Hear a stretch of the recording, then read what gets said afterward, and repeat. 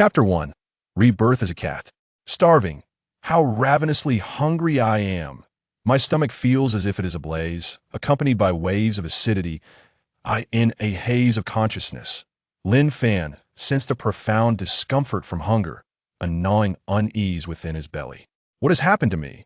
Was I struck by a vehicle? Am I in a hospital? Why am I so painfully hungry? Is it because no one is attending to me? Could it be that I am unable to pay? As an orphan, devoid of close friends, having just lost my job before the accident, it seems only natural that no one would cover my medical expenses. But what of the driver who hit me? What of the insurance company? Does the hospital not extend humanitarian aid? Meow. At some point, Lin Fan perceived the cat's meow, tinged with urgency. Simultaneously, something nudged his body with considerable force. With great effort, Lin Fan managed to open his eyes, and before him loomed a large feline head, resembling that of a tiger.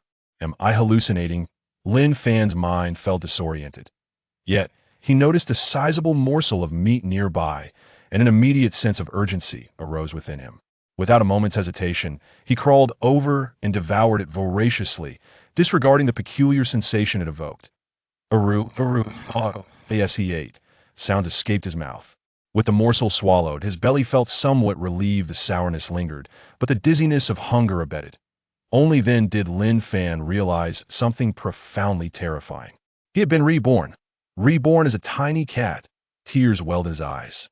Oh heavens! What had he done to deserve this? An orphan since childhood, enduring a life of hardship, he had never complained about society. He had worked diligently, often performing good deeds, and had lost a job only for standing up against a manager who bullied a female colleague. Why had fate condemned him to become a beast? Why did the heavens punish a good person instead of the wicked? Meow, meow, that moment. Lin Fan heard the large cat's voice again, this time imbued with joy. Turning his head in confusion, he was flooded with flashes of memories. These were the recollections of his new form. The original body was that of a kitten, merely 2 months old, and the large cat beside him was its mother. They were situated within a residential community, where the life of a stray cat was fraught with challenges.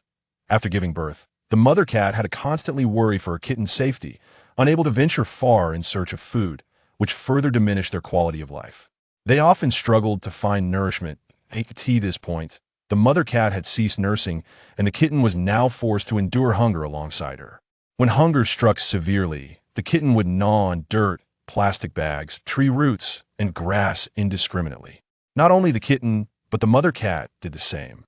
When she found food, she would selflessly leave it for her offspring, resorting to eating dirt and plastic to stave off hunger, and the kitten had learned this behavior by observing her. The kitten's sour stomach was a result of insufficient food and an excess of harmful substances consumed a few days prior. The kitten had seemed feverish and lethargic, and after enduring the elements, it had succumbed, allowing Lin Fan's soul to inhabit its body. The large cat's earlier joy was due to the fact that he had not moved for an entire day. Seeing him awaken filled her with happiness. What a pitiable pair of cats. After absorbing the kitten's memories, Lin Fan fell silent. Once, he believed his life was filled with suffering, meandering aimlessly without purpose, even envying the stray cats for their apparent lack of worries. Now, he understood that the plight of stray cats was far more severe. Indeed, it was deserved. Having once envied stray cats, the heavens had now transformed him into one. So be it. If he was to be a stray cat, then let it be so. Lin Fan sighed internally. He was of a temperament that adapted to circumstances. Having once envied the life of a stray cat, he would now experience it firsthand. The life of a stray cat was harsh, yet with a human soul, he should not suffer too greatly, right? As long as he could fill his belly, he need not concern himself with human troubles.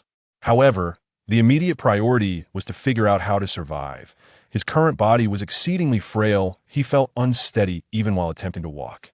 Though he had just consumed a substantial piece of sausage, it was insufficient to sate his appetite, let alone the quality of the food. At this rate, he feared he would not last long. He must find food and water, preferably clean. His body was weak, and clean food and water would aid in his recovery. Meow, meow, that moment. The mother cat called out to him once more, scampering a few steps ahead before looking back. Lin Fan noticed that on the ground lay 2 filthy pieces of food, seemingly aged.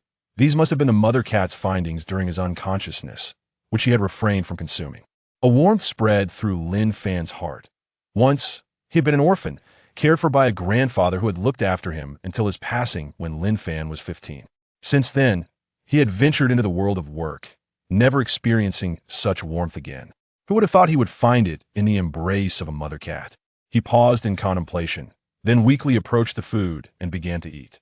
The food was dirty and somewhat spoiled, but he understood that this was not the time for fastidiousness. Eating might make him ill, but abstaining would only render his body weaker, possibly leading to starvation.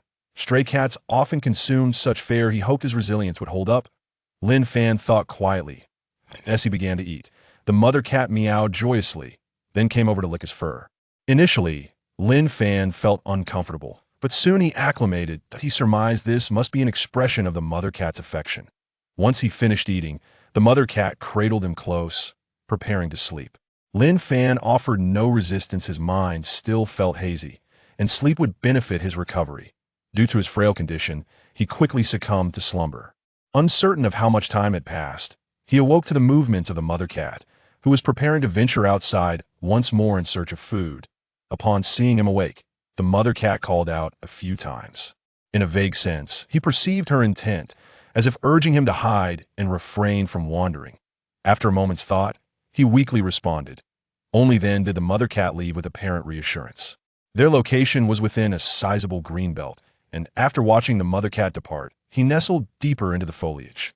Approximately 2 hours later, the mother cat returned, her mouth clenching a dead insect, which she placed beside him with a call, evidently having found little else during her outing.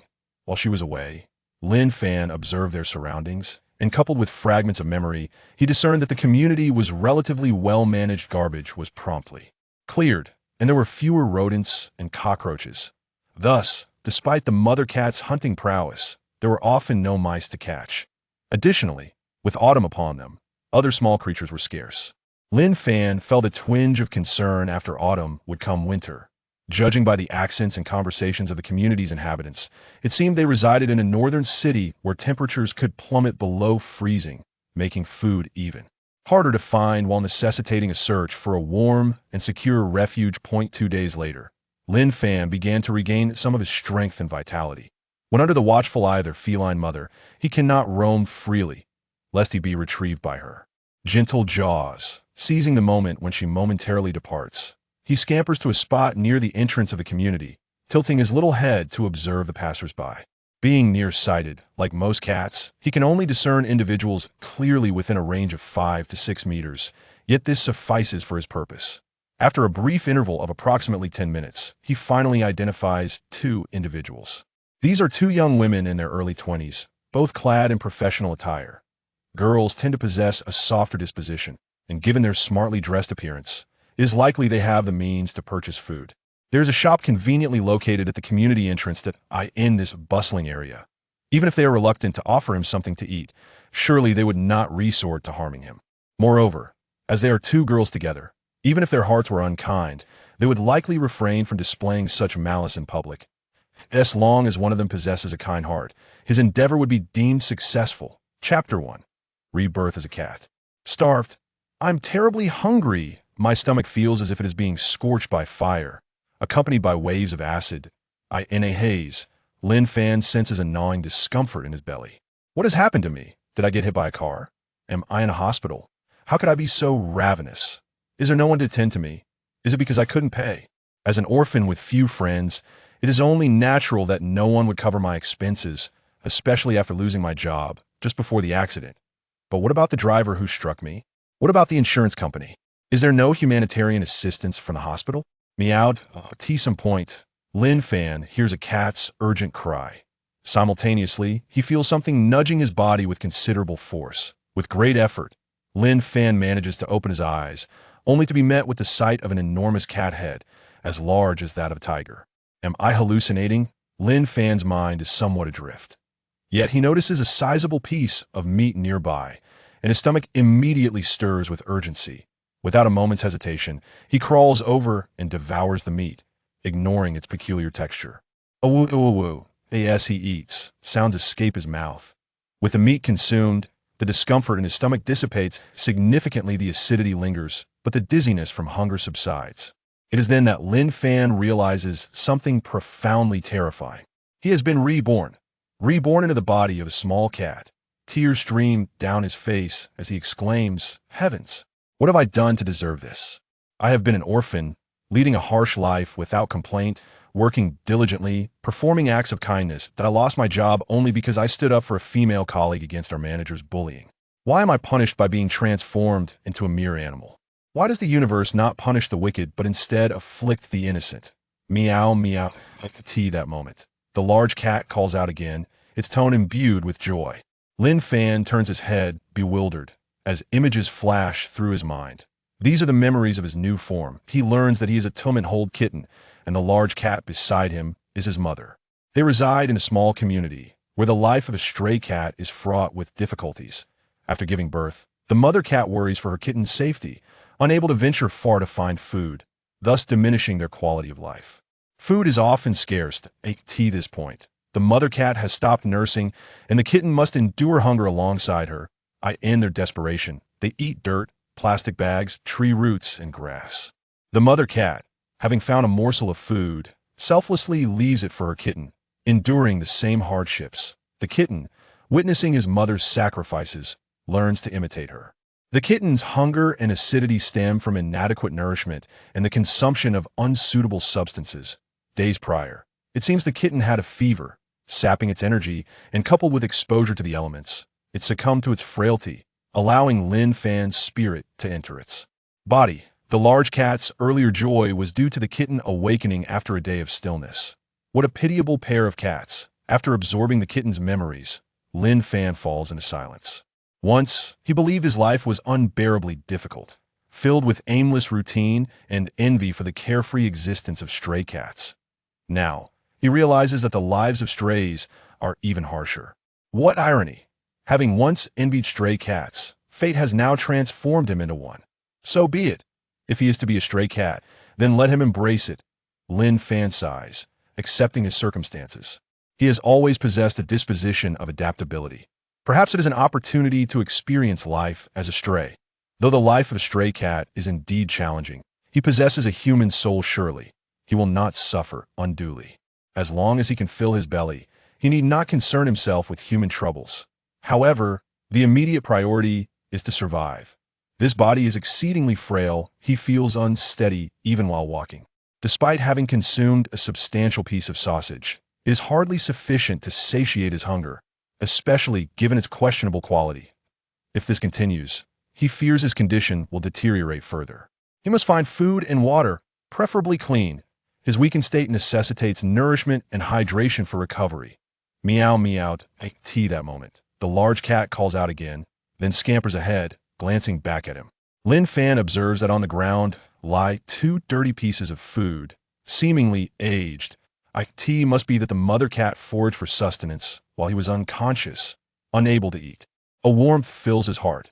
Once an orphan himself, Lin Fan recalls having a grandfather who cared for him until his passing when Lin Fan was 15. Since then, he has not experienced such warmth, and now, unexpectedly, it comes from a mother cat. He ponders for a moment before weakly approaching and beginning to eat. The food is filthy and somewhat spoiled, yet he understands this is not the time for fastidiousness. Eating may make him ill, but not eating would render him even weaker, possibly leading to starvation. Stray cats often consume such fare. He hopes his resilience will suffice. Lin Fan silently resolves. Seeing him eat, the mother cat expresses her joy and rushes to his side, beginning to groom his effort. First, he feels uncomfortable, but soon he acclimates. He surmises this must be the mother cat's way of showing affection. Once he finishes eating, the mother cat cradles him and begins to doze off. Lin Fan offers no resistance. His mind is still somewhat hazy, and sleep will aid his recovery. Due to his frail condition, he soon drifts into slumber. At some point, he is stirred awake by the mother cat's movements, observing her as she ventures outside. Recognizing that she is off to seek food again, he hears her call as she notices him awake. In a vague understanding, he perceives her urging him to stay hidden and refrain from wandering about. After contemplating, he weakly responds, satisfied. The mother cat departs. They're situated in a lush green area, and after watching her leave, he retreats further into the foliage. Approximately 2 hours later, the mother cat returns, carrying only a large, dead insect in her mouth, placing it beside him with a call, indicating she had found no food this time. While the mother cat was away, Lin Fan took the opportunity to observe their surroundings, piecing together information from his memories.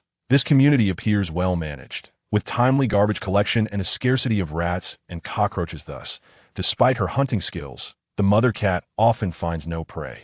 Moreover, with autumn upon them, other small creatures are also scarce.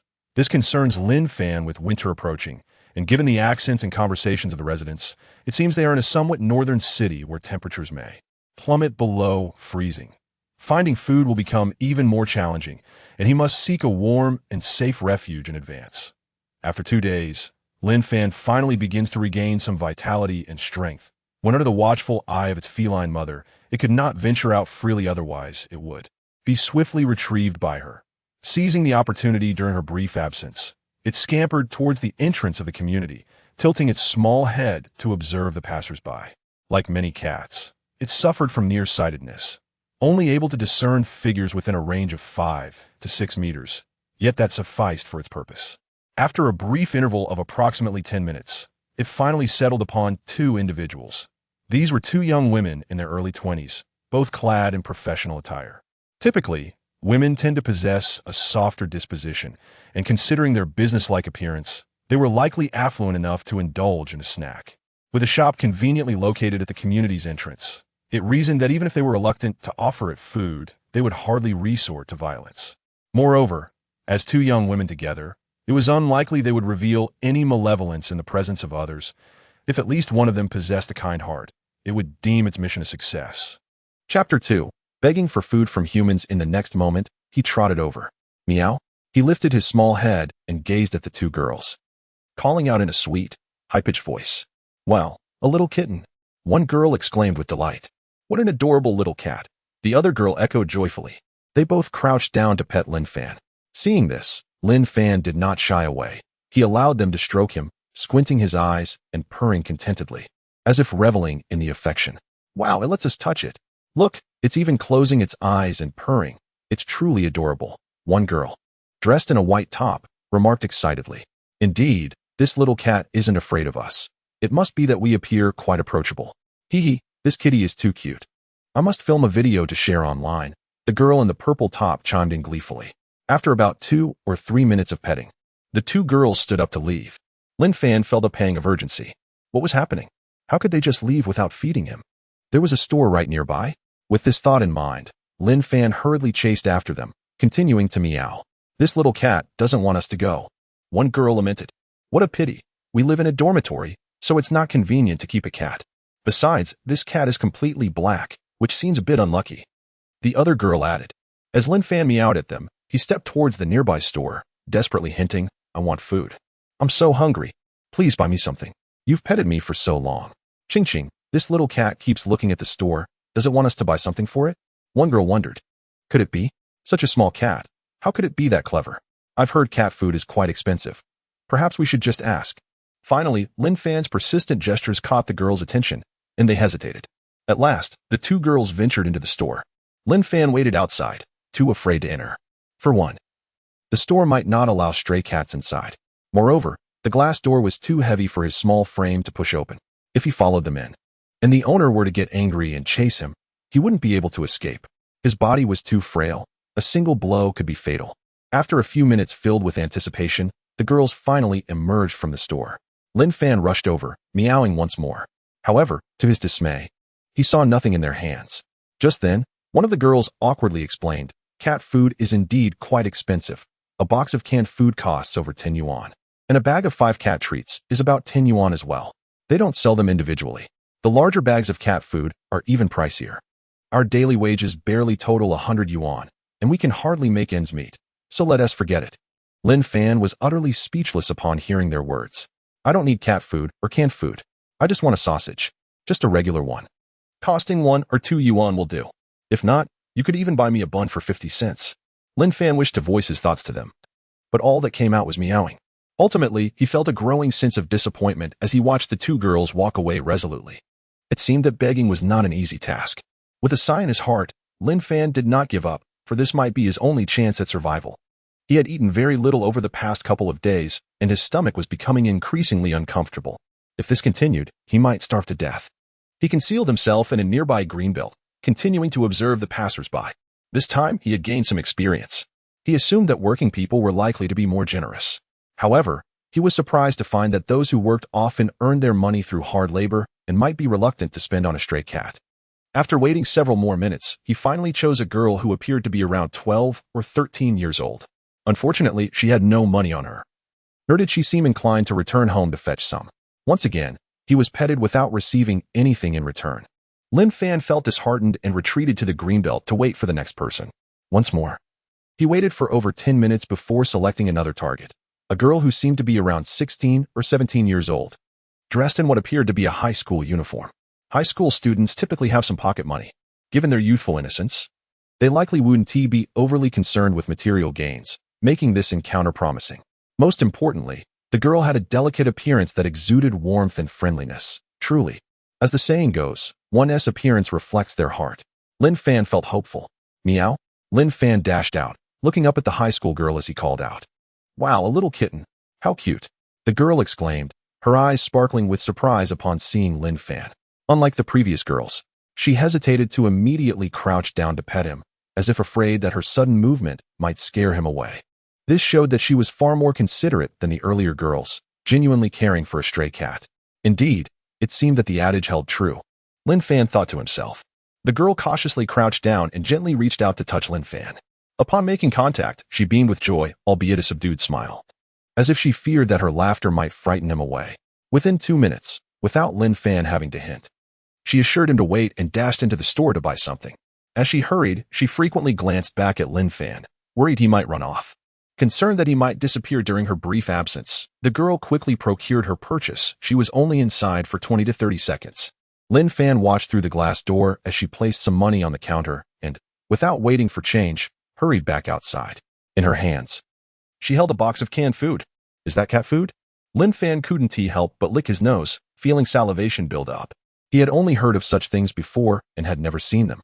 However, he recalled the earlier girls mentioning that a can of cat food costs over 10 yuan. He was astonished by the girl's generosity. Truly, beauty accompanied kindness. Lin Fan was elated, his tail wagging uncontrollably. He had finally procured food. Hee hee, little kitty. You're so cute. The girl returned, relieved to see Lin Fan's happy demeanor. With utmost care, she opened the can and placed it on the ground. Lin Fan immediately pounced on it. Om nom nom. He devoured the cat food with fervor. It was delicious. He had never tasted anything so scrumptious before. At that moment, Lin Fan's greatest sensation was one of pure joy. Hee hee, little one, eat slowly. There is no one here to snatch it away. The girl chuckled, her eyes crinkling with delight as she gently stroked Lin Fan. She had heard that when feeding stray cats, it's best not to touch them, as they might perceive it as an attempt to steal their food and react defensively. However, Lin Fan's cuteness was too irresistible, and she couldn't help but want to pet him. Observing Lin Fan's focused eating, she felt reassured and content. See, this little kitten seems so gentle and affectionate, not like those aggressive strays. Just then, as Lin Fan devoured the food, he suddenly halted, retreating slightly and beginning to gag. Little one, what's wrong? Are you choking? The girl immediately inquired, her face etched with worry and urgency as she fumbled helplessly. At last, Lin Fan expelled the contents of his stomach. Alongside the cat food he had just consumed, a plethora of other items emerged. The remnants of undigested dirt, tree roots, and plastic bags, which had been trapped in his little belly for quite some time, were regurgitated one after another. The girl was momentarily taken aback, then clasped her mouth in shock, her deep black eyes, resembling those adorned with contact lenses, brimming with tears. What had Xiaomi consumed before? How ravenous must she have been to ingest such refuse? Xiaomi, oh dear, you are so pitiable, the girl sobbed, covering her mouth, her shoulders trembling with emotion. Yet, she dared not approach Lin Fan again, fearing that she might frighten him away. If that were to happen, the little one who had just eaten a morsel and then vomited it out would once again face hunger, perhaps resorting to scavenging for food. Chapter 3. The kind girl on the other side. Lin Fan breathed a sigh of relief. The refuse in his stomach had caused him considerable discomfort, and now that he had expelled it, he felt much better. However, casting a glance at the remnants of the cat food he had just regurgitated, he felt a pang of sorrow. Such delectable sustenance. It was a vital source of nourishment for him. Who knew when he might procure food again? It felt like a terrible waste to have discarded it in such a manner. Meanwhile, Lin Fan looked at the girl, somewhat astonished by her kindness. He had not anticipated her to be so empathetic upon witnessing his plight.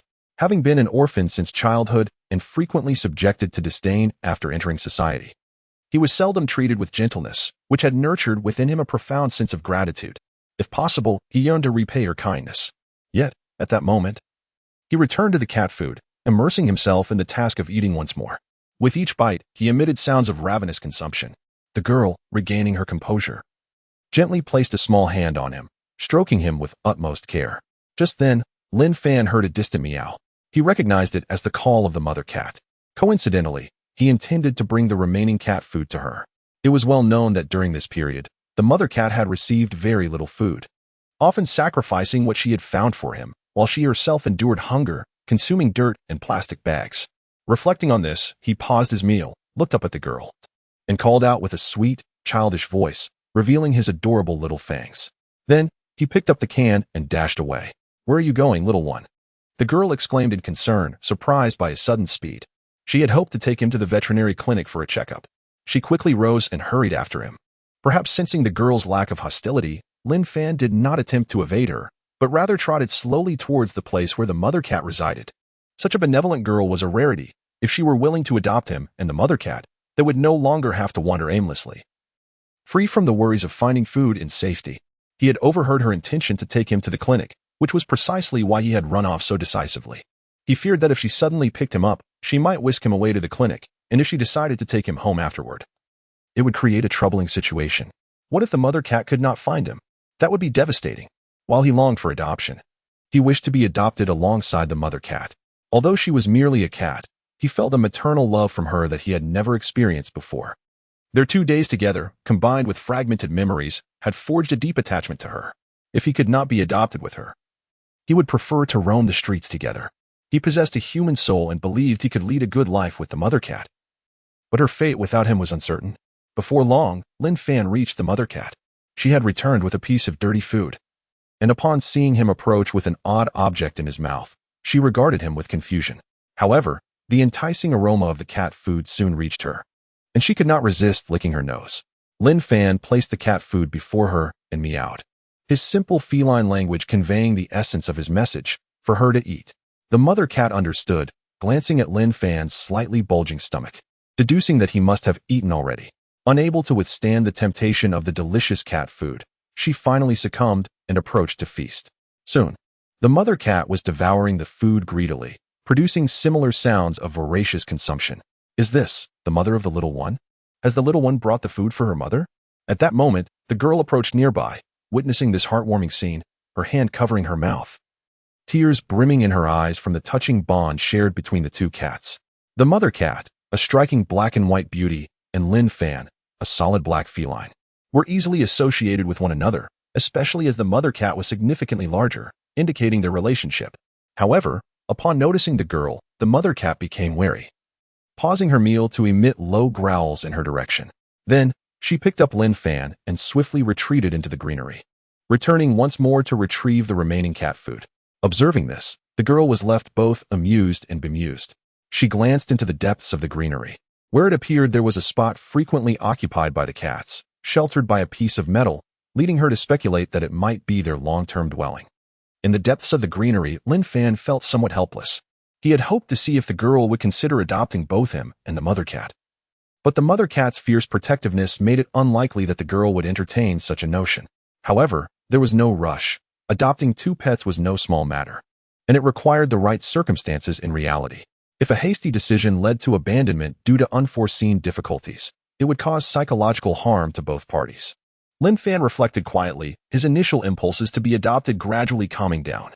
After all, the girl resided in this neighborhood, and he would have ample opportunities to encounter her in the future.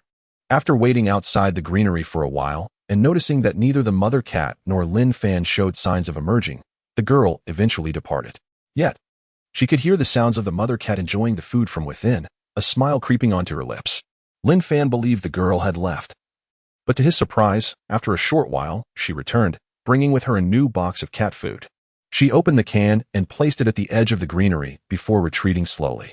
Then, with her hands behind her back, she skipped away cheerfully. The mother cat eyed the freshly opened can with suspicion, hesitant to approach, as if fearing it to be a trap. Lin Fan, however, dashed over eagerly, burying his head in the food. He had previously regurgitated some of the earlier can, saving a portion for the mother cat, and he found himself still quite hungry. The mother cat approached, seemingly wanting to carry Lin Fan back, but upon witnessing the scene, she refrained and instead surveyed their surroundings, as if to keep watch over him. After eating for a while, Lin Fan felt completely satiated. Given his small appetite, there was still plenty left, so he decided to leave the remainder for the mother cat. With this meal, she would be well fed for quite some time. Lin Fan's frail body succumbed to exhaustion after the meal, and a wave of drowsiness washed over him, prompting him to return to the depths of the greenery to sleep. With a full belly and a good rest, he could recuperate swiftly. The mother cat, having finished her cat food, hesitated to discard the empty cans, as if anticipating that they might somehow yield food once more. She carried the 2 empty cans back to their nest nearby. Chapter 4. Seeking water in a state of hazy slumber, Lin Fan sensed the movements of mother cat. With great effort, he opened one eye and beheld the scene before him, stirring a thought within his heart. For a stray cat, 2 paramount concerns dictate survival. One is sustenance, and the other, water. Water often holds greater significance than food, in the absence of nourishment. Having water can extend survival for a time. Conversely, without water, even the presence of food offers little hope for longevity. In the preceding days, Mother Cat had guided him to drink from some small pits of murky water. Recalling memories from earlier, when summer still lingered, there were those who utilized air conditioning, and some units failed to direct their drainage pipes appropriately, causing droplets to accumulate on the ground, creating small reservoirs for Mother Cat to drink from. As summer waned and autumn approached, the number of air conditioners in use dwindled. Even when they were in operation, drainage pipes were now correctly placed, and the surfaces that once collected water had dried up. Mother Cat gradually found it increasingly difficult to locate such water sources. Relying on the weather, she could only find water in concealed deep pits after rain, which remained for a time, or occasionally, she would lap up dew from green plants in the early hours. Before Lin Fan's rebirth, the little cat had already consumed dirty water from those pits multiple times. He speculated that the subsequent fever the kitten experienced was, in part, due to drinking that tainted water. After his rebirth, he resolved to seek dew each morning, abandoning the filthy water entirely. Though the dew might not be pristine, it was far superior to the stagnant, questionable water from the pits.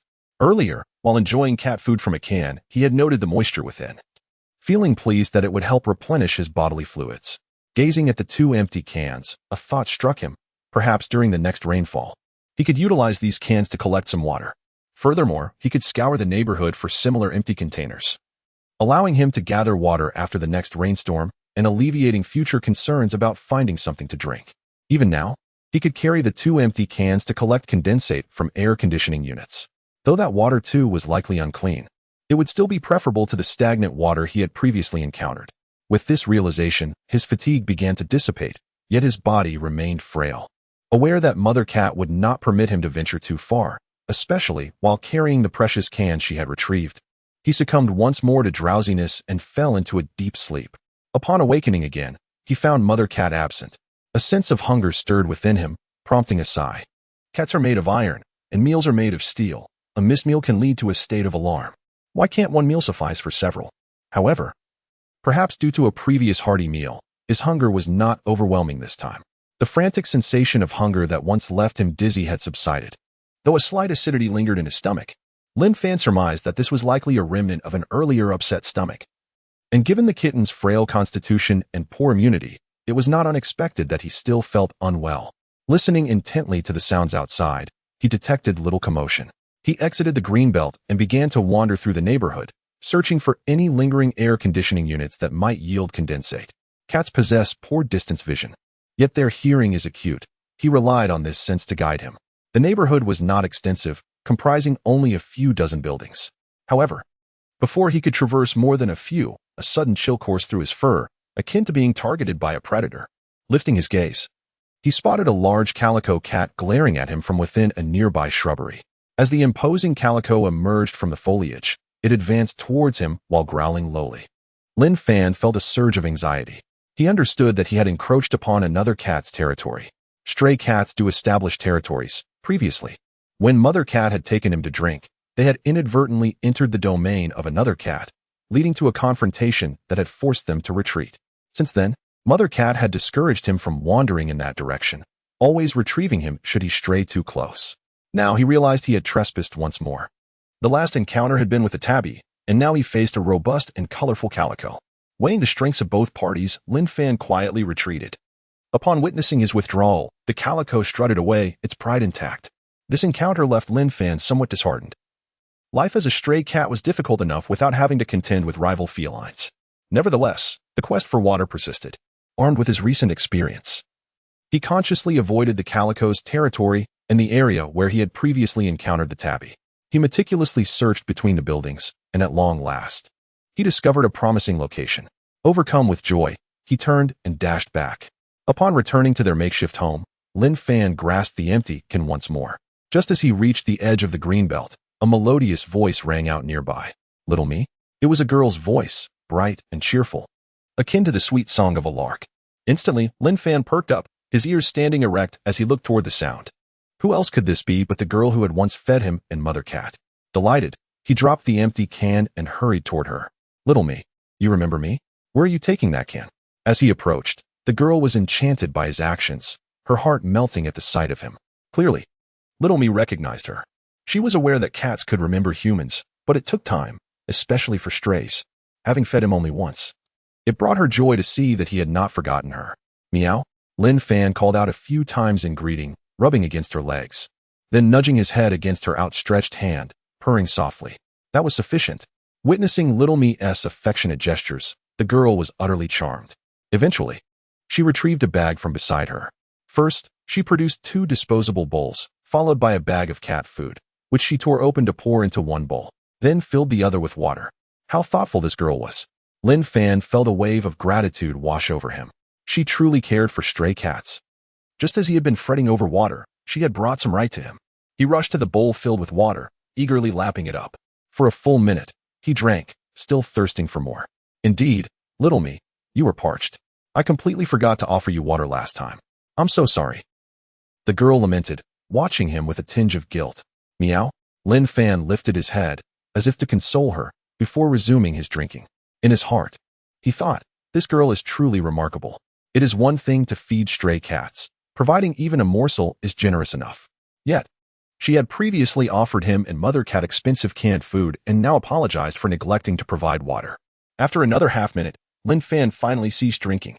The duration was due not only to his thirst, but also to the long absence of clean water. Following his refreshing drink, he turned his attention to the cat food. It was quite palatable. However, having consumed so much water, he found he could not eat too much. After a brief while, he stopped. Observing the remaining cat food in the bowl, he pondered whether the girl would reclaim it. If not, there would be enough left for Mother Cat. Chapter 5. The Hunting Spot. Xiaomi. Are you saving the remaining cat food for your mother? The girl reassured. It's all right. You can eat without worry. There's plenty here.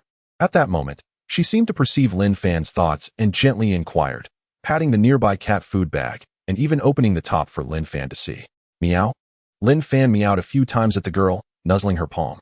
Observing this, the girl surmised that Lin Fan might indeed be full and began to play with him. She would occasionally pat Lin Fan's head or scratch his chin, and Lin Fan, closing his eyes in delight, emitted soft purring sounds. The girl frequently spoke to Lin Fan, often talking to herself as well. From her words, Lin Fan learned that her name was Li Shishir. She was 16 years old and had just entered her first year of high school. She had been staying at school, but due to illness, she returned home every day after classes. Once she recovered, she would return to school but mentioned she would apply to stay home instead. Moreover, she spoke of adopting Lin Fan and his mother. But her family was opposed to the idea. She was uncertain if she would successfully apply to stay at home, and convincing her family was also a challenge, which meant she couldn't adopt Lin Fan for the time being. Throughout her explanation, she apologized several times. In truth, there were unspoken concerns as well. Xiaomi was quite sociable, but her mother was a large stray cat, and she worried about whether her parents would accept them at home. Her parents had jobs, and she feared what might happen if they were left alone. She didn't want to trouble her parents unnecessarily. Keeping the 2 cats in a cage also felt wrong to her. Although Lin Fan felt a twinge of disappointment at not being adopted, he quickly came to terms with it. He understood that being 2 cats, they were not suited for an ordinary household. In this day and age, with exorbitant housing prices, it was a challenge for people to find space, let alone for cats. Furthermore, caring for 2 cats would entail numerous complications. Even if her family were willing to adopt, why not choose a cleaner, more aesthetically pleasing pet instead of 2 strays? He was already grateful that the girl had fed him twice and was concerned for him. By the way, I bought this medicine for you at the pet hospital to treat your gastrointestinal issues. You must take it. It will help your tummy feel better soon. Suddenly, Li Shishir seemed to recall something and hurriedly pulled a white pill from her pocket, breaking it in half and offering it to Lin Fan. Upon hearing this, Lin Fan's eyes brightened, feeling even more touched. It was as if this girl was incredibly considerate. Just when he was fretting about his recovery, she brought him medicine. Li Shishir, worried Lin Fan might hesitate to take the medicine, was pleasantly surprised when Lin Fan licked the pill with his little tongue and swallowed it, even licking his nose afterward. Wow, Xiaomi, you're so smart and well-behaved, Li Shishir exclaimed joyfully, continually petting Lin Fan's head in praise. This time, Li Shishir spent about 10 minutes with Lin Fan before his mother returned. Meow. Without exception, the mother cat let out a low growl at Li Shishir. Normally, stray cats wouldn't act this way towards humans. It was only when they had kittens that they would exhibit such behavior. Seeing Li Shishir interact with Lin Fan made the mother cat feel extremely uneasy. Xiaomi, here is some cat food and water. Remember to eat, Li Shishir, understanding the mother cat's anxiety, gently pushed the food and water toward her, then stood up and stepped back a little. As anticipated, when the mother cat saw Li Shishir move away from Lin Fan, her demeanor gradually stabilized. Goodbye, Xiaomi. Li Shishir waved at Lin Fan and then turned to skip away cheerfully. Once Li Shishir departed, the mother cat swiftly approached Lin Fan, emitting a few low sounds, seemingly scolding him for venturing out and getting too close to a potentially dangerous human. She then glanced curiously at the food and water. Having never been fed by anyone before, the mother cat was accustomed to humans driving them away, with some strays even being injured or killed by careless drivers. However, the enticing aroma of the cat food and the clean water made her unable to resist licking her nose. Meow, Lin Fan called out to the mother cat, and then went to demonstrate eating a few bites of cat food and drinking some water. Cats have simple minds, and upon seeing this, the mother cat could no longer hold back and rushed over to eat the cat food. Having just eaten canned cat food, she wasn't particularly hungry this time, so she ate a bit slower, yet there were still audible munching sounds. Once the mother cat finished, Lin Fan hurriedly picked up the remaining food in the bowl, carefully dragging it toward the edge of the greenery. He knew that there were people who cleaned this area daily, and if the food was left out too long, it would soon be taken away. The mother cat glanced at Lin Fan but paid him no mind, turning her attention to drinking water. Similar to Lin Fan, she likely noticed the water was exceptionally clean and drank for an extended period, over 2 minutes. The small bowl was nearly empty, so Lin Fan pulled the water bowl closer to the edge of the greenery. Still weak, Lin Fan had already exhausted much of his energy searching for dripping water from an air conditioning unit and playing with Li Shishir, so he felt a bit tired after eating and drinking. Cats typically sleep for long hours during the day, and he promptly burrowed into the nest he shared with his mother to rest. In the middle of the night, Lin Fan heard a series of chattering sounds. He opened his eyes to see the mother cat carrying a mouse. Noticing the positioning of the cat and the mouse, Lin Fan immediately envisioned a scenario where a mouse, attracted by the scent of food, attempted to steal it, only to be caught by the mother cat. Lin Fan hadn't expected the food to have such an effect. Observing the size of the mouse, he felt a surge of joy. With this, even if Li Shishir didn't come to feed them the next day, the mother cat wouldn't go hungry. As for him, having had 2 satisfying meals, missing one wouldn't be an issue, especially since there was still some food left in the bowl. However, Lin Fan hesitated, pondering whether to leave some cat food uneaten, as it seemed to attract mice. He decided to wait and see. Just then, he noticed the mother cat had realized he was awake and turned to him. Dropping the half-dead mouse on the ground, she nudged it with her paw and looked up at him, meowing softly. Was the mother cat calling him? Lin Fan was taken aback. Then, he observed the mother cat had come close, placing the mouse on the ground and nudging it again, looking up at him and meowing once more. This was a cue for him to catch the mouse. Lin Fan, possessing the soul of a human, quickly understood the mother cat's intentions. Yet, he found himself in a dilemma. Although he had been reborn as a cat, he still held a human's consciousness. Earlier, he had been so hungry that he could barely survive without food, and eating something unclean had been a last resort. Now that he was satisfied, the thought of catching a mouse, he found it hard to reconcile with his conscience. Meow, seeing him unmoving, The mother cat assumed he didn't understand and called out urgently. She then displayed a hunting motion, catching the mouse again, looking back at Lin Fan. Well then, he couldn't place too much hope in being adopted. Relying on others for food was fraught with uncertainties. Since he had already been reborn as a cat, it was only natural for him to catch mice. It was something he would have to do sooner or later. After a moment, Lin Fan sighed softly, reflecting. If I learn to catch mice, I can sustain myself, alleviating some of the mother cat's burdens. Perhaps I can even assist her. Contemplating this, Lin Fan approached the mouse, scrutinizing it attentively. The creature, grievously wounded by its feline mother, could no longer scurry away swiftly. Lin Fan then began to mimic the actions of the cat, crouching low and inching closer to the mouse, ultimately launching himself forward with a sudden pounce. Despite the mouse's weakened state, Lin Fan remained diligent. Since he was learning the art of hunting, he resolved to embody the essence of a true hunter, refusing to dismiss the prey simply because it was slow. One must admit that cats possess remarkable reflexes, although Lin Fan was merely a young kitten. He felt confident in his ability to capture the mouse. With a swift movement, he lunged, effortlessly securing his grasp on the creature. A wave of exhilaration washed over him, accompanied by a burgeoning sense of accomplishment. Perhaps due to his genetic makeup, he felt no revulsion as he clamped his jaws around the mouse. Instead, an inexplicable desire arose within him to consume it. Lin Fan did not hastily deliver the fatal bite. Instead, he released the mouse only to capture it again. Repeating this cycle, the mouse, already half dead from the earlier encounter with the cat, grew even weaker under Lin Fan's playful torment. It seemed to realize its impending doom, becoming motionless on the ground. Regardless of Lin Fan's attempts to prod it with his paws, the mouse remained still. Was it feigning death? Or was it truly at the brink of expiration? Lin Fan pondered this, aware that many creatures in the wild resort to playing dead as a means of evading predators.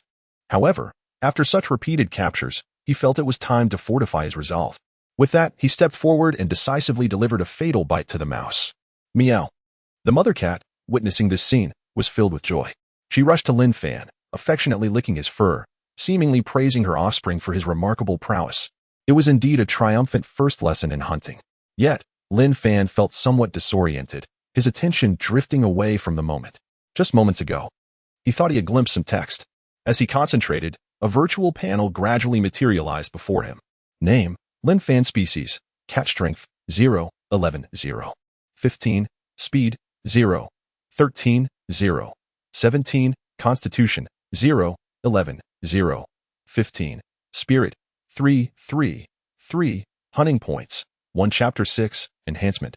Is this a golden finger? Soon. Lin Fan felt a surge of excitement. It turned out that he was at the very bottom of human society, earning a meager salary, saving money at a snail's pace, unable to afford a house or a car, and incapable of courting a girlfriend. Yet, as a human, he possessed spiritual needs. He could not indulge in high-consumption activities, nor did he wish to. Hence, reading novels became his greatest passion. He immediately realized that he had encountered the golden finger often described in novels. Indeed, rebirth and transmigration must come with a golden finger. The esteemed authors on various platforms do not deceive me. Lin Fan thought with exhilaration. In an instant, his spirit soared with anticipation for the future. He believed he would no longer remain an ordinary cat. Perhaps one day, transforming back into a human was not out of reach. Meow. Lin Fan snapped back to reality, calling out to his mother cat, who responded briefly before he dashed back to the cat nest, eager to explore how to utilize his newfound golden finger. In the sprint, Lin Fan realized that his current state was significantly better than before he fell asleep. Upon awakening, he had been taught by his mother cat how to hunt. The experience of catching a mouse had left a profound impact on him, momentarily distracting him from this revelation. It must be the medicine that Sure fed me that has greatly improved my condition. Lin Fan pondered. Remembering the kindness of Li Sure towards him and his mother cat warmed his heart, initially uncertain about how to repay her. He now felt a flicker of confidence regarding this matter.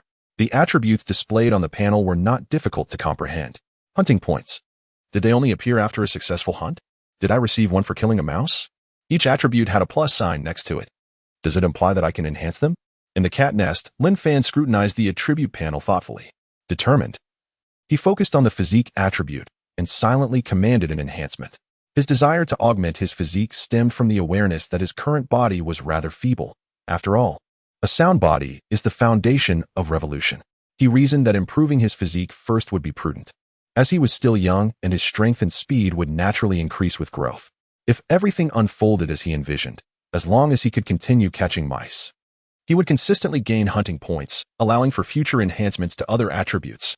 In an instant, the single hunting point vanished, and the number within the parentheses for physique changed to 0. 16. Simultaneously, Lin Fan felt a vibrant vitality coursing through his body, noticeably improving his physical condition.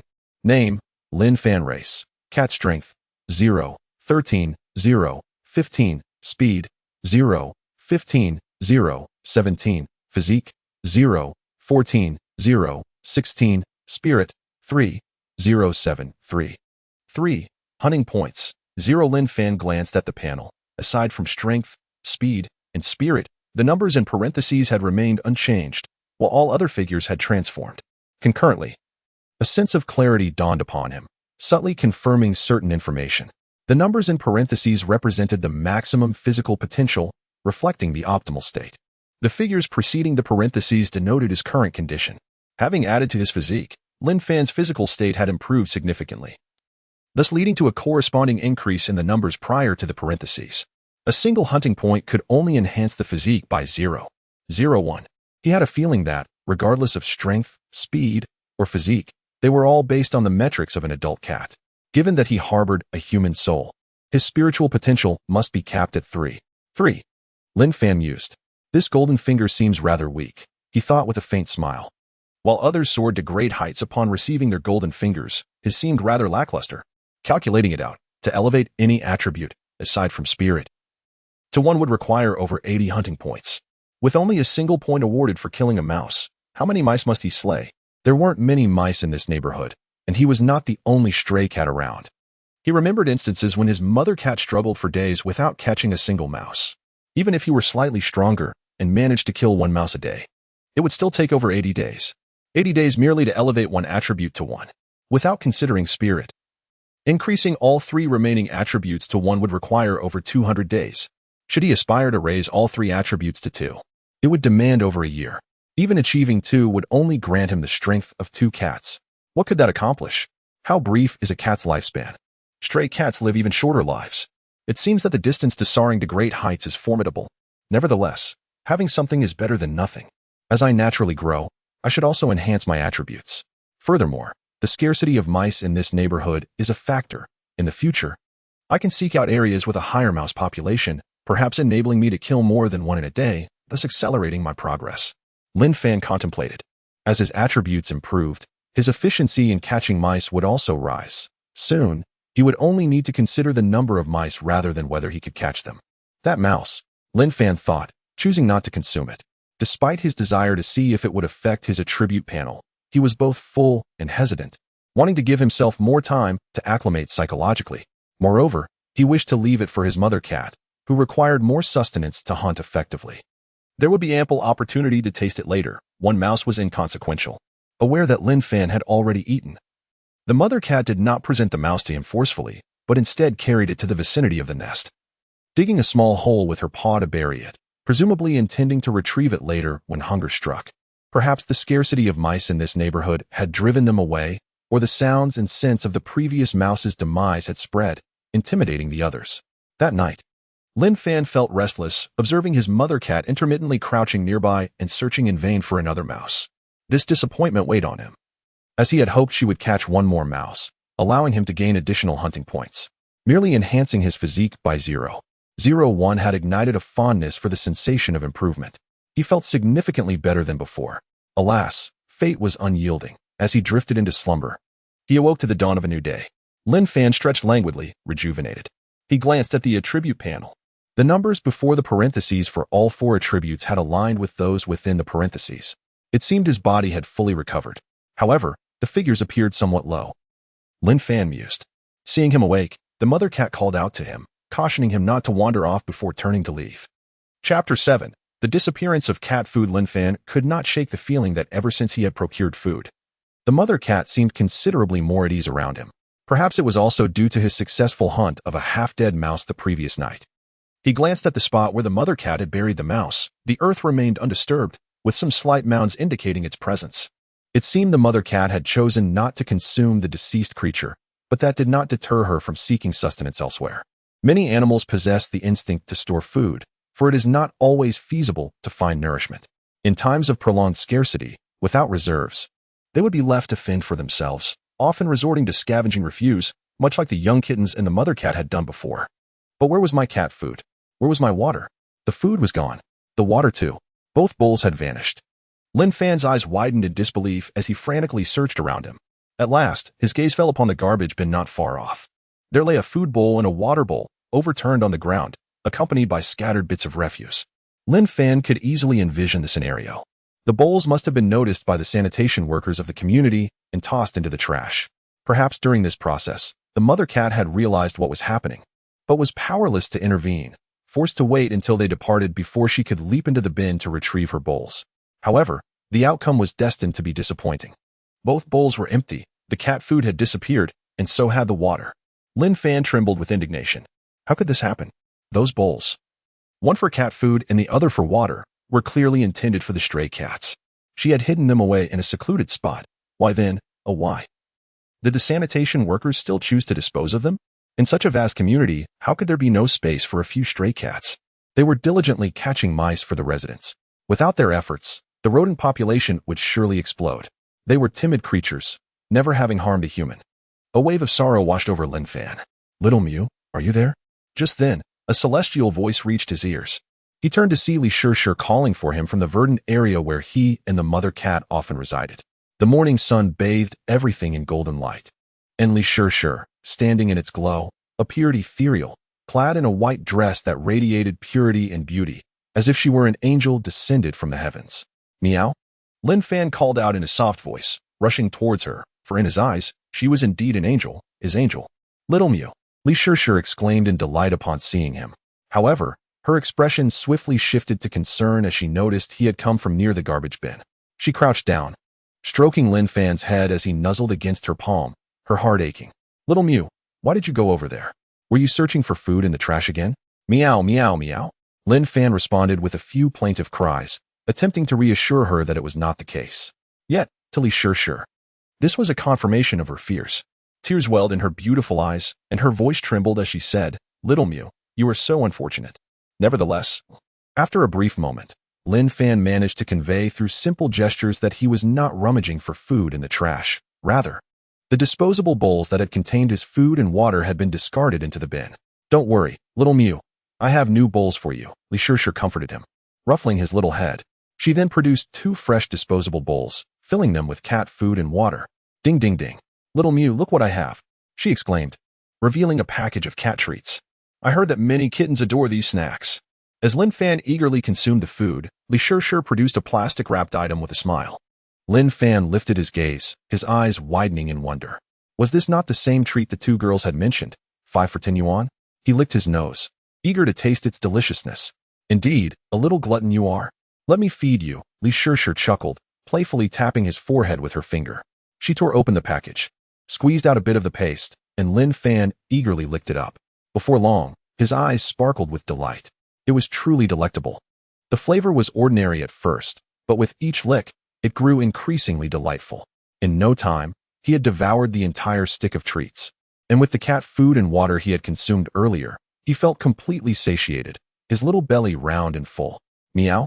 Lin Fan called out to Li Shishir, then trotted over to the cat food bowl, gripping its edge with his mouth and retreating carefully while dragging it behind him. He recalled that the community's cleaners performed their duties daily, and since they had already tidied up today, this secluded spot would likely remain undisturbed. When the mother cat returned, she could enjoy the remaining food and water, and he would then hide the bowls where the cleaners could not find them. After moving the food bowl, Lin Fan returned to retrieve the water bowl. Little Mew, you are so clever, Li Shishir praised, feeling a sense of reassurance about him. I must leave for school now. Please don't wander off. I will come to find you again. With that, she waved goodbye, and Lin Fan reluctantly turned his gaze away as she departed. He began to ponder his own situation. With the attributes panel and hunting points, a realm of infinite possibilities lay before him. But how does one acquire hunting points? Lin Fan speculated on numerous possibilities, each needing verification. Before long, he stumbled upon a cluster of ants in the garden. He extended his paw and pressed it down on one. The ant was swiftly crushed. However, upon checking his attributes panel, there was no change. Was it truly ineffective? Disappointment tugged at Lin Fan's heart. He recalled how the mother cat had caught various insects to feed him, yet some had not been thoroughly killed. And he had noticed no change in his attributes after consuming them. He initially thought it was because the attributes panel had not yet activated, but it was clear now that eating insects did not count toward hunting points. Fearing he might not have enough, Lin Fan silently apologized to a few ants as he crushed several more with his paw. Yet, the attributes panel remained unchanged. Next, he turned his attention to insects. After exerting considerable effort, he finally managed to capture an easier insect to catch, promptly killing it and swallowing it whole. After dispatching and consuming 3 insects in succession, he found his attributes panel still unaltered. Reluctantly, Lin Fan conceded that perhaps killing insects was not the key to obtaining hunting points either. Chapter 8. The discovery of the mouse. Is it only possible to catch mice? Lin Fan felt a sense of helplessness, given his current physical condition. The challenge of catching a mouse was indeed daunting. The number of mice in this neighborhood was limited, and it was uncertain when Mama Cat would manage to catch one. Moreover, even if she did, there was no guarantee that it would be left for him to kill. Having eaten his fill, and with a stock of food and water, there was no need for him to beg passers-by for sustenance. Thus, Lin Fan positioned himself near the garbage bins, awaiting the appearance of any mice, hoping that, with his present physical capabilities, he might be able to catch one. If there were any locations most likely to attract mice, it would surely be near the garbage bins. He recalled the mouse that Mama Cat had caught yesterday. Since mice typically live in groups, the presence of one indicated that others were likely nearby. After waiting for a considerable time without sighting any mice, Lin Fan was instead greeted by the return of Mama Cat. This time, she proudly brought back a frog. Upon noticing Lin Fan, she emitted a soft sound while carrying the frog. When she reached him, she placed the frog at his feet and called out again, which Lin Fan understood to mean she wanted him to eat it. Using his paw to nudge the frog, Lin Fan confirmed it was dead, feeling a twinge of regret. The frog appeared to have recently met its end at the jaws of Mama Cat. It seemed she deemed it unworthy of nurturing his hunting instincts and had simply dispatched it. However, this incident sparked an idea in Lin Fan's mind. His attempts to kill ants and insects had yielded no hunting points, likely due to their diminutive size. Perhaps, with a prey as substantial as a frog, the outcome might differ. Excited by this thought, he yearned to test it immediately. If it proved true, his hunting potential would expand exponentially. Not only frogs, but he had also heard that cats would catch small birds and fish. While mice were elusive, locations abundant with fish might yield some prospects. But there was no rush. His current physical condition was still lacking. He resolved to wait until he grew stronger. Suppressing his excitement, he contemplated. In the meantime, he could experiment with hunting larger prey to see if he could earn any hunting points. Meow, meow, Lin Fan called out to Mama Cat, then turned and dashed toward the stash of food and water. Mama Cat, puzzled, recognized the location as the one where food and water had been placed yesterday. However, hadn't those provisions been taken away by humans? Could they have magically reappeared? Cats tend not to dwell on complex logic, so she curiously followed Lin Fan. Soon, her eyes lit up. There were 2 bowls, identical to those from yesterday. Moreover, it appeared there was something within them. She caught a whiff of a delightful aroma. Mama Cat immediately quickened her pace, and upon reaching the bowls, she indeed discovered cat food and water. Meow, she exclaimed joyfully, beginning to eat rapidly. After finishing the food, she drank the water. Once she had satisfied her hunger and thirst, she turned to Lin Fan and called out several times, seemingly urging him to eat. Lin Fan responded to indicate he was already full. Understanding his message, Mama Cat refrained from insisting further and continued to indulge in the provisions. At last, Mama Cat was satiated.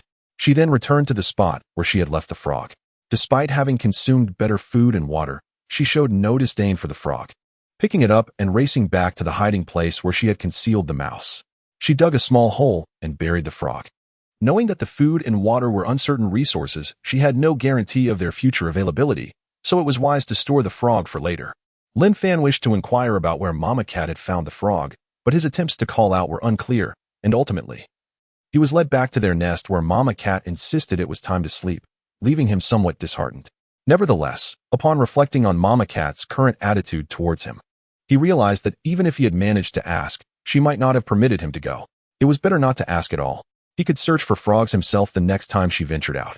The neighborhood was not vast, and there were likely only a limited number of places where frogs could be found.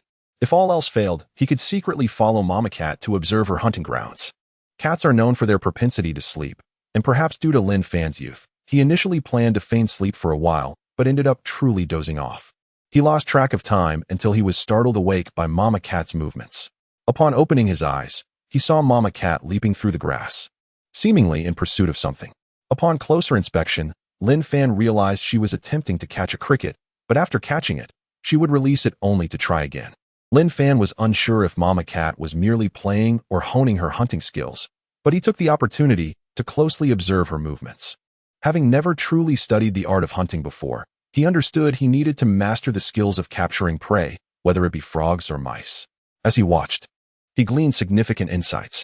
Inspired, he began to mimic Mama Cat, leaping through the grass. Occasionally, he would target a mosquito, and at other times, an insect.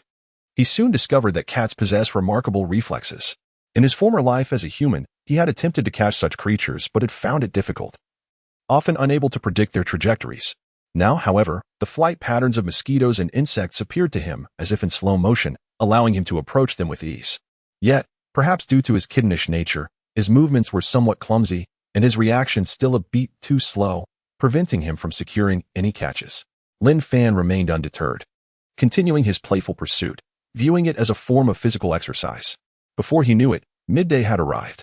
While practicing his hunting skills in the grass, Lin Fan occasionally cast his gaze toward the main road, hoping to catch sight of a familiar figure. However, as noon passed without her appearance, disappointment crept in. He quickly rationalized that given the busy schedule of high school, it was entirely reasonable for her not to return at that time.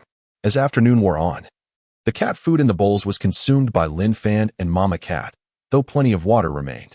After taking a brief nap, he resumed his practice, this time positioning himself closer to the garbage bins, simultaneously honing his skills while keeping a watchful eye for any mice. Mama Cat lounged nearby, occasionally opening her eyes to check on him. Regrettably, as the sun began to set, Lin Fan had yet to see a single mouse. At that moment, he felt a pang of disappointment. Yesterday, Li Shishir had arrived around this time. However, he reminded himself that she had been ill and, given the high school's evening study sessions, it was entirely plausible she had not returned due to her condition. Now that she was feeling better, it was likely she had resumed her studies.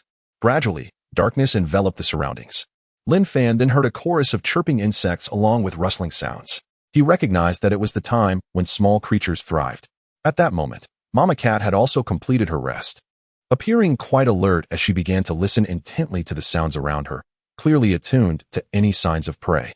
Her gaze fixated on the area near the garbage bins, evidently aware of its potential for attracting food. An hour later, Mama Cat finally spotted a mouse making its appearance.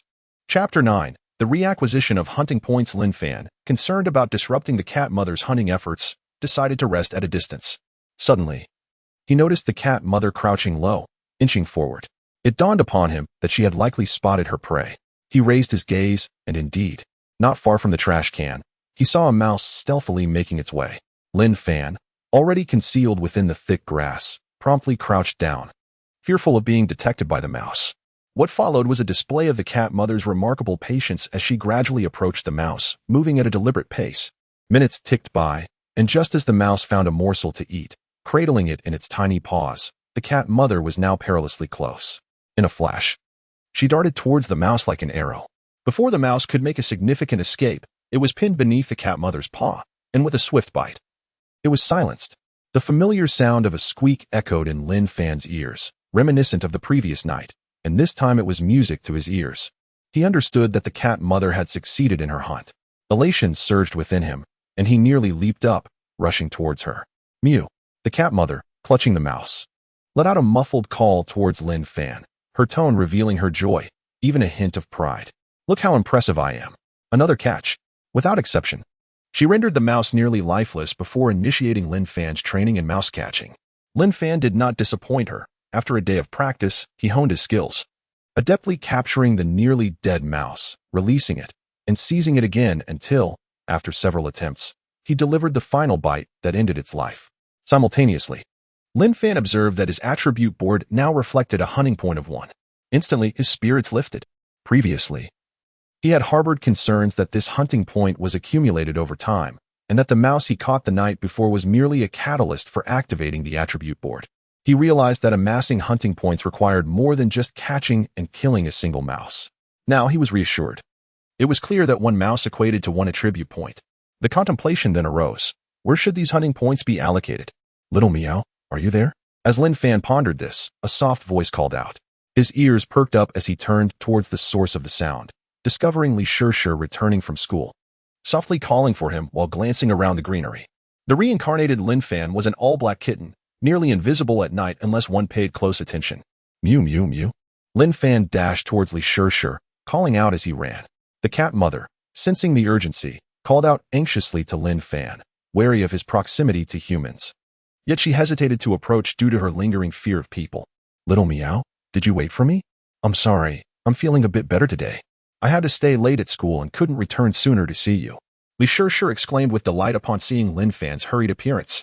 Hastily, she retrieved 2 disposable bowls to fill with cat food and water. Although the previous bowls remained, Lin Fan had not brought them over. These disposable bowls were insignificant to Li Shishir but immensely useful for him and the cat mother. They were perfect for collecting rainwater or condensation from the air conditioner. Just as Lin Fan had planned. While Lin Fan savored his meal, Li Shishir administered half a tablet of medicine to him. He did not refuse. Acknowledging that although his attribute board was at full capacity in the morning, he could not be certain his ailment had completely subsided. Even if it had, a reinforcement wouldn't hurt. Minutes later, Lin Fan bid farewell to Li Shishir as she departed. Back in his cozy nook, he began contemplating new attribute allocations. Given my current physical condition, enhancing any attribute by a mere 0.01 might not yield significant results. My age is still tender, and my body is in a rapid growth phase, naturally accruing data. I'm uncertain whether these added points will be overshadowed by my growth data. Therefore, the most prudent time to allocate points would be once I have fully matured, when further growth becomes arduous. Lin Fan mused inwardly. According to the subtle hints from his attribute board, reaching a score of 1 in any category signifies the attributes of a normal cat. If he were to enhance any attribute now, would it surpass 1 upon full maturity? This was a question shrouded in uncertainty. For both humans and cats, the attributes of natural growth have their limits. Once those limits are reached, augmenting any attribute becomes a daunting task. Thus, the ideal moment for point allocation would undoubtedly be when one has matured or when one is in dire need, such as during moments of exhaustion requiring an energy boost. Lin Fan recalled how, during his last attribute enhancement, not only did his physical limit increase by 0.01, but his other current states improved significantly as well. This was a potential leverage point to enhance his endurance. However, many aspects required experimentation and validation. Lin Fan sighed, realizing that his newfound ability was not particularly intuitive, nor did it come with any manual. He merely grasped some vague sensations, unsure if they stemmed from the attribute board's effects or his subjective conjectures. For instance, might the cumulative total of his 4 attributes yield even greater growth during his development process? All of this remained uncertain.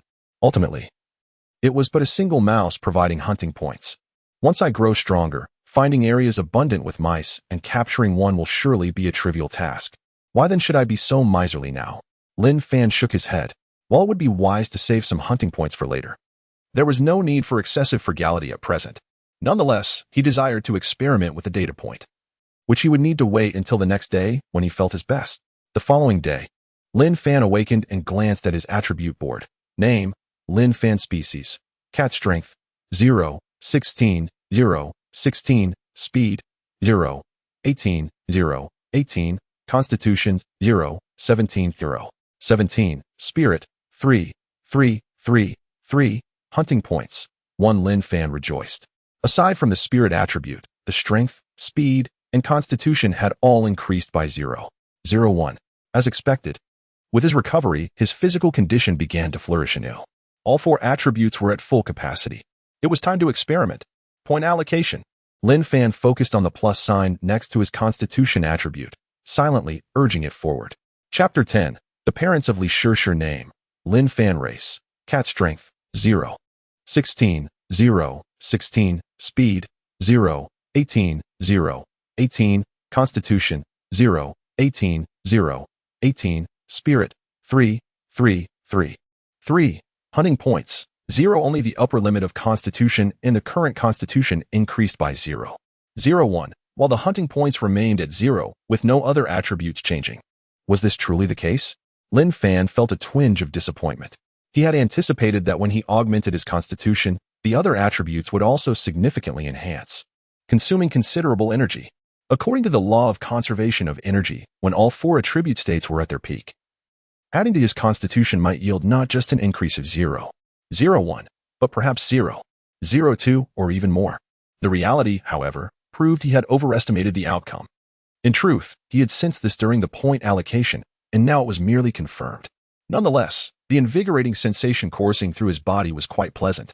Perhaps due to his low baseline, Lin Fan distinctly felt an improvement in his physical condition. His mother cat was absent. Lin Fan glanced at the positions of the food and water bowls. Last night, he had relocated them to a more concealed spot. Indeed, this time they had not been discovered by the cleaners. Some cat food remained, albeit dampened by the night dew, and half of the water was still intact. After a night had passed, Lin Fan felt a pang of hunger and ventured to nibble on the cat food. The taste was markedly inferior. Yet he was never one to be finicky, whether in human or feline form. He had consumed spoiled food in recent days. So this merely dampened food was a significant improvement. He pondered on finding a way to prevent the cat food from becoming wet from dew. After finishing his meal, Lin Fan commenced practicing his hunting skills amidst the grass. Before long, he heard the voice of Li Shishir. He dashed out to greet her. Li Shishir replenished his food and water, played with him for a while, and then bid him farewell.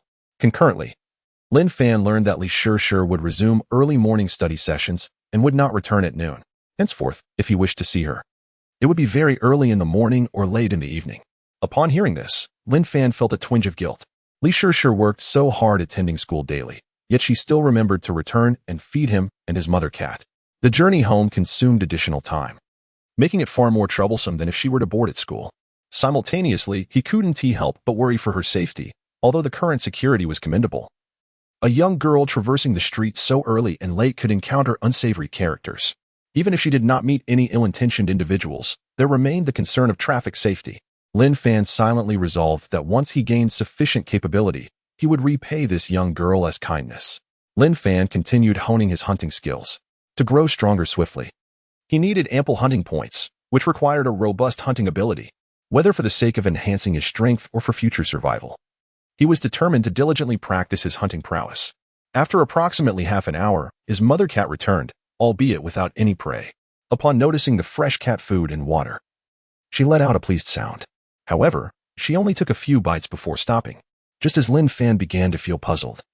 He observed her digging at the spot where she had buried a mouse 2 days prior, beginning to consume the deceased rodent. Lin Fan's curiosity piqued. Did his mother cat understand that perishable food could not be stored for too long, hence her decision to eat it promptly? Although Li Shishir had poured a considerable amount of cat food, Lin Fan realized he had underestimated his mother cat's appetite. In the following hours, his mother cat consumed the frog during midday and, before afternoon arrived, devoured the last mouse, interspersed with some cat food and water. Lin Fan could not tell if it was merely a figment of his imagination, but he perceived that his mother cat appeared significantly healthier than in the past few days. As evening approached, Lin Fan noticed his mother cat returning with a mouse in her mouth. Indeed, it was only when one's condition improved that prey could be captured. He reflected that his mother cat had recently given birth and was caring for her kittens, thus her previous state had been quite poor. This mouse, predictably, led to Lin Fan learning more about hunting. After successfully dispatching it, he earned another hunting point. This time, he thoughtfully allocated the point to enhance his speed. As the saying goes, in the realm of martial arts, speed is invincible, strength is merely adequate.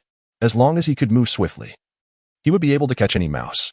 After the allocation, his speed limit rose to 0.19.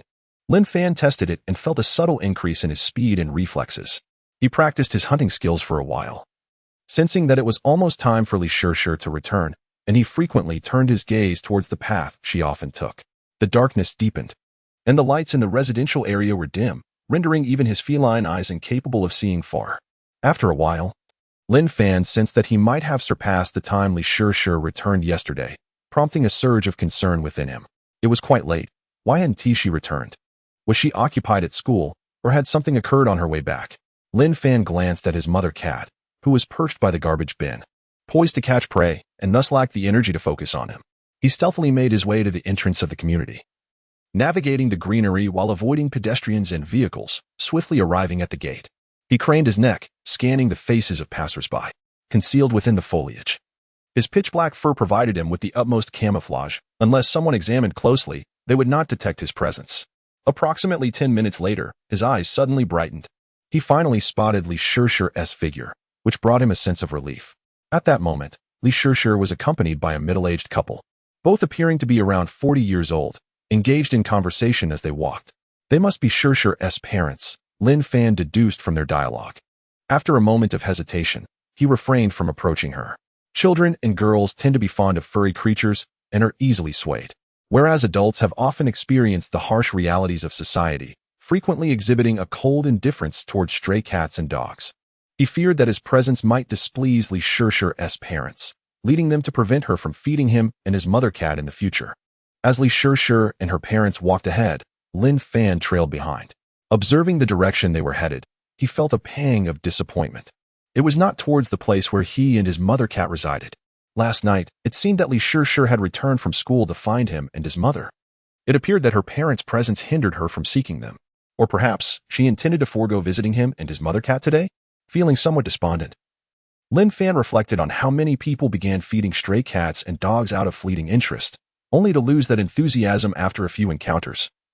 Deeming it too troublesome to continue, he harbored fond feelings for Li Shishir. She was a beacon of light in his life, having saved him with food during his weakest moments. He worried she might also be one of those who would eventually lose interest. Lost in these thoughts, Lin Fan followed closely behind Li Shishir and her parents, feeling somewhat dejected. Just then, as if sensing something, Li Shishir suddenly turned around, her beautiful eyes scanning the darkness behind her. Chapter 11. In the world of martial arts, speed is invincible. What's the matter, Shishir? The middle-aged man turned to Li Shishir with curiosity. Xiaomi, are you there? Li Shishir whispered. Xiaomi. The middle-aged woman also turned around, puzzled, but saw nothing. Mom. Dad, it's that little cat I mentioned to you the other day, Li Shishir exclaimed, turning to her parents with a smile. Meow, meow, meow. At the sound of Li Shishir calling, Lin Fan's small ears perked up, and his earlier dejection dissipated. Without hesitation, his tiny form dashed out of the shadows towards Li Shishir, mewing in a sweet, childlike voice. The small black figure scurried across the ground, resembling a tiny black plastic bag. Xiaomi, have you been following us? Upon seeing Lin Fan appear, Li Shishir's face lit up with delight as she crouched down to greet him. As Lin Fan approached, she continuously patted his little head while asking questions. Li Shishir's parents exchanged surprised glances. They hadn't anticipated that a stray cat would be so affectionate towards their daughter. Previously, they had heard her mention the stray cat only after feeding it for a couple of days. It seemed this little feline possessed a certain charm. As Lin Fan reached Li Shishir's side, her parents got a closer look at him. He was a pure black kitten, appearing quite inconspicuous in the dim light, making it difficult to discern his features. However, it was evident that he was very fond of their daughter, nudging his head against her hand repeatedly. Dad, Mom, look how well-behaved Xiaomi is. Can we adopt him and his mother? Li Shishir looked up at her parents, her eyes filled with hope. However, upon hearing Li Shishir's words, Lin Fan hesitated. Initially, he had yearned for both himself and the cat mother to be taken in by Li Shishir's family. Yet now, having activated his attribute panel, he realized that he must continually acquire hunting points to grow stronger. If he were adopted by Li Shishir's family, opportunities for hunting would be scarce. How could he accumulate hunting points while living in her household? Li Shishir's father spoke with some difficulty. Their home was not large, and taking in 2 stray cats would make their space even tighter. Moreover, caring for cats long-term could be rather troublesome. He did see a certain spark in this little cat, but if they were to adopt him and his mother, that would mean taking in a larger stray cat as well. Meow. At that moment, a loud cry from a larger cat echoed nearby. The 3 turned to see a big cat staring at them, growling softly. It's the cat mother, Li Shishir murmured, her expression tinged with disappointment. She sensed that her father had been momentarily swayed, but the arrival of the cat mother would likely dispel his thoughts. The cat mother, she needed to consider the feelings of the cat mother as well. Having grown up outdoors, it would be difficult for her to adjust to living inside, but it felt cruel to take Xiaomi away from her mother. Seeing the cat mother appear, Lin Fan seized the opportunity to run towards her. He had come to realize that he could not be adopted by Li Shishir's family. His awakened abilities meant that the outside world was his true domain. Noticing Lin Fan approaching, the cat mother wasted no time. She swiftly grasped Lin Fan by the scruff of his neck and turned to flee. Li Shishir's father breathed a sigh of relief, looking at his daughter and reassuring her. You see, the cat's mother likely prefers life outside. Bringing them home doesn't guarantee they would be content. Indeed, Shishir, you can always feed them more without needing to adopt them. Her mother chimed in quickly. All right. Li Shishir understood her parents' predicament and nodded. After being carried back to the nest by the cat mother, Lin Fan reflected on the earlier events when he saw Li Shishir approaching with a plastic bag. Xiaomi, are you there?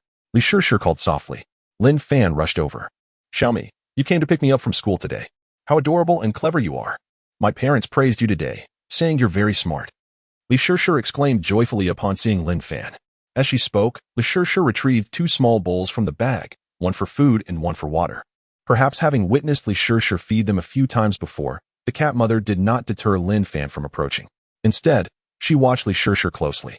Once Li Shishir poured the food and water, the cat mother stepped forward to eat some cat food and drink water.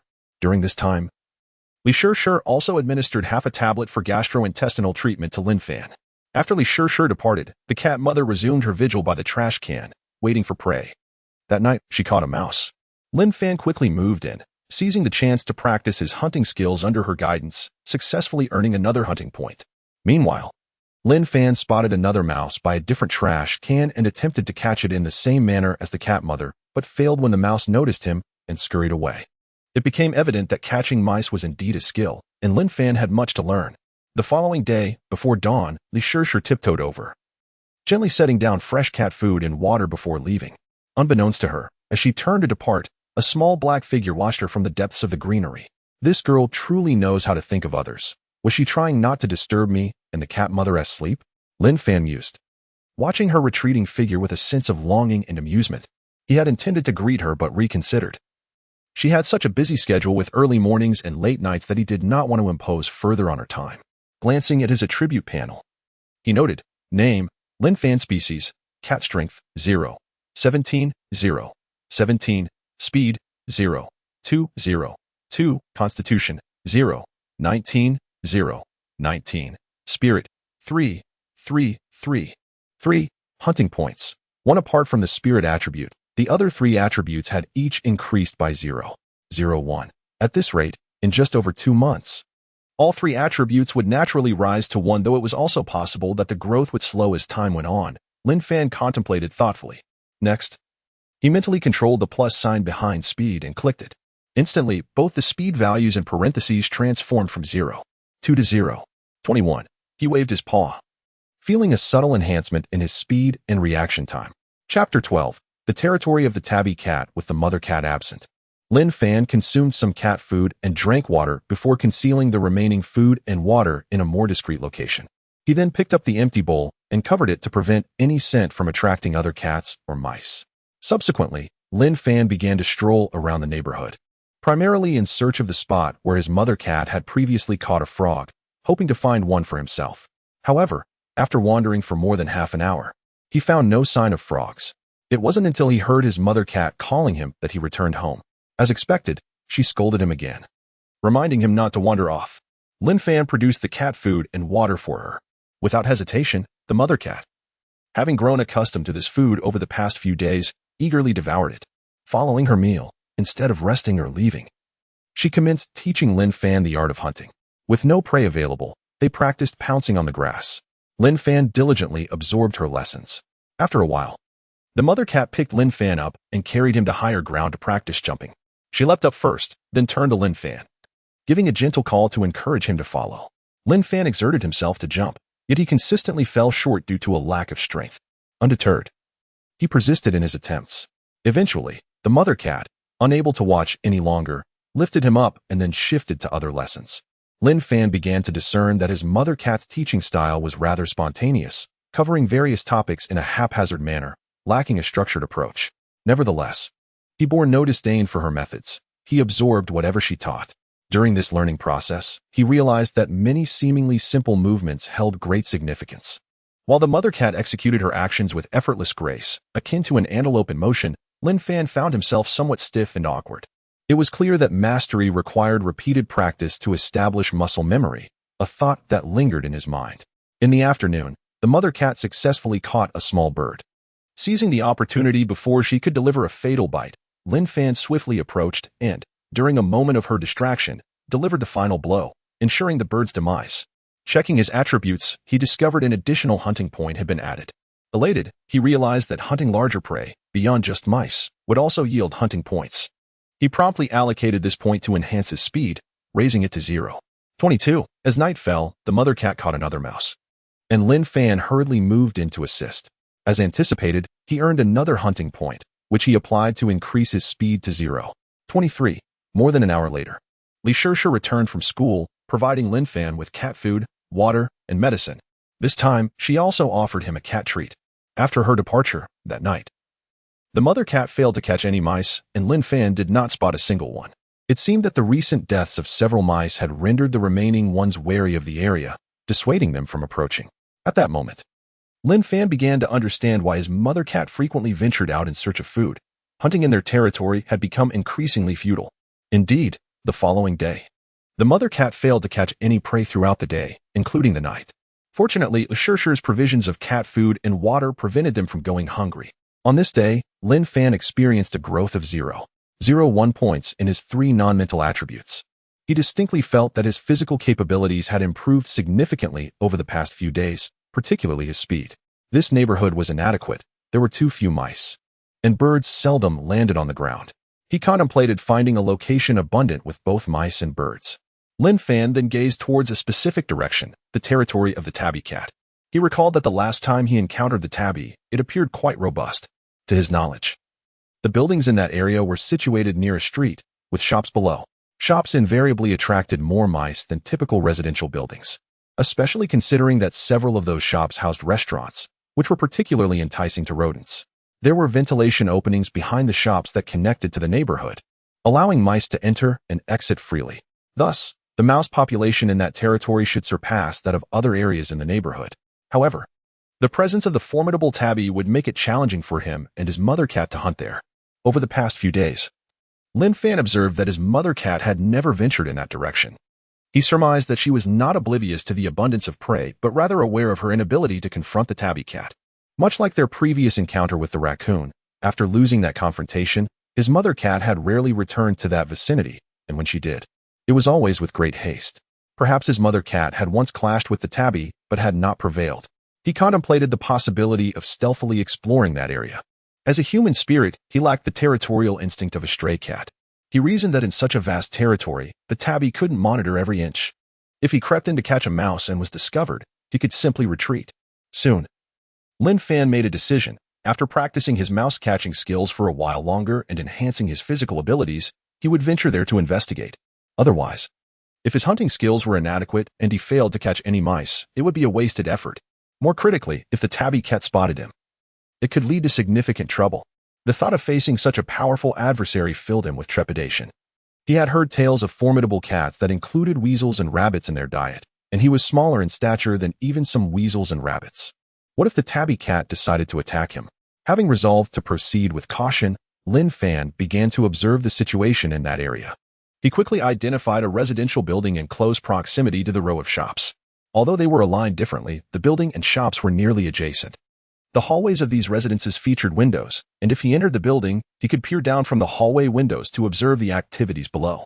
The entrances to all units in the neighborhood were left open, allowing Lin Fan to come and go freely. Since it was an elevator building and foot traffic in the hallways was sparse, he could easily remain there for extended observation. The following day, Lin Fan seized the opportunity to stealthily slip into the residential building, positioning himself between the second and first floors. He indeed spotted a window within reach, and with a leap, he ascended. From this vantage point, he could discern the happenings behind the row of shops. Chapter 13. Indeed, there are many mice. However, the cat's vision is somewhat impaired, only allowing it to see a few meters ahead. Lin Fan felt a twinge of frustration. He had chosen the second floor, which limited his view to the surroundings below and just beyond. Soon, his gaze settled on a particular spot, and his eyes lit up. Fortunately, perhaps due to the layout of the 2 rows of buildings below, there was a corner designated for trash. Such places are common in many residential areas, where for various reasons, garbage remains uncollected for extended periods, leading many to assume it is acceptable to leave refuse there for a while before it is eventually cleared away. Lin Fan observed that the area contained a multitude of household waste, including leftover food, and with the nearby kitchen ventilation ducts from some restaurants. It was undeniably a hotspot for rodents. In merely a short while, Lin Fan witnessed a mouse stealthily make its appearance below. His eyes widened, and a flicker of greed crossed his expression. It was broad daylight. How could a mouse appear so brazenly? If he were not perched above, Worried it might jump down and be unable to return, he would undoubtedly have attempted to catch that mouse. Moments later, he spotted 2 more little mice following the path of the first, scurrying towards the trash heap. 3 mice already. Lin Fan swallowed hard, his eyes nearly turning green with envy. One could only imagine how many more mice inhabited this area.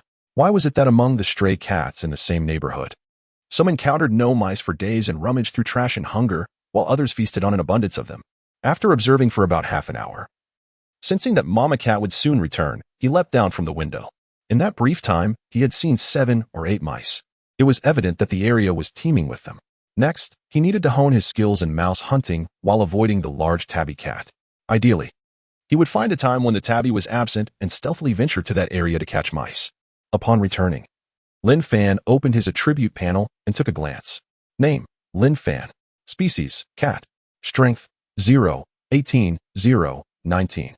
Speed, 0, 24, 0, 25. Constitution, 0, 20, 0, 21. Spirit, 3, 25, 3, 3.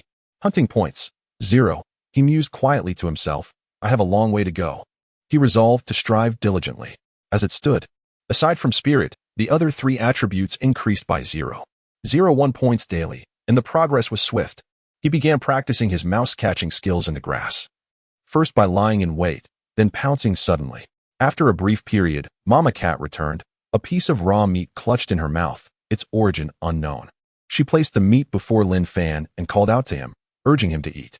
However, upon seeing the raw meat, Lin Fan frowned slightly. It appeared quite clean, raising concerns about its source. Had Mama Cat stolen it from someone? Or had someone fed her?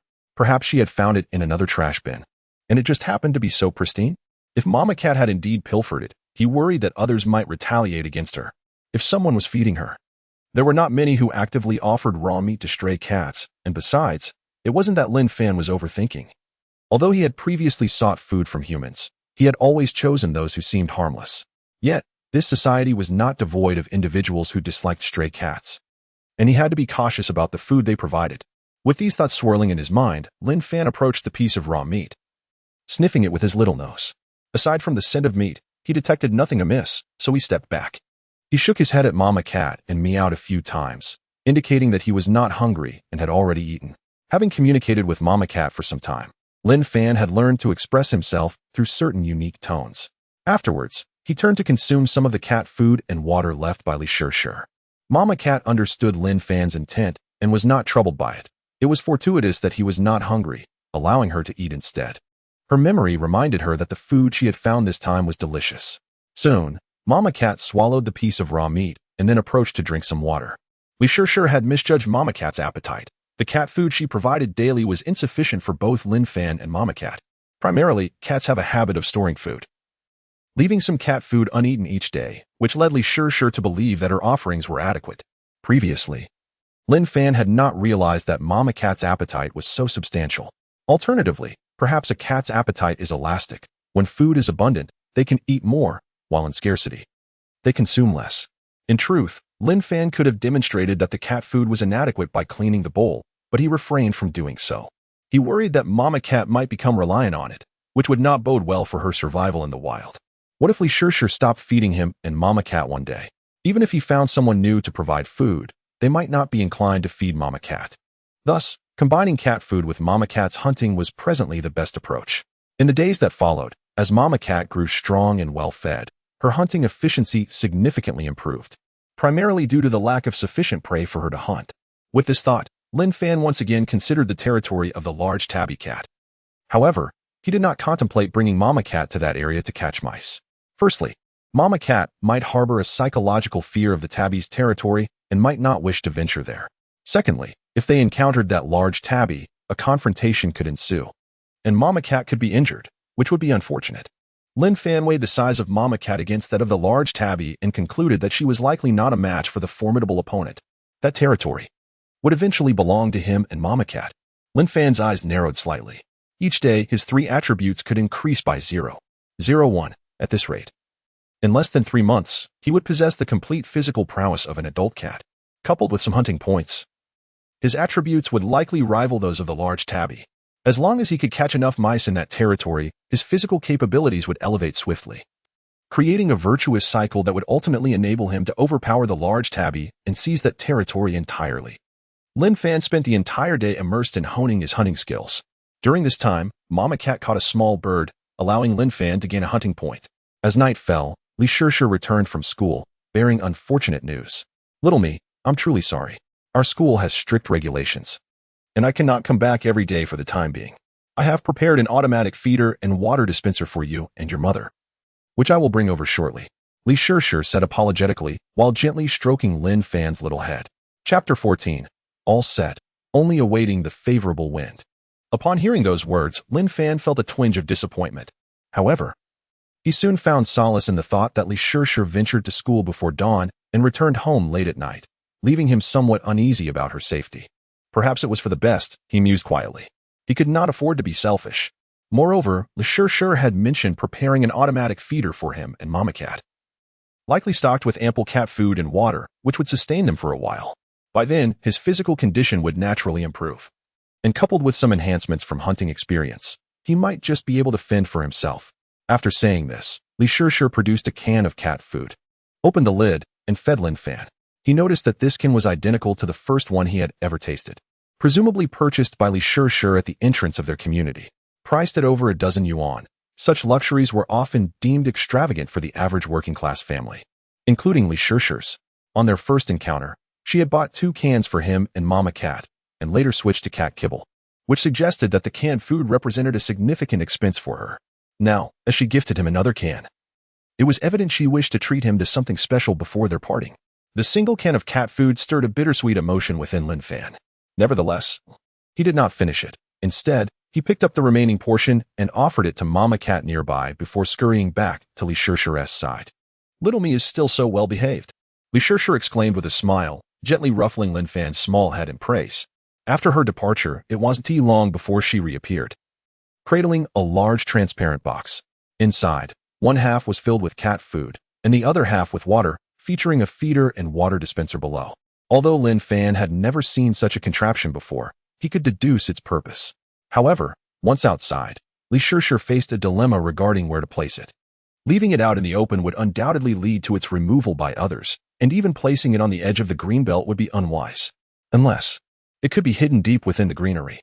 Yet, as night had fallen, she couldn't help but feel a tinge of fear when gazing into the pitch-black expanse of foliage. Many girls, especially at her age, harbor a fear of the dark. However, her concern for Lin Fan compelled her to return each night to feed him and Mama Cat. The thought of venturing into the depths of the greenbelt, surrounded by darkness and uncertainty, filled her with trepidation. Lin Fan, too, felt somewhat troubled. The large box was beyond his ability to carry with his mouth, and pulling it was out of the question. He could not embrace it either, leaving Li Shishir with no choice but to carry it herself into the depths of the greenbelt, a daunting task for a young girl.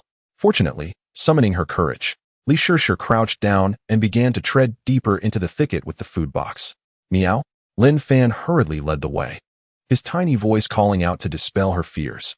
Little me. Indeed, gazing at Lin Fan at her feet, Li Shishir felt her anxiety dissipate. She affectionately patted his head, softly uttering her usual endearments as she pressed onward. Yet, just as she continued forward, she was startled anew. Before her lay 2 glimmering green eyes. As the faint light filtered through the foliage, it illuminated a hint of white.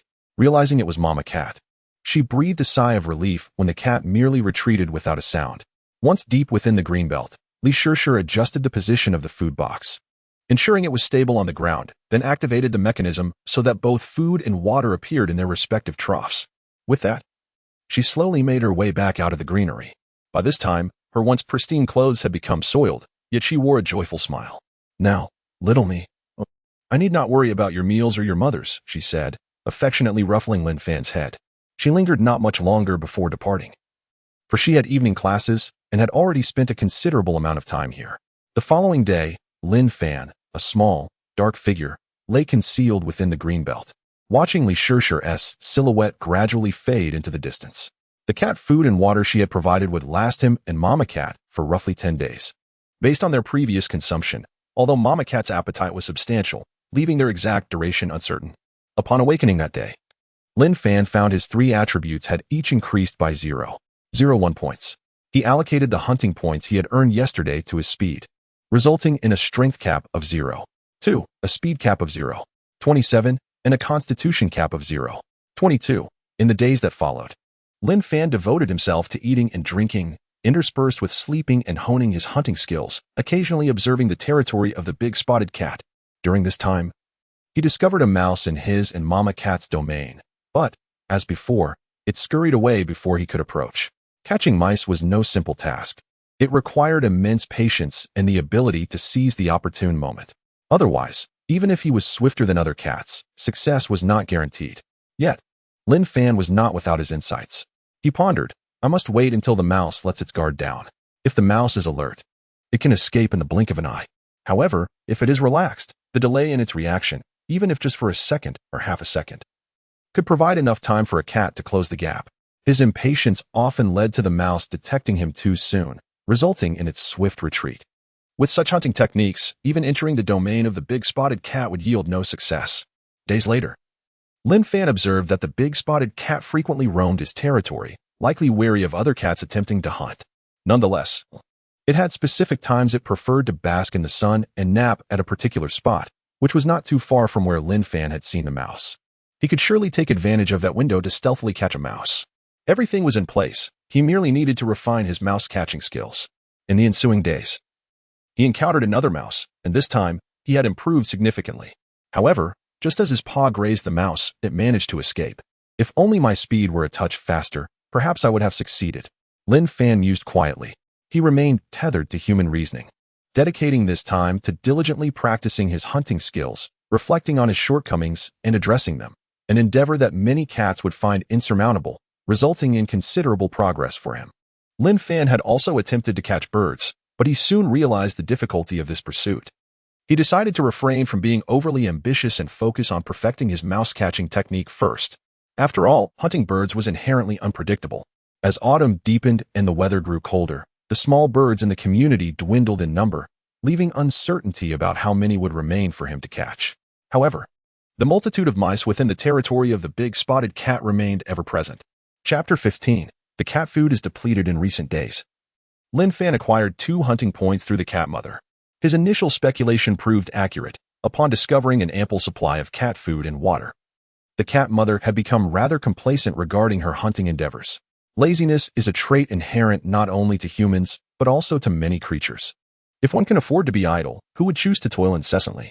Naturally, the cat food and water left by Li Shishir were depleting at a rapid pace. Based on the original consumption rate of Lin Fan and the cat mother, it could have sustained them for approximately 10 days. However, given the current rate of consumption, it might barely last a week. This increase in consumption was primarily due to Lin Fan's growth. As his body developed, so did his activity level and appetite. He glanced at his attributes panel. Presently, his strength cap stood at 0, 24, speed at 0, 31, constitution at 0, 26, while his mental acuity remained at 3. With 2 hunting points still unallocated, he chose to reserve them for the time being. He noticed that when he allocated points, his overall condition would temporarily improve, enhancing his endurance. Thus, these 2 hunting points served as a contingency in case of unforeseen circumstances. The remaining food and water would only suffice for him and the cat mother for 3 days. Consequently, Lin Fan had to ration their provisions.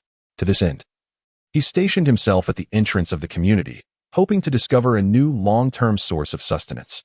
If that proved fruitless, even a temporary one would suffice. At the community entrance, which included several main thoroughfares, the foot traffic was considerable, and no stray cat dared to claim this territory as its own. This allowed Lin Fan the freedom to navigate the area. Here, he encountered several unfamiliar strays and observed 2 cats frequently soliciting food from passersby. It appeared he was not the sole feline seeking nourishment from humans. Initially surprised, Lin Fan quickly deduced the situation. Among these cats were likely former pets, accustomed to human presence and aware of the prospect of begging for food. A notable example was a ragdoll cat adorned with a bell around its neck, presumably a remnant of its previous owner's care. The ragdoll appeared disheveled, evidently struggling in its life as a stray. Lin Fan pondered, somewhat bemused. The rationale behind placing a bell on a cat. If it had been cared for, perhaps it would not have ended up as a vagabond, bereft of hunting capabilities, easily detectable before it could approach its prey. Lin Fan observed that this ragdoll cat was the most frequent beggar among the group, which likely contributed to its predicament. However, many humans were not particularly amiable. Ignoring a cat was often the kindest response. When faced with individuals of ill temperament, a mere scare could send a cat fleeing. He witnessed one man cruelly kicking a stray cat far away, causing it to yowl in distress. It took the cat a considerable time to regain its footing and make its escape. Subsequently, Lin Fan never encountered that cat again and remained oblivious to its fate. Stray cats, even when begging from humans, typically maintained a distance, first observing who might feed them before cautiously testing the waters with a soft meow. Only upon receiving a human's response would they venture closer. There were instances of miscommunication or intentional malice. The man who kicked the cat had deliberately lured it near before delivering a harsh kick. Lin Fan silently admonished himself to be discerning when seeking food. He must avoid crossing paths with such individuals. What might seem trivial to one, a mere prank or an outlet for frustration, could be a matter of life and death for a stray cat. Nonetheless, some individuals took joy in feeding strays. On occasions when he witnessed someone offering food, Lin Fan would approach. Some adult strays, possessing a cantankerous disposition, would refuse to share their meal and would hiss to shoo him away. However, those who enjoyed feeding strays preferred to give food to Lin Fan, the kitten. His jet black fur piqued their curiosity. Such coloration was relatively rare among strays. They would admonish the adult cats and specifically provide Lin Fan with sustenance. Lin Fan noted that the ragdoll cat had never shown aggression towards him.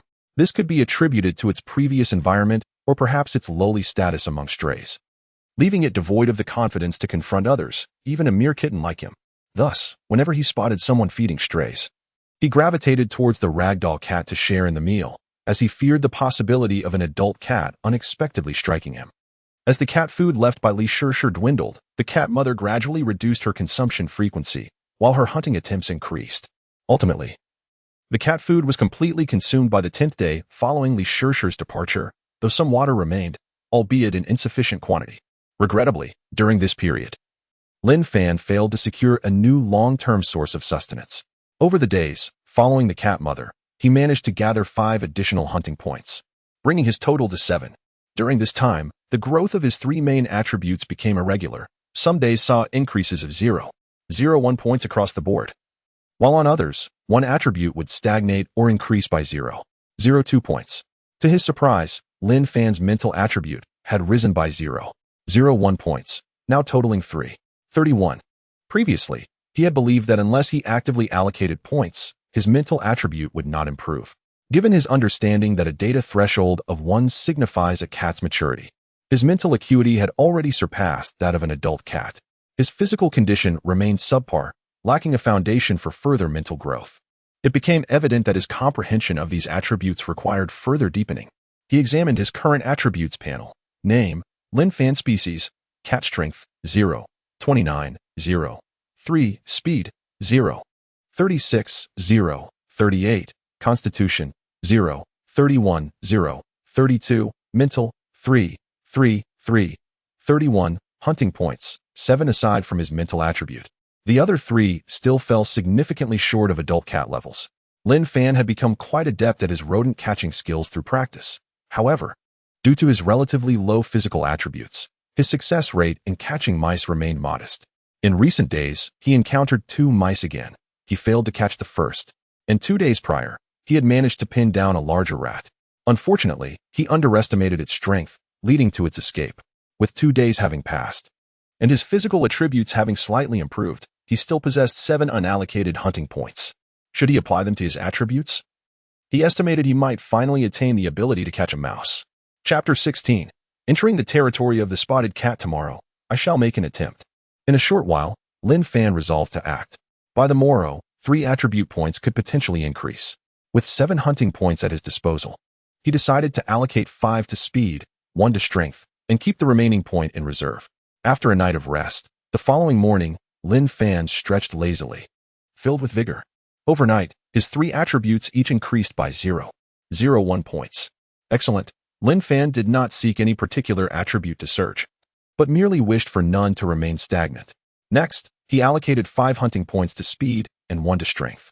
Name, Lin Fan race. Cat strength, 0.32, 0.32, speed, 0.44, 0.44, constitution, 0.33, 0.33, spirit, 3.33, 3. 31 hunting points, one having added 6 hunting points in total. Lin Fan felt a surge of energy coursing through him, instilling him with confidence for the endeavors ahead. First, he familiarized himself with his current physical abilities. Approaching noon. Seizing the opportunity while Mama Cat was absent and the spotted cat was basking in the sun at its usual spot, Lin Fan stealthily infiltrated the spotted cat's domain. He then concealed himself in a pre-selected hiding spot. The process went smoothly. Indeed, there were plenty of rodents in this dismal corner. Before long, Lin Fan spotted 2 mice. Lowering his body, he began to inch closer.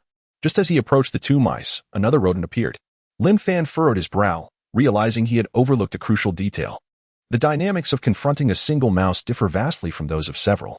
When facing one, he merely needed to avoid detection. However, with multiple mice, he must ensure that none notice him in advance, significantly increasing the difficulty. For the first time, Lin Fan observed several mice, not out of greed, but rather wishing there were fewer. Chirp.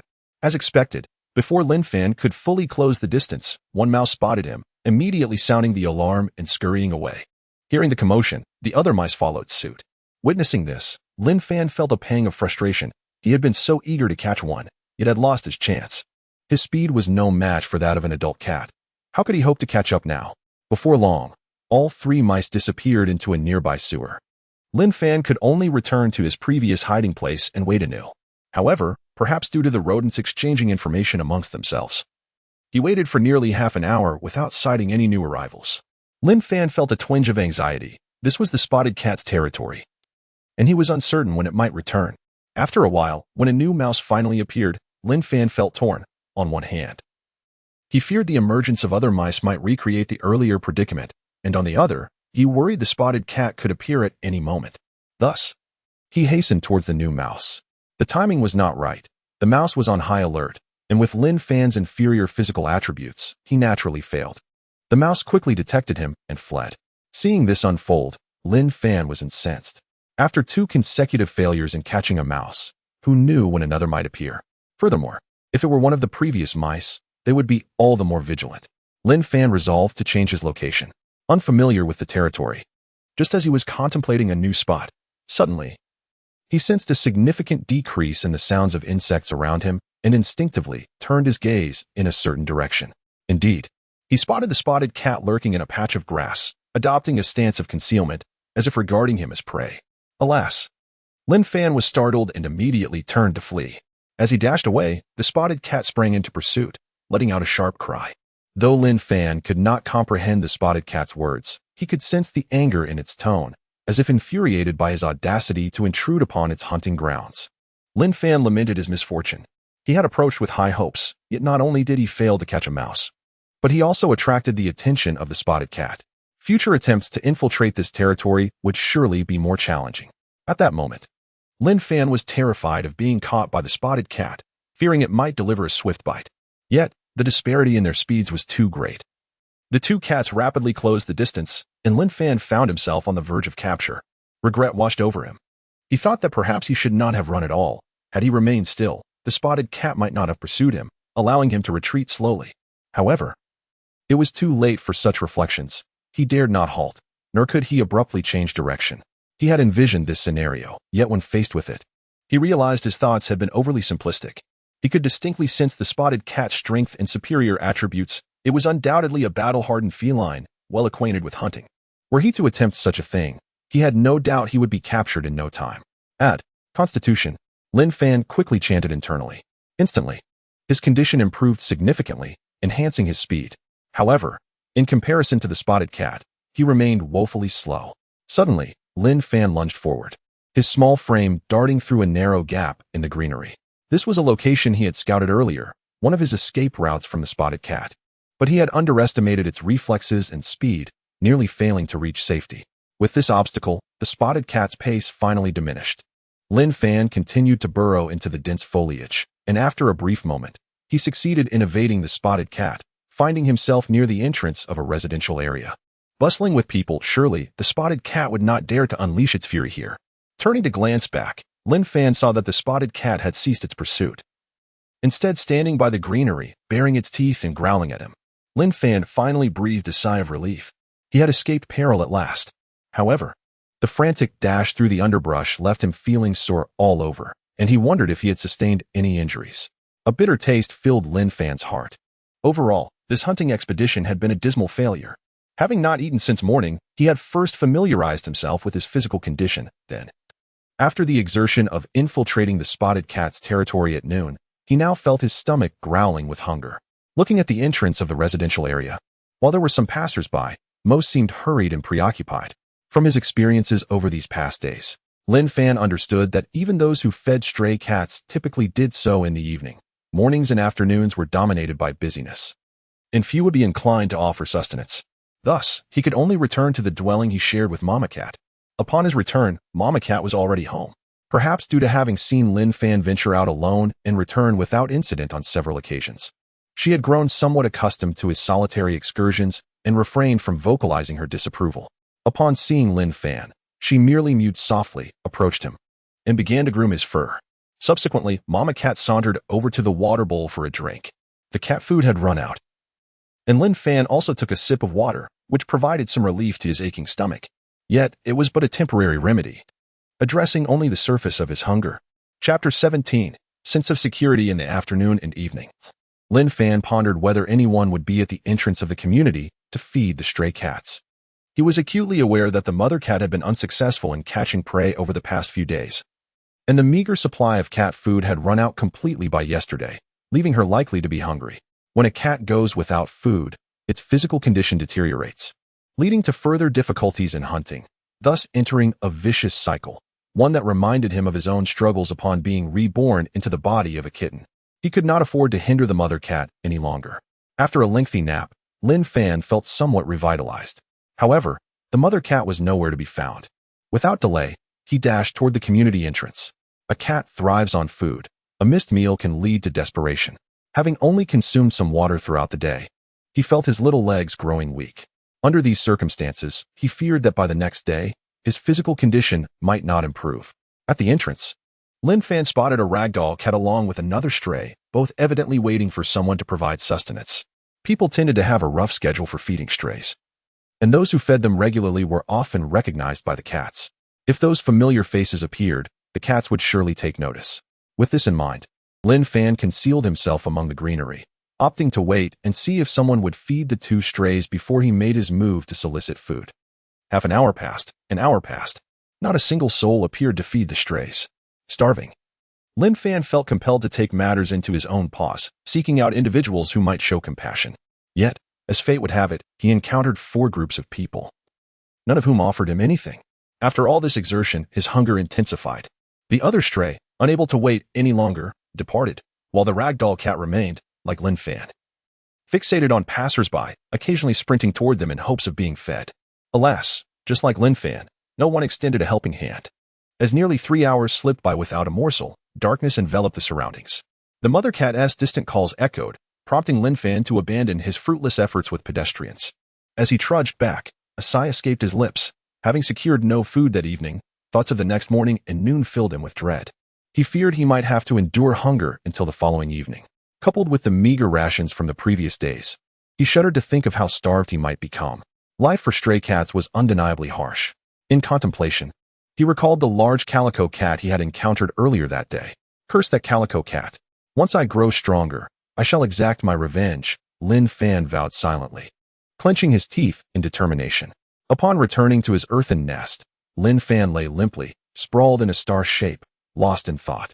In such a state, even if he spotted a mouse, he would lack the strength to catch it and would forego the humiliation. Nearby, the mother cat crouched beside a trash bin, hoping for a successful hunt. Little Meow, are you there? Suddenly, a soft voice called from down the road. Lin Fan's ears perked up, initially believing he was imagining things. Little Meow. The voice echoed again, causing Lin Fan to leap with joy and rush outside. It was Li Shi's voice. She had returned. As he sprinted, joyfully mewing, Lin Fan soon found Li Shi crouching in front of the greenery, softly calling for him. She spoke quietly, mindful of the late hour and the nearby residents who might be resting. Little Meow, you are really here. Upon seeing Lin Fan approach joyfully, Li Shi beamed, affectionately stroking his little head that nudged against her palm. 10 days may not seem long to humans, yet for a cat, it stretched into a seemingly endless duration. Li Shishir had heard that if a cat were left alone for several days, it might forget its owner, which filled her with anxiety. She feared that little Meow might not recognize her, that misfortune might have befallen him or the mother cat during their separation, or that they might have relocated, rendering her unable to see them again. The thought of little Meow and the mother cat running out of food and water and facing hunger weighed heavily on her heart. With these worries in mind, she had taken a special leave that evening to return home. Thankfully, little Meow still recognized her and remained affectionate. Little Meow, you are so clever and adorable, Li Shishir praised, rubbing Lin Fan's head. Look what I brought back for you, she exclaimed, holding up a box of cat food. Lin Fan's eyes sparkled at the sight of it. Having gone an entire day without food, the mere presence of the cat food made his mouth water, and he instinctively licked his little nose. Hee, I knew you were a little glutton, Li Shishir teased, giving his head another affectionate rub. She opened the can and placed it before Lin Fan. With fervor, Lin Fan began to devour the food. Little Meow, eat slowly, Li Shishir said with concern, watching as he gobbled it down. When Lin Fan paused after consuming a small portion, she quickly added, Are you saving some for your mother? No need. I brought 2 cans this time, so you can eat to your heart's content. With that, she revealed another can of cat food and opened it, placing it on the ground beside the first. Only then did Lin Fan feel reassured to continue his meal. In no time, he polished off the entire can and, taking the second can, hurried to the mother cat. After Li Shishir arrived, the mother cat observed from a distance, refraining from approaching. Little Meow, wait here with your mother. I will return shortly with more food and water, she called, waving goodbye. Approximately 20 minutes later, Li Shishir returned. She ventured deep into the greenery, retrieving the automatic feeder, cleaning it thoroughly, and filling it with cat food and water before placing it back in its hidden spot. By this time, nearly 11 o'clock had arrived. As it grew late, Li Shishir's parents began searching for her. Little Meow, my parents are looking for me. I must go, she whispered. Meow? Lin Fan followed her to the roadside, watching her depart with a sense of reluctance, letting out a soft cry. After a while, Lin Fan turned back. The mother cat was already indulging in the cat food. Lin Fan gazed at the plentiful supply of food and water, his heart brimming with a profound sense of security. Chapter 18. The mouse hunt. This time, the cat food must be rationed, as it can last for at least another 10 days. Lin Fan thought to himself.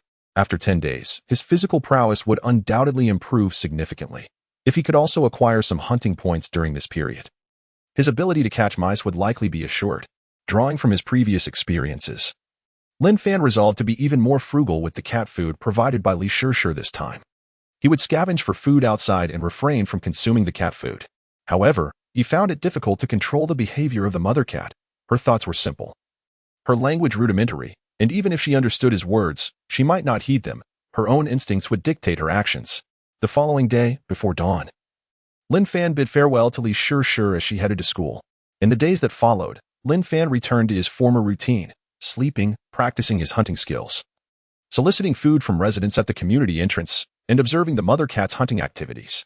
If she caught any prey, he would seize the opportunity to claim a hunting point. Time flew by, and 5 days passed in the blink of an eye. Perhaps it was the lack of food that rekindled the mother cat's instinct to hunt, as she became increasingly active in her pursuits. In total, she captured 3 mice, 1 small bird, and even a snake. When Lin Fan discovered the scene, one of the mice was already deceased, granting him a mere 4 hunting points. Over the span of those 5 days, Lin Fan's strength increased by 0.05 points, speed by 0.06 points, and constitution by 0.05 points. He glanced at his attribute board. Name, Lin Fan. Race, cat. Strength, 0.37, 0.37, speed, 0.505, constitution, 0.39, 0.39, spirit, 3.31, 3.31, hunting points. For on the 6th day, a momentous event transpired. Lin Fan, relying solely on his own abilities, successfully caught a mouse. To commemorate this accomplishment, he devoured the mouse. After all this time, he had finally overcome his psychological barrier. He had become a cat, and it was only natural for a cat to consume mice. If he wished to accumulate a substantial number of hunting points, he would need to engage frequently with mice. He couldn't simply kill them without eating, could he? There was no need for pretense. The taste was reminiscent of cat food, each possessing its unique flavor. However, upon reviewing his attribute board, he realized that aside from gaining a hunting point for killing the mouse, consuming it did not affect his hunting points. It seemed that eating prey would not contribute to his hunting points. On the 8th day, Li Shishir returned for a 2-day holiday. During this time, she spent considerable moments playing with Lin Fan. While it was said that Li Shishir was entertaining Lin Fan, in truth, it was Lin Fan who indulged her, for his soul was not that of a true cat. Nevertheless, at merely 20 years of age, he found great delight in the company of the innocent, lively, and kind-hearted girl. Interacting with her from a feline perspective brought forth a unique sensation. However, Lin Fan pondered, if one could glimpse the hue beneath a kitten's fur, his face would undoubtedly be crimson. Li Shishir treated him as if he were a genuine kitten, often disregarding his presence in various activities. For instance, she secretly brought him home, dressed in light clothing, and frequently cradled him in her arms, regardless of the pressure it placed on him, and she often showered him with kisses. In quieter moments, Lin Fan would sit beside her as she completed her homework. As an orphan from a young age, losing his adoptive grandfather at 15, he had never experienced high school. Observing Li Shishir's life, he felt a twinge of envy. On the final night of her holiday, Li Shishir replenished the food and water bowls for Lin Fan and the mother cat. Lin Fan glanced at his attribute board once more. Name, Lin Fan. Race, cat. Strength, 0, 42, 0, 42, speed, 0, 55, 0, 55, constitution, 0, 44, 0, 44, spirit, 3, 32, 3, 32, hunting points, 6. In recent days, Lin Fan's strength, speed, and constitution had all seen an increase, and his spirit attribute had risen by an additional 0.01 points. With the rationed food and water provided by Li Shishir, he and the mother cat could easily endure for another 10 days. Moreover, having successfully caught a mouse days prior, his physical abilities had strengthened. He felt confident that if he encountered a solitary mouse again, capturing it would not pose a challenge. Multiple mice might be a different story. But with further growth in his physical abilities and 6 hunting points at his disposal, he remained optimistic. As the weather began to turn cold, he silently hoped to grow stronger before winter arrived. Lin Fan surveyed his surroundings, contemplating. Now, he and the mother cat felt the chill when they slept at night, had it not been for Li Shishir's generous provisions of food and water. He suspected they would have sought a new home long ago. He continued his daily routine of sleeping, honing his hunting skills, soliciting food from humans at the community entrance, and hunting near the garbage bins at night. Each time he approached the community entrance, he would often spot a bell-collared ragdoll cat, which had grown considerably thinner. As the nights grew colder, fewer people lingered outside, and even those who fed stray cats had dwindled in number. Lin Fan frequently observed the ragdoll cat rummaging through the trash for sustenance.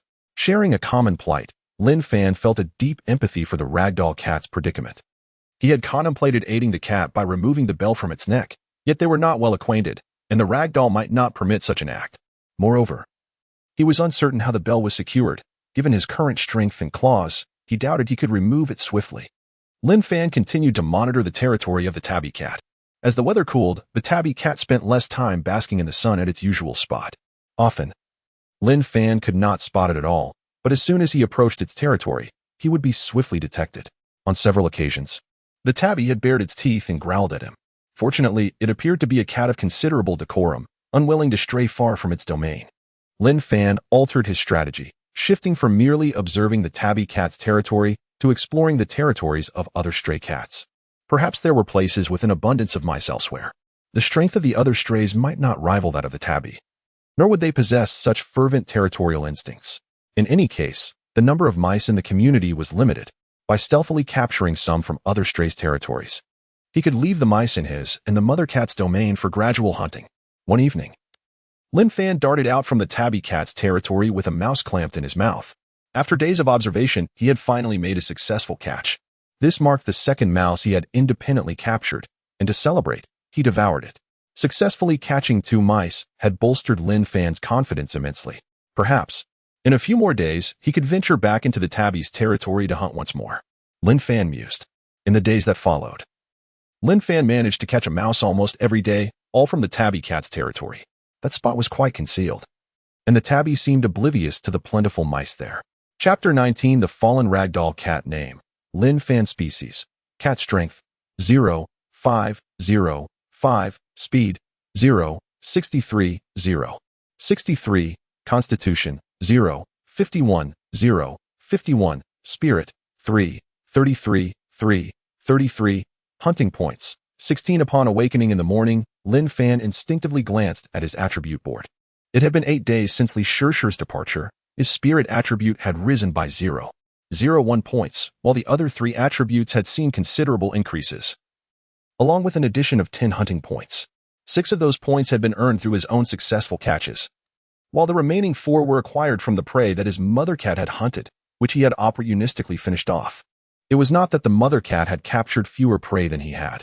Rather, Lin Fan had noticed that some of the prey were already lifeless by the time he discovered them. In his pursuit of honing his hunting skills, Lin Fan had devoted significant time and energy to his own endeavors, thus neglecting to follow up on the mother cat's hunting successes and missing the chance to claim some of her kills. With 16 hunting points, if I allocate them all to speed, my speed would reach 0.79. Although it may not match that of some adult cats, it would certainly be competitive. He mused quietly. During the past few days, having caught a fair number of prey and consumed them, coupled with the food he had scavenged at the community entrance and the cat food left by Li Shirshi, he had hardly touched the remaining supplies. Additionally, the mother cat had been quite active in her hunting, and there was still a substantial amount of food left from Li Shirshi, enough to last him at least 5 more days. Yet, as Lin Fan raised his gaze to the sky, a weight settled in his heart. The atmosphere was overcast, the air thick and humid, a clear indication that rain would soon fall.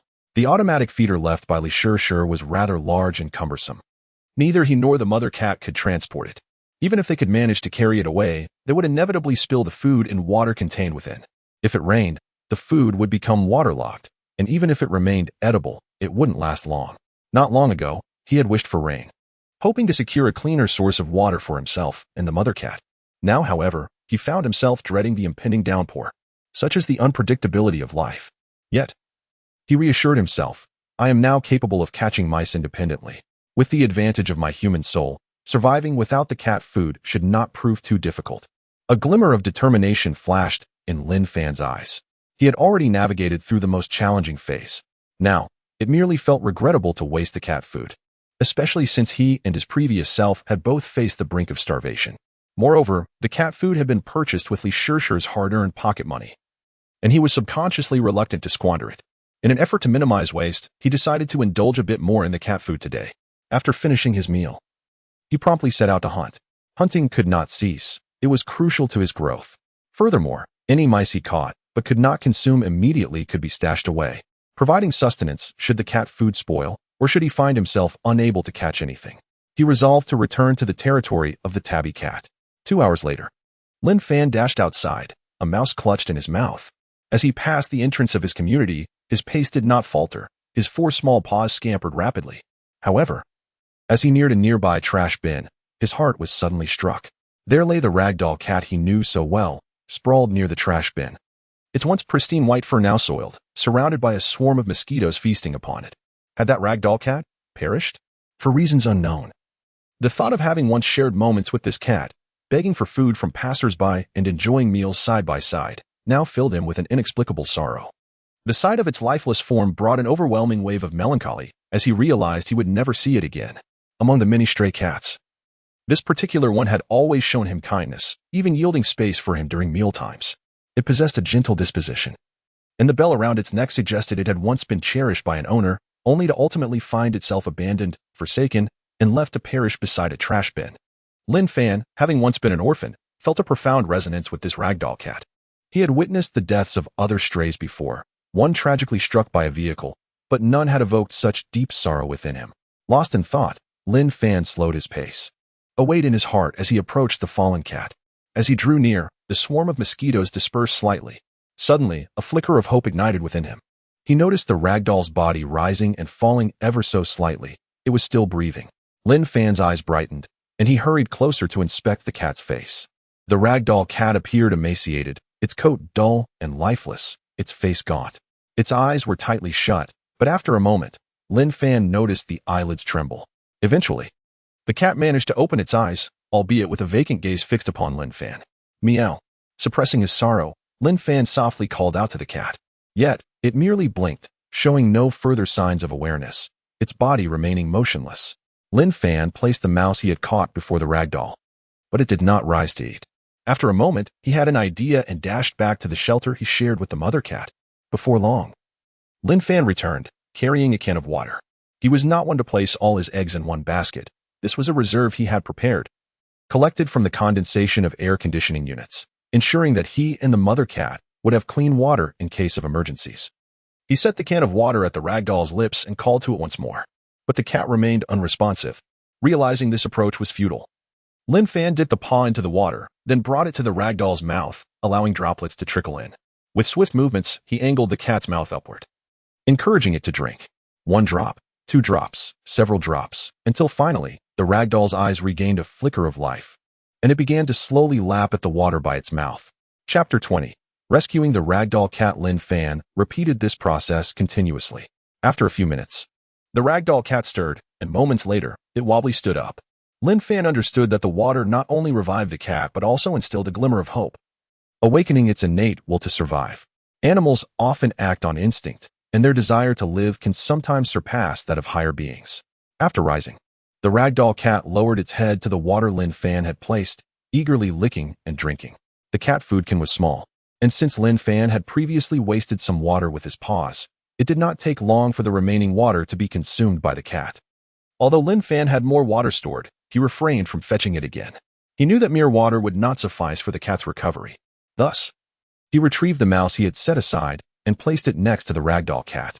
The cat hesitated momentarily before finally beginning to eat, but it seemed too weak to effectively tear into the mouse. Lin Fan recognized that this approach was futile. The ragdoll cat could no longer manage to consume a whole mouse by itself.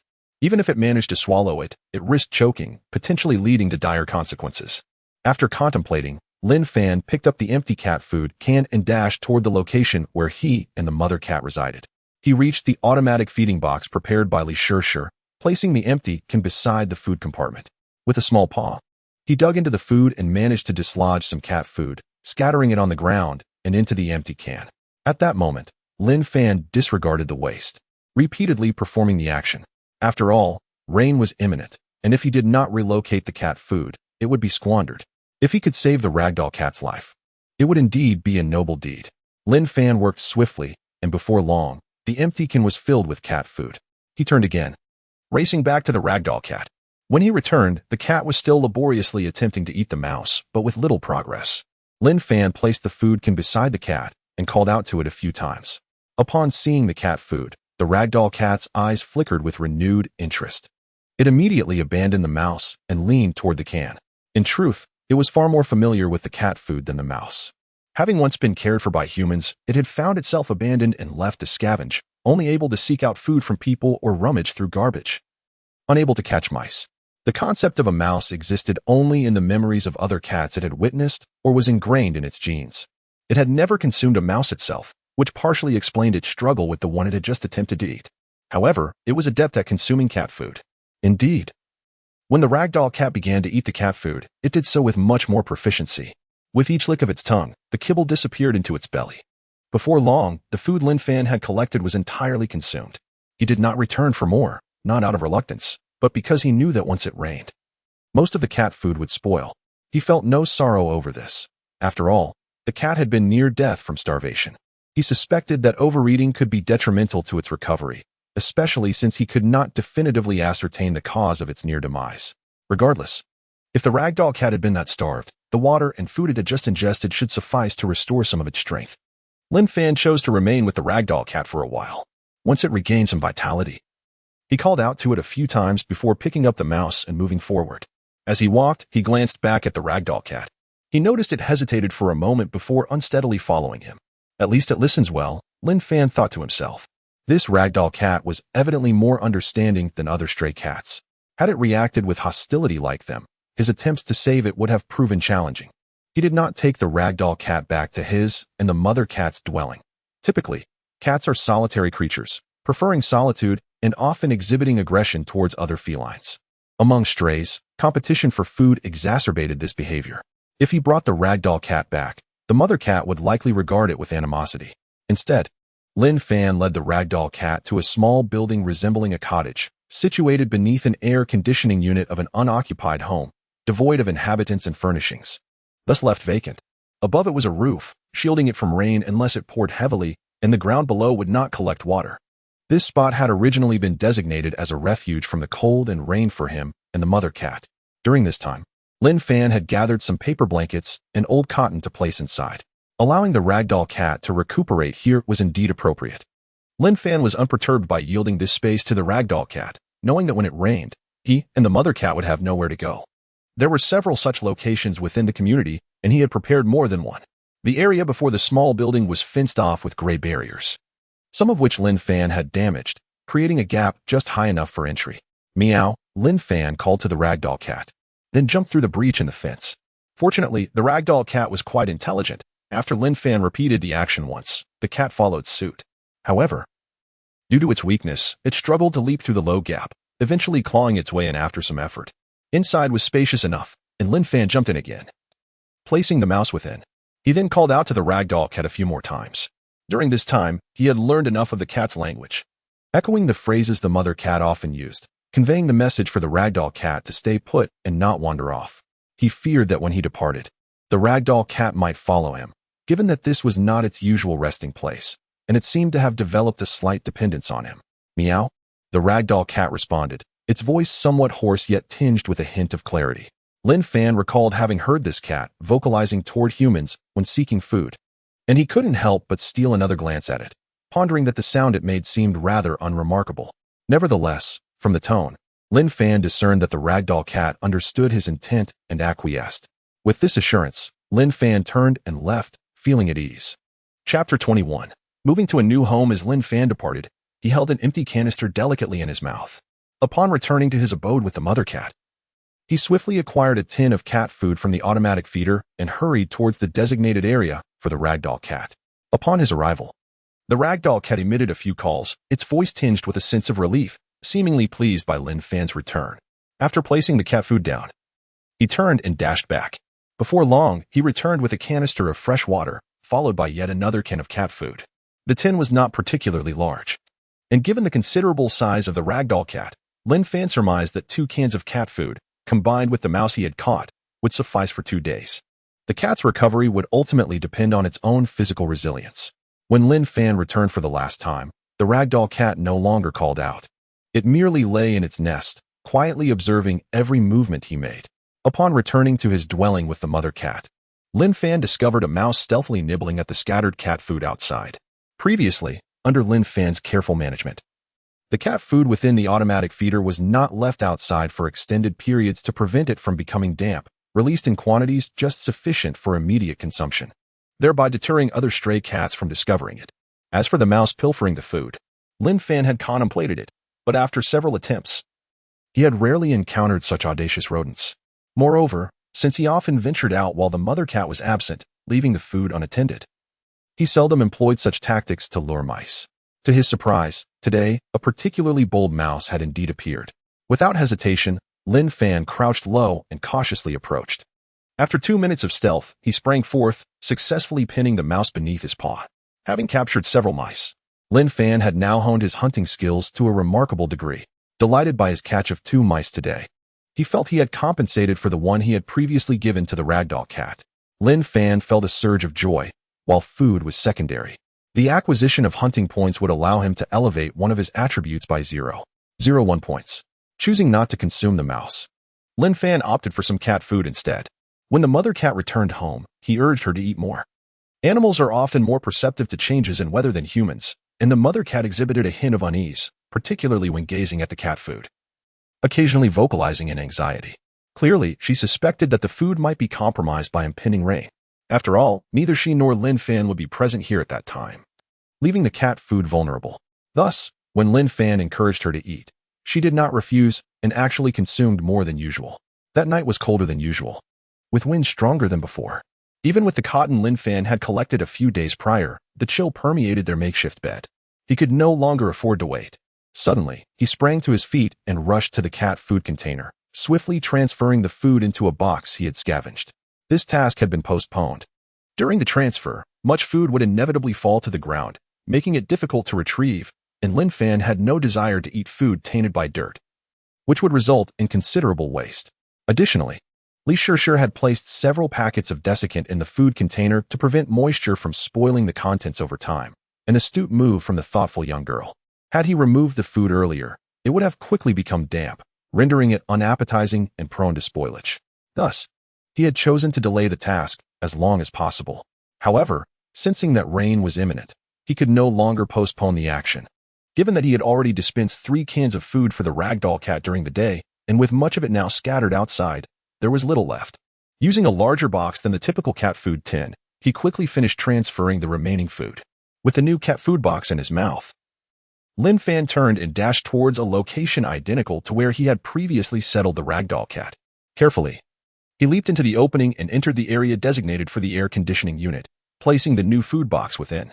During this process, the larger opening caused some food to spill, but Lin Fan had no recourse. Fortunately, the ground was cement, and he would later see if he could salvage some of the spilled food. Upon returning to his dwelling with the mother cat, he found that his earlier activities had startled her awake. She circled the automatic feeder, occasionally pawing at it, seemingly at a loss, unaware that the food had already been depleted. Occasionally, she nibbled on the food scattered on the ground. Lin Fan found it unpalatable. But the mother cat did not share his sentiments. After all, when she and her kittens were starving, they had eaten far worse. Now, it was merely cat food mixed with soil. Meow. Lin Fan called to the mother cat before heading towards the new nest he had prepared. At this moment, the dynamics of authority became apparent. The mother cat glanced at Lin Fan, puzzled by his actions, and did not follow his cues. Lin Fan turned, feeling somewhat helpless. In this regard, the mother cat was less obedient than the ragdoll cat had been during the day. However, it was understandable. He was her offspring, having always deferred to her. When had she ever listened to him? In her eyes, he remained a child, still naive about many things. Lin Fan continued to call out to the mother cat, persistently signaling for her to follow. As he moved further away, she seemed conflicted.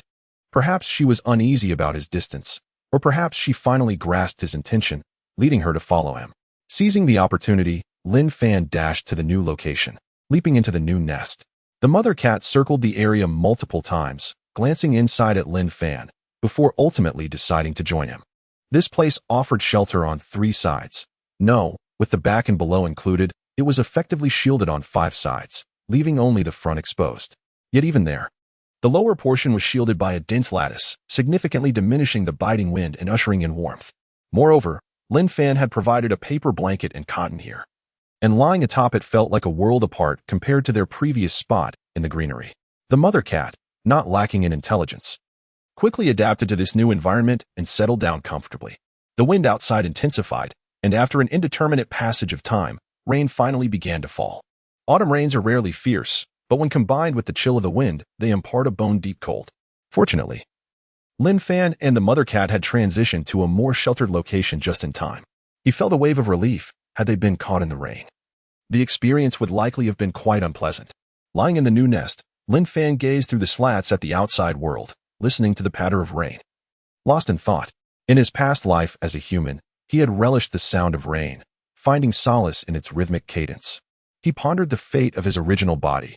Was it dead, or had it become a mere shell, a vegetable? Ideally, it would be the former. The latter scenario would render him a burden, and he would prefer not to impose upon others, unwilling to allow his vulnerable state to be laid bare before anyone. Moreover, his soul had departed from that body, rendering its continued existence devoid of significance. His thoughts drifted to former colleagues and to the manager who had dismissed him. He thought of the grandfather who had passed away, the one who had adopted him. He recalled Li Sure and wondered if the little girl, upon seeing the rain, had worried about him and the mother cat. Surely she must have been concerned. That kind-hearted girl had always thought of others. Even if he and the mother cat were merely 2 stray felines, she would still care for them. He pondered about the ragdoll cat he had just assisted, uncertain if it would be able to endure. He contemplated the mice that inhabited the territory of the tabby cat. If he were to pursue them again, would he succeed in catching them? Lost in these thoughts, Lin Fan eventually drifted off to sleep. Chapter 22, Continuous Autumn Rain Upon Waking. Lin Fan found that morning had arrived, and the rain outside had ceased. He was startled awake by the sudden movement of the mother cat leaping out. As he opened his eyes and saw that no one was around, a sigh of relief escaped him. This place, while pleasant, had its drawbacks, most notably the ease with which one could be caught unawares. Should someone seal off the opening ahead, the cats trapped within would have no means of escape. In this regard, it was far inferior to the cat dens deep within the greenery, where the air flowed freely and provided ample avenues for a hasty retreat if danger approached. Having witnessed that man intentionally lure a stray cat close only to kick it away, Lin Fan had developed a rather cynical view of certain humans. This particular cat shelter was inadequate, especially since it was outdoors and exposed. Autumn was bearable, but winter would bring a chill that would be unbearable. He resolved to seek a better haven when time permitted. Stretching lazily, he glanced at his status board before leaping out.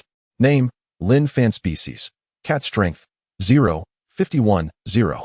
51, speed, 0, 65, 0, 65, constitution, 0, 52, 0, 52, spirit, 3, 33, 3, 33, hunting points, 18. Fortune smiled upon him today, as his speed attribute had naturally increased by 0.02 points. A flicker of happiness blossomed within Lin Fan. In recent days, the natural growth of his speed attribute had kept pace with his other attributes, perhaps indicating that his previous investments in speed did not hinder its innate development. Once the speed attribute reached 1, it might continue to grow further. Then, noticing the mother cat heading towards the previous cat den, he followed her. A sense of curiosity tugging at his heart. Indeed, the cat food scattered deep within the greenery had been soaked and mixed with the earth, rendering it inedible. However, the water in the trough, albeit slightly murky, could be purified by removing the impurities, allowing clean water to flow anew. The mother cat sniffed the ground where the food lay, and Lin Fan approached the trough, using one paw to block the outlet while the other paw scooped out the murky water. After clearing away the debris, he released the outlet, and fresh water gushed forth. Although not entirely pristine, it was acceptable. Lin Fan lapped at the water. At that moment, the mother cat meowed at the food on the ground, her tone tinged with disappointment, indicating her resignation to abandon the inedible fare. Cats, by nature, are creatures of cleanliness. They shun filthy food and water whenever clean alternatives are available. However, when starvation looms, they may resort to desperate measures. Yesterday, Lin Fan had brought some cat food to their new den and had caught a mouse that he had yet to consume. So both he and the mother cat had sufficient sustenance for the time being. After a while, Lin Fan departed, heading towards the location where he had settled the ragdoll cat the previous day. Upon his arrival, the ragdoll cat immediately called out to him, her voice still weak but improved from yesterday. Hearing her call, Lin Fan felt a wave of relief. It seemed she had survived the most perilous phase. The next 2 days would reveal if she could continue her recovery. Lin Fan jumped in to check the food and water he had left, as well as the mouse. The mouse remained untouched, while some of the food and water had been consumed. Feeling reassured, he knew that as long as she was eating and drinking, hope for recovery persisted.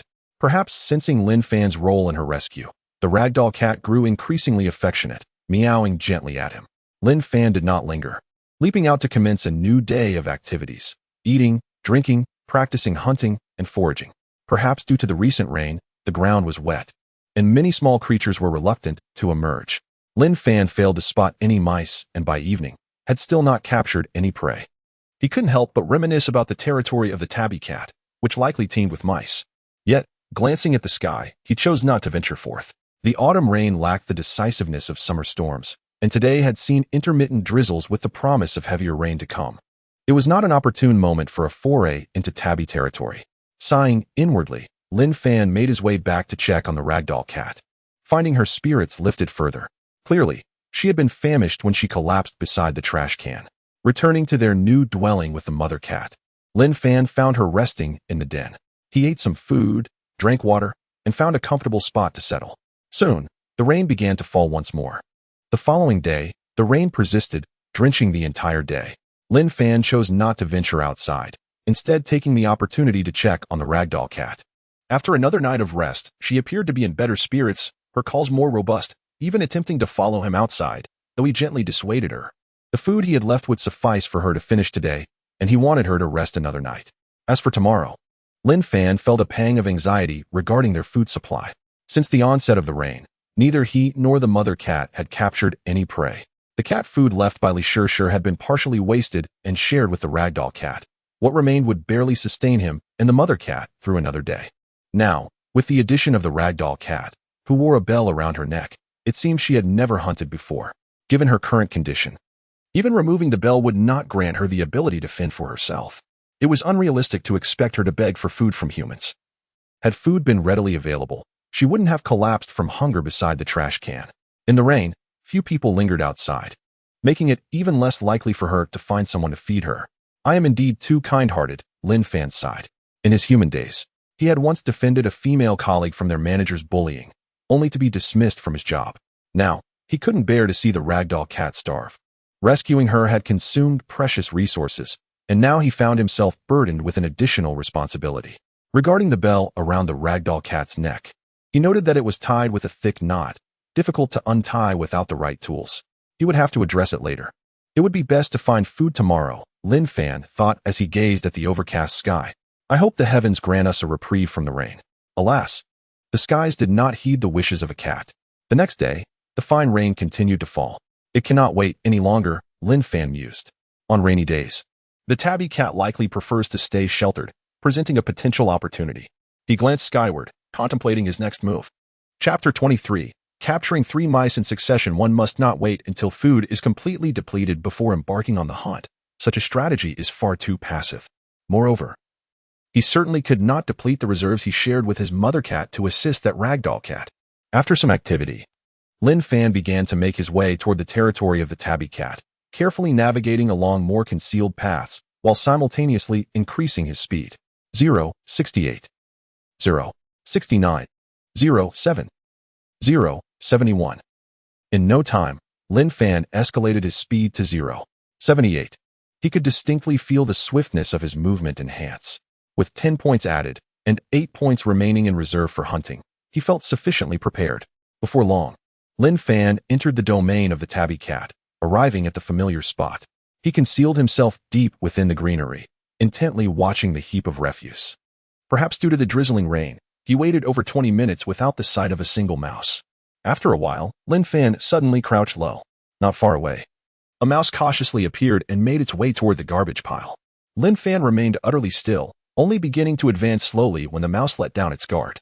At that moment, Lin Fan noticed that the accumulated water on the ground made his stealth more challenging. 10 seconds, 20 seconds, 30 seconds. 1 minute. Whoosh. Suddenly, Lin Fan shot forth like an arrow. Although a speed of 0, 78 was not as rapid as that of many adult cats, it sufficed for catching a few mice. The mouse finally sensed Lin Fan's presence and attempted to flee, but it was too late. In no time, Lin Fan pinned the mouse beneath his paw and delivered a fatal bite. Success at last. Lin Fan's heart surged with excitement as he clutched the mouse and returned to the greenery, unwilling to leave immediately. Having ventured into the tabby cat's territory, with so many mice around, and given the rain likely deterring the tabby from wandering, how could he settle for just one catch? The water on the ground increased the difficulty of his ambush, yet the rain also dulled the mice's awareness of their surroundings. Now that his speed had reached 0, 78. With 9 hunting points remaining, should he utilize them all, his speed would escalate to 0, 87. In comparison to adult cats, he would not fall short. It is worth noting that many adult cats do not always operate at their peak speed. If he captured a few more mice and accrued additional hunting points to enhance his speed, even if he encountered that tabby cat, it might not pose as great a threat as he feared, Lin Fan contemplated. When the tabby cat had pursued him, it likely did not unleash its full speed either. As he mused, Lin Fan added a point to his speed, ensuring all aspects of his condition returned to their prime. After another 10 minutes, 2 mice appeared in succession, darting toward the garbage pile. A minute and a half later, Lin Fan pounced once more. This time, the 2 mice detected him earlier, yet their speed lagged behind his. With a few quick strides, he managed to capture one of the mice. Watching the other escape, Lin Fan felt a twinge of regret.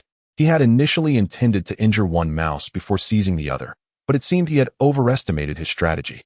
His regret stemmed not only from the loss of a mouse but also from the realization that waiting for more mice would likely take a considerable amount of time.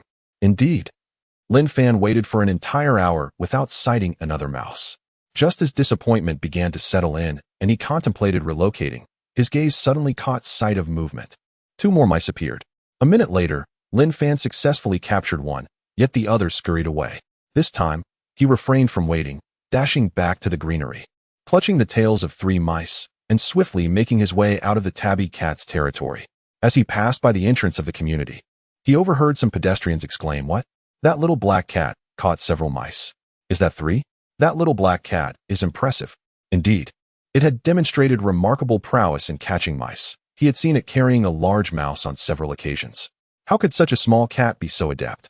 One might wonder if there truly were that many mice in the community. It seemed this little black cat was doing its part in pest control. Observers were astonished to see a cat carrying 3 mice simultaneously, a rare spectacle indeed, especially for such a diminutive feline. Lin Fan quickly captured the attention of many passersby, becoming a topic of conversation. He cast a glance at the onlookers before slipping into a nearby patch of greenery, soon disappearing from sight. Except when seeking food from humans. Lin Fan preferred not to expose himself to human scrutiny, especially not revealing the location of his dwelling. After ensuring no humans were in sight, he changed direction and began running toward the ragdoll cat's nest. Upon arriving, the ragdoll cat, noticing Lin Fan's entrance, immediately rose and meowed at him. Lin Fan leapt into the nest and assessed the ragdoll cat's condition, which was noticeably improved compared to the previous day. The cat food, water, and the mouse he had left behind were all gone.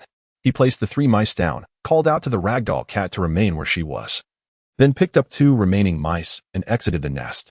Little did Lin Fan know, upon witnessing him carrying 3 mice, a flicker of surprise and admiration sparked in the depths of the ragdoll cat's eyes. She had encountered mice before. They were a common food source for many stray cats. Any stray cat capable of catching mice was indeed remarkable. The ragdoll cat, with its genetic background, understood that mice were a valuable food source. She had wished to catch one herself, but found it impossible. Just the day before, after consuming the mouse Lin Fan had left, she realized how delectable it was. Now, seeing Lin Fan with 3 mice left her utterly astounded and envious, even prompting a sense of admiration. Cats that could catch mice were exceptional. She could barely catch one. Yet here was Lin Fan, capable of snaring 3 at once. Not long after Lin Fan departed from the ragdoll cat's dwelling, he furrowed his brow slightly. Just moments ago, he thought he had seen the attributes panel flicker before him. Could it be that his desire to check the panel triggered its automatic appearance? Not dwelling on the thought, Lin Fan returned to the dwelling he shared with his mother cat. Chapter 24. Activating the servant function upon witnessing Lin Fan's return with 2 mice in tow. Mother cat was both astonished and delighted, mewing joyfully at him. Lin Fan placed the 2 mice before her, called out a few times, and then retreated to the nest for a well-deserved rest. Although the earlier endeavor of hunting mice in the territory of the large spotted cat primarily involved waiting for the rodents to emerge, the prolonged wait had left him feeling quite fatigued. It is worth noting that while his speed attribute was notably high, his other attributes were rather lackluster, particularly his constitution, which indicated his physical resilience and endurance were inadequate, coupled with the need to remain vigilant against the potential appearance of the large spotted cat. Both his mental and physical energy had been significantly drained. As Lin Fan nestled in the cat nest, he took a moment to augment his speed, aiming to improve his overall state. Simultaneously, he accessed his attribute panel. The attribute panel had undergone a transformation. In the next instant, Lin Fan's pupils contracted slightly. Name, Lin Fan. Race, cat. Lifespan, 2,378 days, 2,578 days. Strength, 0, 51, 0, 53. Speed, 0, 78, 0, 8. Constitution, 0, 51, 0, 54. Spirit, 3, 33, 3, 33. Hunting points, 9 servant, 1 servant points, 0. A new lifespan data entry appeared, 2,578 days. This is not the time since my birth. It must represent the time remaining for me. Can I truly live for another 2,578 days? That equates to approximately 7 years. Given that a year has 365 days, the 2,378 days indicate my current state. Does this mean I can survive for that duration? Moreover, I now possess a servant and servant points. What exactly are these? A servant point of 1 signifies that I have 1 servant? Who could it be? What are servant points? How are they acquired? And how can they be utilized? Lin Fan was astounded. At that moment, a series of subtle messages flooded into his consciousness. My earlier speculation regarding the lifespan data was indeed accurate. The servant. It must be that ragdoll cat. The servant points. They likely stem from the servant acquired. Servant points might also enhance various attributes. Most importantly, they can augment both spirit and lifespan data. After a considerable pause, Lin Fan managed to suppress the shock within him and meticulously revisited the ephemeral messages that had emerged, analyzing their implications. He could now ascertain that this attribute panel was capable of conveying certain information, albeit in a somewhat unclear manner, necessitating further validation on his part. Based on that sensation, servant points could amplify spirit and lifespan attributes, underscoring their significance. Could it mean? Soon, Lin Fan furrowed his brow, noting a particular detail. Without hesitation, He focused his intent on the spirit attribute, silently invoking an enhancement. Ever since acquiring hunting points, he had never allocated any to spirit due to its elevated value. Yet, the data following spirit remained unchanged. Indeed, hunting points could not augment the spirit attribute. Lin Fan inhaled deeply, contemplating. Hunting points could enhance strength, speed, and constitution. He had already experienced their remarkable potential. However, they could not influence spirit. Did this suggest that the spirit attribute was superior to the other three? Or perhaps, it merely indicated a disparity in energy attributes. Strength, speed, and constitution shared a commonality with hunting points, while spirit and lifespan attributes aligned with servant points. As this contemplation crossed his mind, Lin Fan sensed an inkling. Perhaps both reasons held true. Not only did the energy attributes differ, but their levels varied as well, particularly concerning lifespan. What an extraordinary attribute! If it could be perpetually augmented, would that not imply the potential for infinite lifespan? Throughout history, countless sovereigns aspired to achieve such a feat, yet failed. Could he truly attain it? Servant points. Lin Fan had not anticipated that his inadvertent assistance to the ragdoll cat would yield such substantial rewards. Setting aside other considerations, the mere existence of a servant point capable of enhancing lifespan was an extraordinary boon. Reflecting on the sudden transformation of his attribute panel, had the ragdoll cat not become his servant, he might never have unlocked this function. His lifespan would have been limited to a mere 2,500 days, approximately 7 years. Even if his strength were to increase significantly by then, it would matter little. Indeed, good deeds and good souls are often rewarded. Lin Fan mused with a sense of contentment. In his previous life as a human, he had performed numerous acts of kindness, yet seldom reaped rewards, often finding himself at a loss. Over time, this led to a perception that good deeds go unacknowledged. This sentiment had become a source of frustration for him. Now, upon reflection, whether it was surviving a vehicular accident only to live on as a cat, obtaining the attribute panel, or rescuing the ragdoll cat and activating the servant function, could these not be seen as divine recompense? Afternoon arrived. After a brief respite, Lin Fan set forth once more to the territory of the large spotted cat, seizing the opportunity presented by the rain to capture more mice. 1, 2, 3. In a stroke of luck, within just over an hour, Lin Fan had successfully caught 3 more mice. To avoid any unforeseen complications, he swiftly grasped the tails of the 3 mice and made his way back. This time, the entrance of the complex was relatively vacant, with only a solitary security guard who paid no attention to Lin Fan's presence. As he passed by the residence of the ragdoll cat, Lin Fan hesitated for a moment before ultimately deciding to return and offer her another mouse. Given the size of the ragdoll cat, consuming just 1 mouse a day would hardly suffice, now that she had become his servant, and could potentially provide him with servant points in the future. He could not allow her to face any peril. Whether it was merely an illusion, Lin Fan sensed that upon encountering the ragdoll cat again, a subtle connection had formed between them. If this connection bore the greatest significance, it seemed to facilitate better communication, allowing him to more acutely perceive her emotions and intentions. This attribute panel. Lin Fan shook his head. The absence of a detailed manual indeed posed a challenge. Fortunately, with few functions, he could uncover them one by one without great difficulty. After instructing the ragdoll cat to remain at rest and not venture out, he turned to depart. Mother cat, upon seeing Lin Fan return with another 2 mice, was equally astonished. After all, just this morning, he had brought back 2 mice. Now he had acquired yet another 2? Mice were not so easily caught. Mew mew mew. Mother cat expressed her joy with several cheerful calls, yet she did not inquire about Lin Fan's hunting grounds, merely attributing his success to good fortune.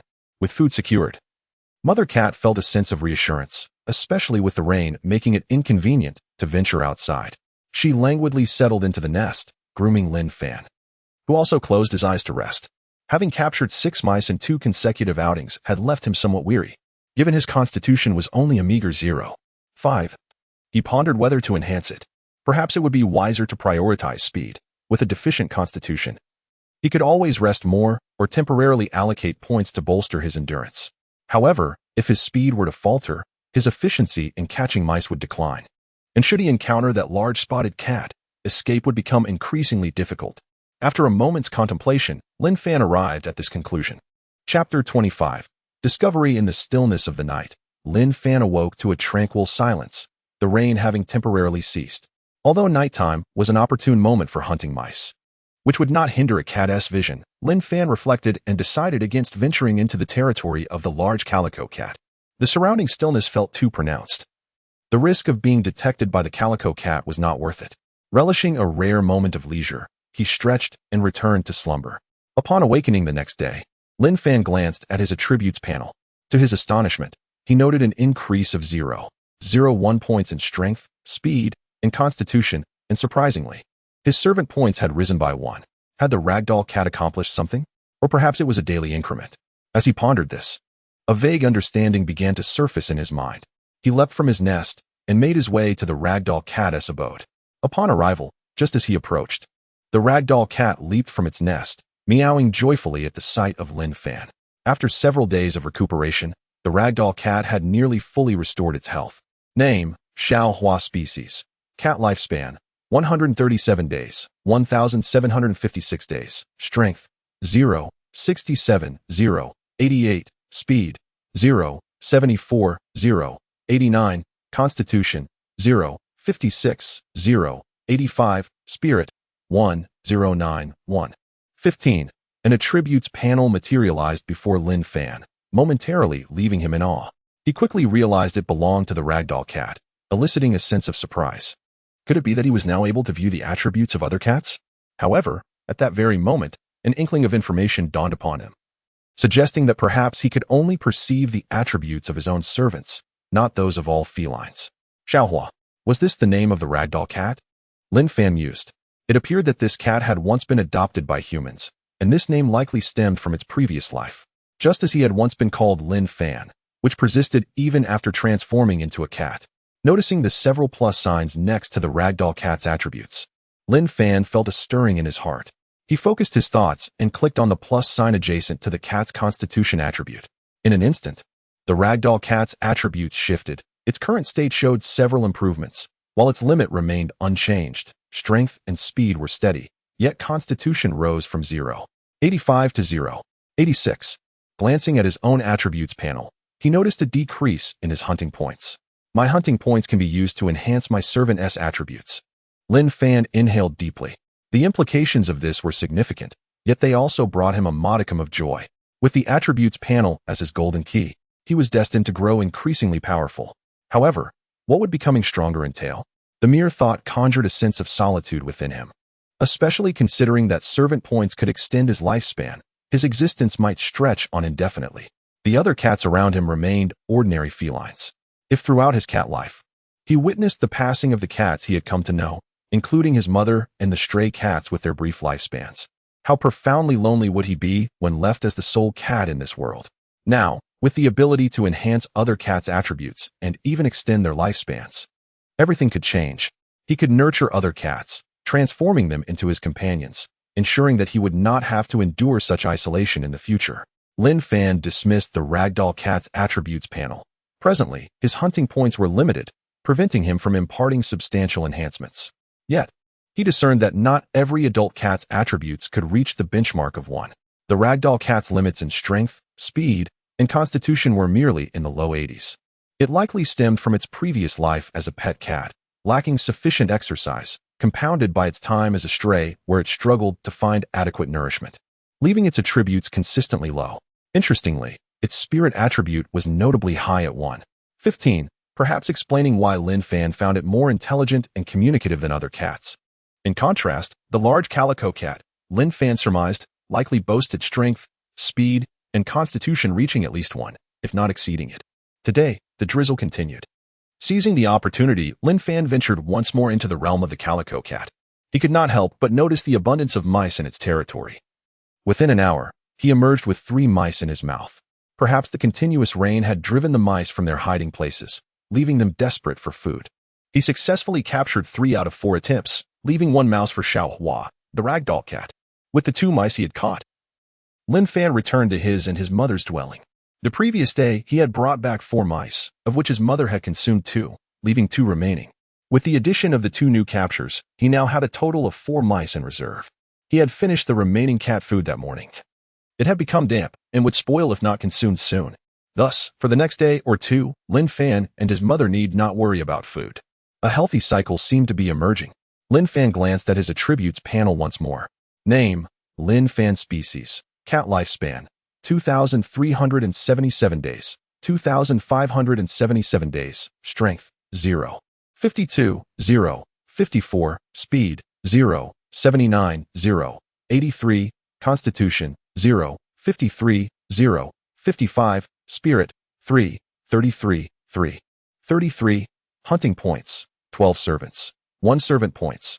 1. Both his lifespan limit and current lifespan had decreased by 1 day since yesterday. However, his speed had increased by 2 points, now reaching a maximum of 0. 83, nearly rivaling the ragdoll cat's maximum speed. With 12 hunting points at his disposal, should he allocate them fully, he could attain a speed of 0. 95, placing him on par with many adult cats. A few more successful hunts, and he would achieve a perfect score of 1, matching the speed of adult cats. In the afternoon, Lin Fan again ventured into the calico cat's territory to hunt mice. Just as he captured 2, he sensed a dangerous presence nearby. Turning to look, he was startled to see the large calico cat, having appeared without his notice, glaring at him from a distance. With a low growl, the calico cat began to approach. Arching its back and stepping forward, its voice rising in a menacing yowl. As he recalled his previous experience, Lin Fan swiftly allocated points to enhance his speed attribute while cautiously retreating from the advancing calico cat. Noticing his lack of flight, the calico cat did not hasten its pursuit but instead continued to close the distance, fixating its gaze upon Lin Fan. Holding tightly to the tails of the 2 mice, Lin Fan continued to back away. His hunting points had reached 14, and he quickly allocated 10 points, restoring all his attributes to peak condition. With his speed attribute now soaring to 0. 93. Chapter 26. 3 against 1. Suddenly, the calico cat sprang into action, lunging fiercely at Lin Fan. Run! Lin Fan turned and dashed away. It must be noted that Lin Fan's speed of 0. 93 far surpassed his previous pace, coupled with his determined sprint. It was no longer effortless for the calico cat to close in on him as it had done before. The calico cat seemed taken aback, surprised by the sudden burst of agility from Lin Fan's petite form. Consequently, during the pursuit, it did not exert its full strength, resulting in a temporary widening of the gap between them. However, cats are creatures that thrive under pressure. Upon realizing that Lin Fan's speed exceeded its expectations, the calico cat accelerated once more. Indeed, the speed attribute of this calico cat was undeniably superior. As Lin Fan ran, he pondered this fact. Despite his all-out effort, the calico cat still held a slight edge in speed. He was uncertain whether the calico had unleashed its full potential or if it was merely operating below its peak. If its speed attribute was only 1, it seemed implausible for it to achieve such velocity. With a swift movement, Lin Fan darted into the same greenbelt he had previously escaped through, continuously altering his course and squeezing into narrow spaces. Eventually, he reached the entrance of the community, but did not pause. He sensed that the calico cat was still in pursuit, perhaps having previously underestimated his capabilities. The calico cat now regarded him as a genuine adversary due to his enhanced speed. As a rival, the calico cat would not relent without delivering a lesson to Lin Fan, ensuring he would think twice before encroaching on its territory. Alternatively, the calico might have been incensed by Lin Fan's theft of 2 mice. For a stray cat, what could be more vital than fresh food and water? Lin Fan's pilfering had undoubtedly crossed a line. After sprinting for a while, Lin Fan found himself still being pursued by the calico cat. He inwardly lamented his predicament. Based on his previous experiences, he believed that once he crossed the calico's territory, it would cease its chase. However, this time proved to be an exception. Lin Fan considered if his grasp on the mice might have been the cause of the relentless pursuit. Thus, he dropped 1 mouse along the way. Yet the calico cat paid it no heed. Even after discarding the second mouse, the calico remained fixated on Lin Fan, seemingly intent on teaching him a lesson. Lin Fan felt utterly exasperated. Despite his remarkable speed, he was fundamentally still a small kitten. Could the calico cat not exhibit a modicum of grace and cease its relentless pursuit? At this moment, Lin Fan's comparatively weaker constitution began to show its drawbacks, leaving him somewhat breathless and causing his speed attribute to plummet. He had no choice but to urgently enhance his physique to improve his stamina. He was hesitant to replicate his previous strategy of merely boosting his speed attribute while simultaneously augmenting others. The latter was merely supplementary and had not significantly bolstered his current physical state. At this juncture, he was lacking in both speed and physical resilience. Even so, as he continued his flight, Lin Fan endured several swipes from the calico cat. One particular scratch left a stinging pain, yet he dared not stop to assess the damage. It seemed he had no choice but to seek out his mother cat. After running for a bit longer, still unable to shake off the calico cat, Lin Fan sighed softly and resolved to head towards his mother cat's location. Meow. Before long, Lin Fan reached a point not far from his mother cat's dwelling. Calling out urgently, his mother cat, resting in her nest, quickly sprang into action upon hearing his cries. Meow. In no time, she arrived at Lin Fan's side, confronting the calico cat with a piercing yell. Seeing the formidable presence of the mother cat, the calico finally halted its pursuit of Lin Fan, engaging instead with the mother cat in a fierce standoff, their vocalizations echoing through the air. Moments later, perhaps due to the lack of a decisive outcome or the calico's overconfidence in its strength, it charged at the mother cat, initiating an altercation. Lin Fan felt a surge of anxiety. He had never anticipated the situation would escalate to this extent. He rushed forward, clawing at the calico with all his might. At this moment, Lin Fan's disadvantage in strength became evident. Although he had no trouble catching mice, he was significantly weaker against the calico. His attempts to scratch the calico yielded little reaction, while a single swipe from the calico sent him sprawling away, allowing it to turn its attention back to the mother cat. In this one-on-two situation, the calico cat maintained the upper hand, proving itself to be a remarkably fierce opponent, justifying its dominion over such a vast territory of mice. As Lin Fan and his mother cat battled the calico, another cat's cry rang out from a distance. Soon, a newcomer joined the fray, relentlessly attacking the calico. This new feline was none other than the ragdoll cat. It turned out that when Lin Fan had fled earlier, he had unintentionally passed by the ragdoll's territory. Witnessing Lin Fan in peril, the ragdoll cat could not stand idly by. However, the speed of Lin Fan and the calico cat had made it difficult for the ragdoll to find an opportunity to intervene. Now that it had spotted the conflict, it dove into the battle without hesitation. As the saying goes, 2 fists cannot contend with 4 hands, let alone 3 cats wielding 6 claws. The calico was soon besieged by Lin Fan and the ragdoll cat, receiving several sharp scratches. The claws of a cat, once unleashed, could inflict considerable damage, even if the attacker lacked brute strength, especially in vulnerable areas such as the face and nose. Suddenly, the calico let out a thunderous roar, leaping out of the fray and scanning the 3 cats, Lin Fan, his mother, and the ragdoll. Lin Fan and his mother cat were laboring under the strain, and he knew the ragdoll's condition was equally poor. Furthermore, the mother cat and the ragdoll were unfamiliar with each other and could not rely on mutual trust. The mother cat was already struggling against the calico, and the ragdoll's involvement would only exacerbate their disadvantage. Realizing the precariousness of the situation, all 4 cats halted their attacks, exchanging wary glances and occasional vocalizations. Ultimately, the calico bared its teeth and let out a final growl before retreating.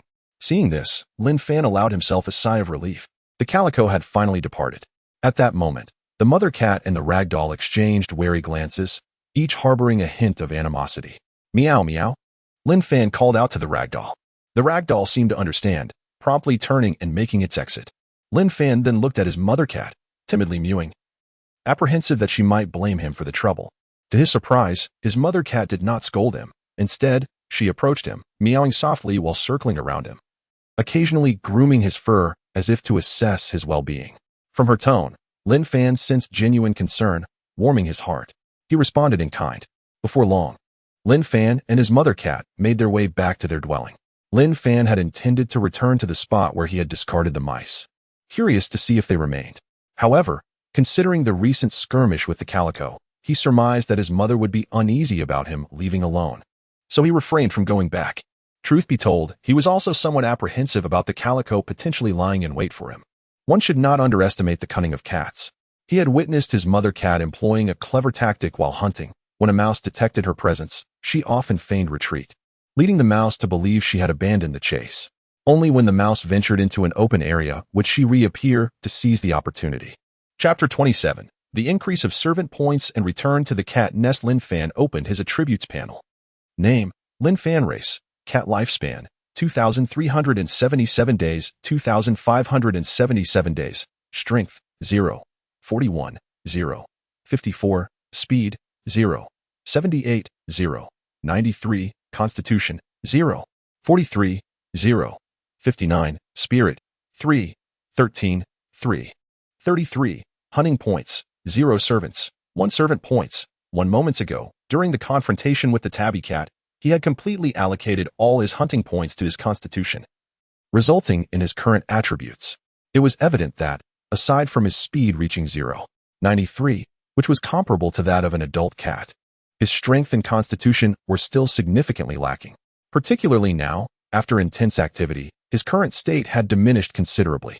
He pondered over the single servant point he had left, deciding to reserve it for later use.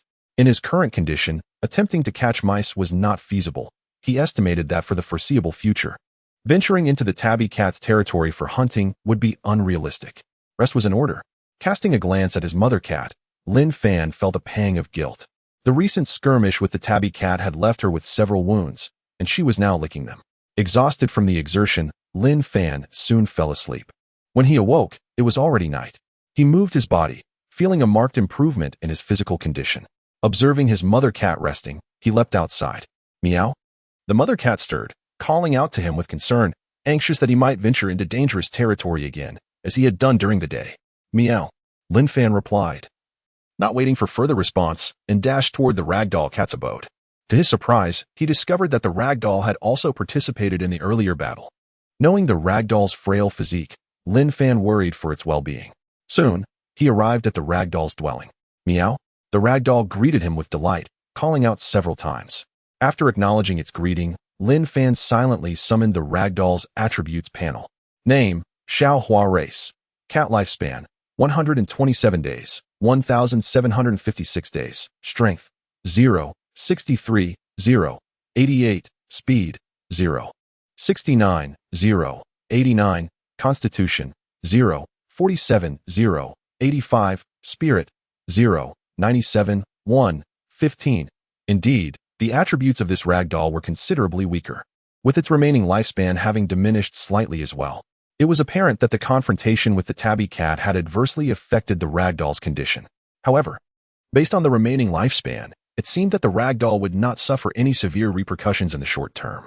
Resolutely, Lin Fan refrained from allocating his precious servant points to the ragdoll. These points could enhance lifespan and spirit, and using them for ordinary attributes would be an imprudent waste. With only a solitary servant point remaining, he viewed it as a reserve, reluctant to expend it.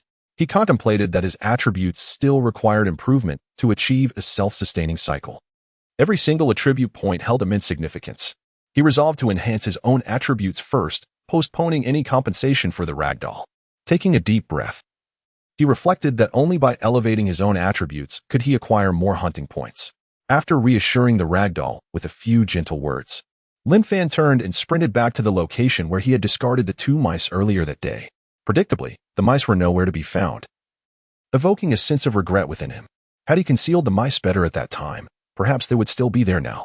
Previously, his efficiency in catching mice within the tabby cat's territory had been commendable, managing to catch 6 in a single day. He had not been overly concerned about the 2 mouse carcasses, but now, having been discovered and confronted by the tabby cat, returning to that territory to hunt would undoubtedly prove challenging.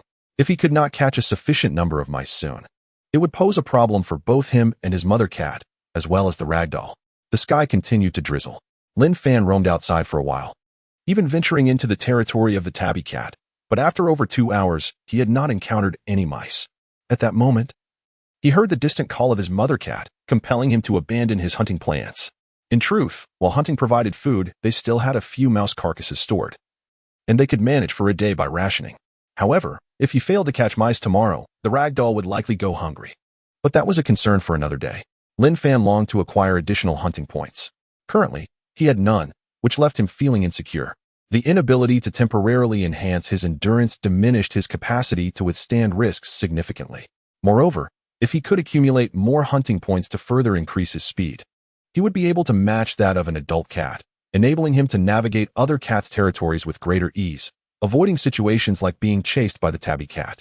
Regrettably, lacking the advantageous territory of the tabby cat, hunting in the rain elsewhere was proving to be quite difficult. Lin Fan returned to his dwelling, sleeping soundly until dawn. Name, Lin Fan race. Cat lifespan, 2,376 days, 2,576 days. Strength, 0, 54, 0, 55. Speed, 0, 94, 0, 95. Constitution, 0, 59, 0, 6. Spirit, 3, 29, 3. 34. Hunting points, 0 servants. 1 servant points. 2 indeed. The servant points had increased by 1. This increment occurred daily, with 1 point added for each servant. Lin Fan's eyes brightened at the sight of the data on his attributes panel. According to the information he had previously gathered, servant points could be utilized as hunting points. Now, with 2 servant points, he felt a renewed sense of security. His speed attribute had not stagnated despite the significant allocation of points. Overnight, it had increased by 0.02 points, reflecting on the previous consistent daily increase of 0.02 points. Lin Fan began to suspect that investing points into his speed attribute did not impede its natural growth. Rather, it might enhance its potential for greater increases in the future. He would ascertain the truth of this hypothesis in a few days. Additionally, his spirit attribute had risen by 0.01 points. While he had a general understanding of its significance, the other 3 attributes' growth was far more beneficial to him at present. Nonetheless, any increase was better than none. It appeared that the previous day's skirmish had affected his current state. Upon awakening, his state closely mirrored his maximum state. Lin Fan reviewed his attributes panel once more. Contemplating deeply. As he stowed away the attributes panel, Lin Fan prepared to leap from the cat nest. Chirp. At that moment, a sensitive sound caught his attention. He immediately looked up.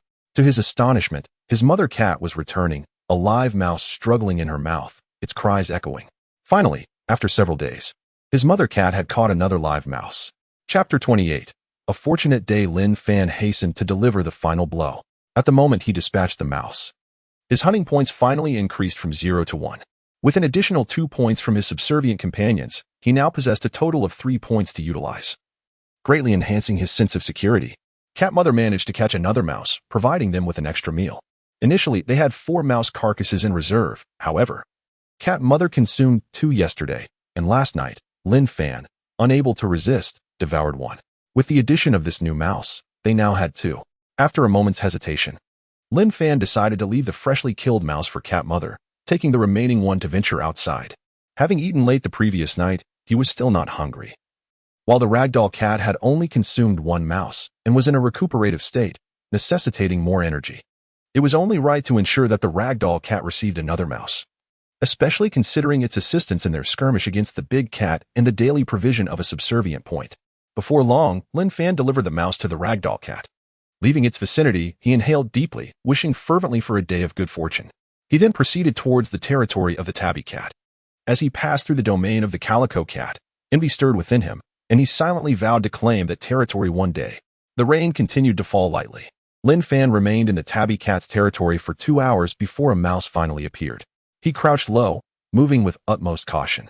Perhaps the significant boost to his speed attribute was the reason, but Lin Fan felt his movements were remarkably more agile now. Within a minute, he successfully captured the mouse. Feeling the entire process was much easier than before. Indeed, a speed of 0.95 was commendable. With the mouse in his mouth, Lin Fan felt elated. With this catch, he would not go hungry today. Earlier in the morning, both Cat Mother and the ragdoll cat had consumed a mouse each, and even if they failed to capture another, the day would not be overly arduous. After waiting for 2 more hours in the rain, his energy began to wane, and he finally felt hunger pangs. Without hesitation, he devoured the mouse, executing the act with practiced ease. Seizing the moment, Lin Fan continued his hunting endeavors, drawing from his prior experiences. He knew that mice were not solitary creatures. They moved in groups, driven by hunger or the quest for food storage. It would be unjust for only 1 mouse in a group to venture out. Thus, mice rarely acted alone, and if 2 were absent for an extended period, it signified danger lurking outside, making their return perilous. Realizing this, Lin Fan decided it was best to retreat and rest. He picked up the mouse at his feet and turned back. Perhaps fortune was indeed favoring him today. On his way back, he stumbled upon a large frog, which he promptly hunted down. In comparison to mice, catching frogs was a trivial task for a cat, especially those in the vicinity that lacked escape routes to water. Once a cat had set its sights on a frog, survival chances dwindled significantly. Consequently, Lin Fan earned another hunting point, bringing his total to 3. Joy filled Lin Fan. As with the frog and the mouse beside him, he and Cat Mother would not have to endure hunger, having eaten late the previous day and just consuming another mouse. He could afford to save the frog for the ragdoll cat, which required ample sustenance due to its larger size. On his way back, he delivered the frog to the ragdoll cat and returned with a mouse for himself and Cat Mother. Shaking off the rainwater from his fur, Lin Fan leapt into their cozy nook. Cat Mother, resting inside, looked up joyfully upon seeing Lin Fan return with a mouse. She stood to greet him with affectionate calls and licked his fur in appreciation. As Lin Fan settled into rest, he pondered his circumstances. His speed attribute had now reached 96, and with 3 hunting points and 2 subservient points, if he combined them all, he would achieve a total of 101, surpassing a score of 1.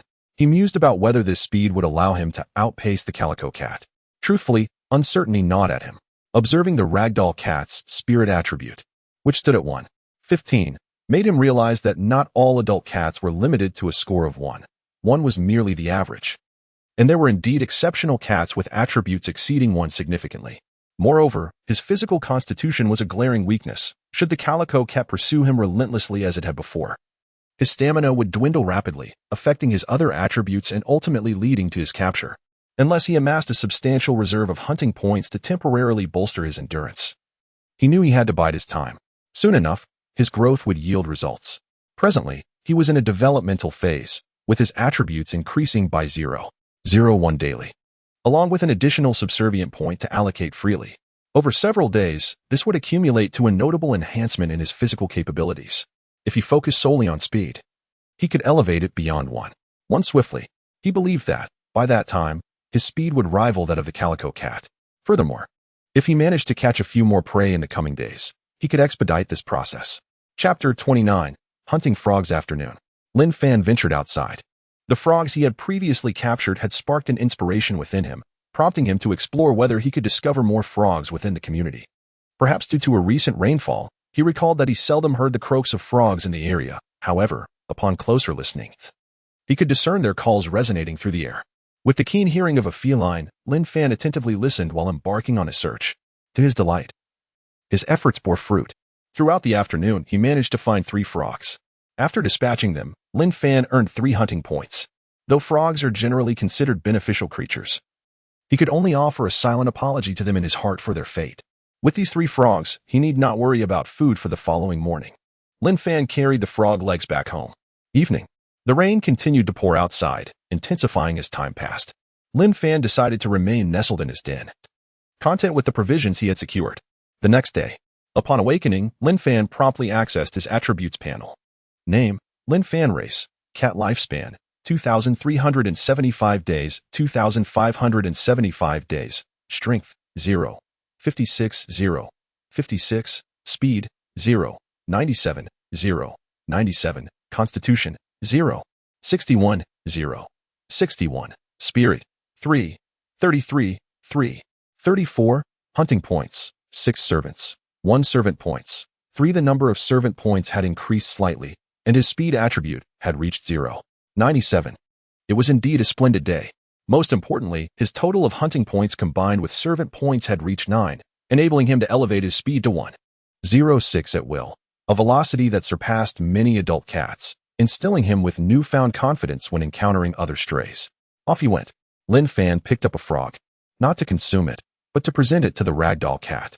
Now that he could secure prey daily, he felt emboldened about his food choices. No longer willing to settle for stale offerings that had been left overnight, he craved fresh sustenance. Of course, should he ever find himself unable to catch anything, he would cross that bridge when he came to it. Nevertheless, after yesterday's experience, Lin Fan felt a surge of confidence for the day ahead. He had heard the calls of several frogs the previous night, and even now, their croaks echoed through the air. Was this not the promise of an easy meal?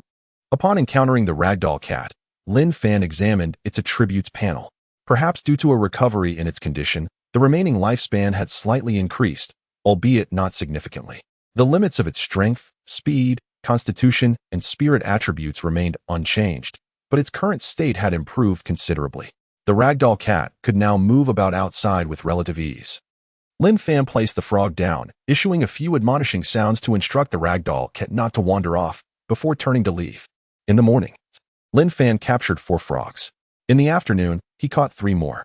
The community was not extensive, and combined with the frogs he had caught previously, the chorus of croaking had diminished significantly.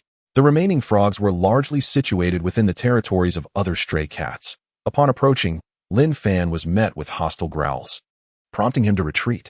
Having caught 7 frogs in a single day, Lin Fan felt thoroughly satisfied. His efficiency surpassed even that of hunting mice in the territory of the tabby cat. However, he understood that such success could not be sustained. The community was not near a river, and the availability of water was limited, meaning the frog population was finite. After his extensive hunting, it would be increasingly difficult to achieve similar results in the days to come. With the 7 hunting points earned today, Lin Fan's total had reached 13, granting him ample resources to allocate. After some contemplation, he decided to invest 8 of his hunting points into speed, raising his speed limit to 1.05, while allocating 2 points to constitution, increasing that limit to 0.63. The previous encounter with the tabby cat had underscored the importance of constitution. A lackluster constitution could easily lead to fatigue, and should it decline significantly, his speed would follow suit. Therefore, it was prudent to enhance his constitution. As for strength, Lin Fan deemed it unnecessary for the time being, as his current pursuits involved hunting small creatures rather than engaging in confrontations with other cats. He could afford to let his strength gradually improve over time. After distributing his points, Lin Fan found himself with only 3 hunting points remaining. With a determined leap, he decided to test his newfound speed. The results were gratifying. The increase in speed was palpable, akin to the difference between running with and without shoes in a game. After a short sprint, he estimated that he still lagged behind the tabby cat's speed, which likely exceeded 1. No need to rush. He would take it one step at a time. On his way back, Lin Fan delivered another frog to the ragdoll cat, casually glancing at its attributes panel. After a day had passed, the ragdoll cat's condition had improved somewhat, though its remaining lifespan had not changed, indicating that this was a challenging attribute to augment. This fact stirred a hint of worry within Lin Fan. According to the displayed information, the ragdoll cat's current state meant it could only survive for a little over 130 days. Even for a cat, that was a fleeting period. He would observe further. If necessary, he might have to use servant points to extend the ragdoll cat's lifespan. Lin Fan inhaled deeply, contemplating the situation. Ultimately, the ragdoll cat provided him with a daily influx of servant points, which he could consider a fair exchange. Yet, he sensed that the circumstances could improve. For instance, through enhancing its constitution. The ragdoll cat's predicament was primarily due to its deficient constitution, and by bolstering it, perhaps its lifespan would extend as well. After all, while the ragdoll cat's maximum lifespan was not particularly lengthy, it was not insignificant either, given that other attributes could align with both current and maximum states. It was reasonable to expect that the ragdoll cat's remaining lifespan could also become consistent. The existing disparity must be the result of some underlying issue. Resolving that issue would likely lead to an increase in its remaining lifespan, which would be entirely reasonable. However, such endeavors would need to wait for another day. Evening arrived, and the rain continued to fall. This unexpected autumn downpour showed no signs of relenting. Lin Fan refrained from venturing out, opting instead to rest. The following day, Lin Fan checked his attributes panel. His servant points had increased to 4. Most importantly, he focused on the speed attribute, sighing with relief. Indeed, although his speed had reached 1.05 yesterday, it had not hindered today's growth. Now, his speed attribute stood at 1.06. Additionally, both strength and constitution attributes had each risen by 0.01, while the spirit attribute remained unchanged. It was another new day. Off he went. Lin Fan lifted his gaze toward the outside world. Chapter 30. A return to the domain of the striped cat on this day. Lin Fan's primary focus remained on the pursuit of frogs. In the autumn, many frogs became less active, resulting in a lack of calls the previous day. However, today, some began to croak again, or perhaps their locations had shifted from the territories of other stray cats to areas where Lin Fan could search. By the end of the day, Lin Fan successfully captured 5 frogs. On his way back, he discovered that Mama Cat had caught a mouse, still alive but barely breathing, prompting Lin Fan to swiftly deliver the final blow. In total, Lin Fan earned 6 hunting points that day. With fervor, Lin Fan directed his thoughts toward his attribute panel, quietly adding the 6 points. Soon, his speed attribute reached 1.12. He tested his speed and felt a noticeable increase. Tomorrow, he would seek out more frogs before attempting to venture into the territory of the striped cat once again. Lin Fan squinted slightly, firmly resolving that he could hardly believe the striped cat could surpass his speed. Moreover, he refused to accept the misfortune of being discovered immediately upon entering the striped cat's domain, as long as he could catch a few mice while there. Adding them to his speed attribute, the outcome of a speed comparison between himself and the striped cat would be uncertain. The striped cat would find it a dream to capture him. At that point, he would attain a truly virtuous cycle, allowing him to traverse the striped cat's territory with ease. The following day, Lin Fan's speed attribute did not increase and remained at 1.12. He frowned slightly but found solace in the fact that his other attributes had improved. That day, he managed to catch only 3 frogs. Mama Cat caught a small bird. But by the time Lin Fan discovered it, the bird had already perished, depriving him of additional hunting points. Both birds and frogs offered less meat than mice. And as the number of frogs Lin Fan caught diminished, both he and Mama Cat found themselves less satiated. Tomorrow morning would be the time to venture out. Lin Fan thought to himself. Firstly, in the morning, his attributes could increase once more. Secondly, the early hours were when many stray cats, having roamed throughout the night, would be resting. Uncommonly, the rain paused for a while that evening. Having made his decision, Lin Fan refrained from going out that night and focused on recuperating his energy. The next morning, Lin Fan opened his eyes to find that his speed attribute had increased by 0.01, reaching 1.13, which brought him great relief. His strength had risen to 0.59, and his constitution to 0.66, while his servant points reached 6. With 6 hunting points in hand, he set out. The neighborhood was small, and soon Lin Fan entered the territory of the striped cat, returning to the same spot as before. Momentarily, he struggled to find a better location. Being unfamiliar with other areas, but this place allowed for a swift escape should he be discovered by the striped cat. It must be said, there were indeed numerous mice in this area. Typically, mornings were not peak hours for mouse activity. Yet, after waiting for over 20 minutes, a mouse of moderate size appeared, scurrying toward a pile of garbage. Lin Fan crouched low and quietly approached the mouse.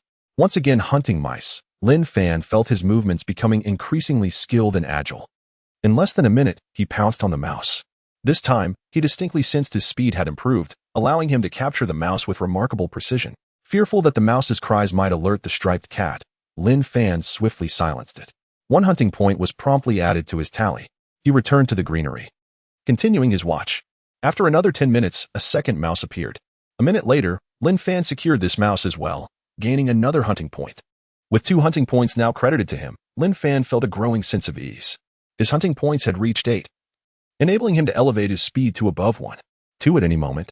He could hardly believe that a speed of 1.2, especially in peak condition, would not surpass that of the striped cat. Not to mention, he still had 5 unused servant points. At this moment, he felt a profound sense of confidence. Half an hour later, Lin Fan captured a 3rd mouse. He chose not to leave immediately, as the hour-long hunting session, while slightly diminishing his state, had not done so significantly. He added a point to his speed, allowing his other attributes to recover somewhat. He continued to wait patiently.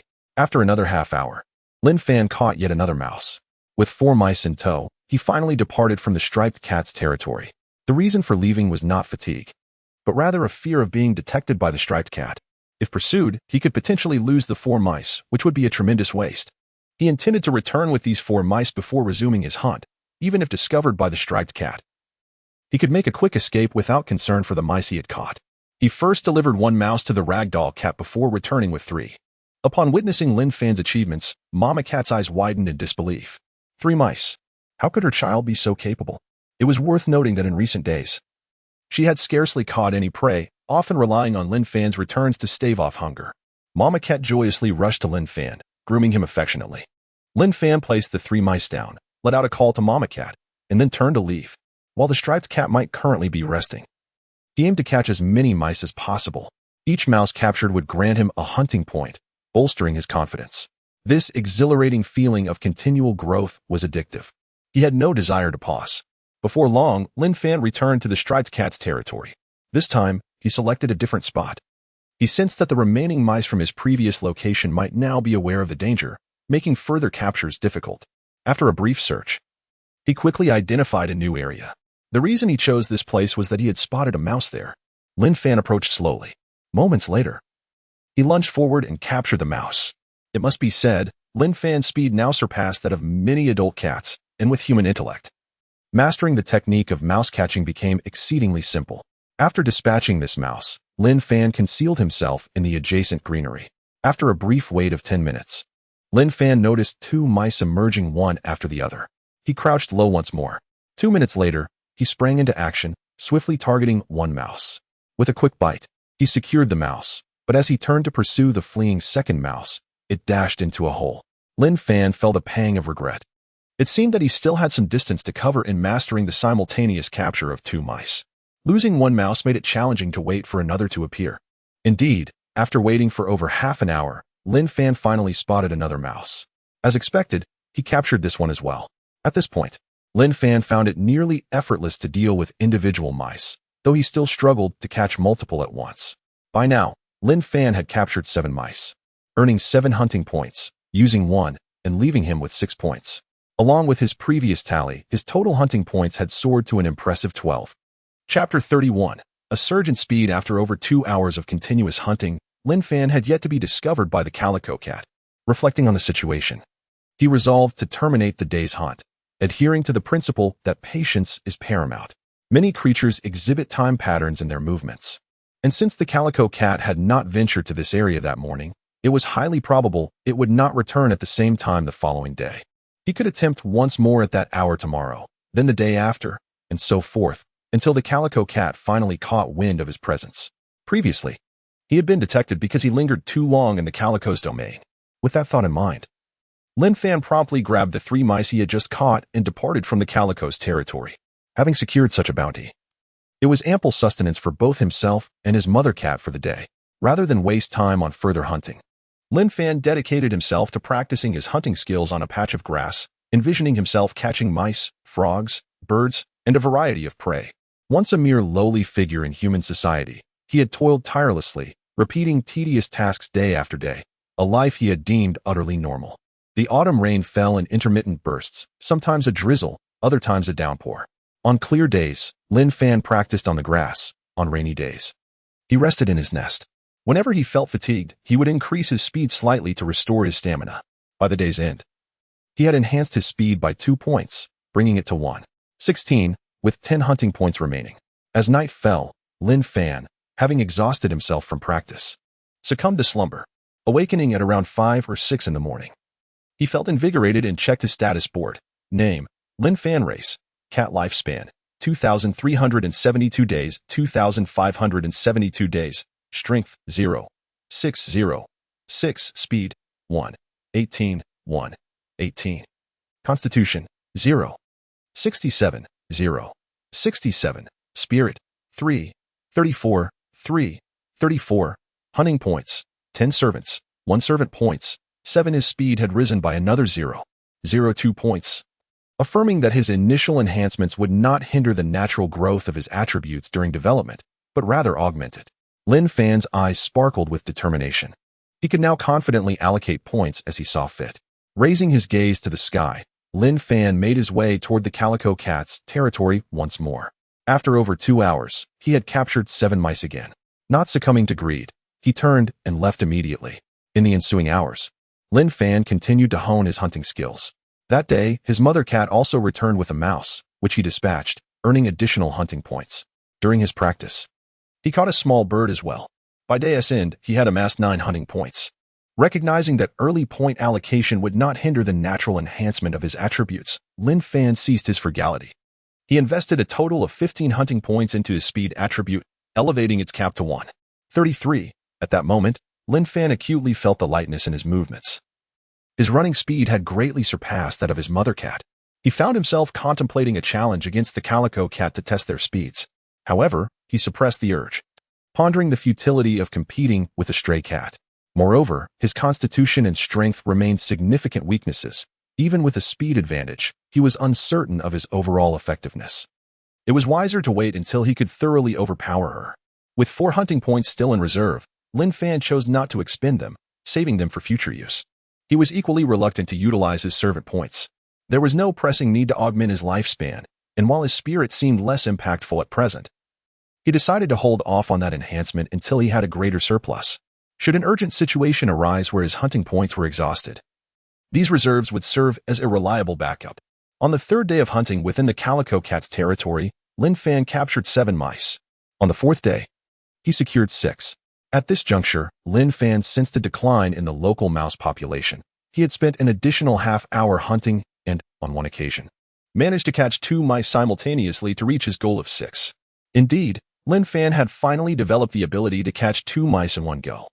Over the past 2 days, his speed attribute had increased by 0.02 points daily, compounded by his enhancements, bringing his speed cap to 145. At this point, Lin Fan was confident that his speed now far exceeded that of the calico cat, and significantly so. He felt no fear at the prospect of encountering her again. Consequently, Lin Fan contemplated whether to change his hunting location. The row of shops nearby housed numerous restaurants, over several dozen in total, indicating a plentiful mouse population. A new locale could potentially enhance his hunting efficiency. Tomorrow, perhaps, he mused. Passing by the residence of the ragdoll cat, Lin Fan left behind 2 mice. In recent days, due to his considerable catches and the occasional bounty from his mother cat, both he and the ragdoll cat had been well fed, with the latter's health rapidly improving. Lin Fan attempted to untie the bell around the ragdoll cat's neck, but to no avail. He would wait for Li Shishir to return to assist him. It had been over 10 days since Li Shishir's last visit, and he was uncertain when she might return. The water she had left was long consumed. But the continuous rainfall alleviated any concerns regarding hydration. As the day came to a close, Lin Fan retained 4 hunting points, allocating the remainder to boost his speed attribute, elevating it to 1. 5. With the dawn of a new day, Lin Fan's speed attribute, as anticipated, reached 152. Once again, he ventured into the Calico Cat's territory. This time, compared to his previous incursions, Lin Fan entered with a newfound confidence. He passed by his earlier hunting grounds, noting the absence of mice, and pressed forward. Soon, he spotted a mouse and approached cautiously. Within half a minute, he had successfully captured it. In contrast to his earlier trepidation, Lin Fan's approach to catching mice had grown increasingly audacious. He no longer felt the need to wait for the perfect moment to strike. With a speed of 152, his agility dwarfed that of other adult cats, rendering the mice hopelessly outmatched. After dispatching the first mouse, he continued onward without hesitation, soon discovering another. Remarkably, the population of mice in this territory was abundant. In this moment, Lin Fan began to comprehend why he had not encountered the calico cat during his previous days of hunting. It was simply too easy for her to catch mice here. With minimal effort, she could find and capture prey without needing to venture far. Once a territory is established, other stray cats tend to avoid the area. Deterred by the calico's scent, it was likely that she only circled back after a few days to reassert her claim. With his hunting range now expanded, Lin Fan's efficiency soared. In less than an hour, he had caught 10 mice. Naturally, his wanderings soon caught the attention of the calico cat, who had been dozing in her nest. She appeared before Lin Fan, letting out an angry yell. It recognized Lin Fan, the little black cat that had ventured into its territory multiple times in the past few days to hunt mice. When it had pursued the feline, it had even engaged in a scuffle with 2 larger cats. Perhaps recalling that incident, it instinctively glanced around Lin Fan.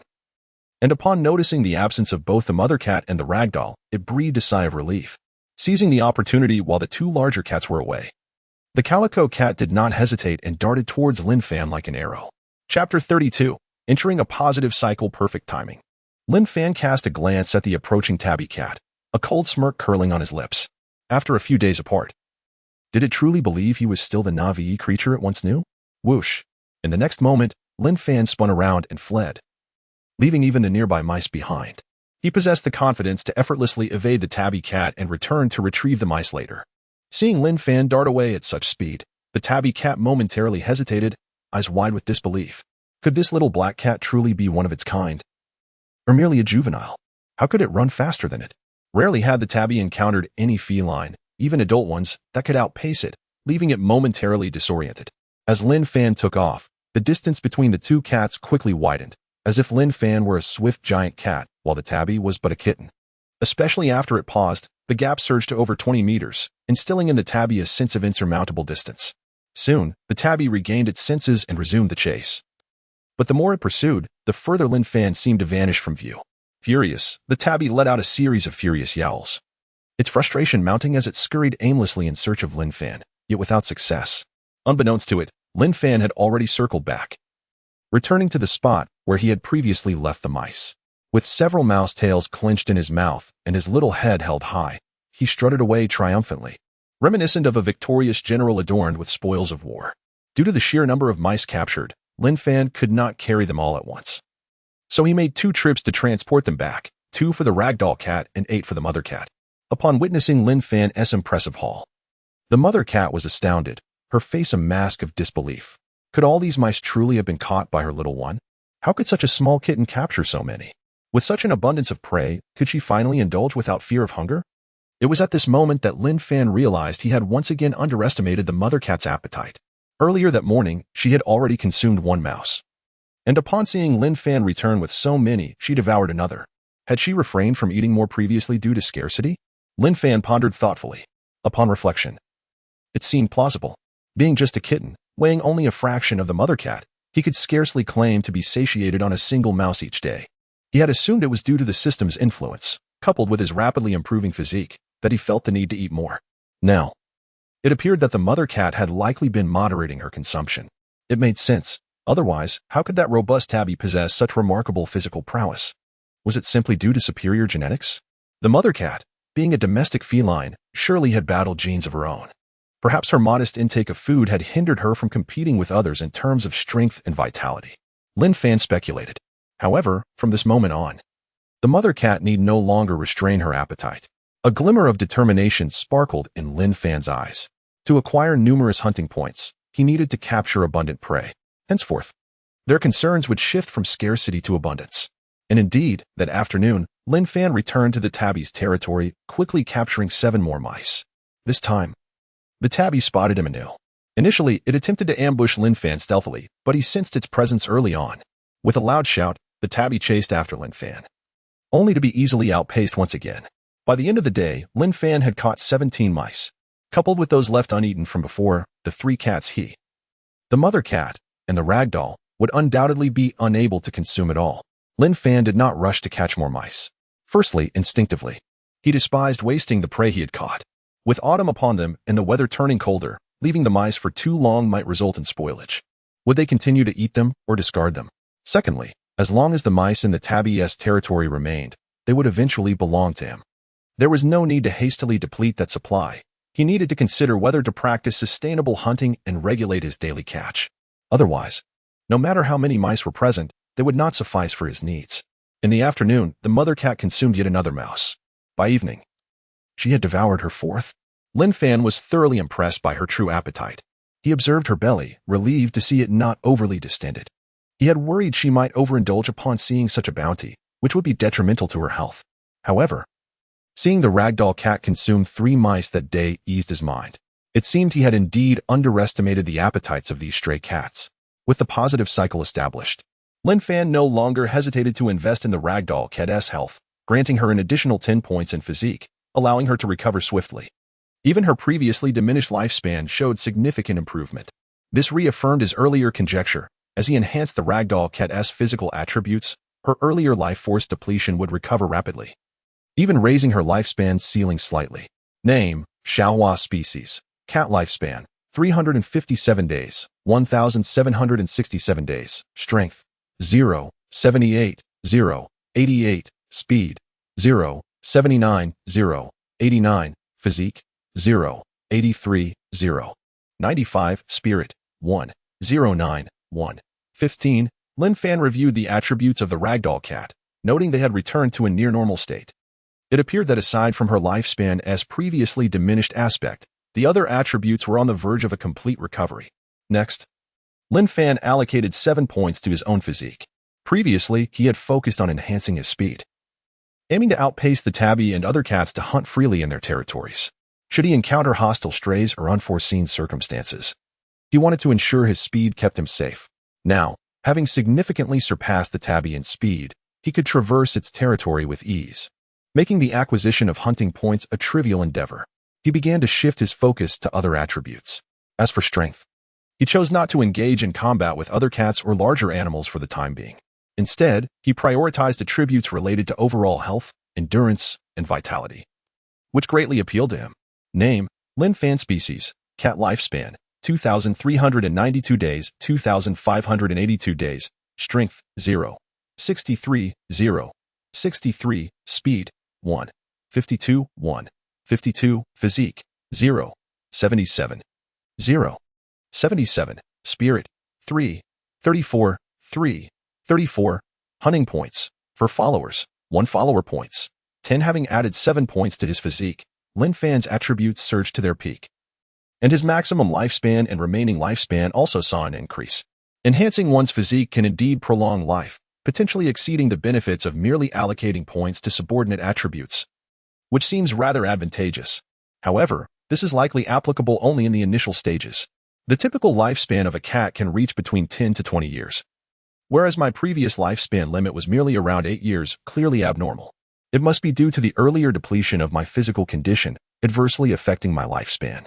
Now, by augmenting my attributes, I have fortified my physique, consequently restoring my lifespan limit, akin to the previous enhancement I applied to the ragdoll cat. Lin Fan gazed at his attribute panel, deep in thought. Everything has its limits, and lifespan is no exception. Under normal circumstances, regardless of how robust his physical condition may be, it is impossible to live indefinitely. That is when the function of subordinate points comes into play. Chapter 33. I'm sorry, I returned late. The following day, as noon approached, the rain had finally ceased. A girl clad in a school uniform stood before the greenery. Her gaze drawn to the automatic feeder that lay toppled in the depths of the shrubbery, sullied and seemingly untouched for ages. Her heart ached, and tears brimmed in her eyes. Xiaomi! Xiaomi! Are you there? Xiaomi! Where are you? She sobbed, her shoulders trembling as she wept, searching frantically around the vicinity, yet finding nothing of her longing. This sorrowful girl was none other than Li Shishir, who had not returned to school during this period.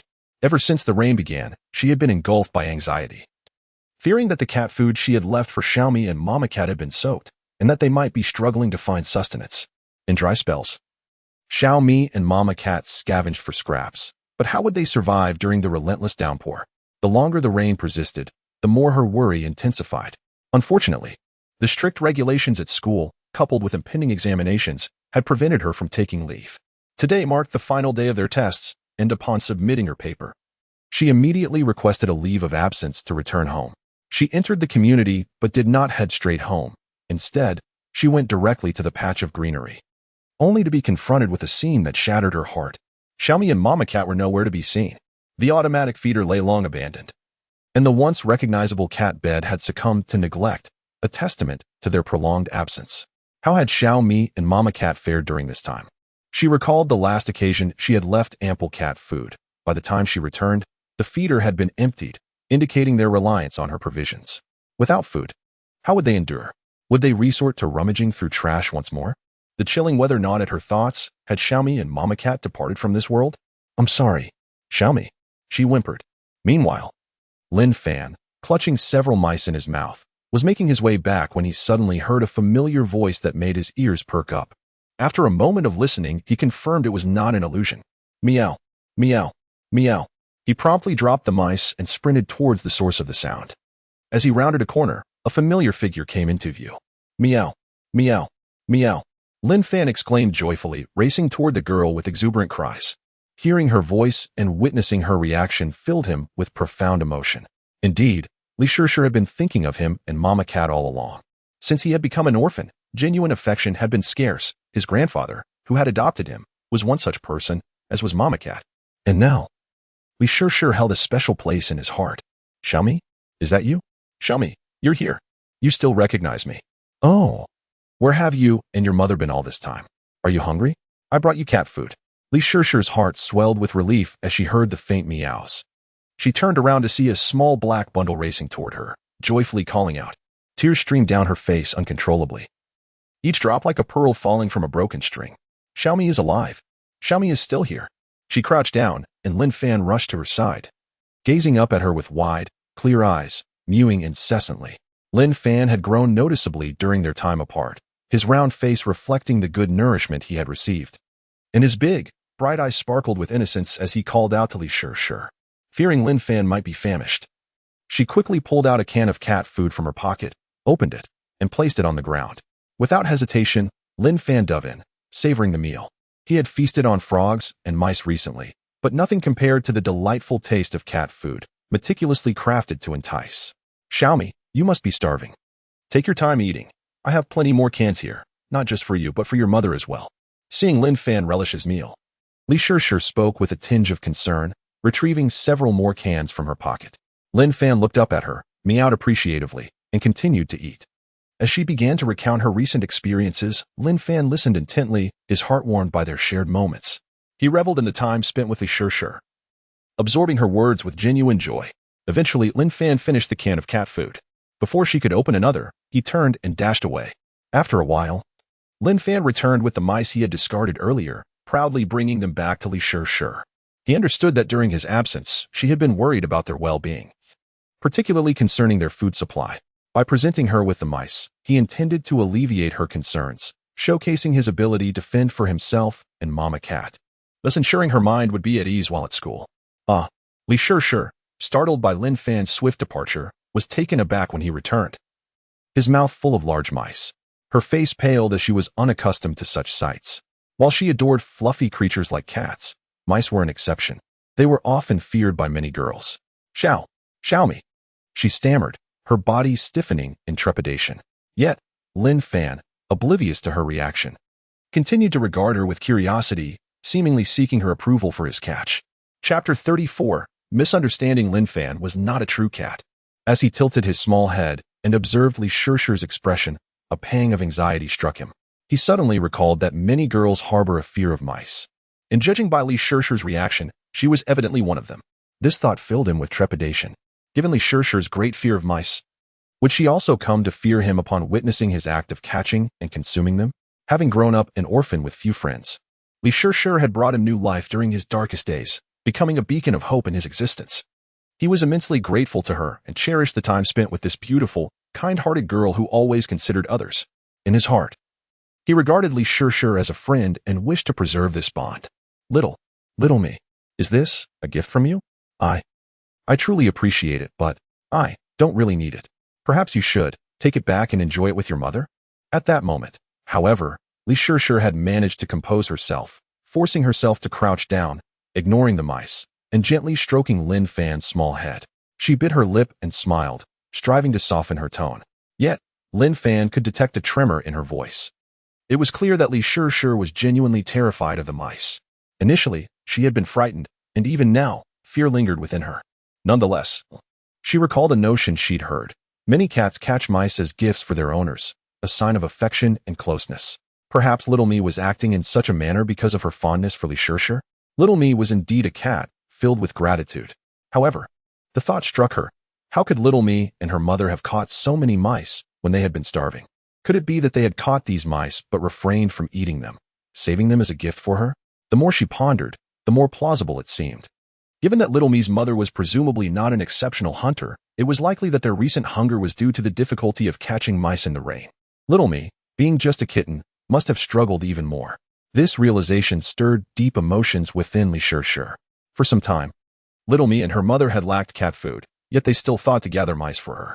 Observing Little Me devour cat food with such fervor earlier, it was evident that she had been starved for quite some time. Despite her own hunger, Little Me had chosen to save the mice for her. How could she express disdain in such a situation? As she stroked Lin Fan's head, her heart swelled with compassion. With Little Me and her mother considering her feelings so deeply, how could she allow fear and disgust to surface? Little Me was remarkably understanding. If Little Me sensed her fear, it would surely break her heart. As for the notion that she might disdain Little Me and her mother for consuming mice, that was out of the question. Cats catching and eating mice was a natural order, a service to humanity. She would never confuse right with wrong in such matters. Lin Fan felt bewildered. He comprehended Li Shishir's words, but had not anticipated such a misunderstanding. He was not a true cat, and could never perform such a foolish act as offering Li Shishir a pile of mice. If he were to grasp Li Shishir's inner thoughts, he would likely be even more speechless. He had brought the mice to reassure Li Shishir regarding his and his mother's sustenance, but instead, it had backfired. Gradually, as he listened to Li Shishir's murmurs, he began to understand her thoughts, and he became increasingly speechless. He could not allow this misunderstanding to persist. Otherwise, she would believe that he and his mother were hoarding mice for her, intensifying her concern for their well-being. Yet, he was at a loss on how to explain this to Li Shishir directly. After some contemplation, he turned and dashed away. This time, he sprinted towards the territory of the tabby cat, resolved to catch a mouse to show Li Shishir that he was indeed capable of catching mice, thus alleviating her worries about his and his mother's food situation. The neighborhood was not particularly large, and Lin Fan ran swiftly. In no time, he found himself in the tabby cat's domain. Familiar with the area, he soon spotted a mouse in a location frequented by them. Eager to return quickly, Lin Fan acted with urgency, reaching the mouse in mere seconds and launching himself toward it. As expected, he pinned the mouse under his paw. Squeak. The mouse struggled in Lin Fan's mouth. This time, he did not hastily kill it. Instead, he glanced at a corner not far away and turned to leave. In that corner, a tabby cat was watching him intently. However, before the tabby could act, Lin Fan had already departed, leaving the tabby to frantically search for him, circling in place while letting out an exasperated cry. Meanwhile, Li Shishir, noticing Lin Fan's departure, felt a surge of anxiety, uncertain whether to pursue him. She glanced at the mice on the ground, torn between her feelings. If she left, what would happen to them? These were the gifts that little Me and her mother had painstakingly gathered for her. If she abandoned them, and they were taken away by the cleaning staff or other stray cats, all of little Me and her mother's efforts would be in vain. As she contemplated this, she suddenly spotted a small black figure sprinting towards her from a distance. Could it be little Me returning? Li Shishir exclaimed in surprise. At the same time, she marveled at little Me's speed, which seemed far faster than any other cat she had seen. She could barely make out little Me's form as it dashed. In no time, Lin Fan returned to Li Shishir, dropping the half-dead mouse at her feet. The mouse, not quite lifeless, twitched on the ground. Li Shishir was startled once more. She feared mice, especially live ones. The sight of this half-alive mouse ignited a flicker of dread within her. However, having already encountered the dead mice earlier, she quickly grasped that this was indeed the mouse that little Me had just caught. Yet, she was utterly astonished. How old was little Me? How could she catch a mouse? Moreover, how long had it been since little Me had left? Less than 3 minutes? And she had managed to return with a live mouse? Little Me, did you catch this just now? Li Shishir stammered, pointing at the mouse on the ground. Meow. Lin Fan tilted his head back and mewed at Li Shishir, as if responding to her words. Then, he leaped toward the mouse and swiftly delivered a decisive bite, ending its life with remarkable efficiency. It was at this moment that Li Shishir was left with no doubt that this mouse had indeed been caught by little Me. Little Me was capable of catching mice. Moreover, her skills seemed quite impressive. Perhaps all those mice had been gathered for her? A sudden realization struck Li Shishir, and she gasped. If that were true, little Me's prowess in catching mice was truly extraordinary. However, reflecting on little Me's earlier speed and agility, it did not seem entirely implausible. Little Me was so intelligent and swift, it was not beyond reason that she possessed such remarkable hunting skills. Little Me, you are truly incredible. After reaching this conclusion, Li Shishir turned to Lin Fan, unable to contain her praise. A cat that can catch mice is truly a competent feline. Little Me will undoubtedly be one of the formidable strays in the future. Chapter 35. Regrettably, after Lin Fan demonstrated his remarkable abilities, Li Shishir finally believed that Lin Fan possessed formidable mouse-catching skills. Henceforth, she need not worry excessively about the sustenance of Lin Fan and Mama Cat. Initially, she had approached the matter with preconceived notions. Now, upon observing Lin Fan closely, she noted his lustrous, jet-black fur that starkly contrasted with the dry, yellowish, and filthy coat she had first encountered. The lively and agile figure of Lin Fan was hardly reminiscent of a cat that was perpetually famished. Li Shishir gradually felt reassured.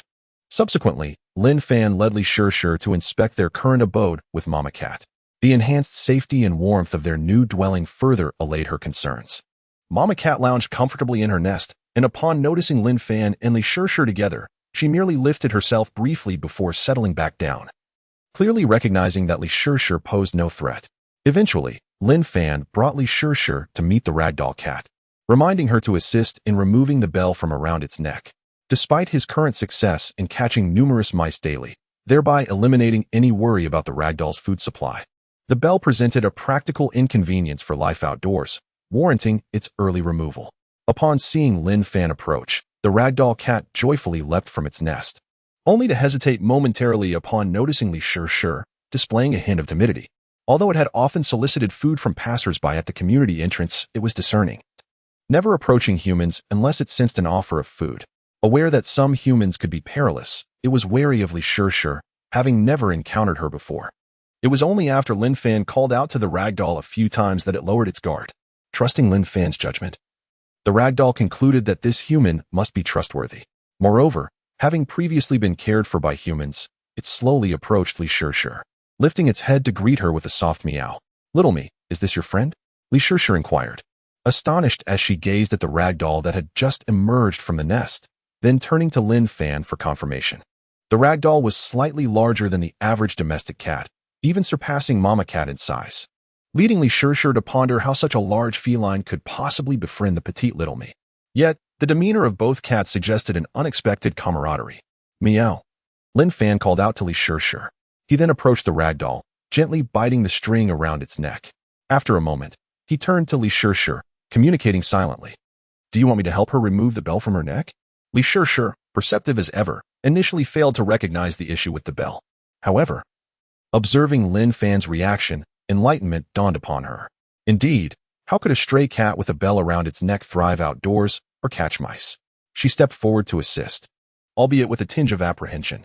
This ragdoll was a stray, a large one at that, and she had no prior experience with it, unsure if it might bite. Yet, upon interaction, the ragdoll remained exceedingly gentle, even issuing a few soft meows, which eased her trepidation as she focused on unfastening the bell. After a while, Li Shishir discovered that the bell was quite difficult to remove. "Little me, wait here with your friend. I'll fetch a tool," she said, glancing at Lin Fan before bidding him farewell. Having visited Lin Fan and Mama Cat's dwelling, as well as the ragdolls, she felt reassured that she could return without fear of losing her way. After a brief absence of 10 minutes, she returned with a bag containing a pair of small scissors and a packet of cat food. With the scissors in hand, Li Shishir swiftly cut the bell from the ragdoll's neck. She then produced 2 disposable bowls, one for water and the other for cat food, pouring some into each for Lin Fan and the ragdoll to eat.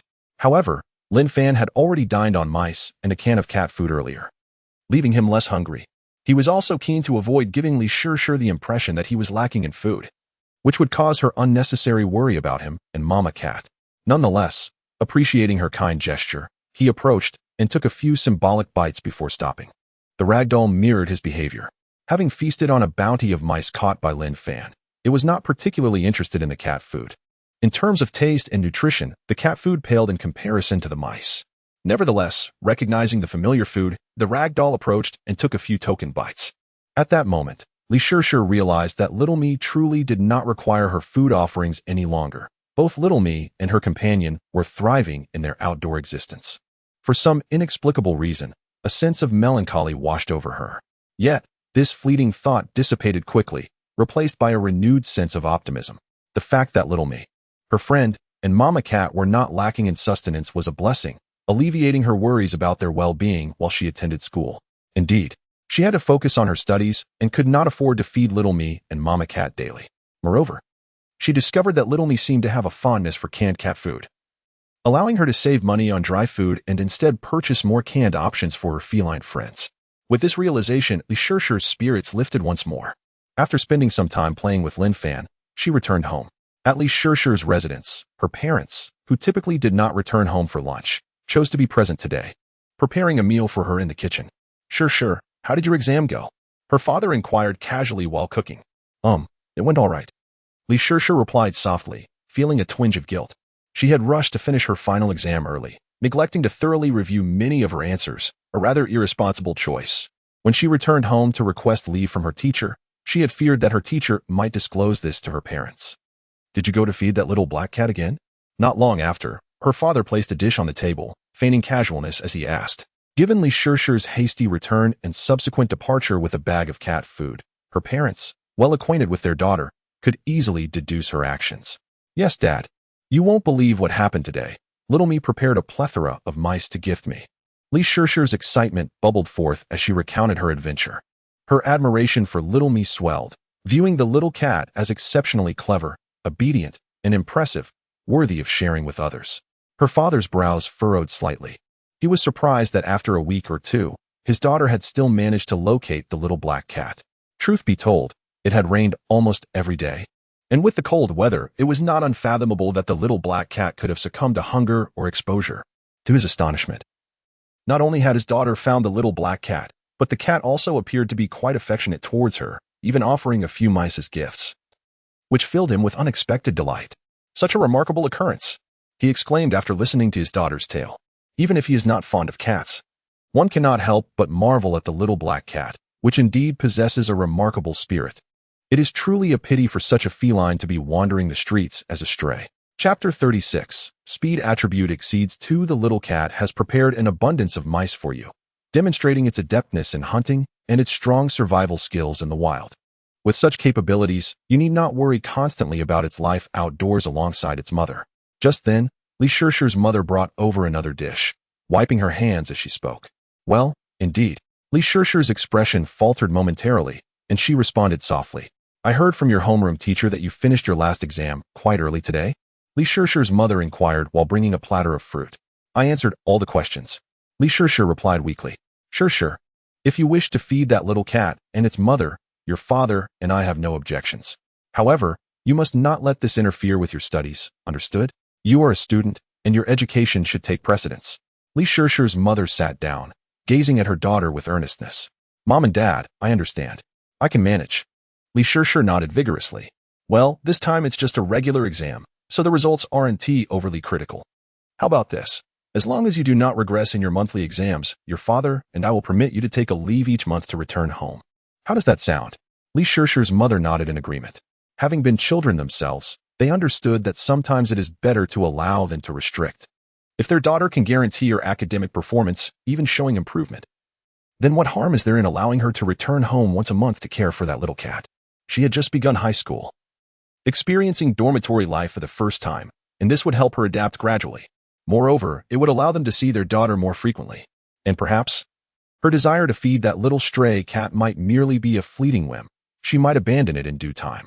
Cats are notoriously independent creatures, and given that the little feline is still young and not fully wild, it might develop a bond with her initially, but as it matures and becomes more feral, coupled with the absence of her presence, it may eventually distance itself from her, prompting her to reconsider her commitment to its care. Even if their daughter's interactions with the stray cat remain positive, the lifespan of a stray is notoriously unpredictable. Living 2 to 3 years is considered long, and it may vanish in just a few months, or perhaps relocate in search of sustenance. Thus, there was no immediate need to impose restrictions. Really? Mom, you're wonderful. Then it's settled. Li Shishir exclaimed, her face alight with joy. Without her parents' consent, it would have been difficult for her to take leave to return home. Now, with their approval, she could visit more frequently to see Xiaomi and the cat mother. Now, let us eat, Li Shishir's father interjected, clearing his throat and picking up his chopsticks. After the exams, Li Shishir's school granted a 2-day break. During those 2 days, Li Shishir visited Lin Fan daily. Lin Fan once again exhibited his exceptional mouse-catching prowess, putting her mind at ease. Currently, Lin Fan was capturing over 10 mice each day. The cat mother consumed 4. The ragdoll cat also ate 4, and he himself had 2 left, with several more remaining.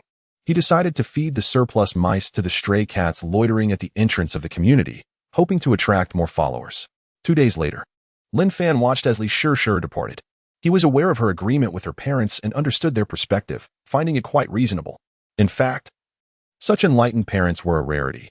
Less open-minded guardians would have simply prohibited the arrangement altogether and might even have taken their frustrations out on him and the cat mother.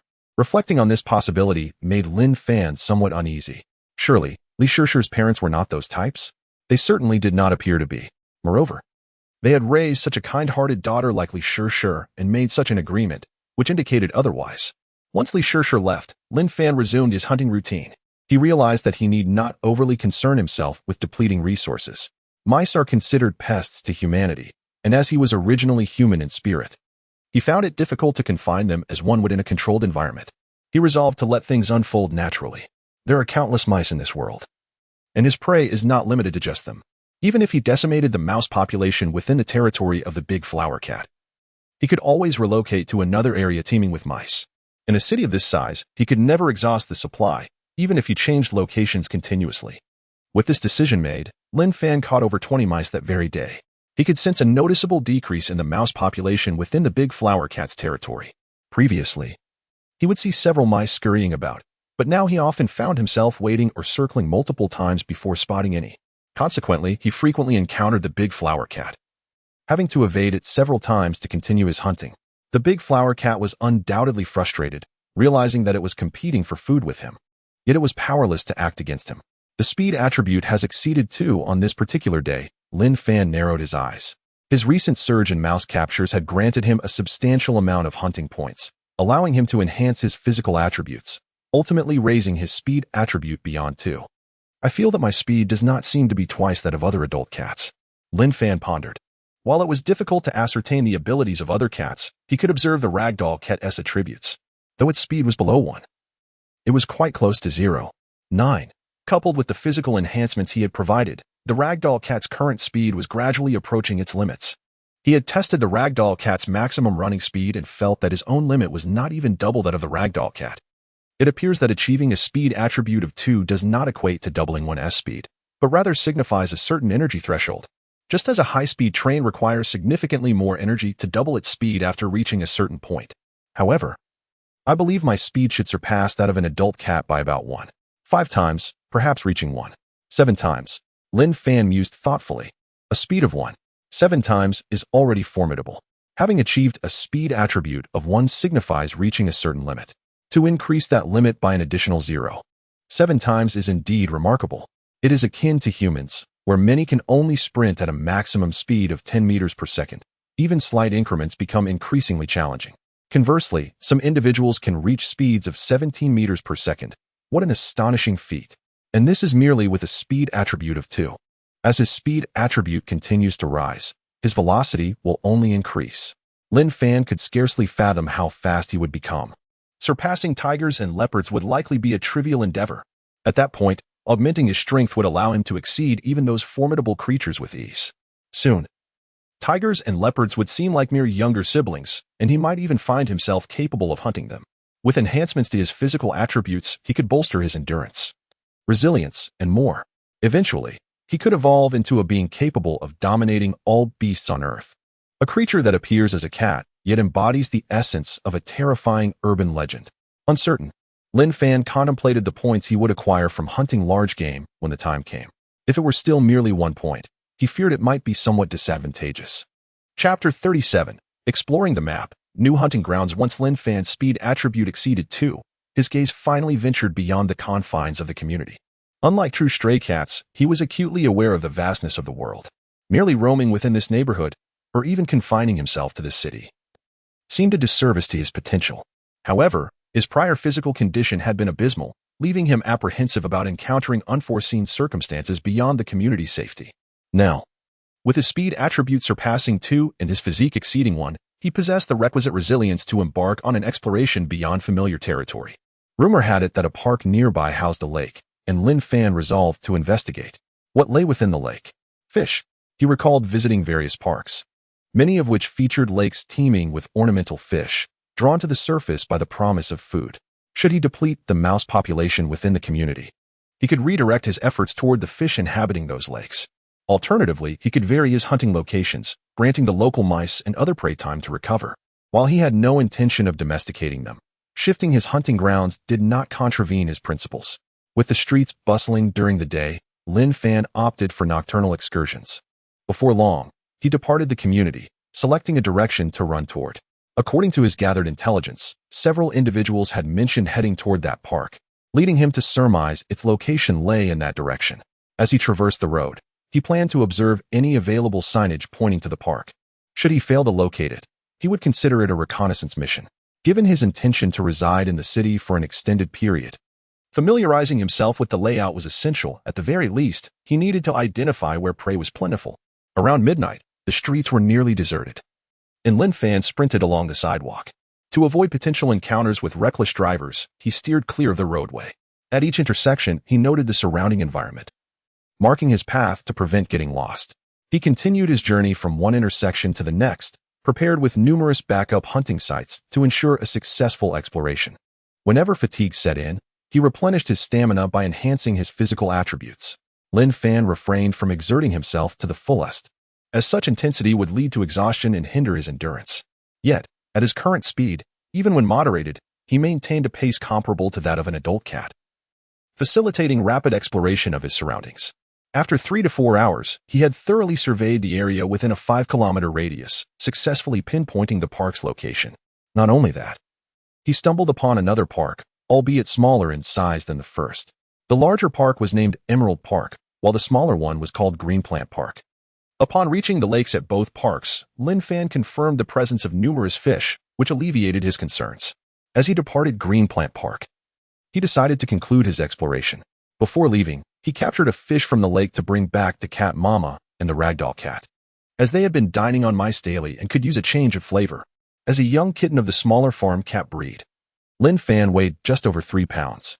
The fish he caught weighed over a pound, nearly half his body weight, making him appear quite cumbersome as he trotted back with it in his mouth. Coupled with his limited strength, his speed diminished, and he grew increasingly fatigued, necessitating frequent boosts to his physical attributes to recover his energy. Upon returning to the community, Lin Fan had augmented his maximum physical attribute to an impressive one. 33. Logically. Improved physical condition correlates with enhanced health and strength. Despite significantly raising his physical attributes, his maximum strength had not increased at all, leaving him puzzled as to how this anomaly occurred. He had hoped to exploit the system to simultaneously enhance his physique, strength, and even speed, similar to how augmenting his physical attributes increased both his current and maximum lifespan. However, it appeared that this was not feasible. Perhaps his lifespan had originally been sufficiently high, and he was merely restoring it rather than gaining any advantage. Meow? Upon seeing the fish Lin Fan brought back, Cat Mama curiously circled it, occasionally using her paw to prod at it. Having never encountered such food in her life, instinct told her that it was edible and quite delicious. Almost instinctively, she soon accepted the fish, beginning to nibble at it. After a few bites, she clearly found it delightful, devouring it eagerly. A fish weighing over a pound, nearing 2, was too much for Cat Mama to consume alone. Lin Fan joined in to taste a few bites, affirming its delectable flavor. Eventually, they had only a small portion remaining, which Lin Fan took to the ragdoll cat, initially intending merely to offer a taste. With his newfound ingenuity, catching fish was no longer a formidable challenge. It was merely the transportation that posed a hassle. Otherwise, he could have caught several more. In the future, he could take Cat Mama and the ragdoll cat along to fish and enjoy fresh meals together. Lin Fan mused. Transporting such a large fish back was burdensome and tiring. Regrettably, much like mouse hunting, a single fish yielded only a meager amount of hunting points. This fish, weighing over a pound and approaching 2, was equivalent to the size of a large rat, while a big rat weighed merely about 2 ounces. And even a small mouse weighed less than an ounce. Lin Fan shook his head, perplexed by how the system allocated hunting points. It seemed not to be based on the quantity of life taken. He received no points for killing ants. Currently, it did not appear to be based on weight either, as the points awarded for the sizable fish were identical to those for a much lighter mouse. Perhaps it was calculated based on a composite of factors?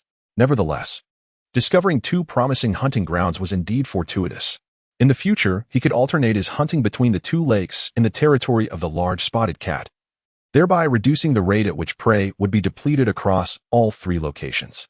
Moreover, he could seek out additional hunting grounds, as long as there was ample food. Both fish and mice were species known for their rapid reproduction, alleviating any concerns about scarcity. Lin Fan contemplated this with satisfaction. Chapter 38: The Second Servant. In the days that followed, Lin Fan spent his days catching mice in the territory of the big flower cat and explored the surrounding neighborhoods at night, delving into alleyways and entering various other communities.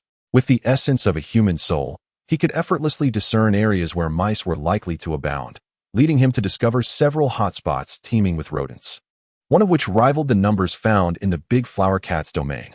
Some locations were also occupied by other stray cats. However, given Lin Fan's current speed, he could easily outpace them without engaging in direct confrontation.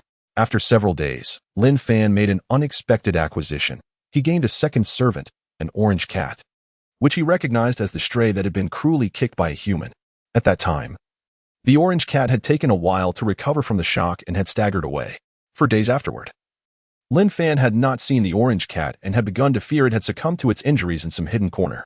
To his surprise, the orange cat was alive, albeit in a poor state, lamed in one leg, filthy, and emaciated. When Lin Fan offered the mice he had caught to other strays, they often hesitated or outright refused. He understood that some cats had a peculiar aversion to consuming dead mice, a trait rooted in their genetic makeup, possibly due to safety concerns. This instinct is not exclusive to felines. Many predatory animals exhibit similar behaviors, with some even encoding the act of feigning death as a survival tactic in their DNA. Lin Fan hunted mice to acquire hunting points and could not afford to present live mice to his fellow strays. He could only offer them to those willing to partake.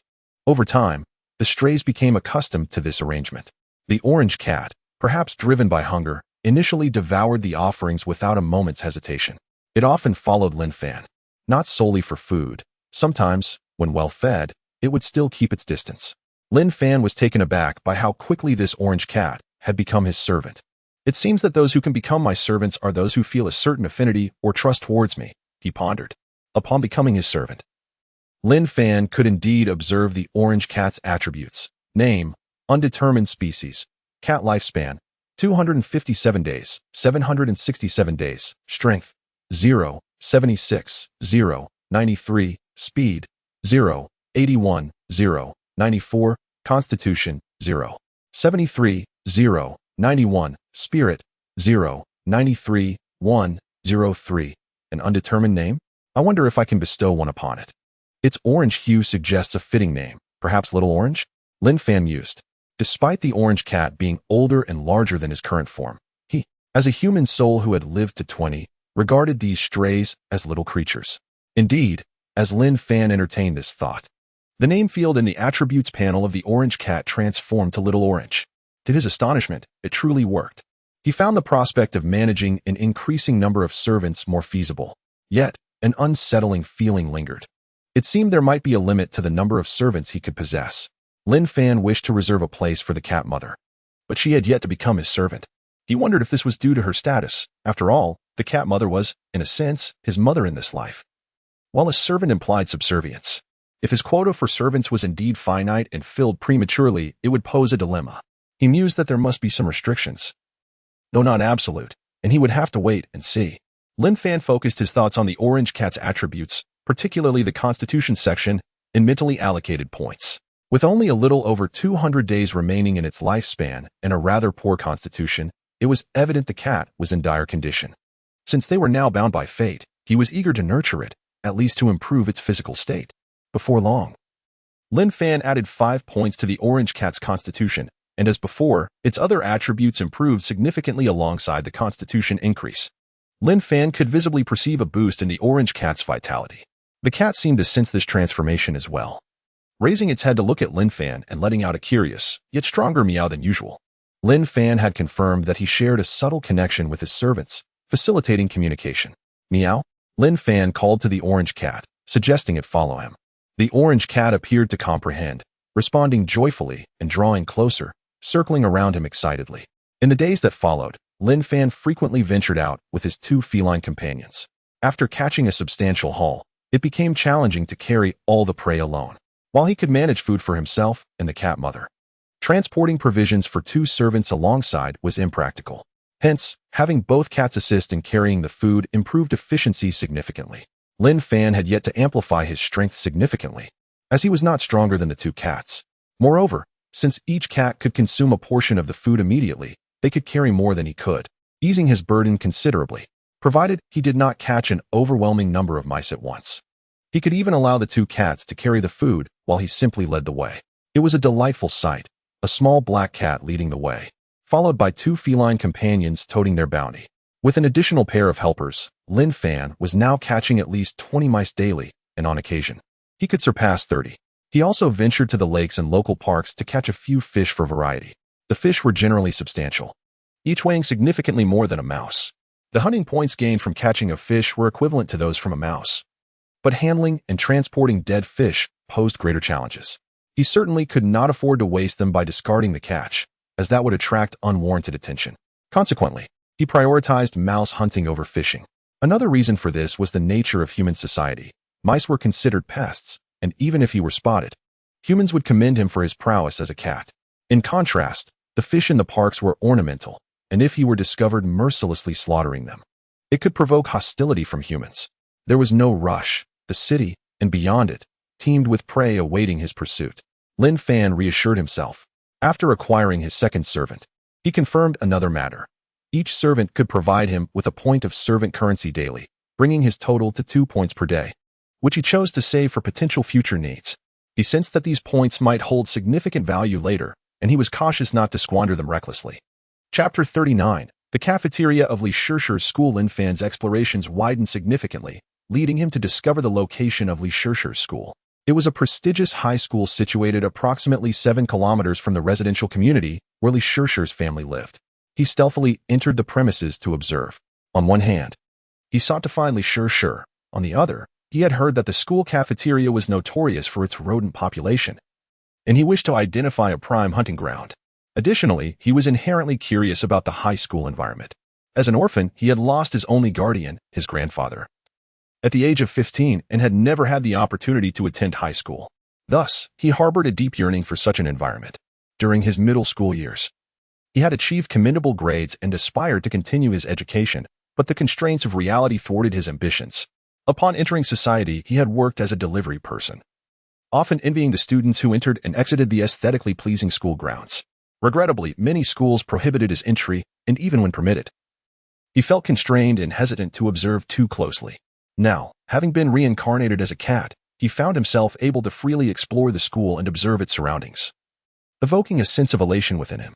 Indeed, the cafeteria at Lee Schercher's school was rife with rodents.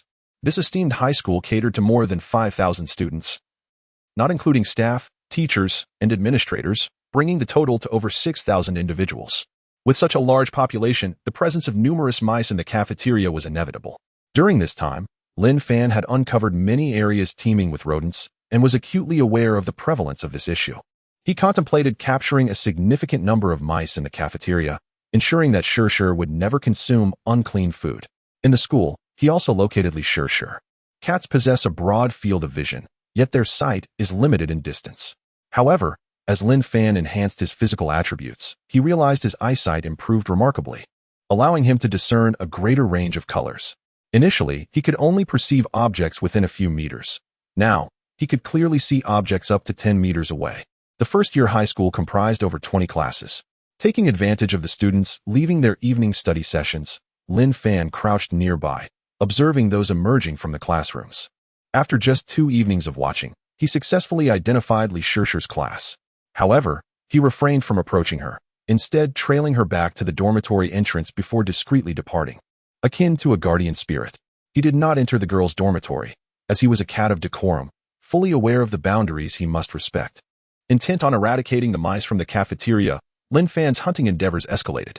Each day, he captured approximately 50 mice, with almost none escaping his notice. Within just 2 or 3 days, the rodent population in the cafeteria had significantly diminished. Have you noticed that the number of mice in our cafeteria seems to have decreased in recent days? Lin Fan overheard one of the cooks murmuring to a colleague.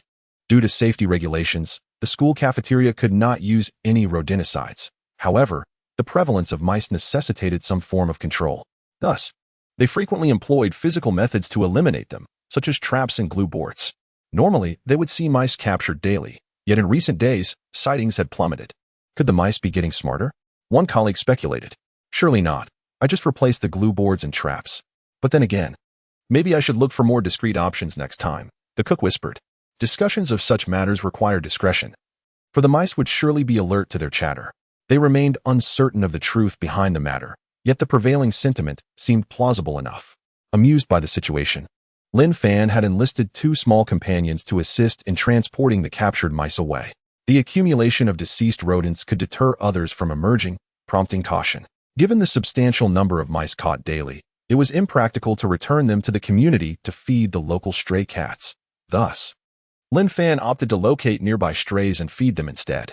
Stray cats were prevalent in the vicinity, and many roamed around the school cafeteria, hunting for mice themselves. However, the cafeteria's operational hours made it difficult for them to gain access. Simultaneously, Lin Fan discovered numerous hunting grounds. His frequent excursions led him to enhance his physical attributes, exceeding a score of 1.9. Now, even without further enhancements, he could energetically hunt for an entire night.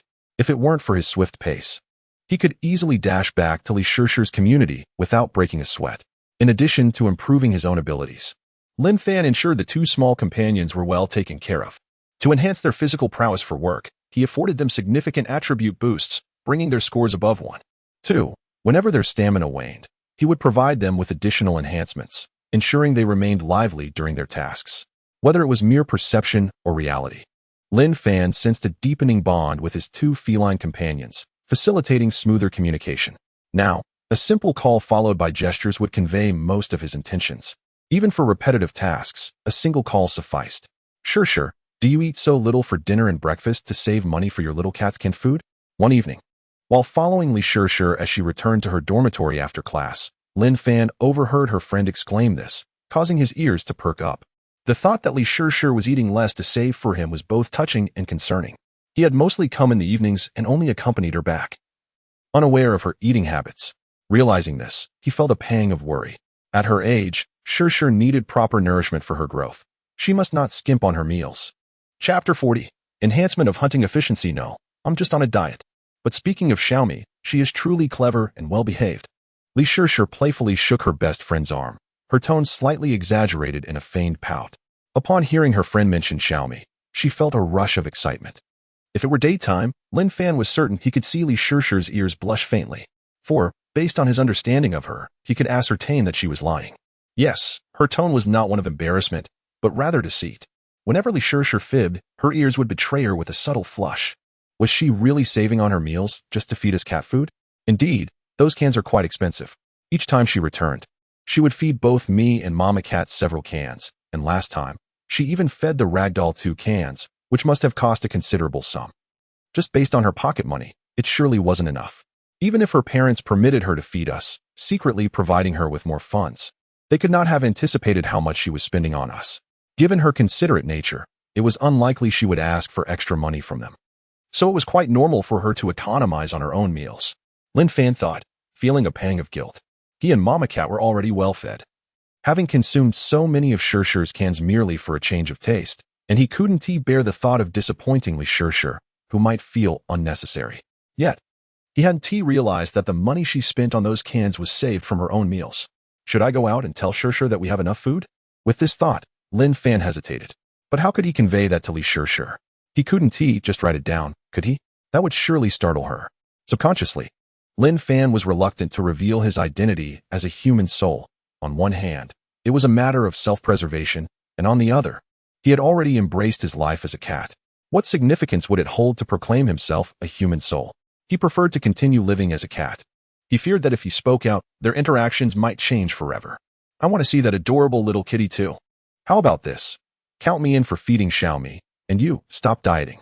We're at the age of growth. If you don't eat well, you'll regret it later. Li Shirshi's friend, with a playful demeanor, interjected. Having spent considerable time together, she seemed to sense that her friend was concealing something. Yet she chose not to confront her directly, instead assisting her in a different manner. Naturally, she had heard Li Shirshi mention the little black cat often and had developed a genuine interest in it, contemplating the idea of feeding it. If the two of them were to feed the little black cat and its mother together, the pressure wouldn't be too great. No, Li Shirshi quickly replied, her tone somewhat flustered. Her choice to lie rather than speak the truth stemmed from her desire to protect her friend. She had always been considerate of others. Even her lies were of a benevolent nature. What do you mean no? I'm feeding Xiaomi, not you. Or do you not want me to meet Xiaomi? Her friend exclaimed, hands on her hips with a mock-serious expression. It's settled then. Next holiday, you'll take me to meet Xiaomi, and you are not allowed to diet anymore. As your friend, I must take responsibility for your health. I will supervise your meals from now on. All right. Li Shirshi hesitated before finally acquiescing. As she genuinely wished to share the joy of feeding Xiaomi with her friend, Lin Fan, observing this exchange, felt a sense of relief wash over him. He glanced at Li Shirshi's friend, who had often accompanied her back to the dormitory in recent days. He had learned her name was Wang Kersen, a lively and cheerful girl with a close bond to Li Shirshi. With her earlier words, Lin Fan felt a touch more reassured about Li Shirshi's upcoming meals. Next time, I mustn't let her eat so much. Also, I won't let Xiaohua, the ragdoll's name, consume any more cat food. She can have only 1 can at most. And the same goes for Mama Cat. I had intended to introduce Xiaoju to Shirshi, but perhaps that can wait. Meanwhile, Lin Fan mused. In the days that followed, Lin Fan continued his hunting, exploring larger and more intricate territories, occasionally escorting Li Shirshi back to her dormitory after evening classes. Due to his ever-changing hunting locations, Lin Fan's daily catch remained consistent, capturing between 30 to 50 prey daily, nearly depleting the mouse population around Li Shirshi's school cafeteria. Those that remained likely felt the urge to migrate, as mice possess an instinct for safety. When they sense danger, they instinctively seek new homes. Lin Fan and his 2 feline companions saw a marked improvement in their physical attributes. Lin Fan's speed surpassed 2.5, his physique exceeded 2.2, and his strength reached 1.25. Xiaohua and Xiaoju exhibited remarkable physical prowess, each exceeding 1.5, significantly extending their life expectancy, now surpassing 2 years. With their maximum lifespan greatly enhanced, Lin Fan also increased their speed to 1.2. Otherwise, as he darted around the city with them, they would struggle to keep pace. In terms of strength, he did not deem it necessary to enhance it significantly. As they were not contending with other cats or large animals, only small prey required little additional strength, making an emphasis on speed and physique more beneficial. As their attributes improved, their assistance to Lin Fan grew more substantial. The most immediate benefit was their ability to help him hunt, allowing Lin Fan to deliver the final blow. significantly accelerating his hunting efficiency. It is crucial to understand that Lin Fan's hunting success was determined not by strength, but by the quantity and frequency of prey detected. Only by spotting prey could he capture it. Without prey, how could one hunt? Even if Lin Fan was exceptionally skilled, he remained merely a cat, waiting for mice to appear one by one. However, with the help of his two feline companions, the dynamic shifted. They could simultaneously stake out 3 locations, awaiting the appearance of mice in each. Thus, Lin Fan's hunting efficiency soared. From capturing 30 to 50 prey daily, he now managed at least 50, often exceeding 60. This newfound success fueled his motivation to train his two feline companions further. Presently, their abilities were not yet formidable enough to achieve perfect hunting efficiency. Occasionally, they missed opportunities with elusive prey, resulting in wasted chances.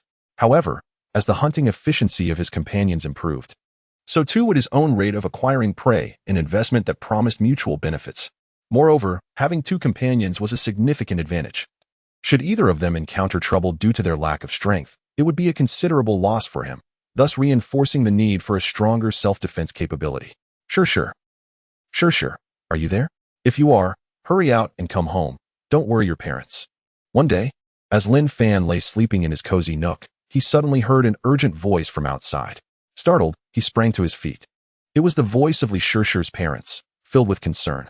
Had something happened to Li Shishir?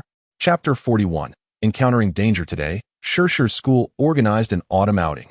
Shishir's parents are here, urgently calling out for Li Shishir, clearly having received a call from the school informing them that Li Shishir is missing, and worse yet, she has not returned to school, not at the outing location, nor back home.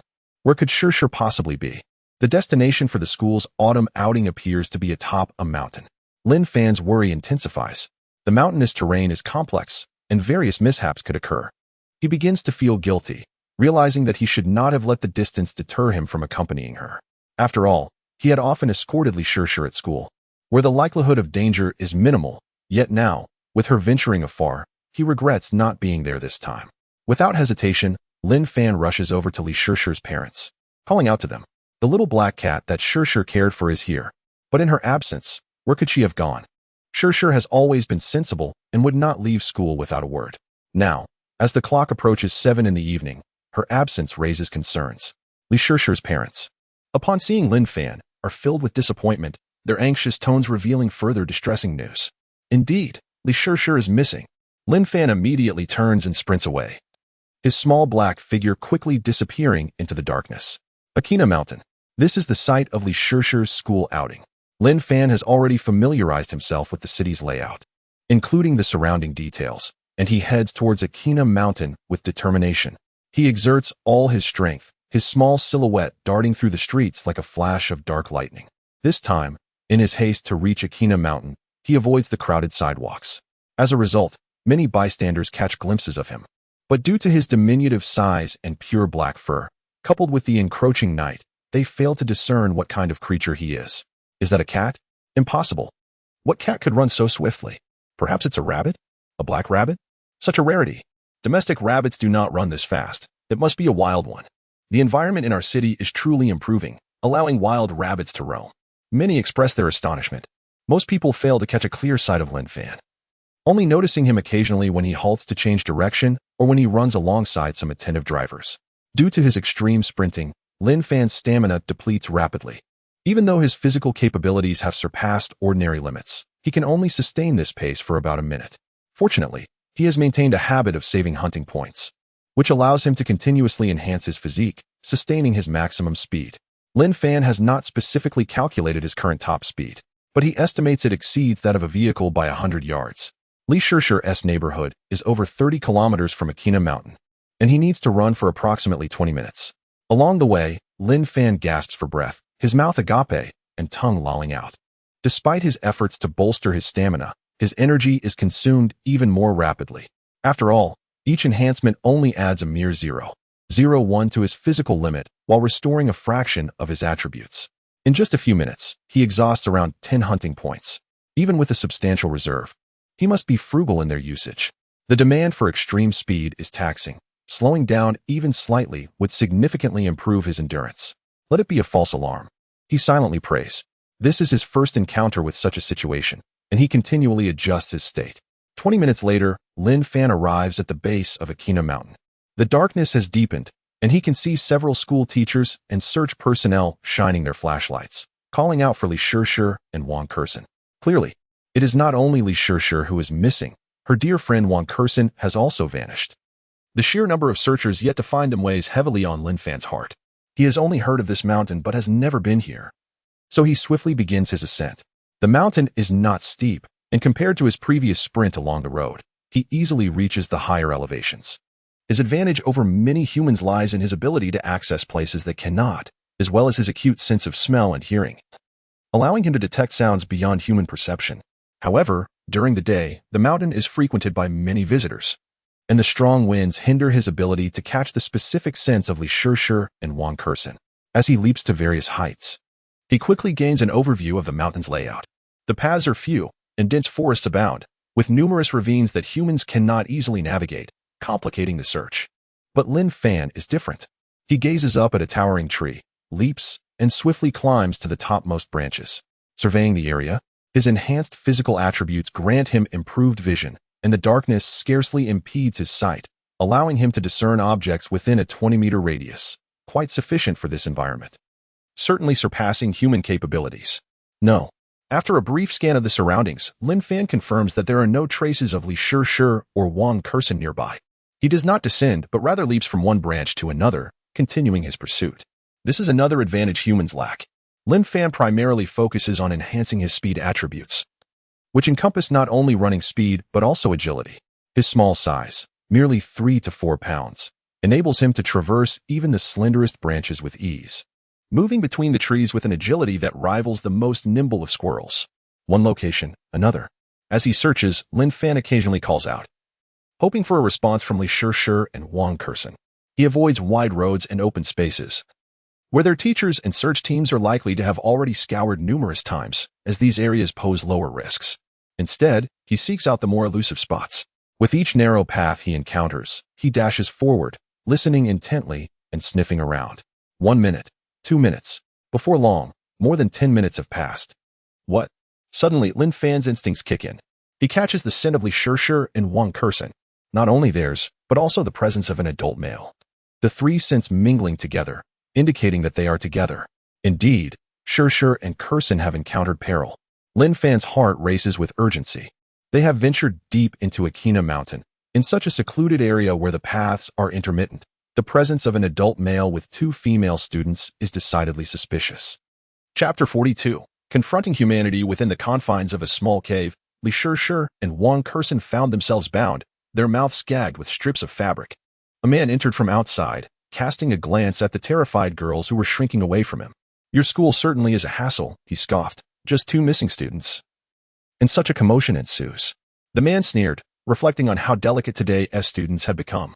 In his own school days, such incidents were unheard of.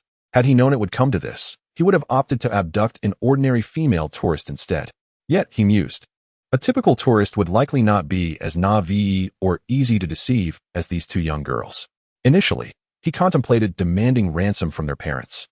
But the uproar created by the school had rendered that plan unfeasible. Do not blame me for my ruthless actions, he chuckled darkly. It has been quite some time since I last had the company of a woman, especially one as youthful and lovely as you. He circled the cave, a lewd grin plastered on his face as he approached the girls. The noise outside was so overwhelming that even if he were to call the girls' parents for ransom, it would likely be a trap. Letting them go was out of the question. They had seen his face, and releasing them would only lead to his capture. However, before he acted, he thought he might satisfy his base desires. He had observed that both girls were quite attractive, their youth and beauty enticing him to proceed, justifying the kidnapping as worthwhile even if it led to unforeseen consequences. As the man closed in on his prey, Li Shishir and Wang Kersen shook their heads in desperation, tears streaming down their faces, overwhelmed by fear. They were still so young, untouched by the darker sides of society, and the tremors in their bodies reflected their terror. Oh, this is precisely the reaction that stirs excitement. The man cackled, rubbing his hands together. Among the 2, he deemed Li Shishir the more beautiful and decided she would be the first to suffer his advances. Just as he reached her, a shadow suddenly lunged from a distance, striking him fiercely in the throat. What the hell? He gasped, stumbling back in shock. His reflexes kicked in, and he swatted the shadow away, clutching his neck as he felt the warmth of blood seeping from the wound. What kind of creature was that? He wondered, shocked by the ferocity of the attack. It was small. It had nearly torn his throat apart. Had he not reacted in time, the damage could have been catastrophic. He glanced around, spotting the shadow darting toward him once more, and instinctively swung his arm to defend himself.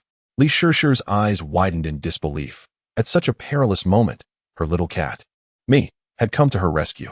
Recognizing her companion instantly, she wished to shout a warning, yet the gag muffled her voice. Wang Kursen, equally astonished, quickly exchanged glances with Li Shirshi, realizing they could no longer remain passive. As the man reeled from the sudden assault, he felt 2 deep gashes on his arm, eliciting a sharp intake of breath. What kind of animal attacks with such speed and ferocity? Is it a cat? He pondered, bewildered by the unexpected aggression. Meanwhile, Lin Fan, the cat, took a moment to reassess the situation. Recognizing the man's strength, he decided to retreat into the shadows, preparing for another strike. Timing was crucial in hunting, and he had been too hasty before.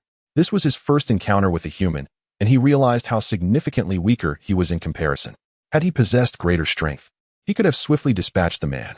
He had dispatched countless mice before, and while he didn't shy away from killing, this man was no ordinary foe. He was a threat to Li Shirshi, and in Lin Fan's eyes, anyone who harmed her was no longer human, but a beast deserving of extermination. However, his current power was insufficient for a fatal blow. The man bore multiple wounds, particularly a serious one on his neck. And Lin Fan calculated that if the injuries were not treated promptly, the man would weaken. That would be Lin Fan's opportunity. Casting a glance toward Li Shirshi and Wang Kursen, he noted they remained unharmed, and relief washed over him. His timely arrival had spared them from harm. He turned his gaze back to the man, a deeper malice flickering in his eyes. That man truly deserves death, he thought fiercely. The man, realizing the shadow had retreated, squinted his eyes, contemplating the unusual behavior of the creature. Damn it, how dare it attack me? If it were any other day, I would make sure it pays dearly. The man, feeling the blood flow from his neck, understood he needed to tend to his wounds before he could pursue the girls again. It was a bitter realization, and he cursed the timing of the creature's attack. Chapter 43. The frustration of Chao Kuan. Subsequently, the man attempted to intimidate Lin Fan, yet Lin Fan remained motionless in the shadows. This left the man riddled with doubt. Was Lin Fan severely injured? How else could he show no reaction? After several attempts, the man finally conceded defeat, retrieving a bandage from his waist to wrap around the wound on his neck. It was at that moment. Observing this scene, Lin Fan's gaze sharpened, and he silently urged himself onward. In an instant, Lin Fan lunged at the man with remarkable speed. I've been waiting for you. The man, however, sneered coldly, releasing the bandage from his grasp and swinging a hand toward Lin Fan. Having encountered cunning creatures before, he had always remained vigilant, and it seemed that Lin Fan was one of those. In the dim light, a flash of cold steel appeared in the man's hand, a short knife, swiftly aimed at Lin Fan. Lin Fan's fur bristled with tension. He pawed the ground and accelerated, narrowly avoiding the man's blade before pouncing onto him, climbing up his body. Seeking death, the man bellowed, shielding his vulnerable neck with one hand while discarding the knife with the other, both hands reaching out to seize Lin Fan. He resolved to capture Lin Fan at all costs, believing that once he did, the creature would be doomed. Yet, Lin Fan reacted swiftly, clawing at the man before springing away. His first landing was precisely where the man had tossed the knife, and with a deft movement, he kicked the blade towards Li Shirshi and Wang Kursen. Damn beast! The man cursed, realizing he had failed to capture Lin Fan, who had left several bloody scratches on him. He had never suffered such a loss since entering this line of work, and to be bested by a mere creature was infuriating. After leaping off the man, Lin Fan concealed himself once more in the darkness. The cave was dimly lit, and the man, undeterred, retrieved a powerful flashlight and directed it into the shadows, illuminating a broad area. Lin Fan was suddenly caught in the beam, revealed in stark clarity. Under the bright light, Lin Fan's pupils instinctively constricted. Is this a cat? A black cat? The man was taken aback. He had sensed the creature attacking him was not large, resembling a cat, but he had not expected it to be a cat indeed. This shattered his preconceptions. He had seen cats before, but the fighting prowess of this one was astonishing. He had considered other wild animals, but a creature of such small stature exhibiting such ferocity was beyond comprehension. Moreover, judging by its size, it appeared to be a kitten. A kitten with such formidable combat capabilities? What a jest! As the man contorted and emitted various sounds to frighten Lin Fan, He waved the flashlight in Lin Fan's eyes and picked up stones to hurl in his direction, hoping to scare the creature away. He knew that many ferocious beasts feared bright light and the unknown. Wounded as he was, he wished to avoid entanglement with this mysterious creature, merely desiring to drive Lin Fan off. Lin Fan, in turn, evaded and retreated in response to the man's actions. Observing this, the man felt a surge of delight. Thinking he had found a means to intimidate Lin Fan further, Lin Fan continued to comply, retreating yet never straying too far. Damn, when have I, Chao Kun, ever felt this humiliated? The man cursed while attempting to intimidate Lin Fan. Once a person of great notoriety, he was now being forced to rely on scaring away a mere kitten for his survival. I hope you remain in this place. One day, I shall return to deal with you, he grumbled. He did not believe he was in any real danger. Based on the information he had gleaned, the two girls had only recently gone missing. The police had yet to intervene. Merely a few teachers from the school and some employees from the scenic area were searching for them. How could they pose a threat to him? As for the girls tied up in the cave, he considered them effectively dead, presenting no danger. Only this little black cat remained, a tiny creature that could not possibly endanger his life. What a ridiculous notion. The man failed to notice Lin Fan glancing toward Li Shishir and Wang Kursen before continuously retreating toward the cave entrance. The man followed, attempting to intimidate Lin Fan into fleeing the cave. Lin Fan cooperated, retreating further. The man sighed in relief, thinking this creature had finally been intimidated. Before long, Lin Fan exited the cave, and the man followed suit. However, he was reluctant to venture further outside, constricting the beam of light to merely intimidate Lin Fan at the cave's entrance. Yet, Lin Fan remained motionless, fixated on the man beneath the bright light. His pupils now greatly constricted, leaving only the vibrant yellow of his irises, resembling the gaze of a venomous serpent locked onto its prey. Damn! The man found himself at a loss for words. Ultimately, he was compelled to step outside the cave, forcing Lin Fan to retreat even further, as he feared that upon turning back, Lin Fan would follow him inside once more. Meanwhile, he pondered over the situation, questioning why this little black cat had chosen to target him so fiercely. Why did it attack him and not the two girls? Was it possible that this was not a kitten but rather an adult cat of some unknown breed, seeking revenge for its young? Yet, after ruminating, he realized he had not harmed any small animals in recent days, let alone their offspring. As the man advanced, Lin Fan retreated. When the man stepped back, Lin Fan moved in. Whenever the man reached for the bandage to wrap his neck wound, Lin Fan would leap into the shadows, leaving the man in a state of constant anxiety, unable to continue tending to his wounds. This relentless back and forth left the man utterly exasperated. I cannot linger here any longer. Aokigahara is not vast, and I am too close to the search area. Someone might have already seen the lights. I must leave quickly, the man resolved, gritting his teeth. He could not waste any more time with this little black cat. His plan was to return to the cave, eliminate the two girls, and then escape. With determination, he turned on his heel and strode toward the cave. Chapter 44. Escape from the cave. As the man approached the cave, recalling his previous words and actions, Lin Fan immediately understood his intentions and rushed towards him once more. Damn it! The man halted, adopting a defensive stance, his expression grim. The little black cat had indeed set its sights on him, showing no intention of retreating. Did he think that returning to the cave would intimidate this little creature? The man gauged Lin Fan's trajectory, both hands poised to seize him. However, Lin Fan, instead of leaping upward, suddenly crouched low, darting towards the man's legs. His claws swiftly grazed the man's calf, and due to the autumn chill, his trousers were not particularly thick. The sudden assault left the man's leg injured. This little black cat could feign movements? The man was astounded. While numerous wild beasts employ trickery in the wild, few, if any, do so with such finesse as this little black cat. The abrupt change in action caught him off guard, and fortunately, the fabric of his trousers mitigated the injury. Yet, the sensation of being on the receiving end of an attack without the ability to retaliate was profoundly frustrating. You little beast, you are courting death. If you dare to attack me again, once I capture you, I shall ensure you meet a brutal end. The man glared intensely at Lin Fan. Seething with rage, Lin Fan returned the man's gaze with icy resolve. He understood the truth in the man's words. If caught, his fate would be dire. But that was contingent on his capture. He recognized that retreat was not an option. The man intended to enter the cave to eliminate witnesses, and if Lin Fan retreated, both Li Shishir and her companion would be in grave danger. He was a creature of gratitude. Li Shishir had saved his life, and he would never abandon her. Earlier, he had kicked the knife towards them, hoping they could free themselves while he drew the man away. allowing them to escape. If only I were stronger. If I were powerful enough, I wouldn't need to engage in such a struggle. A single strike would suffice to end him. Lin Fan sighed inwardly. He had not anticipated being thrust into a life-and-death confrontation with a human so soon, especially one as formidable as this. The man, realizing his position, attempted to retreat into the cave. Lin Fan knew he could not afford to wait any longer. He must bind the man's attention, preventing him from reaching the cave. Fine, I will deal with you first, then take care of those two girls. The man chuckled darkly, picking up a stick he had previously eyed, and swung it swiftly towards Lin Fan. Meow? Lin Fan emitted sharp cries, both to disrupt the man's focus and to draw the attention of those outside. The search and rescue team was not far away, and the lights might attract them. His cries would help guide them to his location. Bang! The man relentlessly swung the stick, and suddenly, Lin Fan was struck and sent flying. Meow! Lin Fan cried out in agony. It must be said that with the added length of the stick, the man's offensive power had increased significantly.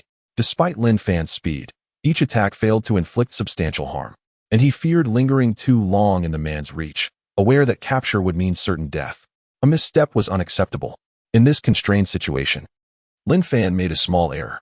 Luckily, the man's rapid strikes meant he could not always muster full force, and Lin Fan's quick reflexes allowed him to absorb much of the impact, with his physique being more than double that of an average cat. Along with a constant recovery of his condition, he managed to withstand the blow that could have incapacitated him. Excellent. You are doomed.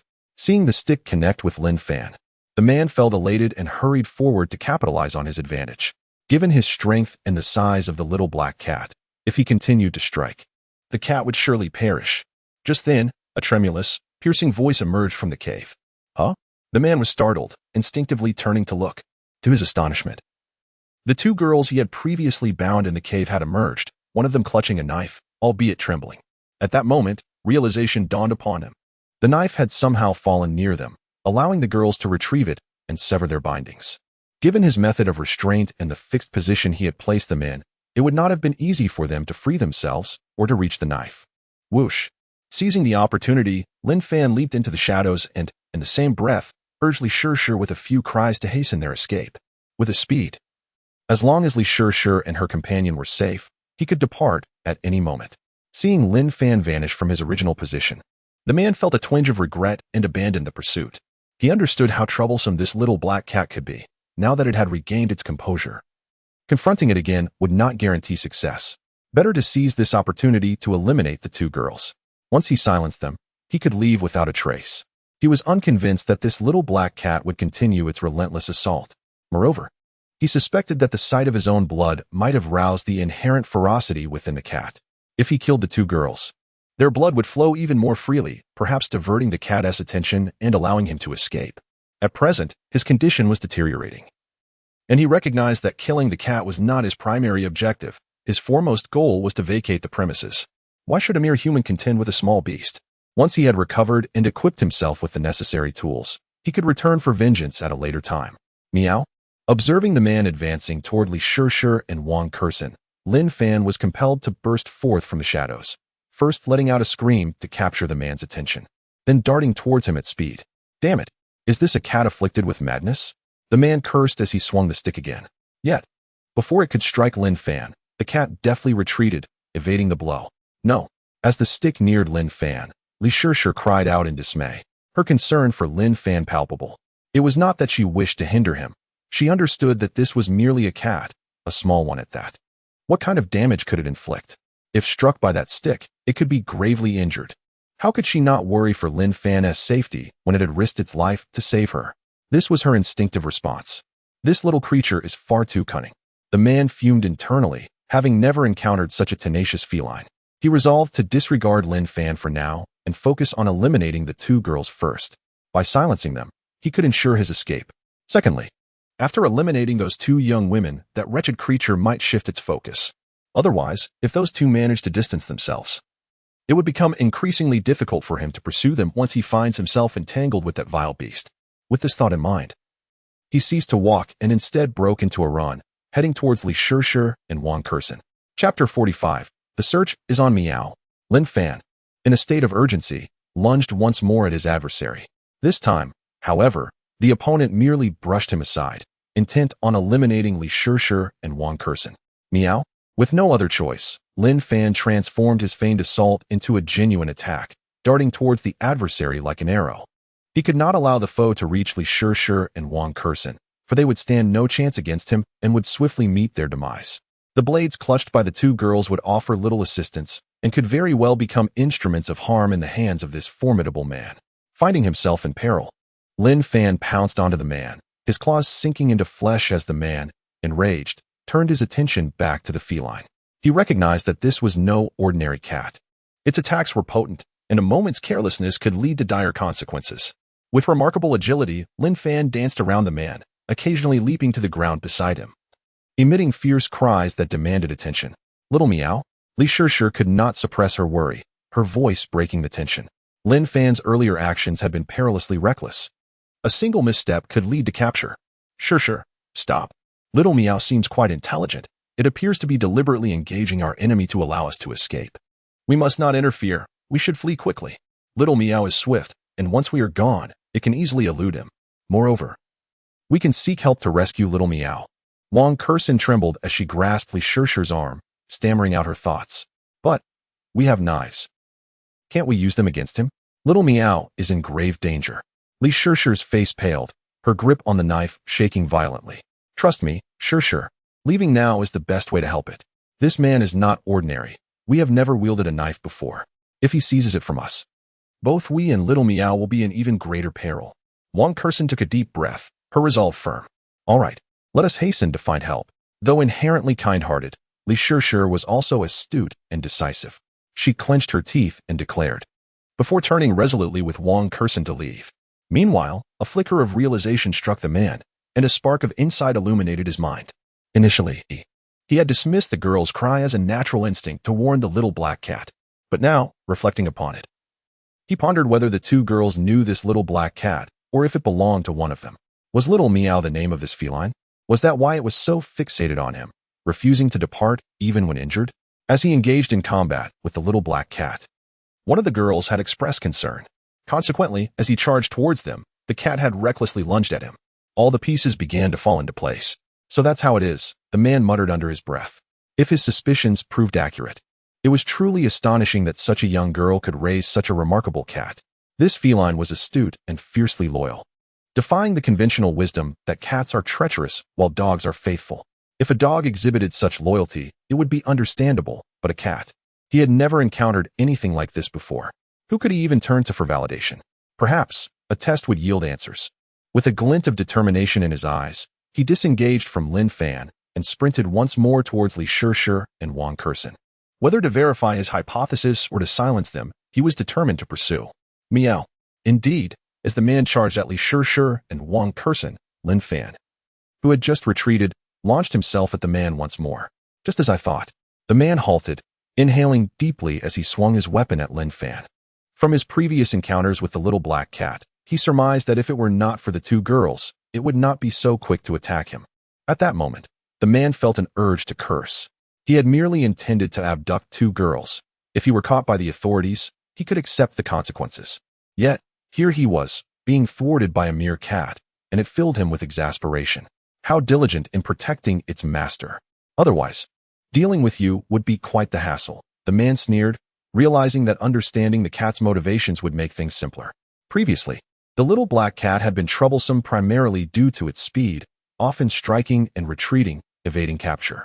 However, if it remained close, the likelihood of him seizing it increased significantly. Think you can escape? Not a chance. He mused as he pursued Li Shishir and Wang Kursen, a sinister grin spreading across his face. Li Shishir and Wang Kursen were not naive. They had taken the cave's lamp with them as they fled. However, their unfamiliarity with the terrain hampered their speed. As they navigated through the dense forest, the path obscured by branches. In contrast, the man seemed well acquainted with the area, his strength allowing him to close the distance with just a few strides. With each passing moment, the man drew closer to Li Shishir and Wang Kursen. Meow? Lin Fan charged forward once again. Why do you keep coming back, little brat? The man spun around, swiftly retaliating against Lin Fan, a mocking smile on his lips. Noticing Lin Fan retreat once more, he disregarded it and refocused on the two girls. Lin Fan had no choice but to charge again. After a few more exchanges, The man was certain that this little black cat was indeed defending the two girls. Thus, he shifted from a defensive to an offensive stance, relentlessly pursuing Li Shishir and Wang Kersen, closing the gap between them. This cannot continue. Lin Fan felt a weight in his heart. Gritting his teeth, he bolstered his attributes and surged forward once again. This time, Lin Fan did not retreat after a single strike. Instead, he engaged the man in a continuous battle, using his speed and agility to outmaneuver his opponent. Unbeknownst to both Lin Fan and the man, a drone hovered above, capturing the unfolding scene. We've located them. A man is pursuing them, and a creature is attacking him. Hurry, send someone to investigate, and call the police. On Aokimi Mountain, a young man manipulated his remote control, his eyes glued to the screen, excitement coursing through him. Due to the encroaching darkness and the dense forest, he dared not fly the drone too low, which limited his ability to discern Lin Fan's true nature amidst the shadows. Chapter 46. Fond of fantasies? Li Shishir. Wang Kersen, where are you? Time seemed to stretch indefinitely as Lin Fan battled the man. Suddenly, distant cries pierced the air. We are here. Help. Save us. Help. Li Shishir and Wang Kersen, overjoyed, called out fervently, waving their flashlights in hopes that the distant figures could discern their location. The man's expression darkened. After once again fending off Lin Fan, he hastily pursued the cries of Li Shishir and Wang Kersen. Meow. Lin Fan, unwilling to relent, lunged at his opponent once more. Simultaneously, he concentrated the scant remaining energy he had, hoping to amplify his attack power and inflict greater harm upon the man. Get lost. The man bellowed, furious as Lin Fan clung to him. Given the few vulnerabilities he possessed and his previous experiences, he swiftly retaliated, sending Lin Fan crashing to the ground. Initially, he attempted to seize Lin Fan with his hands, but Lin Fan proved far more elusive than he had anticipated. Several times, he nearly grasped Lin Fan, only to have him slip away, leaving the man's hands and arms bruised by the struggle. As the encounters mounted, the man grew less optimistic about capturing Lin Fan outright. He resolved to strike Lin Fan repeatedly, depleting his stamina or accumulating more injuries, waiting for the moment Lin Fan faltered or made a significant mistake to seize him then. However, at that moment, his priority was to eliminate the two girls.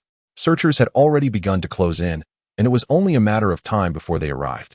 The girls had glimpsed his face, and if his identity were revealed, he would face the police's relentless pursuit, leading to dire consequences. After killing, he intended to conceal the body until the searchers had departed, then dispose of it. Unfortunately, Lin Fan's relentless pursuit hindered him from chasing after them. Thus, he found himself in a continual struggle, shaking off Lin Fan only to have him reappear. On Aoka Mountain, the young man controlling the drone observed the scene unfolding in the video with astonishment. What kind of creature is that, so fiercely aggressive? He wondered. It was evident that had the creature not been relentlessly assaulting the man, the two girls would have been caught. It could be said that this creature had saved their lives. Was it a wild animal or a domesticated one?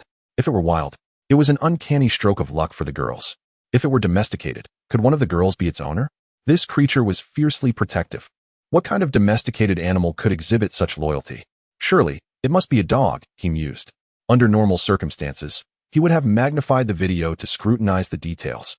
But now, faced with urgency, he had no time for such operations, fearing it might disrupt the crucial footage. He understood the importance of this video and knew it must remain unaffected. Meanwhile, he pondered other means of assisting the two girls aside from notifying the authorities and alerting the search teams. On the other side, Lin Fan was acutely aware of the pain coursing through his body, many areas rendered numb. He had lost count of how many times the man had struck him with the stick, nor could he tally the slaps and punches he had endured. Yet, he understood that retreat was not an option. In such a critical moment, to withdraw would mean all his efforts would be in vain. He silently prayed for Li Shishir and Wang Kersen to run faster, hoping that others would arrive swiftly. Once they reached safety, he could then afford to withdraw. As for the man, Lin Fan contemplated not killing him today. The risk was simply too great. His current attack power was insufficient, and he could not predict how long it might take to eliminate the man. During the time, a single mistake could lead to his own demise. His condition was precarious, with a significant risk of error. Though he possessed a system that allowed for rapid enhancement, he deemed it unnecessary to take such risks. Furthermore, once Li Shishir and Wang Kersen were secure, the man would inevitably attract the police's attention. If he were to kill him then, the ramifications of such an act would be terrifying. An animal, even a small one, Slaying a robust human? Lin Fan was uncertain if that would be a blessing or a curse, but he wished to avoid such notoriety. The man was injured, bleeding profusely. The likelihood of his escape was slim, rendering the risk unwarranted, he resolved. This society is governed by the rule of law. He should trust that the police would manage the situation effectively. We found them. Over here. Finally, a voice rang out, filled with joy. Help us. Save Little Me. Little Me is still back there fighting the bad man. Li Shishir exclaimed, tears streaming down her face. As she fled, she had glanced back several times. Witnessing Little Me continually battling the man, witnessing the creature being hurled away, and hearing its pained cries. Her heart ached. Little Me was but a kitten. She could hardly believe she had left a small cat behind to fend off the villain for them. She told herself this was the right choice. That it was beneficial for both them and Little Me, yet guilt consumed her. Little Me? The two rescue personnel paused, astonished. Little Me is a cat. A bad man has kidnapped us, and it is Little Me that saved us. It is back there fighting the bad man. You can help scare him off. He might have a weapon. Wang Kersen hurriedly explained, gesturing to the knife in Li Shishir's hand. At that moment, the rescuers finally noticed the blade. Their hearts racing as they realized the gravity of the situation. Yes, the young man controlling the drone had merely reported that a man seemed to be pursuing the two girls, without conveying the full severity of the matter. That was the young man's strategy. He feared that exaggerating the situation would deter many from continuing the search. After all, the man was preoccupied with that unknown creature, a considerable distance from the girls. If the searchers managed to locate them, the sheer number of people might deter the man from taking further action. Except for true psychopaths. Most criminals would flee upon realizing their cover was blown. Of course, the distance made it impossible for him to grasp the situation fully. He could not speak without certainty. This situation is complicated, and many details remain unclear. We have been searching for you for quite some time. Let us return quickly so you can explain everything properly. The two rescuers urged. To be frank, they were somewhat skeptical of Wang Kersen's claims. While it was plausible they had been kidnapped, the notion that a cat had come to their rescue seemed absurd. Perhaps the girls had brought a cat along for fun, and when it lagged behind, they had embellished the tale of its bravery in their minds. With this thought, they shook their heads. Children these days truly have vivid imaginations, or perhaps they cannot discern priorities, or worse, are somewhat selfish. What matters more, a human or a cat? There is a kidnapper back there, possibly armed. Are we to risk our lives to rescue a mere cat? This is preposterous. Chapter 47 Departure. As Li Shishir and Wang Kersen's lights converged with those of the rescue personnel, the expression of Chao Kun, who was pursuing them from behind, fluctuated between dark and light. Why was he intent on eliminating Li Shishir and Wang Kersen? It was precisely because they had glimpsed his visage. Should they escape, they would undoubtedly reveal his identity. Now, if he caught up and succeeded in slaying those two girls, would he also be able to eliminate the other rescuers? If he could not extinguish them all, his identity would still be at risk of exposure. Thus, his attempt to murder the two girls would be in vain, possibly even drawing greater attention from the police, prompting them to deploy more resources against him. Most critically, he had lost a considerable amount of blood, especially from the wound on his neck, which bled profusely, leaving him lightheaded and disoriented. Moreover, a formidable little black cat persistently clung to him, thwarting any further attempts to silence witnesses. Forget it. If my identity must be revealed, then I must hasten to find a way to escape. Chao Kun mused darkly. It's all your fault, you little beast. Just wait until I deal with you. With that thought, Chao Kun turned to Lin Fan and shouted angrily, striding towards him. At that moment, Lin Fan's condition was far from ideal. His movements had slowed considerably, igniting Chao Kun's hopes of overpowering him. Unable to eliminate the two girls, he could still take out this little black cat as a means to vent his frustrations.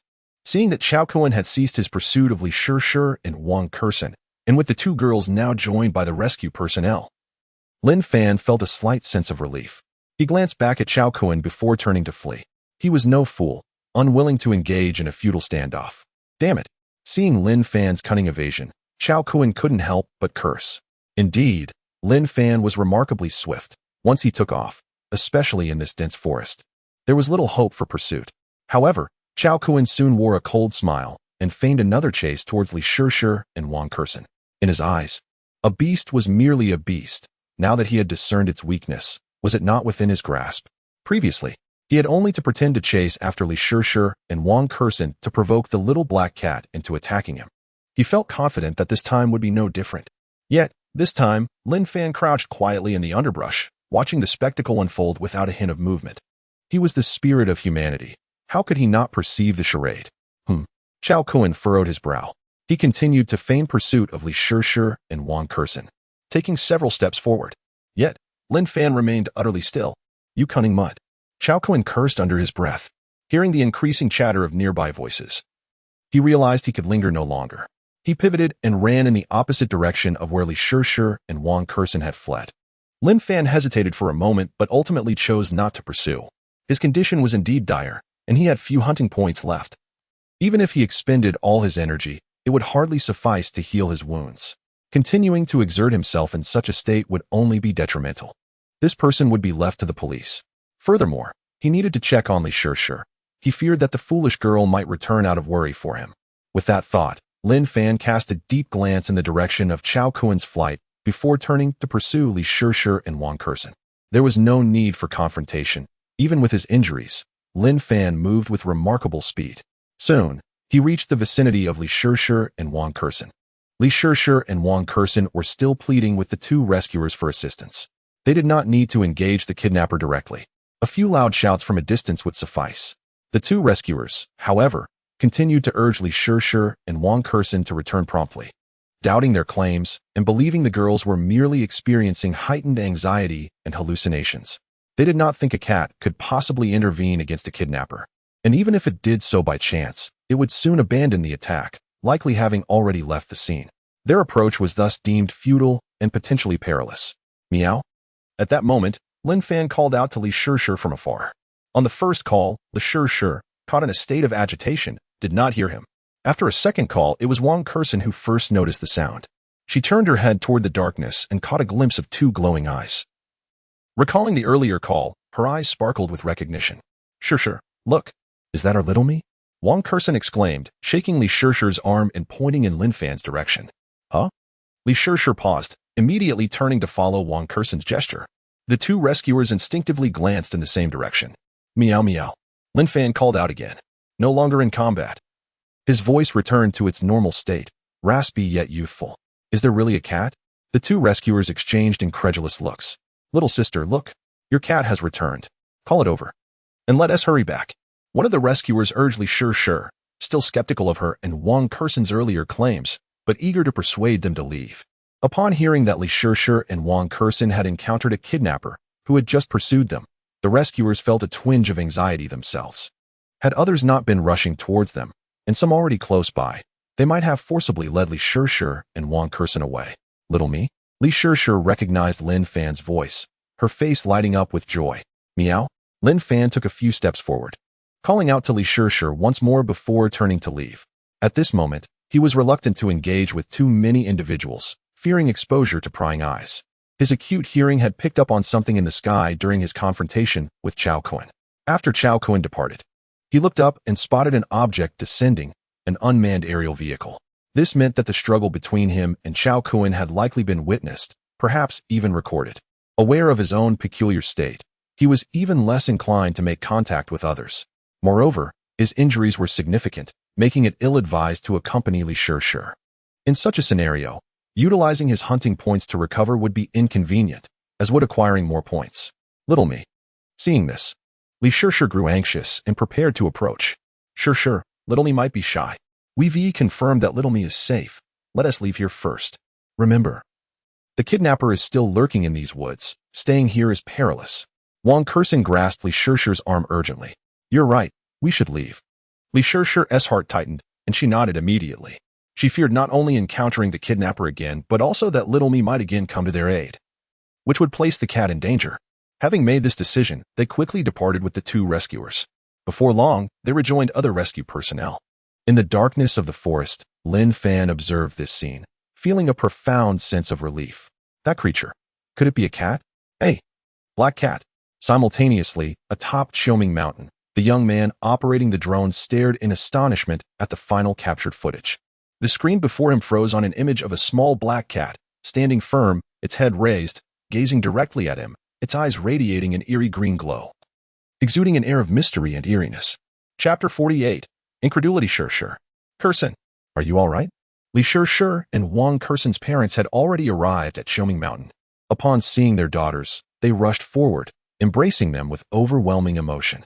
The two mothers were so overjoyed that they wept, repeatedly checking for any injuries on their daughters. Dad. Mom, I'm fine. It was Shirshir's cat, Xiaomi, who saved both me and Shirshir, Wang Kersen quickly explained to her parents. Shirshir's cat saved you?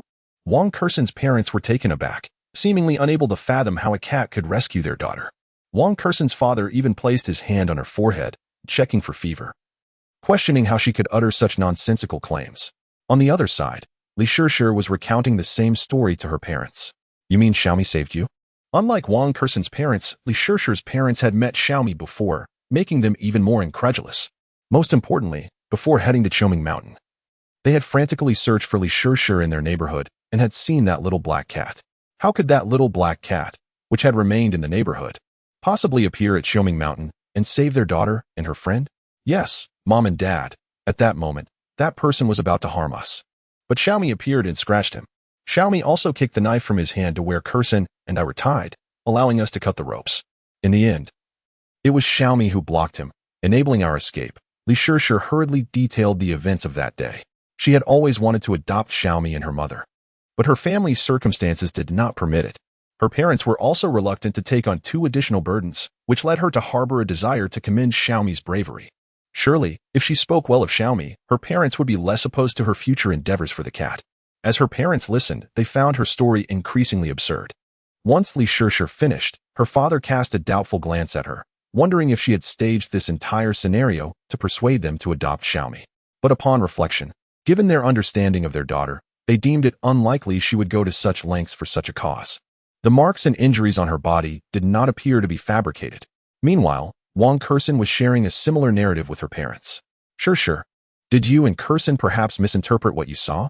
When your mother and I arrived, we spotted Xiaomi in the neighborhood. Li Shirshir's father pondered aloud. As he spoke, he also touched Li Shirshir's forehead, a twinge of concern surfacing in his heart. He worried that the shock might have caused her some psychological distress. Xiaomi was still in the neighborhood when you arrived? Li Shirshir was momentarily taken aback. She was acutely aware of how far they were from here. How could Xiaomi have made it over? As for whether that cat was indeed Xiaomi, she was 100% certain it was her. She interacted with Xiaomi frequently and knew her well. Besides Xiaomi, which other cat would be so determined to rescue them? Indeed, about an hour ago, we received a call from your school, unsure of where you and Kersen had gone. Your mother and I first searched the neighborhood and saw Xiaomi at that time. Failing to locate you both, we quickly took a taxi here and just arrived, Li Shirshir's father confirmed. Their neighborhood was approximately 30 kilometers away. Xiaomi was just a small cat. Even if she knew the way, it would be improbable for her to traverse such a distance in under an hour, let alone find Li Shirshir and her friend and engage in a battle with an assailant. The time simply did not add up. It must have been when you were searching for me in the neighborhood that Xiaomi sensed it and came running to rescue Kersen and me, Li Shirshir suddenly exclaimed. At that moment, Li Shirshir's father found himself at a loss for words. Li Shirshir's mother hesitated, ultimately choosing not to speak. Are you the parents of Li Shirshir and Wang Kersen? Just then, 2 police officers approached, inquiring about the parents of the 2 girls. We are. Li Shirshir and Wang Kersen's parents responded promptly. Are the girls injured? We need to ask them some questions to document the incident, including details about the kidnapper. One of the officers stated. As he spoke, the officer's demeanor was somewhat peculiar, casting lingering glances at Li Shirshir and Wang Kersen. This case was indeed extraordinary. It was said that a cat had rescued the girls, and that cat belonged to one of them. Had they not seen the video, they would have found it hard to believe such a thing could occur. If it is convenient, we would appreciate your presence as well, as we have certain inquiries to make, the officer continued. Why was the kidnapper targeting these 2 girls? Was there a connection to their families? These were crucial questions they needed to investigate. Very well, Li Shirshir and Wang Kersen's parents each confirmed their daughter's well-being before nodding in agreement. The officers had mentioned the urgency of obtaining information about the kidnapper, both to ensure he was apprehended and to prevent further misdeeds, and also because human memory is limited. Delaying the documentation could lead to inaccuracies.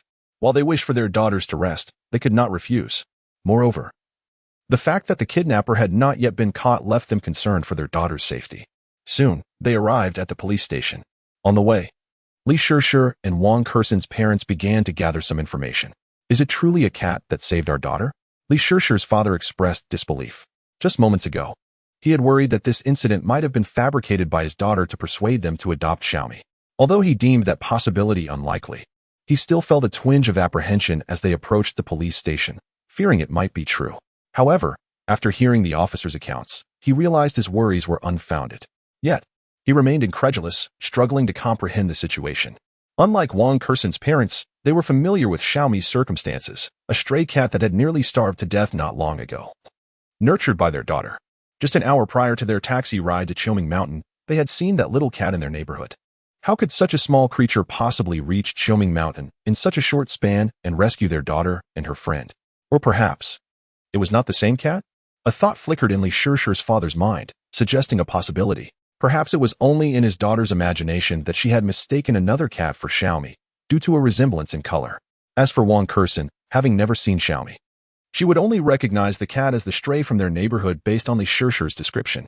In the dim light of night, the cat's appearance might have differed enough from Xiaomi for Li Shishir to misidentify it. The precise circumstances remain somewhat uncertain. However, upon viewing the video, it is evident that the cat's assault on the kidnapper afforded your daughter a crucial opportunity to escape. In this regard, it could indeed be said that the feline played a role in saving her. Nevertheless, further clarification from Li Shishir and Wang Kerson is necessary for a more comprehensive understanding. This was remarked by the officer questioning them in the vehicle. Chapter 49. Each with their own thoughts upon entering the police station. It did not take long for the officers to ascertain the appearance of the kidnapper based on the descriptions provided by Li Shishir and Wang Kerson. The individual in question was a notorious gang leader who had recently been released after spending over a decade in prison. Allegedly, he had been involved in numerous heinous crimes years ago, with several lives lost at his hands. However, due to lack of evidence, he had evaded a severe sentence. His skills were formidable, having established himself as a bully within the prison walls. It was shocking that he had resumed criminal activities so soon after his release. The fact that their daughters had managed to escape from him was indeed a stroke of luck. Once the identity of the kidnapper was uncovered, the police officers inhaled sharply, glancing at the parents of Li Shishir and Wang Kerson.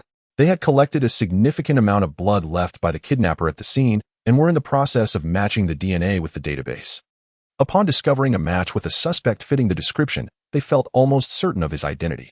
The records indicated that this kidnapper was linked to numerous brutal cases.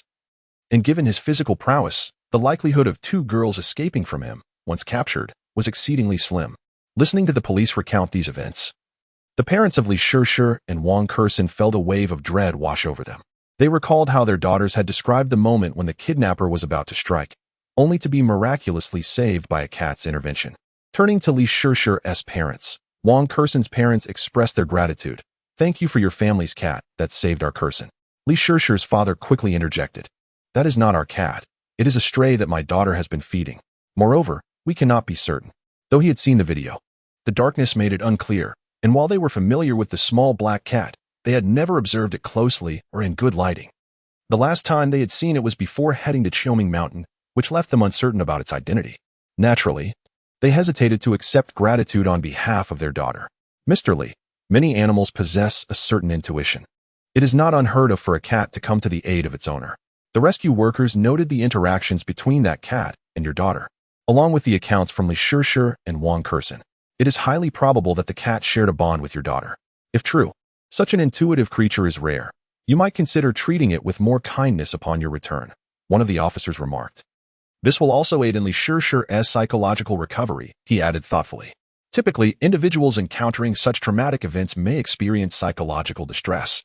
Having a familiar presence, be it human or animal, can greatly facilitate healing. "Rest assured, we shall treat that cat well upon our return," Li Shishir's father affirmed. Regardless of whether the cat that saved their daughter was indeed the stray from their community, this incident had profoundly altered his perception of cats. He resolved to adopt both the small black cat and its mother. The officer was right. Their daughter had endured a traumatic experience. And if she believed that Xiaomi was the cat that saved her, fostering Xiaomi would indeed benefit her psychological recovery. Even if Xiaomi was not the saving cat, it would not be a misfortune for them. Wang Kerson's parents cast envious glances at Li Shishir's parents, clearly recognizing the advantages of adopting the cat. However, as the stray had been nurtured by Li Shishir and given its willingness to risk its life to save her, they felt it inappropriate to offer to adopt the cat themselves. They decided to let their daughter inquire about it later. If Li Shishir's family chose not to adopt the cat, they would consider it then. The police informed them that the kidnapper was known for his vindictive nature, and now that he had suffered a setback, he might not relent easily. They assured the parents that officers would be assigned to protect Li Shishir and Wang Kersen until the case was resolved. They advised them to remain vigilant and avoid dangerous situations, as well as refrain from discussing details of the case publicly. Understood, the parents of both girls nodded in agreement. Subsequently, the police briefed others involved in the investigation, particularly the young man who had filmed the cat battling the kidnapper with a drone. They instructed him not to share the footage for the time being, as releasing it prematurely could jeopardize their efforts to apprehend the culprit. Additionally, they feared that excessive media attention could lead to negative repercussions. The narrative of two students being kidnapped, only to be rescued by a cat before the police intervened, could create considerable pressure if the perpetrator remained at large. Upon hearing this, the young man felt a pang of frustration. He recognized the potential for virality in the footage. If shared online, it could garner significant attention and, consequently, profit. However, understanding the need for discretion, he acquiesced. He then feigned casual interest and asked the officer, "I heard that cat is a stray?" The prospect of creating a continuous stream of content from the cat's exploits was enticing. He thought, isn't it better to teach a man to fish than to simply give him a fish? If he could find and perhaps adopt the stray, he could produce endless videos.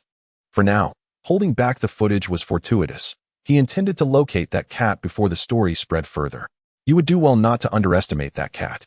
You have seen its prowess. Do not forget that the kidnapper is a hardened criminal, having spent over a decade in prison as a dominant figure.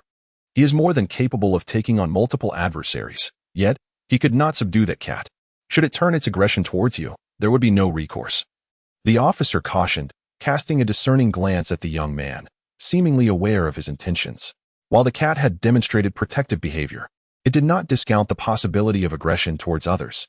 The officer had already advised Li Shishir's parents to be mindful of this aspect when considering adopting the cat. "I was merely curious, just asking." The young man chuckled awkwardly, realizing his thoughts had been discerned. Chapter 50. Departure from the community after an intense battle. Various aftereffects swept over Lin Fan. His entire body ached, and he had even coughed up several mouthfuls of blood. Glancing at his attribute panel revealed a significant decline in his stats, with both his maximum lifespan and current remaining lifespan having diminished considerably. Name: Lin Fan. Race: cat. Lifespan: 1,135 days, 1957 days. Strength: 0, 97, 1, 37. Speed: 1, 95, 2, 99. Constitution: 1, 53, 2, 65. Spirit: 2, 13, 3, 37. Hunting points: 5 servants, 2 servant points. 29. Lin Fan retracted his attribute panel and made his way toward the residential area where Li Shishir's family resided. After a series of stops and starts, it took him a total of 2 hours to return to the community. At this point, his hunting points were entirely depleted, leaving only his unused servant points. Previously, Lin Fan had tested a few servant points. Some enhanced his spirit while others increased his speed. He confirmed that it was possible to augment his spirit, with each servant point adding 0.01 to that stat. The increase in speed was similar to that of hunting points, with one servant point also adding 0.01 to speed and slightly restoring various current attributes, mirroring the effect of hunting points. Once he established that he could use them normally, he designated these points as his ultimate reserve, to be utilized only in exceptional circumstances. Upon returning, Lin Fan passed by the residents of Xiaohua and Xiaoju, calling for them to join him. Meow meow.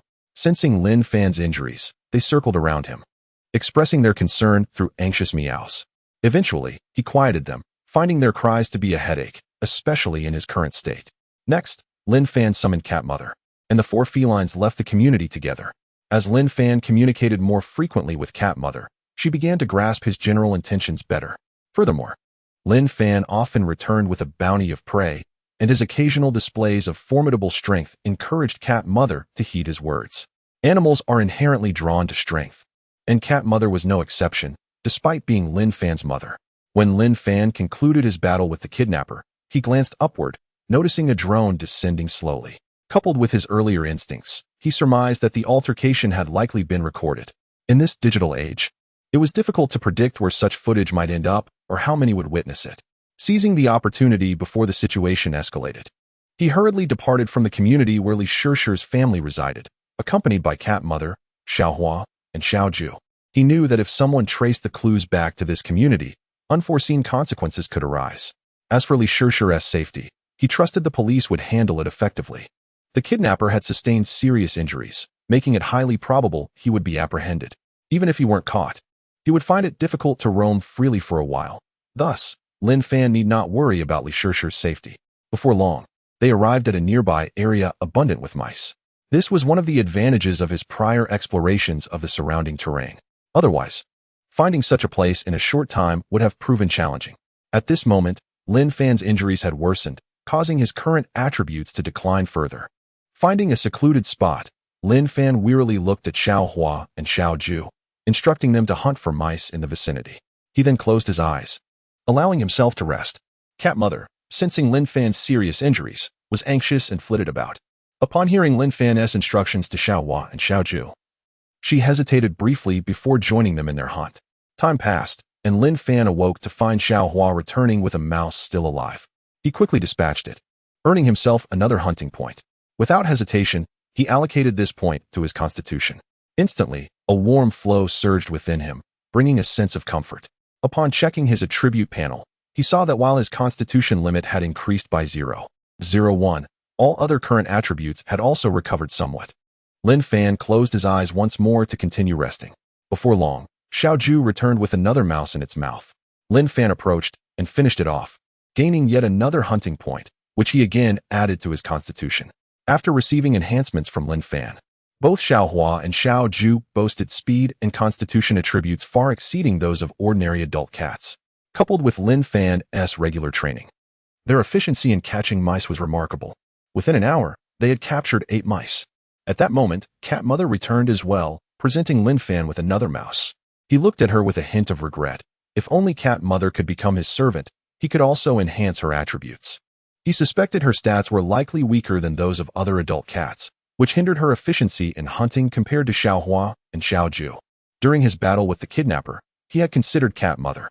Uncertain of the danger he faced, he pondered whether she could survive independently should he fail to return. Would Xiao Hua and Xiao Ju, unfamiliar with Cat Mother, care for her in his absence? Fortunately, he had returned alive, intensifying his desire to enhance Cat Mother's attributes. Unexpected occurrences are often unpredictable. He hoped that should he one day be absent, Xiao Hua, Xiao Ju, and Cat Mother could still thrive on their own. Suddenly, Lin Fan felt a peculiar sensation within him. Just moments ago, he sensed a closer connection with Cat Mother. He swiftly opened his attribute panel to examine a specific data point. Indeed, the number of servants had increased from 2 to 3. As he observed this data, an inkling of realization dawned upon him, suggesting that the third servant was indeed Cat Mother. He closed the attribute panel and looked at Cat Mother, silently wishing to access her attributes. The next moment, Cat Mother's attribute panel appeared before him. Name: unnamed race, cat lifespan, 1,577 days, 1963 days, strength, 0, 93, 0. 96, speed, 0, 94, 0, 99, constitution, 0, 91, 0, 97, spirit, 0, 99, 1, 0, 4. As expected, Cat Mother's attributes revealed that while her spirit surpassed 1, the others did not come close. I have no hunting points left. The new points must be used to recover my injuries. I can only enhance Cat Mother's attributes later. Lin Fan felt a surge of joy within him, silently affirming. Simultaneously, he decided to name her Cat Mother, as it was merely a designation. That night, Xiao Hua and Xiao Ju tirelessly hunted mice. But due to the limited number of rodents in their vicinity and the cunning nature of the prey, the remaining mice evaded capture after realizing the danger posed by the 2 cats. In the end, they managed to catch a total of 29 mice. And with the 3 caught by Cat Mother, their total reached 32. Chapter 51. Fishing. Having diligently enhanced his physique by 32 points, Lin Fan experienced a substantial elevation in his overall condition, feeling that approximately 80% of his strength had been restored. The remaining 20% remained elusive due to his injuries not having completely healed, previously unaccustomed to such severe wounds. Lin Fan now realized that merely allocating points would not directly mend his injuries. He observed that during earlier enhancements, his attributes would naturally recuperate to some extent with minimal effort, reaching their maximum potential effortlessly. However, as time progressed, the improvement in his attributes became increasingly challenging, a clear indication of the lingering injuries. Nonetheless, he believed that his point allocation could expedite the healing process. Unlike before, as time passed and he exerted himself, his injuries worsened. He now sensed he had entered a beneficial cycle, or perhaps the residual effects of his enhancements were gradually manifesting. He felt confident that within a day or two, his injuries would fully heal, restoring his prowess to its zenith. He mused to himself, though the effects were not instantaneous. They were indeed promising. As dawn approached, the streets grew bustling with pedestrians, making it less conducive for catching mice. He decided to venture to the park with his 3 feline companions to catch fish. The fish in the park were not deterred by daylight. Rather, they had become accustomed to human presence due to frequent feeding, making them easier to catch. Before departing, Lin Fan glanced around, spotting several stray cats observing from a distance.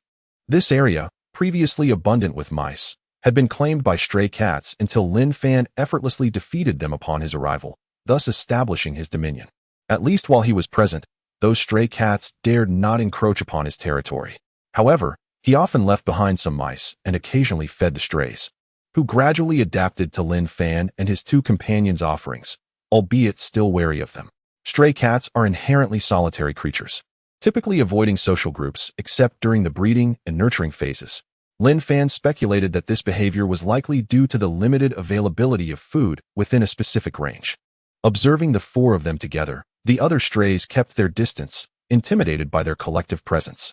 With a meow directed at the curious strays, Lin Fan turned to leave, followed closely by Xiao Hua, Xiao Ju, and their mother.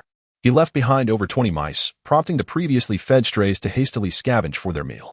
Lin Fan was uncertain whether this method would yield new followers, but given that Xiao Hua and Xiao Ju had been acquired through feeding, there was a possibility. After all, the mice would go to waste if left uneaten. This time, Lin Fan led his companions to the smaller green plant park, which boasted a lower foot traffic, allowing for a more discreet fishing expedition. Shortly, they arrived at the park, which, due to the early hour, was nearly deserted. It was the perfect opportunity to catch an ample supply of fish, Lin Fan thought, navigating with ease to a wooden bridge. A favored spot for visitors to feed the fish, Lin Fan noted the absence of people but could see numerous ornamental fish swimming below. However, due to the lack of feeding, the fish were keeping their distance from the shore. Rather than waiting, he turned to Xiao Hua, calling softly. Having learned from previous experiences, Xiao Hua promptly understood his intent, grasping a piece of bread previously scavenged, and tossed it into the water. Instantly, the fish swarmed toward the bait. Lin Fan had been poised nearby, and upon witnessing this, he swiftly extended his paw toward one of the fish. With his strength restored to approximately 80%, capturing the fish was effortless. In no time, he had one wriggling fish firmly clutched in his claws, which he promptly brought to his mouth.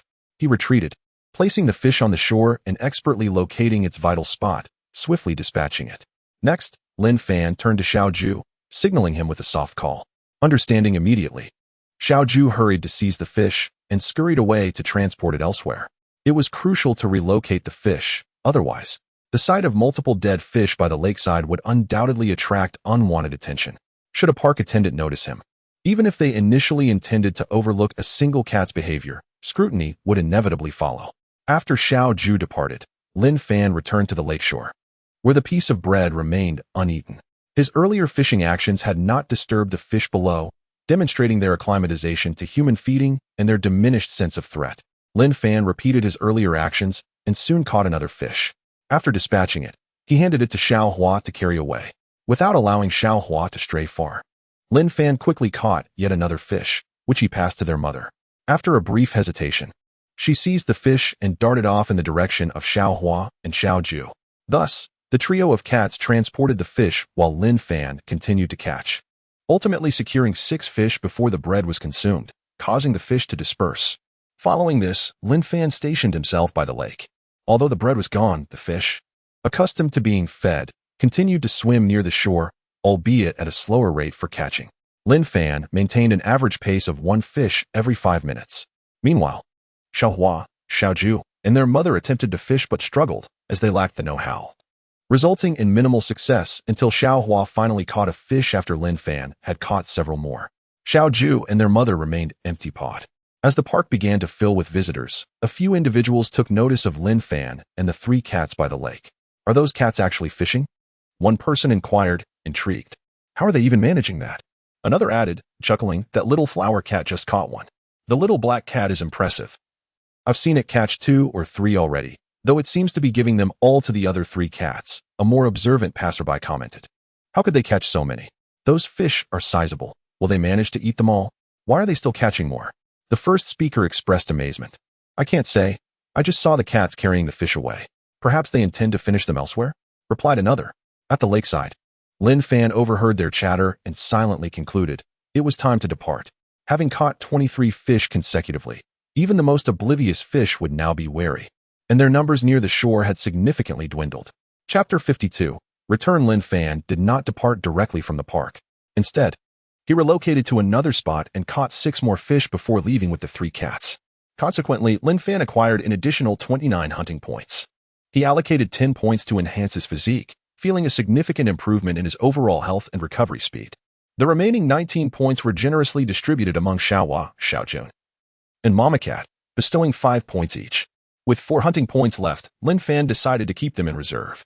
After consuming some of the fish, he shared the surplus with the nearby stray cats and dogs. The abundant catch proved overwhelming, as the size of the fish made it difficult for a single stray cat to finish one in a single sitting. Moreover, the wary nature of the strays made them hesitant to accept unfamiliar food. Lin Fan lacked the patience to chase after them, especially since the number of strays available was limited. In contrast, the stray dogs were less discerning and more approachable. When Lin Fan and the cats presented the fish to them, they accepted the offering with obedience. Stray dogs were not numerous within the community, but their population throughout the city was significant. Their survival challenges surpassed those of stray cats, while the latter could hunt mice and other small creatures. Most stray dogs were relegated to scavenging through garbage. Additionally, public sentiment towards cats was more favorable, whereas some individuals harbored intentions of turning stray dogs into meals. Lin Fan had previously fed stray dogs with his catches, and over time, a few became familiar with him, wagging their tails upon sight and even following him for a while. Sometimes, Lin Fan pondered whether stray dogs could become his subordinates. It appeared there were no restrictions on his attribute board regarding the inclusion of other species as servants, leaving him to contemplate future possibilities. Ever since Mama Cat had become his 3rd servant, he felt a peculiar sense of difficulty in acquiring a 4th. The information from his attribute board was obscure, preventing him from discerning specifics. Next, Lin Fan led the 3 cats to Jade Park. Upon arrival, he noted that the foot traffic was indeed greater than that of Green Plant Park. After changing positions several times, they successfully caught 10 fish, but were compelled to cease their fishing endeavors as their activities had attracted attention. Some bystanders even recorded their catch. Lin Fan decided it best to stop, reflecting on his nearly healed injuries and the wisdom of taking a break for the day. This encounter with humans had instilled a deeper caution within him. He recognized that his strength was still lacking in comparison to theirs. The previous confrontation had left him injured, and he was acutely aware of the formidable weapons present in human society. Should he and the 3 cats attract unwanted attention, they could find themselves in perilous circumstances. Although he yearned for rapid growth and power, he prioritized safety above all. As midday approached, Lin Fan sought a place to rest with the cats, planning to engage in nocturnal activities later when the night belonged to them. He hesitated over whether to return to the community where Li Shishir lived, uncertain of the potential scrutiny he might face upon his return. His last parting from her had occurred at Akinuma Mountain, where he had witnessed Li Shishir and Wang Kursin being rescued by search and rescue personnel. After lingering at the base of the mountain, he had heard the police discussing the recovery of the 2 missing girls, which had allowed him to depart with a sense of relief. However, not having seen Li Shishir since left him with lingering worries. Moreover, given that Li Shishir had recognized him the previous night and witnessed his struggle against the kidnapper, she might be anxious about his well-being in his absence. I should return and check on her, Lin Fan contemplated. His speed and endurance would allow him to leave swiftly if any issues arose. He then departed Jade Park, settling the 3 cats in a secure location. As the saying goes, a cunning rabbit has 3 burrows. With the human spirit within him, he understood the perilous existence of stray cats and had prepared multiple safe havens in advance. Once the cats were settled, Lin Fan quickly made his way to the community where Li Shishir resided. In the community, Xiaomi, where are you? Please come out. Are you hurt? I brought medicine. Oh, it's all my fault. I caused you harm. Please don't scare me. Li Shishir called out, her hair slightly disheveled, her once clear voice now hoarse. She had searched for Lin Fan throughout the night until dawn, and now, with little rest, she was back at it again, her demeanor worn down. Her parents followed silently behind, their expressions revealing a complex mixture of emotions. To be honest, they had been skeptical about the little black cat being the one to save their daughter and her friend. The discrepancies in location and physical capabilities were hard to reconcile. They had seen the video depicting the cat's remarkable strength and the significant bloodshed at the scene, indicating that the formidable black leader had sustained serious injuries. How could a mere kitten possess such formidable power? However, after returning home and assisting their daughter in the search for Xiaomi, their perspective began to shift. Xiaomi is missing. We saw that little black cat just last night. How could it vanish today, given how close it was to her daughter? It wouldn't he ignore her search for so long, unless the little black cat is no longer in this community. Could it be that the black cat seen on Akinuma Mountain was indeed Xiaomi? They recalled the final frames of the video, where the cat's features bore a youthful semblance. Was it possible that Xiaomi had sensed their daughter's peril and ventured to Akinuma Mountain to rescue her? The lore surrounding black cats was often mystical. Perhaps this little black cat truly possessed extraordinary qualities. Over there, that is where Xiaomi and her mother reside. And there, that is where Xiaomi's friend, the ragdoll cat, lives. They were there last time, but now they are nowhere to be found. They might have gone in search of Xiaomi. Li Shishir pointed to various locations within the community, her voice trembling with emotion. Xiaomi must have been injured while saving me yesterday and couldn't return. She might still be in the mountains. Mom and Dad, I want to go back to the mountains to find her. Li Shishir turned to her parents, her voice quavering. To be honest, the place where the incident had occurred still haunted her, especially considering the kidnapper remained at large. The thought of returning to that location filled her with dread. Yet, her resolve to find Xiaomi compelled her to confront her fears. She was utterly convinced that the cat who had rescued her was indeed Xiaomi, who must have sustained injuries in the process and was now possibly lying somewhere in the mountains near death. The mere thought of Xiaomi suffering in some secluded spot filled her with anguish, igniting an urgent desire to rush back and rescue her. Li Shishir's parents exchanged worried glances, hesitating. They had not forgotten the police's warning to avoid dangerous areas until the perpetrator was captured. Their daughter's intention to venture to Akinuma Mountain in search of Xiaomi, particularly into the depths of the mountains, was undeniably perilous. Just then, a melodious meow resonated from a distance. The influx of readers today brings me immense joy. The data for this new book holds great significance as it pertains to its future success. I sincerely hope everyone can bestow their generous 5-star reviews and express their eagerness for updates. Thank you all for your support. Chapter 53. Li Shishir turned her head and spotted a small black cat crouching in the greenery nearby, calling out to her. Xiaomi, she exclaimed with delight, tears streaming down her face. Did Xiaomi know how worried she had been for it throughout the night and even during the day? With that thought, she dashed towards Lin Fan. Meow, meow, meow.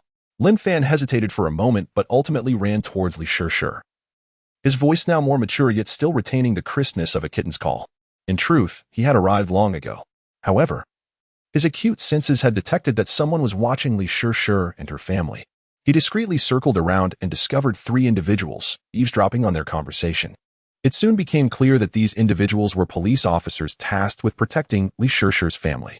Moreover, he learned that the authorities had not apprehended anyone in the mountains last night. Aoka Mountain was sealed off, and a thorough search was underway. This revelation caused Lin Fan to furrow his brows. He hadn't anticipated that the assailant, despite being severely injured, had managed to evade capture.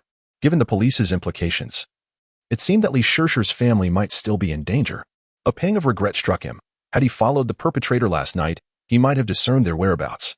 Yet, as a cat, revealing any information to the police would prove challenging. He reminded himself to place his trust in the authorities. Aoka Mountain was indeed vast, and it was not unusual for someone to find a hiding place in a cave. Nevertheless, with the mountain sealed and searched, it was only a matter of time before they found the culprit. Instinctively, he was reluctant to engage with the police. Thus, upon realizing their presence nearby, he hesitated about whether to meet Li Shishir or to wait for another opportunity. However, seeing the sorrow etched on her face as she contemplated searching Aoka Mountain for him, he resolved to meet her directly, unwilling to prolong her distress. Soon, Li Shishir knelt down, embracing Lin Fan as he ran towards her.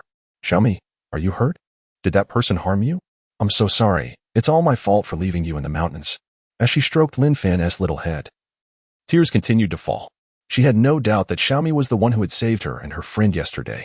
In the eyes of others, Xiaomi might simply be a small cat, incapable of such valor, but to her, it was entirely reasonable for Xiaomi, who was adept at catching mice, to possess the strength to confront a human.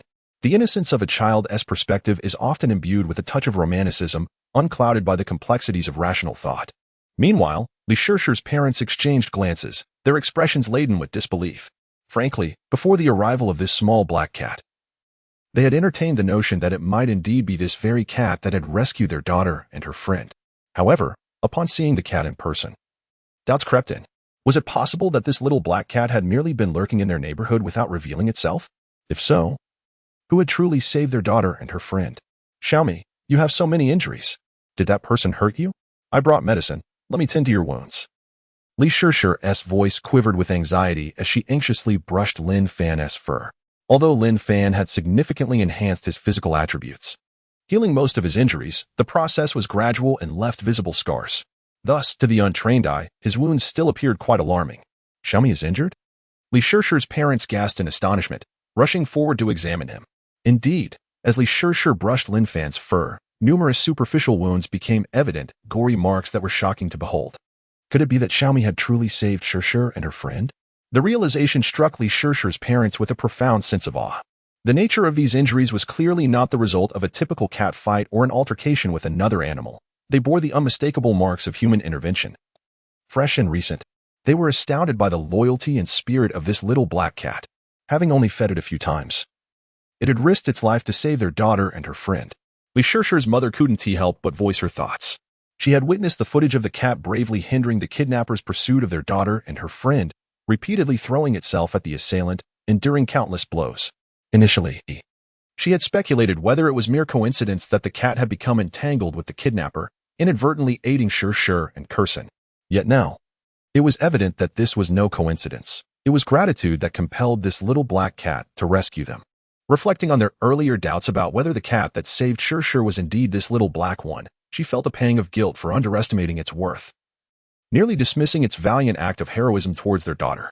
It seemed that last night, the cat had understood their words. Sensing that Shishir might be in peril, deducing it from their tone, prompting it to seek her out. Li Shishir's father, wearing a grave expression, muttered softly. At the same time, a threat of fear gripped him. Had this little black cat not heard their frantic search for Shishir, had she not shown kindness by feeding it? And had the cat not been so loyal, their daughter might have faced grave danger, a calamity that could have befallen their entire family. Shishir, let me help you apply the medicine. Once we've treated it, we'll take it to the vet for a thorough examination. We must ensure its wounds heal. And we'll adopt it along with its mother. It is our savior, and we cannot allow it to roam anymore. Li Shishir's mother knelt down, assisting her daughter in applying the medicine to Lin Fan. In Li Shishir's embrace, Lin Fan narrowed his eyes, allowing her and her mother to tend to his wounds. Although he knew he was healing, he recognized that this act would provide Li Shishir with some peace of mind. Adopting him was no longer feasible for him. Given his current circumstances, he was destined to live on the streets, and after this meeting, he might need to stay away for a while to avoid drawing attention. Seeing Lin Fan's calm demeanor, Li Shishir's mother breathed a sigh of relief. To be honest, this was her first experience touching Lin Fan. She recalled the cat's fierce determination in the video and had worried that it might suddenly lash out at her. Thankfully, this little black cat seemed to possess a certain understanding, perhaps recognizing her as Shishir's family, allowing her to stroke it without resistance. Indeed, as she caressed the soft fur of this little black cat and gazed into its adorable visage, she began to comprehend why her daughter held such affection for it. This little black cat was undeniably charming, exuding a subtle aura that soothed the soul. Chapter 54. Scheming. Is that little black cat the one that saved the two young girls last night? Not far off, 3 plainclothes officers observed this scene. One of them incredulously remarked. The video featuring the cat was not particularly clear, only the final frame provided a slightly clearer image, allowing them to discern that the cat was relatively young. However, due to the angle and resolution, they could not ascertain its size. Now, in broad daylight and aided by binoculars, they could see that the little black cat was quite small, estimated to weigh only 3 to 5 pounds. They had heard that a significant amount of blood was shed at the scene, that kidnapper was no ordinary person. Could a cat possess such formidable fighting prowess? One officer pondered. Uncertain, you might as well adopt one and see for yourself. It could protect its owner. Maybe one day, if you find yourself in danger, the cat could come to your rescue, his colleague jested. It could be the cover of night that gave it an advantage. Cats have excellent night vision. Although the assailant had a flashlight, it was unlikely to consistently illuminate the little black cat. If this cat was clever enough to ambush from the shadows, it could certainly inflict serious harm. Another colleague theorized. That seems plausible. I heard that the kidnapper was once a notorious gangster, a bully in prison for over a decade. He probably never imagined he would fall to a meerkat. The injury inflicted upon him is severe. He should not be able to escape. Such scum should never be released. Just as he has recently emerged, he will likely return once more. This cat has certainly done a commendable deed. The three continued their discussion. At last, it has appeared. Are they tending to the cat's wounds? Judging by their reactions, it must undoubtedly be this cat. In a nearby corridor, a young man, drowsy, suddenly heard the commotion outside. He stood up and peered through the corridor window, excitement coursing through him. This young man was named Zhang Shuai, the very individual who had operated the drone the previous night in search of Li Shishir and Wang Kersen. Although the police had advised him against pursuing the cat, he recognized the potential for viral appeal that this creature possessed. He understood all too well the financial windfall that could accompany something trending. How could he possibly let this opportunity slip away? After all, the cat was a stray. Should he adopt it, he would merely be doing a good deed, with no moral transgressions. At worst, he could offer compensation to the family of that girl, Li Shishir. They had never taken in the stray cat, and their financial situation appeared modest. A little monetary contribution from him should suffice. If not, he could always increase the offer. Ordinary people would never fathom the fortune that could be garnered from a genuinely viral cat. On the community path, Lin Fan squinted as Li Shishir and her mother applied medicine to him.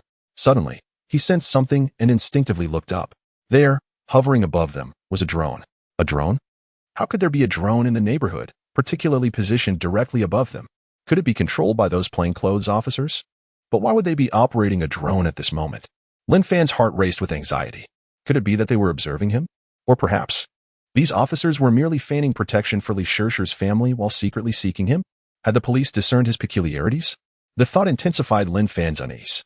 He was acutely aware of his unique attributes. Unlike a typical cat, he possessed extraordinary capabilities, leaving aside the matter of his remarkable speed, which was likely twice that of an ordinary cat. If this information were to leak, numerous factions would undoubtedly take an interest in him. He knew well the might of human weaponry. If they were truly determined to capture him, given his current physical condition, the odds of escape were slim. The mere thought of being pursued, captured, and possibly subjected to experiments or dissection filled him with dread. As these thoughts coursed through him, his small body trembled involuntarily. Little me, are you trembling? Does it hurt? No, it doesn't hurt. I'll be fine soon. Li Shishir, sensing Lin Fan shudder, quickly comforted him in a soft voice while gently patting his little head. Lin Fan gazed longingly at Li Shishir, fully aware that he must depart. If he truly attracted the attention of those police officers, this farewell could be indefinite. At that moment, a figure approached from a distance.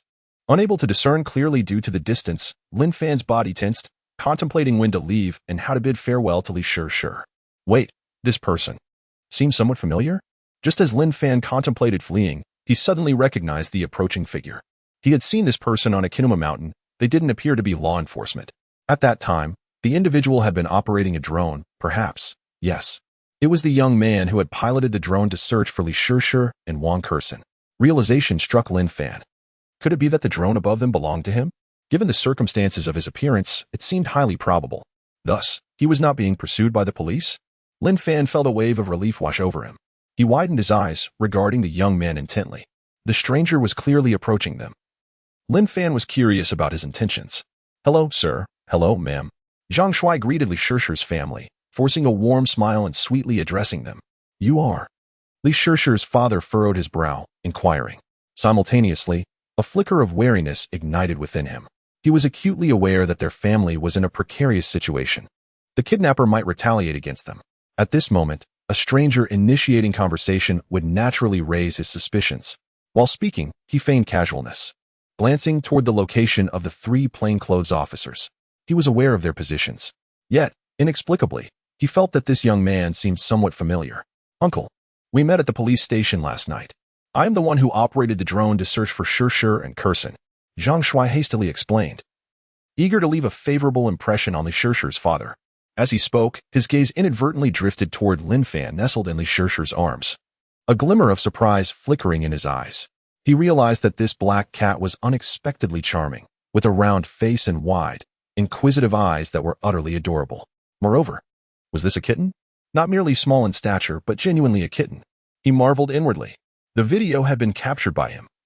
He had witnessed the cat's fierce confrontation with the kidnapper in real time and was acutely aware of its formidable capabilities. The final scenes had hinted at the cat's youth. Yet he had not anticipated it to be a genuine kitten. High appeal is a boon. Many people are drawn to pets with striking appearances. This little black cat inherently possessed the elements of virality, and if it were also exceptionally cute, promoting it would be even easier, significantly reducing marketing costs and enhancing future fan loyalty. Zhang Shuai internally awarded a higher score to this cat. Chapter 55, Matters of 3 Benefits. It turns out to be you, young man. Thank you for using the drone to assist in locating Shirshir and Kursin. Shirshir's mother and I were just thinking of finding a time to express our gratitude to you. Upon hearing the self-introduction from the other party, Li Shirshir's father suddenly realized that he had indeed seen the young man at the police station yesterday, although he was unaware of his identity at that time. He promptly took Zhang Shuai's hand, expressing immense gratitude. He had heard at the police station that it was this young man who utilized the drone to discover the kidnappers and the girls, which enabled the rescue team to arrive in time to save them. The video of the struggle between the kidnapper and Xiaomi was also captured by this individual using the drone. Thus, it could be said that this person had rendered a significant favor to their family. Li Shirshir's father immediately held a much more favorable impression of the young man. You're too modest, uncle. I am merely a member of the city's volunteer rescue team. This is my duty, Zhang Shuai quickly replied. At that moment, Li Shirshir's mother also stood up. She had overheard the conversation between her husband and the young man and hurriedly expressed her gratitude to Zhang Shuai as well. Li Shirshir, being a polite child, held her little black cat and, alongside her mother, rose to thank Zhang Shuai. Auntie, you and uncle are far too courteous, truly. There is no need for thanks, Zhang Shuai insisted, waving his hands. Please, continue your important work and do not delay in treating this cat. He then turned his gaze to the small black cat in Li Shirshir's arms. As Li Shirshir stood, the little black cat drew nearer, allowing him to observe it more clearly and confirm its exceptional beauty, which left him in awe. The little black cat already had a certain fan base online. Such an adorable creature would have no trouble gaining popularity, even without the events of yesterday. This family had long known about the little black cat, but had yet to adopt it, evidently lacking understanding of online promotion.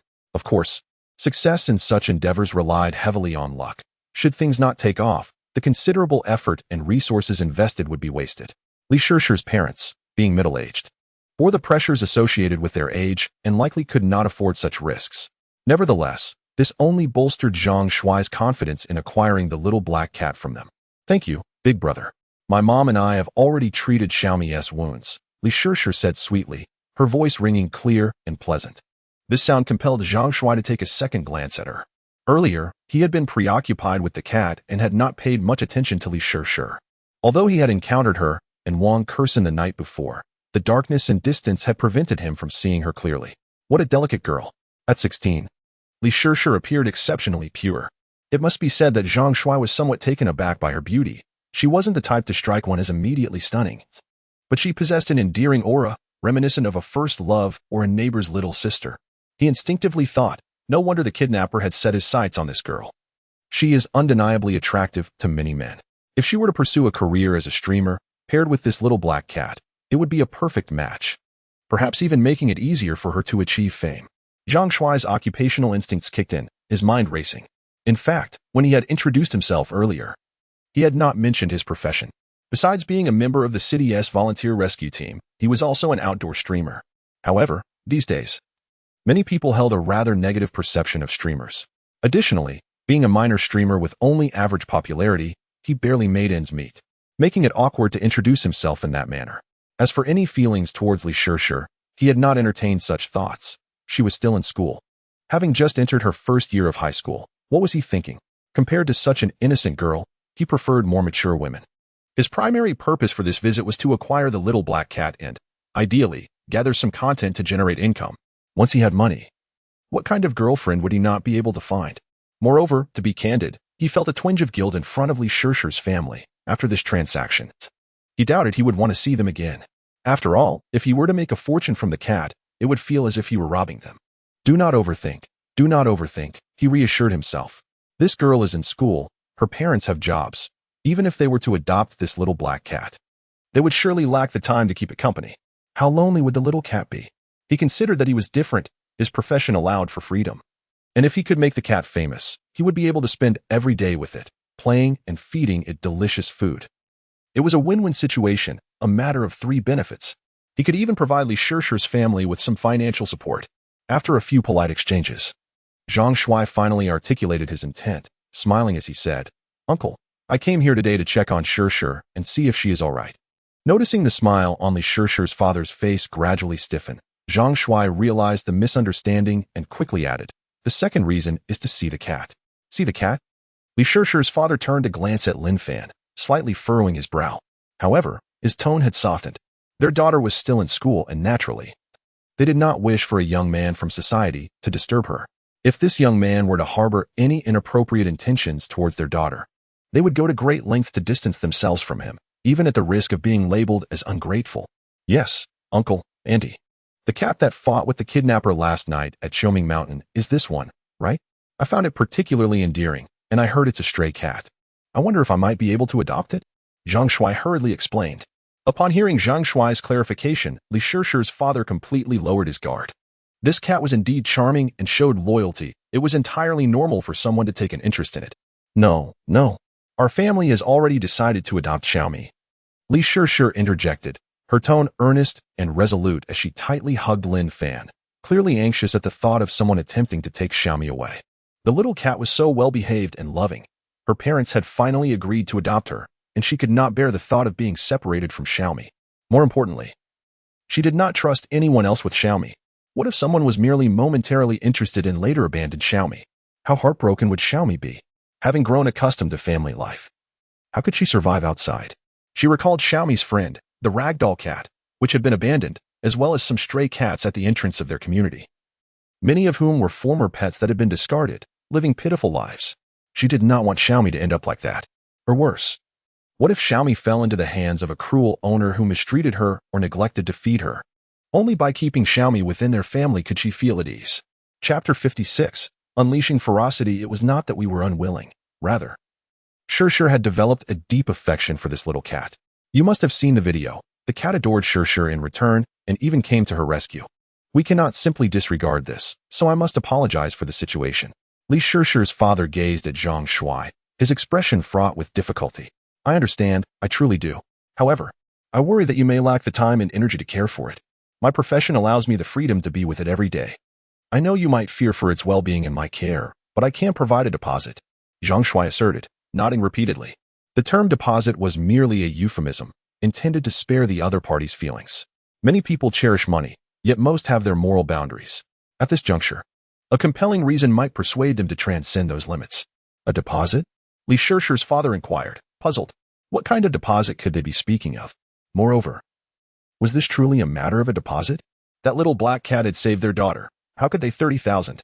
"I can offer you 30,000 as a deposit. If I mistreat it, or if you believe I am mistreating it, you may confiscate the deposit at any time. If, after 10 years, I have treated it well, I shall forfeit the 30,000, Zhang Shuai hurriedly exclaimed. By his reasoning, this deposit would essentially be a gift to the other party, merely cloaked in a more appealing title. Initially, he intended to propose a sum of 10,000, but upon reflection, he realized that such a remarkable black cat deserved far more. After all, some rare breeds could fetch 10,000. How could this extraordinary little black cat be worth any less? Furthermore, there was the emotional attachment to consider. Thus, he decided to raise the offer to 30,000. For an average family, that was a sum that could certainly entice. Most importantly, this cat was a stray, meaning that the 30,000 would essentially be a windfall for them. 30,000? Li Shishir's father was indeed taken aback. He had never anticipated such generosity from the other party. 30,000 was nearly equivalent to what he and his wife earned in a month and a half. "No, we cannot accept your money. Please leave. We will not give you Xiaomi." At that moment, Li Shishir interjected, always gentle and kind to others. Her eyes glimmered with unshed tears as she looked toward him and proclaimed loudly. In truth, she was deeply concerned that her parents might be swayed by the offer and reconsider their decision to adopt Xiaomi, ultimately surrendering her to him. Meow? Lin Fan sensed Li Shishir's anger and immediately bared his teeth, growling lowly at the stranger, prepared to defend his companion. Goodness! Perhaps still haunted by the previous day's video, Zhang Shuai was startled by Lin Fan's reaction, instinctively retreating a step. It was no wonder. He had learned from the police that the kidnapper had sustained severe injuries, with much blood shed at the scene. Authorities suspected that the cat had likely clawed a crucial blood vessel on the assailant. Upon returning home the previous evening, he had watched the video repeatedly. Analyzing the kidnapper's movements, he deduced that the area from which the assailant had bled profusely was likely the neck, a potentially fatal spot. How could he not be terrified at the thought of this fierce little black cat turning on him? If it became accustomed to attacking, a well-placed swipe could spell his doom. The kidnapper was no ordinary individual, and Zhang Shuai lacked the skills to fend off such an attack. He could sustain even greater injuries. However, he felt increasingly certain that this little black cat was indeed the one from the previous night. Such a ferocious creature was not typical behavior for an ordinary cat. Seeing Xiaomi in such a state, Li Shishir's father felt a jolt of concern. Although he had already confirmed that Xiaomi was indeed the cat that had saved their daughter and had seen the video of her battling the kidnapper, they had never witnessed Xiaomi's ferocity in person. Whenever they saw their daughter interacting with Xiaomi, the cat always appeared adorable and endearingly innocent, causing them to unconsciously overlook the ferocity displayed the night before. To be candid, witnessing Xiaomi exhibit such aggression stirred a flicker of apprehension within him. Would adopting Xiaomi truly pose no risks? Would she ever harm them, or anyone else? Mom and Dad, look, Xiaomi clearly dislikes him. I'm afraid she won't adjust well with someone else. If she misbehaves, they might treat her poorly. At that moment, Li Shishir quickly turned to her parents, speaking earnestly. No, I am a good person and I love cats. You can ask anyone who knows me. She is simply unfamiliar with me. Zhang Shuai insisted, eager to counter her concerns. He intended to capitalize on Xiaomi's heroic act and ferocity, and now that he had witnessed her fierce demeanor, he was even more determined not to abandon his pursuit. Thus, I truly adore this little black cat and am willing to offer 50,000 as a deposit. What do you say? Zhang Shuai looked at Li Shishir's parents, reiterating his offer. He understood that, ultimately, the decision rested with the girl's parents. Otherwise, given her evident affection for the cat, she would have already adopted it. No, Mom and Dad, please don't give Xiaomi to him. Li Shishir was on the verge of tears, her voice cracking with emotion. Meow. Observing Li Shishir's intense reaction, Lin Fan grew agitated as well. Shifting in her embrace and glaring at Zhang Shuai, letting out an angry yowl and extending a tiny paw in a threatening manner. Had he not been concerned about inadvertently hurting Li Shishir in the process, he would have lunged at Zhang Shuai. All right, we want to give her to him.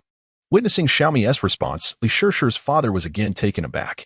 However, observing his daughter's reaction, he quickly added, Our family has raised a daughter like Shishir through our guidance and example. Therefore, my principles remain resolute. I cannot sell a cat that has shown such kindness to our family for mere money. If I believed that you would provide a better home for this stray cat, I would not accept your money at all. Regardless of Xiaomi's temperament, as long as she poses no threat to us, we can cultivate our bond over time. This little black cat is indeed fierce, but she is also protective of her owner. Bai Yang had previously warned Zhang Shuai against coveting this cat. Yet he refused to heed the advice. A cat with such ferocity may be beyond his control. How curious it was that this little black cat did not exhibit aggression towards Shishir's family. Perhaps it was a result of the girl frequently feeding her. It remains uncertain whether Zhang Shuai will ultimately succeed in acquiring this cat.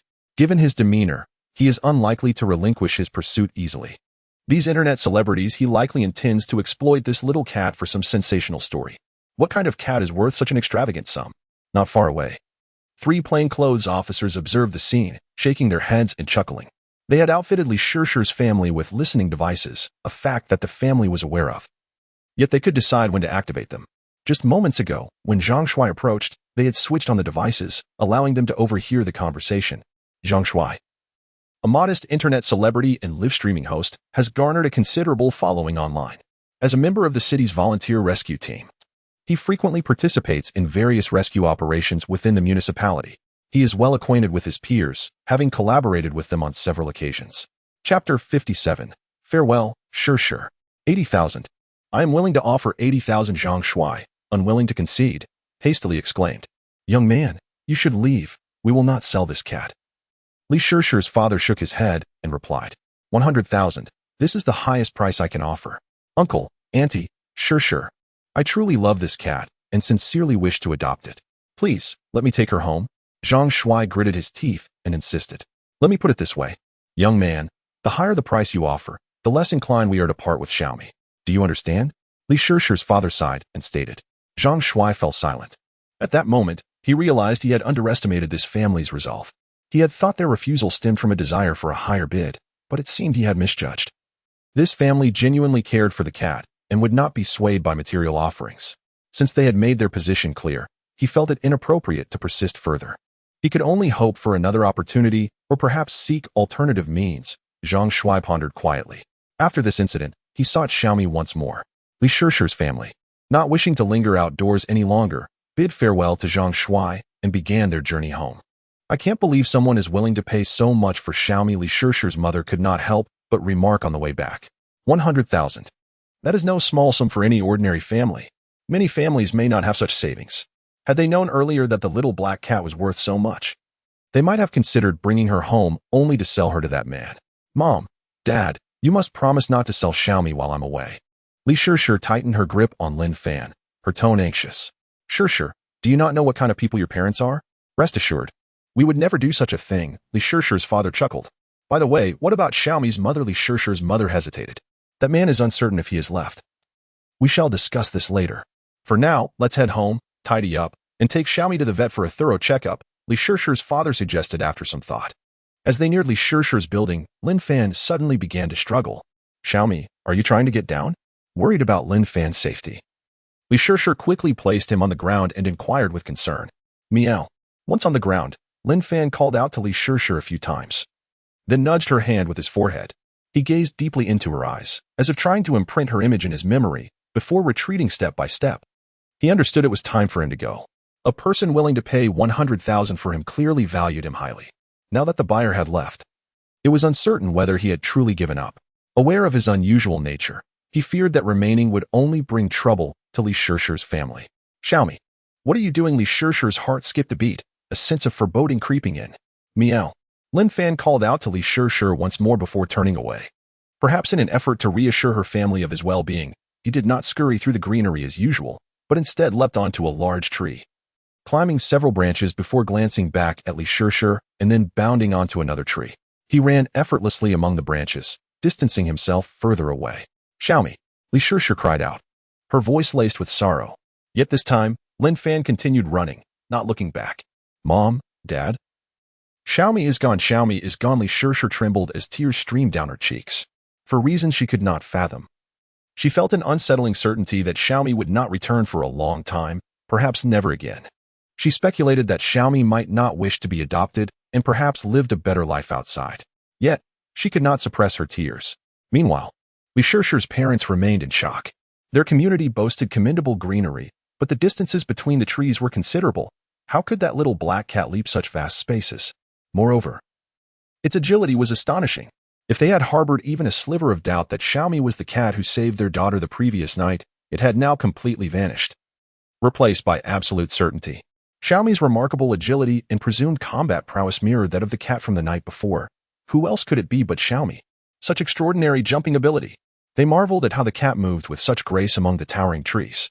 This cat is truly extraordinary. They could hardly believe that such physical prowess belonged to a stray. No wonder that Zhang Shuai was willing to spend 100,000. If they had $1 million, they would also wish to buy her. The three plainclothes officers witnessing this scene were equally astonished, their expressions filled with disbelief. Well, in the distance, Zhang Shuai was preparing to capture footage of Li Shishir's family bringing the cat home, only to catch this moment on camera. His eyes widened in astonishment as he involuntarily exclaimed, "It's her. It must be her. That night, I saw the cat leap between trees just like this, and the next moment, he was overwhelmed with excitement. Simultaneously, he felt exhilarated to have captured such footage, as it was exceptionally rare. Even if he were to buy the cat, obtaining such footage would not be an easy feat, considering that cats are notoriously unruly. Not to mention, this one was particularly fierce. If he truly spent 100,000 to acquire her, would he dare to let her run off? Previously, he had filmed under the cover of night, where many videos lacked clarity, making it difficult to discern whether a cat was present, now in broad daylight. The clarity of this footage was remarkable, capturing every detail, even her expression, rendering it invaluable. Suddenly, Zhang Shuai noticed that the little black cat had vanished from the video. He quickly shook the camera, trying to relocate Lin Fan. Meow. At that moment, a cat's cry echoed behind him. Startled, Zhang Shuai nearly dropped his equipment as he turned around in a flurry. There, a small black cat stood firmly on the ground. Its large round eyes fixed intently on him, body slightly crouched, poised to attack, emitting a low growl. In the daylight, the cat's pupils were narrowed to slits, resembling those of a snake, sending chills down Zhang Shuai's spine and raising the hair on the back of his neck. Chapter 58. The Hunt of the Four Cats. Meow. Meow. Meow. Zhang Shuai instinctively recalled the gruesome fate of the kidnapper, causing him to retreat involuntarily as he stammered, Meow. However, Lin Fan merely let out another low growl towards him before turning to flee. His purpose for coming was not to harm the individual or damage any equipment. First, his earlier acrobatics among the towering trees, though astonishing, were within acceptable limits. Even if recorded, it would not pose a significant issue. Second, the electronic devices in question could not be easily destroyed without compromising their contents, and if he were to obliterate the information contained within, it would only serve to heighten suspicion against him. Lin Fan's intentions were twofold: to warn the individual that any harm inflicted upon Li Shishir would not be met with leniency, and to subtly convey that he had distanced himself from Li Shishir's family and would not be under their guardianship. Should this person harbor further designs against him, they need not concern themselves with Li Shishir's family any longer. Yet, the man appeared more timid than Lin Fan had anticipated, which was the reason for Lin Fan's swift departure. Out of consideration for the assistance the man had provided in rescuing Li Shishir, Lin Fan chose to overlook the incident this time. However, should he dare to target Li Shishir's family or him again, he would not be so forgiving. Before long, Lin Fan vanished from Zhang Shuai's line of sight, prompting a sigh of relief from Zhang Shuai. I can't believe I was frightened by a cat. A mere kitten, he muttered to himself, feeling quite embarrassed. It was peculiar that with the same large round eyes and a pure little black face, he could discern curiosity, foolish cuteness, and a fierce demeanor all at once. Previously, when this little black cat was nestled in Li Shishir's arms, it appeared obedient and adorably charming. Yet, in their confrontation, it revealed a ferocious attitude, truly startling him as if he were in imminent danger, leaving his face pale with fear. I must have watched that video too often. I've developed a psychological shadow. I should probably see a psychologist. Zhang Shuai quietly reassured himself. Simultaneously, he felt a pang of envy towards Li Shishir. If only his relationship with this little black cat could mirror that of Li Shishir, then surely they would have no trouble creating viral videos and amassing wealth. The cat possessed striking looks, an endearing charm, and an intimidating presence, along with remarkable agility. With just a minor topic to hype up, success would be guaranteed. Alas, such is the plight of man. I am but a wretched soul. Zhang Shuai lamented with a bitter expression. It must be said that the fright Lin Fan instilled had considerably diminished Zhang Shuai's thoughts of targeting him. He recalled the words of Officer Bai Yang, warning him that this was a stray cat, and should he provoke it, there would be no recourse for resolution. On the road, Lin Fan's pace was unhurried. This speed was effortless for him, consuming little energy while remaining inconspicuous. Soon, he arrived at an aged residential complex, his chosen sanctuary for the three cats. Meow. A ragdoll cat awaited at an intersection, and upon seeing him, it immediately approached with joyful cries. Before long, Little Orange and Cat Mama also appeared, greeting him with excited meows. At that moment, Lin Fan had become their pillar of support. Only in his presence did they feel secure. He acknowledged their calls and followed them to their resting place. Once again, they settled near the air conditioning units on the first floor, as the cats resided in adjacent spots. This aging complex had seen a decline in residents, leaving many air conditioning unit placements vacant, creating snug quarters ideal for their cat nests. Although there were several empty apartments on the first floor accessible via balconies, Lin Fan refrained from using them as their shelter due to their vastness and emptiness, which made him feel vulnerable. If discovered, it would be all too easy for someone to target them. After all, residing in locations without air conditioning units was unremarkable. However, settling in human-occupied apartments might provoke discontent and lead to repercussions against them. While he was present, things were manageable, but in his absence, he feared the three cats would struggle to cope. As night fell, Lin Fan and the three cats, refreshed from their afternoon rest, were invigorated. The trio gazed at Lin Fan with eager anticipation. Meow, he commanded, leading the way as they sprinted forth. They exited the complex, racing down the street until they reached an area teeming with mice. A stray cat was hunting there, but upon spotting them, it immediately turned to flee, glancing back in fear as if dreading a pursuit. Indeed, Lin Fan had previously confronted the stray. When he first arrived, this territory belonged to that cat, which naturally resisted the intrusion of Lin Fan's trio. He had no choice but to assert dominance, swiftly defeating the stray. However, he had never chased it away. As long as it did not interfere with his hunting, it was acceptable. He was aware of numerous locations abundant with mice, so he was not overly concerned about this specific area being depleted. In fact, the presence of this stray cat helped deter others from encroaching on the territory. effectively reducing the mouse population while requiring little more than a couple of mice daily in return. Occasionally, when Lin Fan caught more mice than he could consume, he would share some with the stray to prevent it from overhunting and diminishing his own hunting grounds. The four cats worked in unison, swiftly capturing their prey. Particularly Lin Fan, whose enhanced physical attributes allowed him to sense his surroundings at more than double the range of an ordinary cat, making it nearly impossible for any mouse he detected to escape. In less than an hour, he had caught 9 mice, managing to ensnare even 2 at once on occasion, ensuring none could flee. During this time, Little Flower caught 2, Little Orange caught 2, and Cat Mama caught 1. Although Cat Mama encountered as many mice as Little Flower and Little Orange, her success rate was notably lower. Lin Fan took note of this and contemplated allocating some attributes to Cat Mama in the future, at least to elevate her capabilities to match or even surpass those of Little Flower and Little Orange. After all, Cat Mama held a higher status in Lin Fan's heart compared to the other two. In a short span, the sudden depletion of mice in this area diminished the likelihood of their rapid return. After careful consideration, Lin Fan resolved to seek out a new location.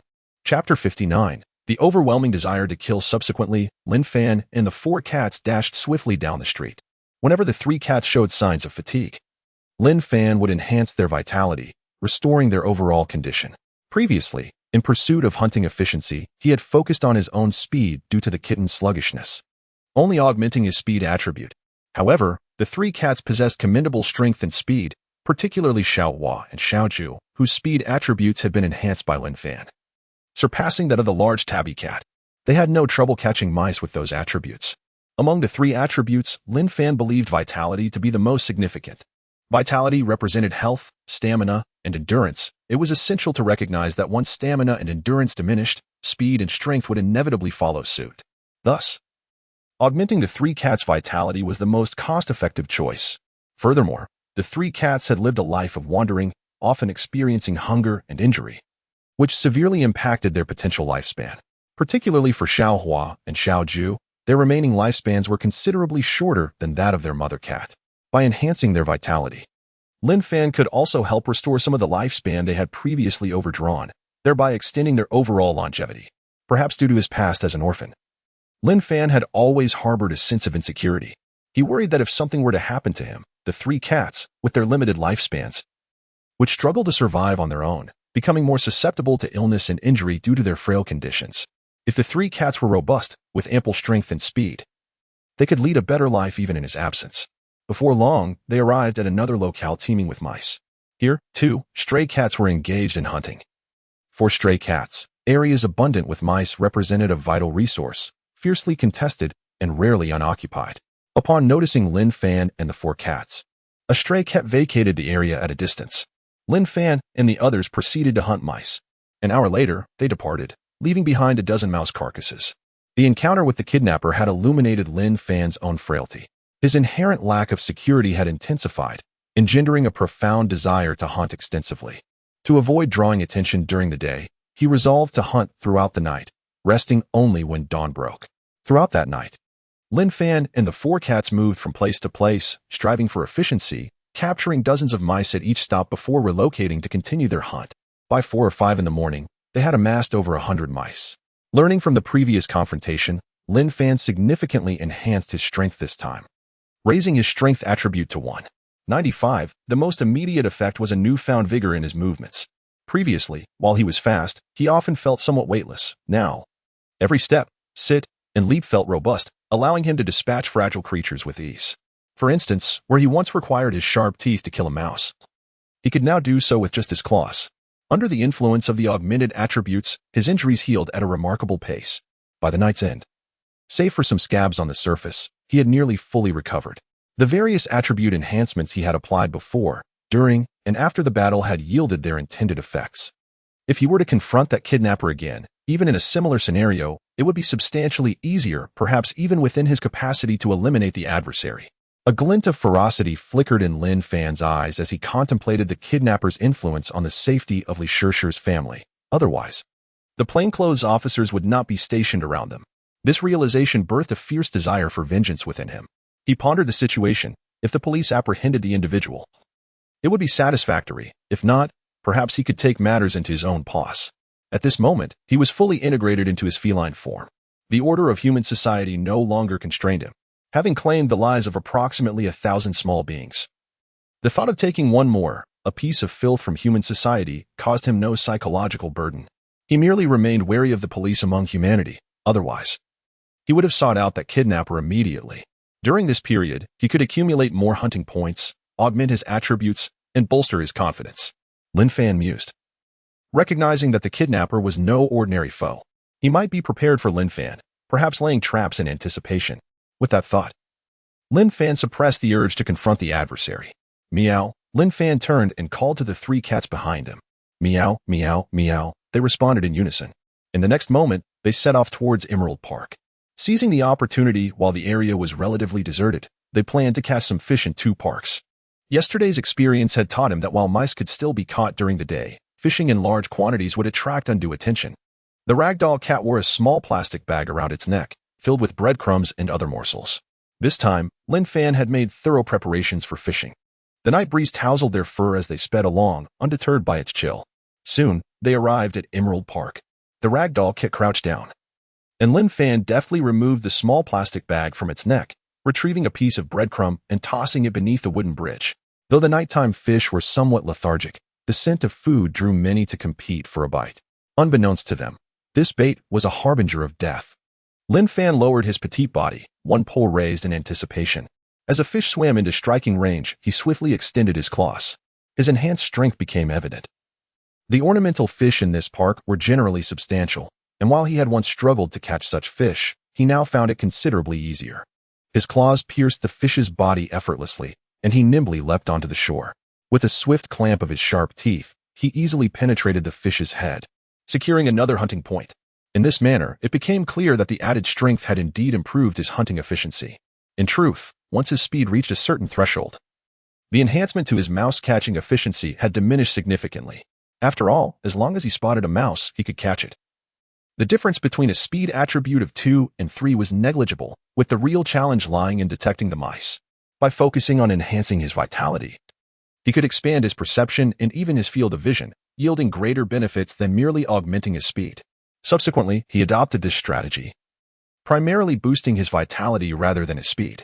He had yet to enhance his strength before encountering the kidnapper, but now he was determined to rectify this deficiency. Chapter 60. A mangy dog with thoughts swirling in his mind, Lin Fan remained undeterred, swiftly returning to the lake's edge to catch another fish. Given Lin Fan's current prowess, he rarely missed. Whenever he cast his line, a fish was certain to be ensnared. The park was devoid of visitors, allowing the fish to linger without fear of immediate capture. Xiaohua, Xiaoju, and Mama Cat lounged by the water, extending their little paws in an earnest attempt to catch fish. In contrast to Lin Fan, their technique was less refined. Often, they not only failed to catch fish but scared them away as well. However, Lin Fan refrained from intervening, understanding that they would eventually learn the skill of fishing. Fortunately, the fish in this park were rather dim-witted. Those that fled would soon return. Seizing the opportune moment, Lin Fan caught fish after fish. Splash! At last, Xiaohua successfully snagged one, jubilantly clutching it in her mouth as she scampered back to shore. She placed the fish on the bank, where it flopped about energetically. Fearing it might escape, she rushed forward to grab and bite it, yet her inexperience and limited strength made it difficult to deliver a fatal blow. In her naivety, she seemed to comprehend that she could not kill the fish herself. It was Lin Fan's task to do so. Lin Fan did not hasten to finish off the fish.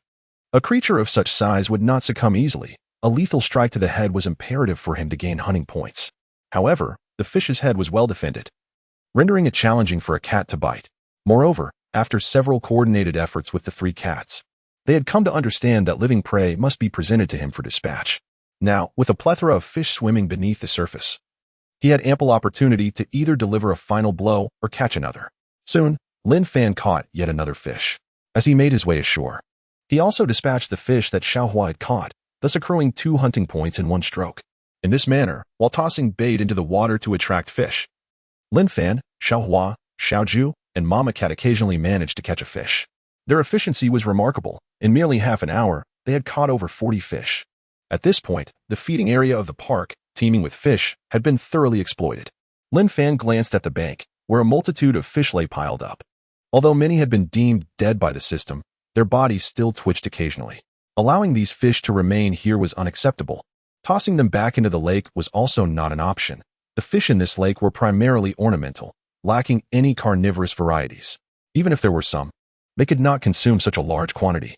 Should a mass of dead fish be introduced into the lake, it would jeopardize the water quality and potentially lead to further fish deaths. This was one of Lin Fan's hunting grounds, and he would not permit such a calamity to unfold. Furthermore, should a significant number of dead fish float to the surface, the park's management would inevitably investigate, discovering the abnormalities surrounding their demise. The most prudent solution was to allow other stray animals to consume them. Lin Fan surveyed his surroundings. Due to their previous fishing expeditions and the subsequent feeding of nearby stray cats and dogs, several strays had already gathered at a distance, observing with caution. However, wary of the four cats' prowess, they did not dare approach. Given their considerable haul this time, Lin Fan surmised that the strays might struggle to finish all the fish. Lin Fan found himself in a predicament. While catching fish was a simple task, dealing with the dead ones proved to be more troublesome. Regardless, he resolved to call the nearby strays over to feast on the fish. He lifted his head and called out softly to the stray dogs and cats. Having done this before, his tone conveyed his intent, prompting the strays to rush over. Even those unsure of the meaning followed suit. In no time, 7 stray cats and 3 stray dogs arrived, devouring the fish voraciously. Unlike Lin Fan's quartet, who never lacked for food, these strays found foraging in the modern urban landscape to be a daunting challenge, often going hungry. The allure of food was irresistible to them. Had Lin Fan not previously reprimanded some among them, the remaining strays, having witnessed his strength or having been chastised by other cats, would have likely attempted to steal food at the sight of Lin Fan and his companions. Lin Fan had been mindful of this dynamic and had refrained from inviting the strays over during his initial fishing spree, concerned that their presence might disrupt his and the 3 cats' efforts. However, with the frantic fishing phase behind him, it was now time to let the strays handle the dead fish.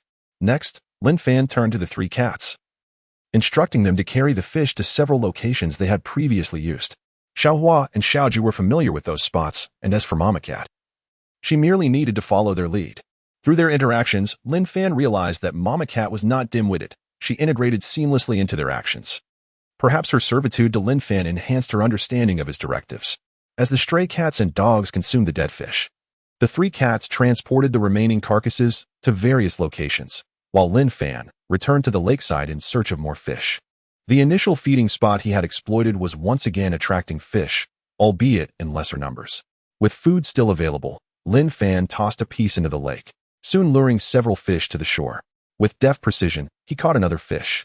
Thus, Lin Fan continued his endeavor, ultimately catching 13 more fish. When the total reached 60, he ceased his fishing. Observing the strays, he noted that each had consumed at least 1 fish, some devoured 2, and even 1 dog had managed to eat 3. The remaining dead fish had mostly been transported by the 3 cats to other locations, such as trash bins or other haunts frequented by strays. Disposing of the fish in the bins was not wasteful. Ultimately, they would either be consumed by rats or reclaimed by stray cats and dogs. Lin Fan called out to the 3 cats, urging them to seize the opportunity before dawn to catch another wave of fish in the Green Park. He was resolute in his quest to swiftly acquire a bounty of hunting points. The 3 cats, obedient to Lin Fan, promptly followed him as they dashed towards the Green Park. Before long, Lin Fan glanced back, noticing a stray dog hesitantly trailing behind them. They quickened their pace, and the dog matched their speed. When they slowed, the dog did as well, and when they halted, it lingered in the distance. This behavior reminded Lin Fan of Xiaoju, who had similarly followed him in the past, eventually becoming his servant. Could this dog also become my servant? If so, this stray might possess the potential to serve me. Lin Fan pondered thoughtfully, recognizing that this dog had followed them before. The dog, though unremarkable in appearance, an ordinary rural breed with a patchy coat of black and white and missing patches of skin, fit the description of a mangy dog. Nevertheless, Lin Fan paid it no mind. He understood that the creature had endured hardship, likely suffering from various ailments, much like the 3 cats, whose formerly shabby fur now gleamed healthily, appearing vibrant and distinct from ordinary strays. Lin Fan had ensured their cleanliness by taking them for a swim in the lake, transforming them from their previous disheveled state. It was conceivable that some might mistake them for pampered pets from a loving home. If this dog were to become his loyal servant, never again lacking for sustenance, and with his continual enhancement of its attributes, it would undoubtedly grow into a magnificent and imposing canine. Chapter 61. The role of mental attributes. The dog followed them, and Lin Fan did not chase it away, but instead slowed his pace to allow it to catch up. He wished to experiment and see if he could make the dog his servant. If successful, it would hold great significance, as it might mean that other species could also become his servants, perhaps even humans. Humans are the rulers of this planet. If one could serve him, his future existence might be considerably safer. However, Lin Fan did not dwell on such thoughts at this moment. He merely pondered whether a human could become his servant, particularly if Li Shishir could be among them. Could he extend her lifespan, allowing her to live longer? Yet, he felt that the birth of a fourth servant seemed challenging, not due to the nature of the species, but perhaps due to the mind. Lin Fan mused quietly. The notion of a servant appeared akin to a legendary contract, requiring a share of mental capacity, which seemed quite reasonable. Furthermore, hunting points could not be added to mental attributes, whereas servant points could, suggesting that both might belong to the same category of energy. Having amassed numerous servant points, he resolved to experiment and allocate some. In truth, this attribute panel occasionally transmitted information to him, contingent upon his own actions. Perhaps by enhancing his mental attributes further, he could trigger something. At this juncture, Lin Fan's mental attribute had reached 338, and he added 20 points, elevating it to 358. Instantly, he felt a remarkable clarity in his mind. His thoughts flowed more swiftly, and the world around him appeared imbued with an inexplicable vibrancy. When augmenting his physical attributes, he could distinctly perceive an expansion in his sensory range. He could see more colors, perceive greater distances, and hear sounds more acutely, which significantly broadened his hunting range. His perception was also deepening, seemingly tapping into a more profound essence. More authentic? Lin Fan contemplated. It was akin to high-quality audio equipment. Some speakers, while loud, could transmit distant sounds, yet often lacked clarity or realism. After enhancing his mental attributes, his perceptual range did not expand, but the depth of his perception increased, allowing him to discern subtler nuances with greater profundity, akin to high-end audio systems that deliver clearer sounds. Ordinary speakers could be acquired for a modest sum, capable of producing loud sounds that traveled far. Yet, premium audio systems might cost millions, illustrating humanity's demand for clarity. Lin Fan realized he had little opportunity to experience high-end audio. His sole encounter had been a luxurious concert where the sound quality surpassed that of ordinary systems. Hence, he drew this analogy. At this moment, he keenly felt the disparity between clarity and obscurity. Indeed significant. Both hunting points and servant points were invaluable. Even if the increase in the number of servants was unrelated to mental attributes, the enhancement of his mental attributes was far from unjustified, Lin Fan reflected. However, when he focused his thoughts on the mental attribute section, he sensed a reduction in the difficulty of birthing a fourth servant. It was indeed connected to the mind. Lin Fan realized. With this revelation, the fog in his mind lifted considerably. The attribute panel felt clearer and more comprehensible. Previously, he had restrained himself from allocating servant points to other attributes, as only servant points could enhance mental attributes. Diverting them elsewhere would be a waste, Lin Fan reasoned. Henceforth, his developmental trajectory was set. Mental attributes were crucial for him. However, since only servant points could augment mental attributes, and only servants could provide servant points, his goal was to acquire as many servants as possible, allowing them to furnish him with abundant servant points, which he would then use to enhance his mental attributes further, thereby garnering even more servants and points. This would create an ever-expanding cycle of growth. After some contemplation, Lin Fan decided to retain only 2 servant points, allocating the remainder entirely to his mental attributes. He had no intention of distributing servant points to the other 3 attributes, as he did not require a replenishment of mental attributes regularly. It was better to enhance them in advance to allow for their effects to manifest sooner. The reason for retaining 2 points stemmed from Lin Fan's habitual nature. After all, servant points could also extend lifespan, and one never knew when they might be needed, especially if mental consumption became excessive and a replenishment was required. He had long discovered that while servant points could slightly restore the current state of other attributes, the recovery was minimal, primarily benefiting the mental attribute. After this allocation, the world before Lin Fan appeared even clearer and his perception sharpened, accompanied by an invigorating sense of mental clarity. Despite having spent an entire night capturing mice and fish, he felt no fatigue. Rather, he sensed a newfound vigor, as if he could continue for 10 days without sleep. Of course, this was merely a feeling, yet it underscored the remarkable state of his mental condition. At this moment, Lin Fan's mental attribute reached 371. He sensed he was closer to acquiring a fourth servant, though some distance remained. Perhaps, Upon reaching a mental attribute of 4, he could summon his 4th servant. Lin Fan mused. Time would reveal the truth. Presently, with 3 servants providing him with 3 servant points daily, he would require 10 days to accumulate sufficient points. 10 days is neither long nor short. Having resolved a lingering question in his mind, Lin Fan felt considerably uplifted. Glancing at the stray dog behind him, he found it more appealing and decided to take it along more often. Perhaps when his mental attributes reached the necessary threshold, he could recruit it as a servant. With this thought, Lin Fan turned towards the stray dog and gently called out, "Woof, woof." Indeed, many animals are adept at reading human emotions, and dogs, known for their sensitivity, are especially so. Upon sensing Lin Fan's goodwill in his tone, the stray dog joyfully responded with a couple of barks, wagging its tail vigorously. Simultaneously, it quickened its pace, drawing closer to Lin Fan and his 3 cats. No wonder many people adore dogs, deeming them loyal companions. Observing this scene, Lin Fan couldn't help but marvel once more. It is little wonder that many say dogs are faithful allies while cats are cunning adversaries. Dogs are easily satisfied. A bit of food and kindness suffice to elicit their unwavering affection, even to the point of lifelong loyalty. Cats, however, are a different matter. Despite Lin Fan's current incarnation as a cat, he must admit that cats possess an innate wariness, and regardless of how well one treats them, gaining their loyalty is a formidable challenge.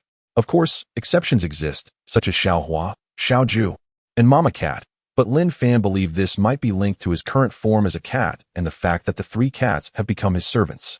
Chapter 62. Childhood Wishes. Upon arriving at the Green Plant Park, Lin Fan and his companions followed the same procedure as they did at the Emerald Park. This time, they managed to catch a total of 50 fish.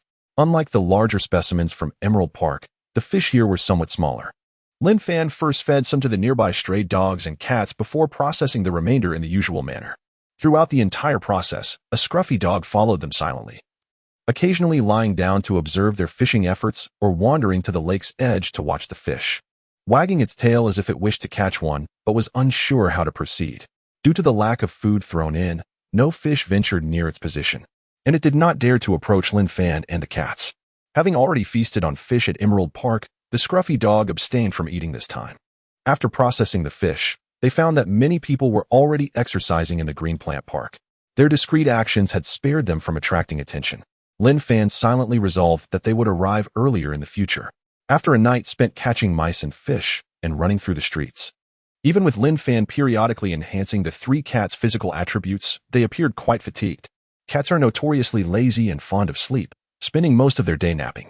It was evident that they had never hunted for such an extended period and were accustomed to waiting quietly for opportunities rather than remaining active. However, their haul was indeed gratifying. That night, Lin Fan and the cats captured over 100 mice and 110 fish, accumulating a total of 215 hunting points. Lin Fan enhanced Xiaohua and Xiaoju's constitution to 1. 7, speed to 1. 35, and strength to 1. 2. He raised Mama Cat's constitution to 1. 3, speed to 1. 2, and strength to 1. 2. The reason Mama Cat's attributes were comparatively lower was not due to Lin Fan's reluctance to invest points, but rather because she had only recently become his servant and had lower base stats. Nonetheless, the enhancements he made significantly elevated her attributes beyond that of an ordinary adult cat. As she moved, she no longer appeared weak and frail, but exuded a presence reminiscent of the formidable tortoiseshell cat from the Leishurshire community. This newfound aura stemmed from confidence, which in turn arose from strength. With her enhanced abilities, Mama Cat's demeanor transformed from timid and submissive to impressively assertive. Similarly, Xiaoju, despite still limping from a previous injury, exhibited a fierce spirit that belied any visible weakness. During their mouse hunts, Xiaoju's movements were sharp and aggressive. Lin Fan speculated that had he not previously instructed Xiaoju to deliver live prey to him, she might have easily dispatched the mice on the spot. With her current strength, Mama Cat could thrive independently even without Lin Fan, which brought him great relief. Subsequently, Lin Fan augmented his own strength to 2. 5, bolstering his confidence in his capabilities. He chose not to spend the remaining hunting points, reserving them for future use. After allocating all servant points to mental attributes, Lin Fan found himself with limited hunting points, which made him feel somewhat insecure. He reassured himself that things would improve in a few days. As they diligently gathered hunting points, Lin Fan was still able to accumulate them at a rapid pace. In this early stage, he needed to focus on enhancing the 3 cats' attributes. Once their points reached a sufficient level, he could shift the majority of enhancements to himself. This was not a matter of selfishness, unlike the cats. Lin Fan possessed a human soul and was acutely aware of the dangers present in this world, not from the prey but from humans themselves. He could control his strength and remain inconspicuous, while the cats could not. Should he overly elevate their attributes, it would pose a risk if they attracted human attention. He believed it necessary to educate the cats on this matter, waiting until they understood before gradually increasing their points. However, he could still enhance their constitution, as it was an intangible attribute that would not be readily visible.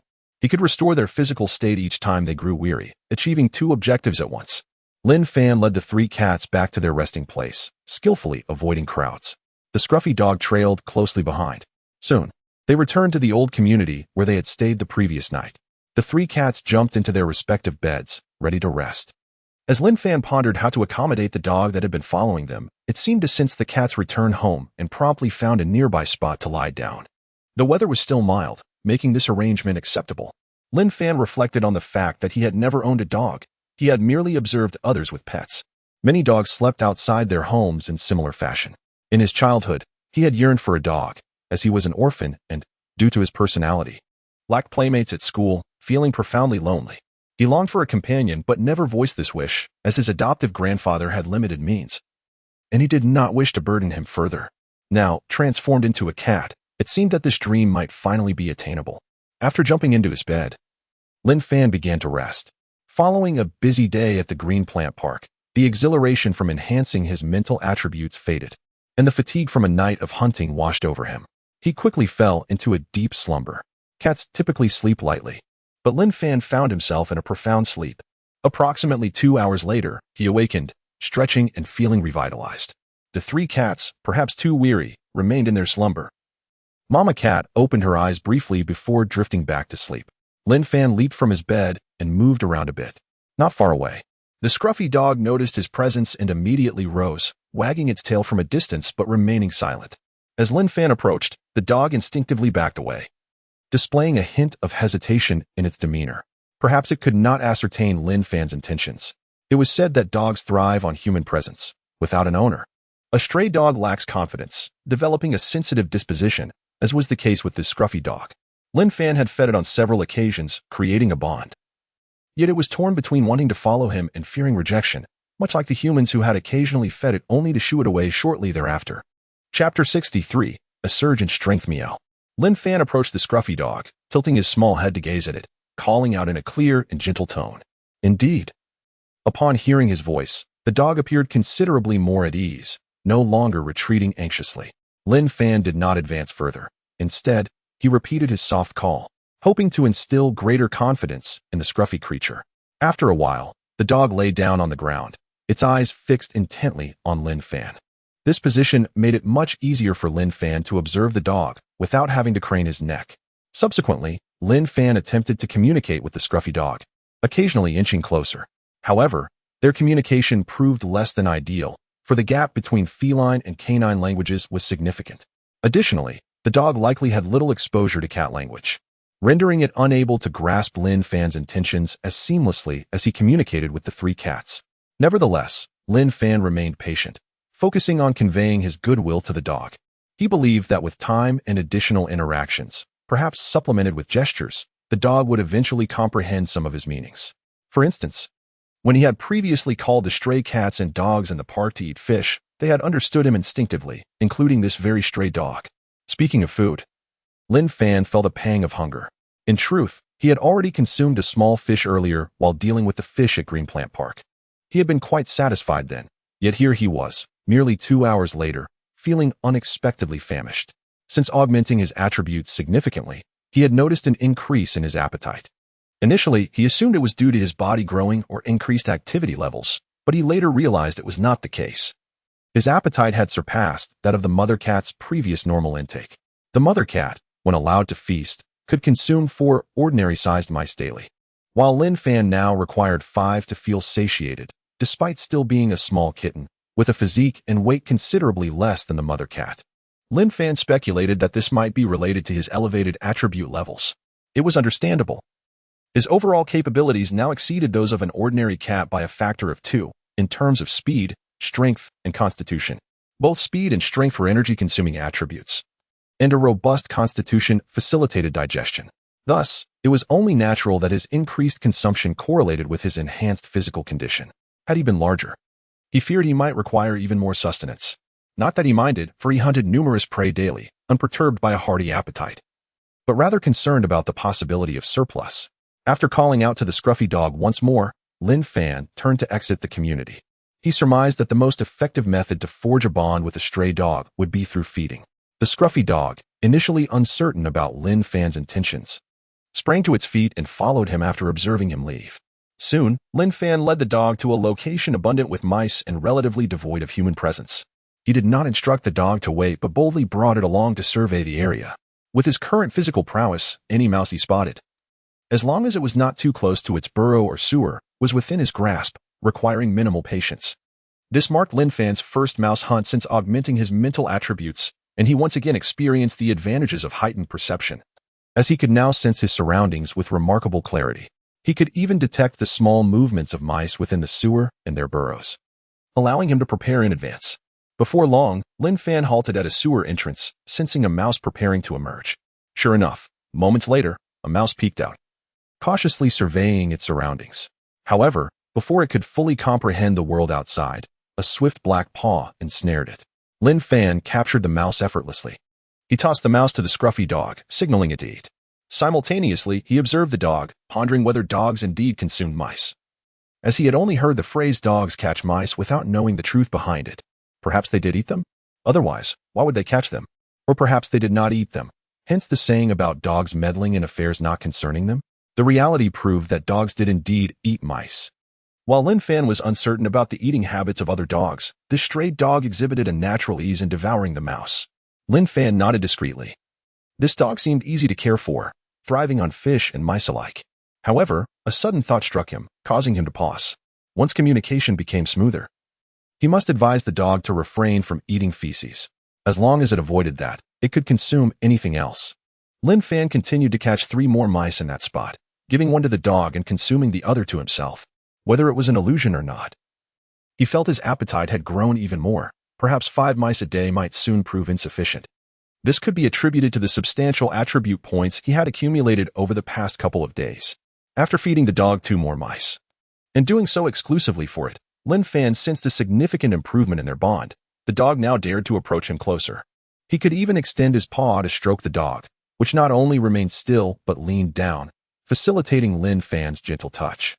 The ensuing days unfolded with Lin Fan resting during the day, training the dog, and in the evenings, embarking on joint hunting expeditions for mice and fish alongside the 3 cats.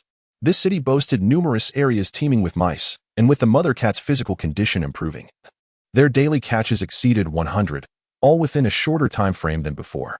However, the fish count was less predictable. It gradually diminished each day. Primarily due to their hunting efforts, the fish in the 2 park lakes had dwindled, leaving only the more cunning ones, which were less inclined to accept human offerings, diminishing their fishing efficiency. Nonetheless, their success in catching mice remained higher than that of fish, and thus Lin Fan persevered. He resolved to continue until the efficiency of fish catches fell below that of mice. Consequently, for several days, Lin Fan garnered around 200 hunting points daily, leading to a rapid enhancement of his attributes. In just 4 to 5 days, he elevated his strength, speed, and constitution to match his mental attribute, all reaching 385. At this juncture, Lin Fan discerned that when all 4 attributes were aligned, he felt a remarkable sense of well-being. Each attribute valued at 1 represented the average of an adult cat. Could this be the most rational numerical balance? If he maintained congruence among his 4 attributes, would his physical condition consistently remain in optimal form? Lin Fan pondered. Ultimately, he concluded that maintaining a close balance among his 4 attributes was paramount. In these days, Lin Fan also augmented the 3 cats' attributes significantly, raising their constitution to 2, with strength and speed both at 1.5. Compared to a few days prior, the cat's prowess had evidently surged. Previously, they had merely surpassed the large tabby cat in the neighborhood. Now, they could distinctly overpower it. Of course, this assessment was based solely on attribute values, and the true measure of their capabilities would only emerge through practical combat. However, a lingering curiosity plagued Lin Fan regarding the mental attributes of the 3 cats. He distinctly recalled not having augmented their mental attributes. Lin Fan squinted. scrutinizing the attribute panel of the three cats, perplexed. Chapter 64. An alternative method to enhance spiritual attributes and maximum strength limit despite the absence of attribute points. The spiritual attributes of the three cats increased.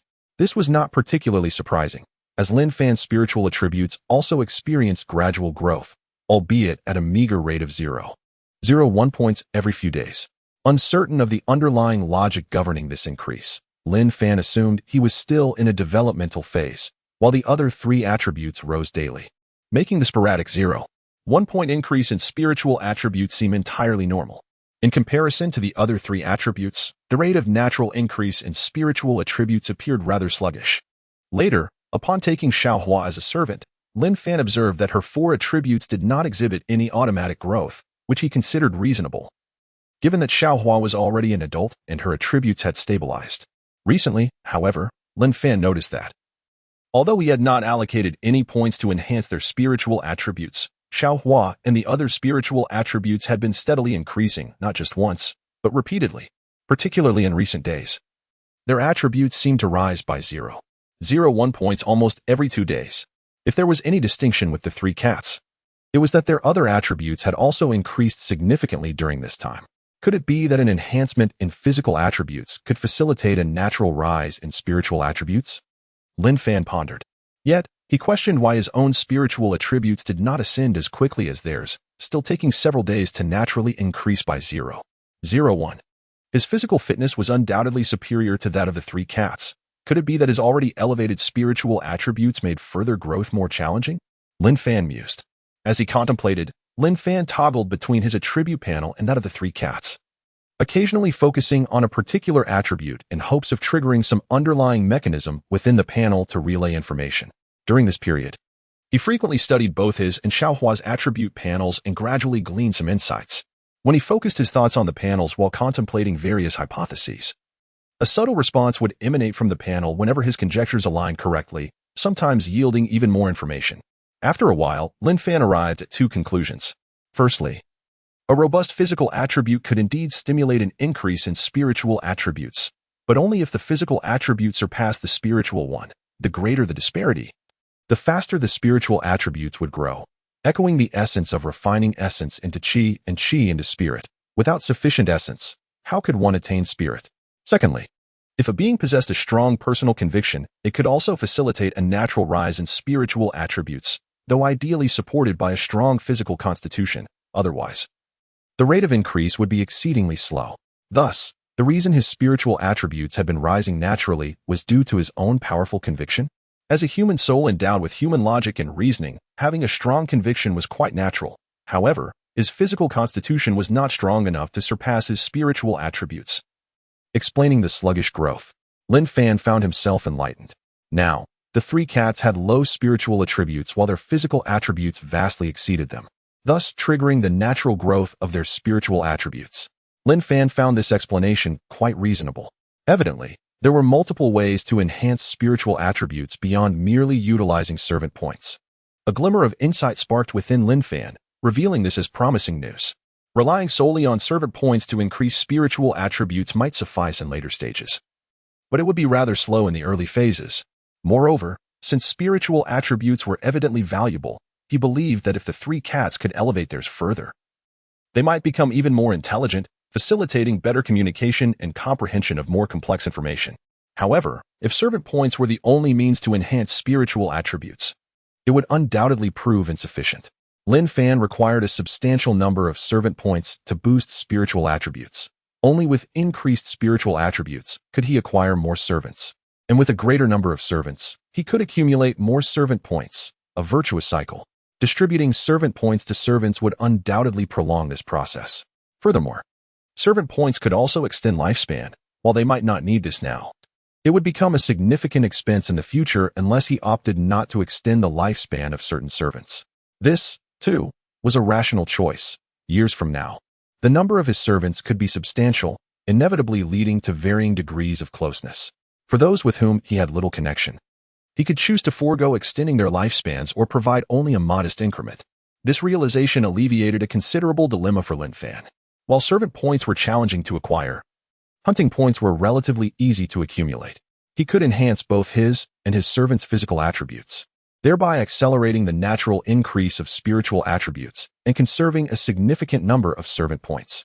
Resolute, Lin Fan immediately set about augmenting his physical constitution, having previously saved a considerable number of hunting points for this purpose. In no time, he elevated his constitution to 485, surpassing his spiritual attributes by a full point. After allocating the points, Lin Fan distinctly felt his body becoming healthier and stronger, moving with greater ease. He decided to add a bit more to his strength and speed. Aligning all 4 attributes would yield a more harmonious experience. While achieving uniformity across all 4 attributes remained elusive, he aimed to align 3 of them as closely as possible. As a human soul, even with a significant increase in attributes, he could temper his abilities to avoid drawing attention. However, possessing higher attributes endowed him with formidable strength, enabling him to confront unforeseen challenges with greater prowess, ultimately ensuring his safety, a quality he had always found lacking. With this thought in mind, Lin Fan promptly allocated an additional 50 hunting points to both strength and speed, raising both attributes to 435. As he made these adjustments, a surge of power and lightness filled his entire being. He felt compelled to test his newfound strength. Lin Fan approached a nearby tree, eager to acclimate to the considerable increase in attributes to maximize his potential. However, after taking only 2 steps, he furrowed his brow slightly. He sensed a lack of coordination within his body. This sensation did not resemble the typical adjustment period following a substantial increase in attributes. He proceeded to test his agility, running, jumping, climbing, lunging, and rolling. Yet, with each movement, a sense of unease grew within him, the feeling becoming increasingly pronounced. When he had augmented his constitution, he had not experienced this sensation. Why, then, did it arise after enhancing his strength and speed? Lin Fan inhaled deeply. Could the cause lie in the substantial boosts to strength and speed?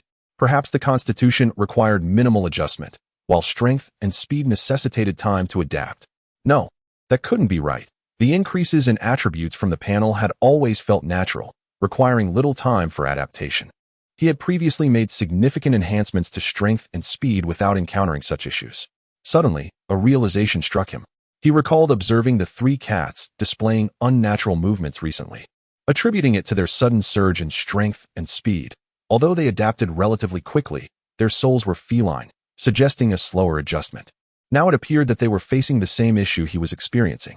The 3 cats encountered this problem simultaneously, and since he had not faced it before, the only notable difference was that he had just significantly increased his strength and speed, as had they, resulting in a scenario where their strength and speed had vastly surpassed their spiritual attributes. Drawing a deep breath, Lin Fan understood. He finally grasped the underlying truth. After some time, Lin Fan opened his eyes and let out a soft sigh. His body resembled a finely tuned automobile, while his spiritual attributes served as the driving skill. The physique signifies the sturdiness of the vehicle's body. Strength and speed epitomize the vehicle's performance. A more robust body is inconsequential. However, the vehicle's performance must align with the driver's capabilities.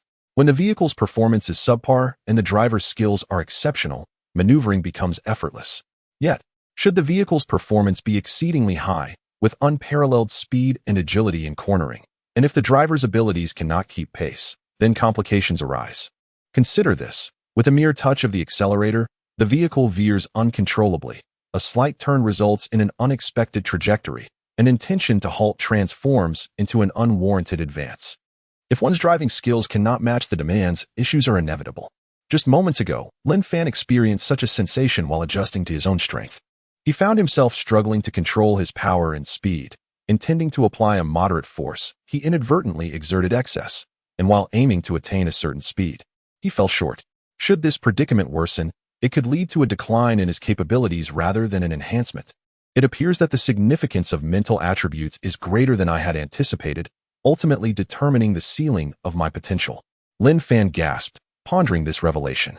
Chapter 65. The search for a missing person. Fortunately, he had not exerted too much strength or speed earlier. Lin Fan felt a sense of relief within.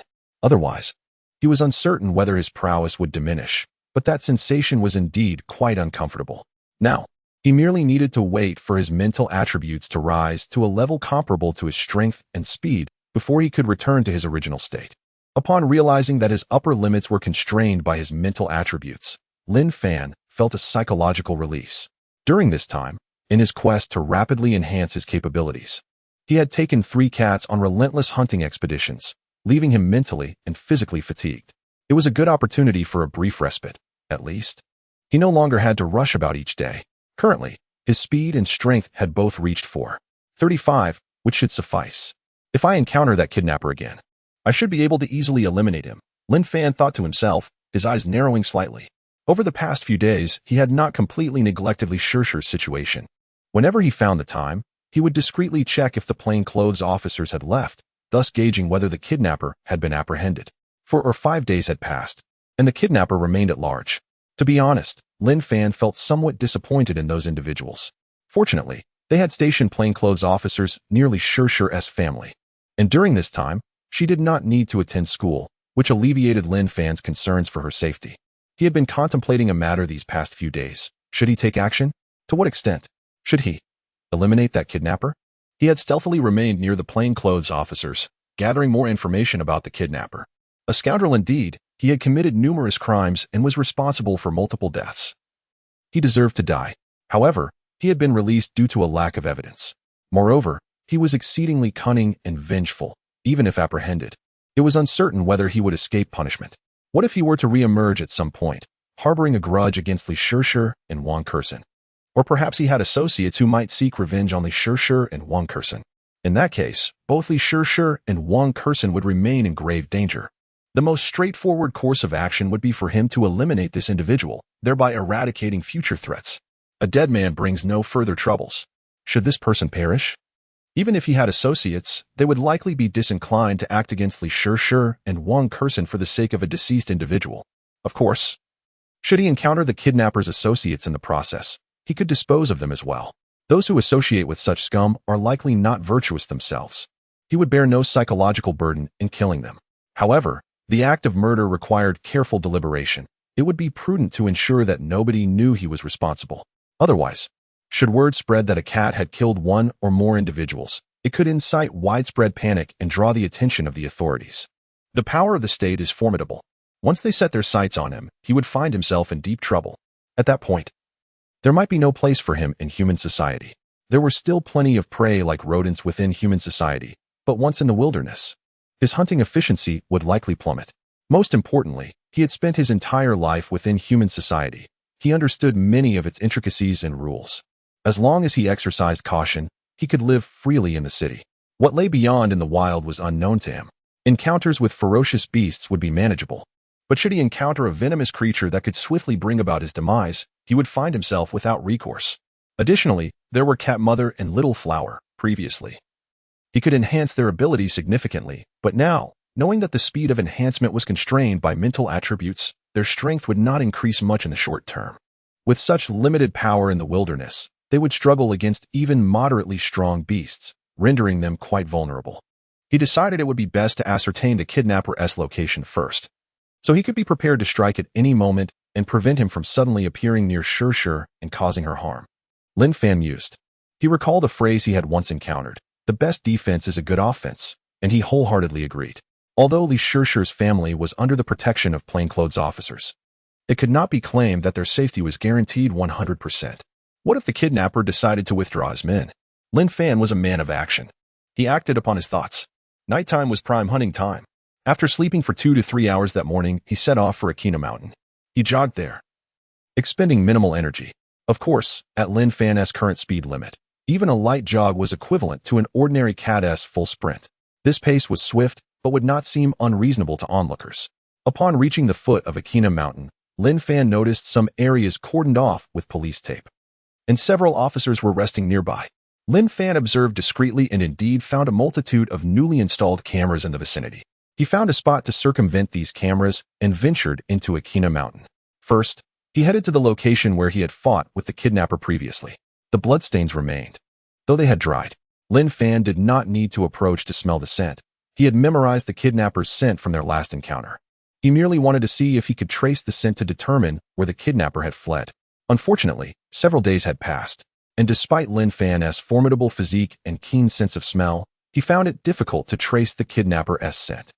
Numerous people had likely traversed this area over the past few days, along with dogs, and the amalgamation of various scents had interfered with his tracking. However, Lin Fan did not give up. The absence of scent in this location did not imply that other areas were devoid of traces. As long as the kidnapper remained within Akina Mountain, and as long as his range of activities was sufficiently expansive, locating him should not prove overly difficult. Lin Fan feared that the kidnapper might have already left Akina Mountain. As the afternoon wore on, Lin Fan traversed the mountain with increasing urgency. Occasionally, he encountered individuals searching for the kidnapper but kept his distance. After an exhaustive search throughout the afternoon, Lin Fan's mood grew increasingly somber. He had conducted a thorough search, covering a radius of 3 kilometers, yet he had not detected a single trace of the kidnapper nor seen him at all.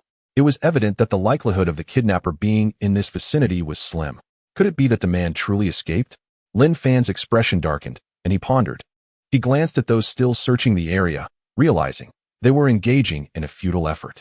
Further away, others were continuing their search, but those places were more challenging to seal off. If the kidnapper had indeed fled to those areas, he might very well evade capture. The kidnapper had been injured severely. How had he managed to escape? Wait, could it be that he had taken refuge in a cave, too injured to emerge, ultimately succumbing to his wounds? Lin Fan mused, a sudden spark igniting in his mind. He had nearly covered all the ground except for those caves.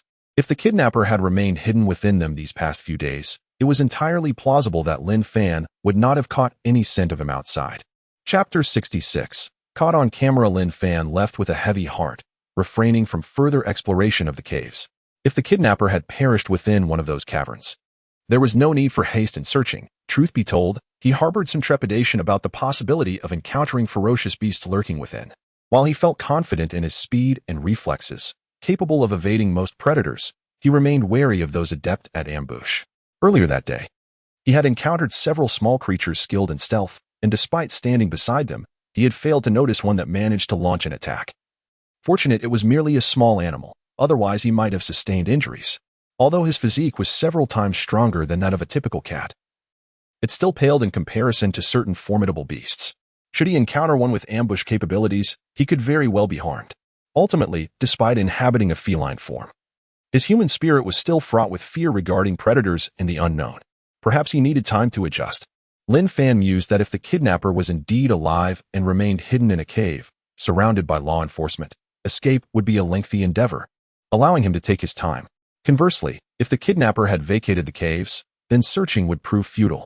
In such a scenario, Lin Fan believed it would be far more prudent to visit Li Shi's neighborhood than to continue scouring the mountains for the elusive figure. Furthermore, daytime proved inconvenient for hunting. The pursuit must not falter at night. Although his potential was currently constrained by his mental attributes, augmenting his physical prowess would accelerate the natural enhancement of his mental capabilities, thus hastening his overall strength. In recent days, despite accruing numerous hunting points alongside his feline companions, they had expended a considerable amount, leaving their reserves dwindling. A more substantial reserve of hunting points would greatly alleviate his concerns. Upon returning, Lin Fan first ventured to Li Shi's neighborhood, sniffing around the vicinity of the entrance to detect any lingering scent of the kidnapper. He then made his way to the entrance of her apartment building, hoping to catch a whiff of the kidnapper's presence. Reports suggested that many criminals often scout locations beforehand. Those who directly approach without prior reconnaissance are rare, and even knowing the location of the target's door may elude them. This was the rationale behind Lin Fan's decision to search for the kidnapper's scent rather than continue his exploration of the caves. Should he detect the kidnapper's presence in the neighborhood, it would indicate that the individual had fled from Choming Mountain, and further searching would be unnecessary. Conversely, if he found no trace, he would feel more reassured regarding Li Shi's safety. After thoroughly investigating the area around the neighborhood and the entirety of the complex, Lin Fan detected no trace of the kidnapper, which brought him a measure of relief. Finally, he settled beneath Li Shi's building, gazing up at the lights above before turning and sprinting away. As he departed, he happened upon the territory of a large tabby cat, which was patrolling its domain. Upon noticing Lin Fan, the tabby immediately arched its back and growled menacingly at him. Meow. Lin Fan responded, mirroring the tabby's posture. In an instant, the tabby sprang into action, turning tail and fleeing. Witnessing this, Lin Fan couldn't help but chuckle, feeling a weight lift from him. The tabby's territory was where he had first encountered an abundance of mice. Back then, he had been quite small, engaging in a battle of wits with the tabby to catch mice for hunting points. As his strength grew, he began to hold his own against the tabby, and eventually, he became formidable enough that the tabby could no longer compete. Each time it dared to challenge him, it was met with a sound thrashing. Initially, the tabby was incredulous, struggling to comprehend how the once tiny Lin Fan could have transformed so drastically in such a short time. Surely, it was a fluke, merely an accident. Yet, after numerous beatings, the tabby was forced to accept the reality that the former kitten had indeed grown powerful, surpassing it in strength. Now, when the tabby saw Lin Fan, it behaved much like the stray cats that had previously encountered Lin Fan, skirting around him. Occasionally, it would approach in a fit of stubbornness, only to retreat in fear at Lin Fan's call, displaying its cowardice, much like earlier. Lin Fan turned away, opting not to hunt any mice here. After all, this was the cat he had first interacted with, and he wanted to afford it some space to survive. This territory, once rich in rodent population, had seen a significant decline in numbers over time. Lin Fan had witnessed the tabby lying in wait by the trash can for hours, a sight that had become increasingly rare. In no time, Lin Fan sprinted to the new residence he shared with his 3 feline companions. They were already awake, frolicking nearby, while a scruffy dog lay watching them play, wagging its tail.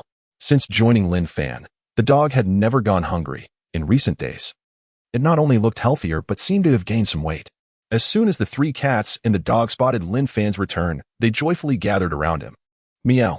Lin Fan called out. Let us go. Thus commenced another day of hunting. However, before departing, Lin Fan leaped onto a step and seized a small red bucket. The scruffy dog trotted over, and with practiced ease, Lin Fan affixed the bucket S-handle around the dog's neck. This bucket had been salvaged from a heap of garbage, inspiring Lin Fan to repurpose it. With the red bucket and the scruffy dog, they had fashioned an excellent transport tool. This way, they could manage their abundant catches without the need to carry each mouse or fish individually, allowing them to bring back food without needing to hunt each time they were hungry. Dogs are creatures that thrive on interaction with their owners and seek to contribute. The scruffy dog was elated to assist Lin Fan and the cats, finally feeling useful rather than merely a freeloader, and happily trotted along behind them. They made an effort to avoid crowded areas. The cats were relatively inconspicuous. Along the way, passers-by occasionally noticed the scruffy dog with the red bucket around its neck, merely assuming it was a pet belonging to someone, tasked with some trivial chore, and paid little heed to it. Unbeknownst to Lin Fan, not long after he departed from Li Shirshi's neighborhood, in a disheveled house in another part of the city, a young man slurped his instant noodles while watching videos on his computer. Fantastic. I finally caught it on camera. I knew that little black cat had tea truly left, he exclaimed. The girl inadvertently rescued a stray kitten, which now watches over her every day. I can turn this into a series, just like the previous rescue video. It's bound to go viral, absolutely. Once I capture more footage, I'll upload it online at the right moment. Suddenly, the young man slapped his thigh in excitement. Chapter 67. Truly escaped in the video, Lin Fan is seen crouching beneath Li Shirshi's building, gazing upward at the scene above. The angle is superb, and Zhang Shuai expresses his satisfaction. Indeed, this young man is the same Zhang Shuai who departed from Li Shirshi's neighborhood last time.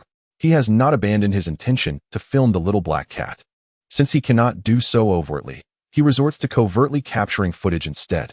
After all, Li Shirshi has not successfully adopted the little black cat, and filming the life of a stray cat is not illegal. Moreover, he has even approached the community management and the shopkeepers at the neighborhood entrance, discreetly sending them a red envelope to procure surveillance footage from unimportant areas over the recent period. He indeed manages to find videos showing the interaction between Li Shirshi and the little black cat. Through these videos, he gradually learns the backstory of their relationship. Initially, the little black cat was on the brink of starvation and was fortuitously fed by Li Shirshi at that time. Consequently, this was a very grateful little black cat, which became exceedingly close to Li Shirshi thereafter. In order to collect all the videos and piece together the entire narrative, he has invested a considerable amount of time and effort, even losing quite a bit of hair in the process. Simultaneously, he berates himself for not encountering such an intelligent and grateful little cat. Why does he say this? Because inspired by the story of Li Shirshi and the little black cat, he also ventured to their neighborhood to adopt a stray cat, only to find that it was a typical feline. Initially, it exhibited a heavy sense of wariness towards him, and now it only seeks snacks, demands playtime, or runs about the house aimlessly, lacking the cleverness of the little stray cat. This evokes tears in him. Despite being the same species, the disparity is striking. He does not expect the cat he adopted to be as astute as that little stray, but a fraction of its cleverness would suffice. Alas, it is not to be. Zhang Shuai sighs. However, after adopting this stray cat, he finally comprehends why so many people adore cats. They truly possess an endearing quality that brightens one's mood upon merely gazing at them, suitable for someone like him, a solitary bachelor. Meow. The little cat Zhang Shuai adopted stirs from its slumber, awakened by Zhang Shuai's movements. It opens its eyes, lets out a meow, turns over, and drifts back to sleep. Nevertheless, once these videos are completed, it would be prudent to consult with that girl. Zhang Shuai shifts his focus from his cat back to the computer, murmuring to himself. While sharing the video of the little black cat online poses no issue, the numerous videos featuring Li Shishir are another matter. He aspires to film some interactions between Li Shishir and the little black cat in the future. Uploading them online to profit without her consent would indeed be unlawful. He considers offering her a share of the profits. This seems the best course of action. Perhaps he could persuade Li Shishir to collaborate in filming videos with the little black cat, intertwining their interests, thereby alleviating any fear of her becoming a sensation on her own, only to have someone poach her away later. Emerald Park, the cat catching fish. Is that the little black cat? It can catch fish? This is quite impressive. Well, not just one. If I had such a skill, I could directly sell fish. Zhang Shuai observes the surveillance footage and, after a burst of imagination, begins to feel fatigued and idly scrolls through short videos on his phone.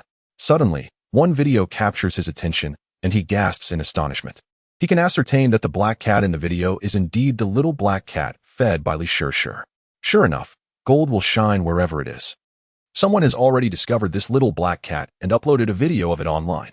Remarkably, the view count is substantial, indirectly affirming the little black cat's potential. This tightens Zhang Shuai's chest with anxiety, fearing that the little black cat might be snatched away. After all, it is pivotal to his future success.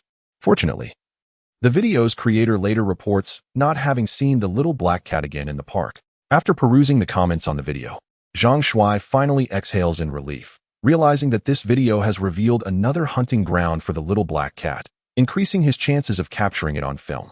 On the other side, unhurried by urgency, Lin Fan and the three cats do not venture far in search of mice that night, only managing to catch over 70. In the two park lakes, they collectively catch over 60 fish. Having gained another bounty of hunting points, Lin Fan raises his physical attribute to 5, while augmenting the physical attributes of the three cats to 2. Upon awakening from another rest, Lin Fan discovers that his mental attribute has indeed increased by 0.02 points, while the mental attributes of the three cats have each risen by 0.01. This is acceptable. Lin Fan nods inwardly. During the day, he revisits Akin Mountain, cautiously exploring the caves. Some caves are straightforward, merely a few meters deep, while others are intricate, extending for dozens of meters without reaching an end. On this day, Lin Fan only manages to explore half of the caves within a 3-kilometer radius. The following day, he continues his exploration. Wait, this cave feels peculiar. Suddenly, Lin Fan looks up, his heart racing slightly. He notices what appears to be an endpoint of a cave, from which a gentle breeze emanates. Neither too strong nor too weak, suggesting the presence of an exit above. Yet, the area is shrouded in darkness, without a closer inspection. He cannot ascertain whether there is indeed an opening. Given the multitude of caves within this mountain, who would assume such a thing? Surely, this is not a glitch. Lin Fan's expression darkens as he contemplates. In the next moment, he crouches slightly and leaps upward. A few steps later, he reaches the cave's summit. Indeed, a dark opening greets his eyes, and a stronger gust of wind rushes from within. This is blood, and it appears fresh. Lin Fan fixates on a patch of blood, his expression growing graver. He approaches to sniff it, and, indeed, detects the scent of the kidnapper. The kidnapper has been here after sustaining injuries. Lin Fan jumps into the opening. After proceeding forward for several dozen meters, he leaps into another similar opening, suddenly finding himself in a spacious cave. Exiting this cave, Lin Fan is astonished to realize he has reached the other side of the mountain. The peak of this mountain is particularly steep, making it generally difficult to access the opposite side. Thus, the police, including Lin Fan, have only been searching one side until now. At this moment, Lin Fan understands that the kidnapper likely escaped through this cave entrance. Meanwhile, at the police station in the city, a meeting is underway. That Xiao Kuan is no ordinary criminal. Higher-ups demand we apprehend him swiftly. Some individuals are already expressing dissatisfaction with our local capabilities, insisting we capture him within 3 days, or else reinforcements will be dispatched, a middle-aged man states. His expression grave. Yes, Captain, the group responds, feeling the weight of pressure. Failing to capture him within 3 days would imply their blockade has likely faltered, diminishing their chances of capture thereafter. While inefficiency in their duties is minor, allowing this criminal to escape their grasp after committing a crime here would tarnish their local reputation. Chapter 68. What a coincidence! After learning that the kidnapper had indeed escaped, Lin Fan found himself once again engulfed in worry. His small, dark face often bore a frown.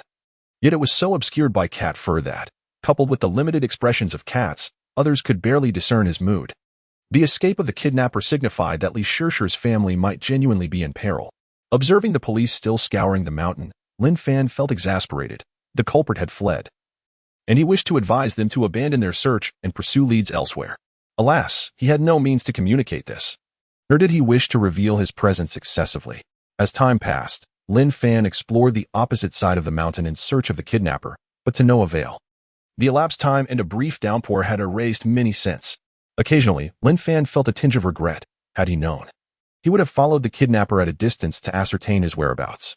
Yet, his injuries had been severe, compelling him to find a place to rest. That evening, Lin Fan, as per his routine, ventured to the park with 3 cats and a dog to catch fish. A scene unfolded. Meanwhile, in a nearby apartment, Zhang Shuai, having monitored the roadside cameras, suddenly brightened with excitement. Ever since he learned that the little black cat frequented the Emerald Park, he had installed several cameras there. To his astonishment, he had indeed captured the little black cat on video. However, the angles were not ideal, revealing only a shadowy figure in the darkness, resembling the little black cat. Moreover, it was not merely one cat but a multitude of strays, along with several stray dogs. Curious, Zhang Shuai pondered how so many stray cats and dogs had congregated at that late hour. He deduced that the little black cat must have been attracted to the location as well. An expert in following leads, Zhang Shuai observed for 2 days and discovered that the little black cat primarily appeared in the late night hours at Emerald Park. Consequently, he installed 2 cameras along the roadside and stationed himself at his computer during that time frame. Sure enough, as the clock struck the hour, the little black cat appeared on the screen. In addition to the little black cat, 3 other cats and a dog were present. The sight of those cats trotting proudly, with the little black cat leading the way, evoked a sense of a formidable leader among them. Zhang Shuai marveled at the scene. Moreover, a dog accompanied the 4 cats, trotting closely behind, with a small red bucket hanging from its neck. What was the meaning of this? Who had adorned the dog with such an odd accessory? Surely, it could not have been the dog's doing. As Zhang Shuai pondered this mystery, he was struck by a startling realization. Could it be that the little black cat had truly become the leader among the strays? Not just the cats, but the dogs as well. Zhang Shuai fixated on the video. Surrounding the little black cat, a swarm of stray cats and dogs began to converge, subtly indicating their allegiance. It appeared that Lin Fan's recent feeding had established a routine for these strays. They had learned that at this hour, they could feast. On one hand, Lin Fan was their benefactor. On the other, he enforced rules. They could partake in the fish, but they must not quarrel or fight, lest he intervene. Given Lin Fan's current prowess, even a dog would pose no challenge. The strays, having witnessed Lin Fan's capabilities, treated him with respect. Hence, this remarkable scene unfolded. For Zhang Shuai, it was nothing short of astonishing. A little black cat had somehow risen to the status of a leader among a pack of strays. How extraordinary! Many remarked that black cats possessed a mystical quality, often referred to as Xian Mao. Could this little black cat indeed be one of those extraordinary beings? Its remarkable strength could easily explain its ability to confront a formidable kidnapper at such a tender age and ascend to leadership among the strays. As he spoke, Zhang Shuai could not help but feel a twinge of envy for Li Shishir. Such a powerful little black cat had found its way into her life, forming a close bond with her. It was evident that this little black cat was not only spirited and strong, but also fiercely protective of its owner. How many would envy such a situation? Even a video of this event could surely attract considerable attention. Zhang Shuai hastily saved the footage. Subsequently, as Lin Fan and his entourage of strays entered Emerald Park, the camera's view was lost, obscured by the remote path they traversed. I must see this for myself, Zhang Shuai thought, agitated and restless. After gathering his belongings, he prepared to venture out. Meow. At that moment, his adopted stray cat, previously dozing nearby, awoke at his commotion and rushed over, pawing at his pant leg for food. Zhang Shuai felt a pang of disappointment. Why was it that while Li Shishir's stray cat could save its owner and command respect among the strays, the one he had adopted merely sought food and sleep? Reluctantly, he fed the little stray a treat before heading out. With the bait of food, Lin Fan and his companions swiftly caught fish, completing their task in about half an hour. They could have continued, but efficiency would wane. Lin Fan reasoned that leaving some fish for another day might yield better results, allowing the others to grow foolish. When Zhang Shuai arrived, he found Lin Fan departing Emerald Park with his entourage of strays. Under the dim streetlights, the little black cat fixated on him, flanked by a dozen stray cats and several dogs, all regarding him with keen interest. Both parties halted in their tracks. In that instant, Zhang Shuai felt a wave of trepidation wash over him, a chill spreading throughout his body. While watching the video had been one thing, facing a dozen stray cats and dogs in person was an entirely different ordeal. The fear he felt now far surpassed the anxiety he had experienced when Lin Fan's single cat had fixed its gaze upon him. He dreaded the thought of being overwhelmed and torn apart by the strays. "Hey, little cat, brother, what a coincidence. You're out for morning exercises too?" Zhang Shuai stammered, raising a hand in an awkward wave. A grimace plastered across his face as beads of sweat trickled down his forehead. At that moment, he could only hope that the little black cat would be perceptive enough not to view him as a foe. Initially, he had intended to refer to the cat as Little Me, akin to how Li Shishir addressed it, hoping to foster a connection. However, as the words teetered on the edge of his tongue, he realized that using a respectful title would be more prudent. After all, the little feline was the leader among strays, deserving of reverence. Truthfully, he was wary that the little black cat might recall their previous encounter with Li Shishir's family, during which it had hissed at him several times. He feared that a careless reference might provoke the strays to turn on him, placing him in grave danger. After a sleepless night, I have written the 3rd chapter. Ahem, may I once again humbly request the gift of free support through love? One individual may cast their vote 3 times. Chapter 69 Major case, however, when Zhang Shuai waved his hand. The stray dogs mistook it for an attempt to throw stones at them, prompting one dog to instinctively bark loudly at him. The other stray dogs followed suit, lowering their bodies and positioning themselves to charge, baring their teeth. The startled stray cats also crouched down, watching Zhang Shuai with heightened vigilance, as if ready to pounce at any moment. This sudden reaction terrified Zhang Shuai, leaving him pale and distressed. He thought, this is the end. He knew he couldn't turn and flee. Many animals are known to prey on the weak. Sometimes, remaining still is safer than running, for once you do, they will immediately pursue you. Uncertain whether he could outrun these cats and dogs, he had no desire to test that hypothesis. It's a misunderstanding. A misunderstanding, Zhang Shuai hurriedly exclaimed. At that moment, Lin Fan's melodious voice rang out, instantly silencing the scene. Several stray dogs even tucked their tails between their legs, while the pack of stray cats and dogs no longer dared to bark or charge at Zhang Shuai, retreating obediently. Zhang Shuai breathed a sigh of relief, utterly astonished. Earlier, he had observed these stray cats and dogs encircling a small black cat with a sense of reverence, speculating that the little black cat might be their leader. Yet, he never anticipated that the small black cat wielded such significant influence over them. With a single call, it commanded the strays to refrain from barking at him. Reflecting on that sound, it was nothing particularly special, crisp, youthful, even somewhat melodious, but it held extraordinary power. When the strays began to bark, Lin Fan furrowed his brow slightly.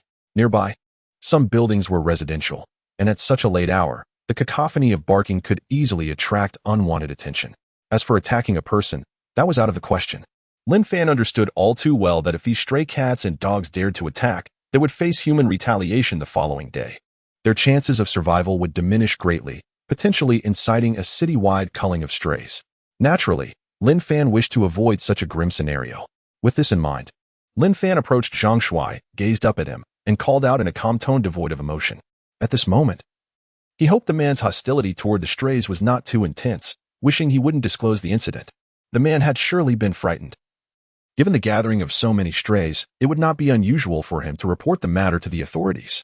"Thank you, cat brother. Thank you, cat brother," Zhang Shuai said, smiling and nodding eagerly.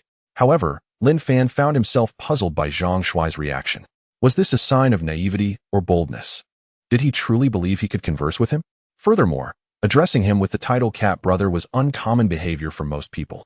After contemplating, Lin Fan called out once more to Zhang Shuai, then turned and returned to the group of stray cats and dogs, calling out to them again. Immediately, all but 3 cats and a scruffy dog scattered. Lin Fan, accompanied by the 3 cats and the scruffy dog, jogged towards their dwelling. However, he did not run far before instructing them to wait and swiftly darting towards a concealed direction, taking a detour to catch up with the departing Zhang Shuai. He wanted to see if the man would call the police or take similar action. Damn, that scared me to death. Thankfully, that little black cat was quite perceptive.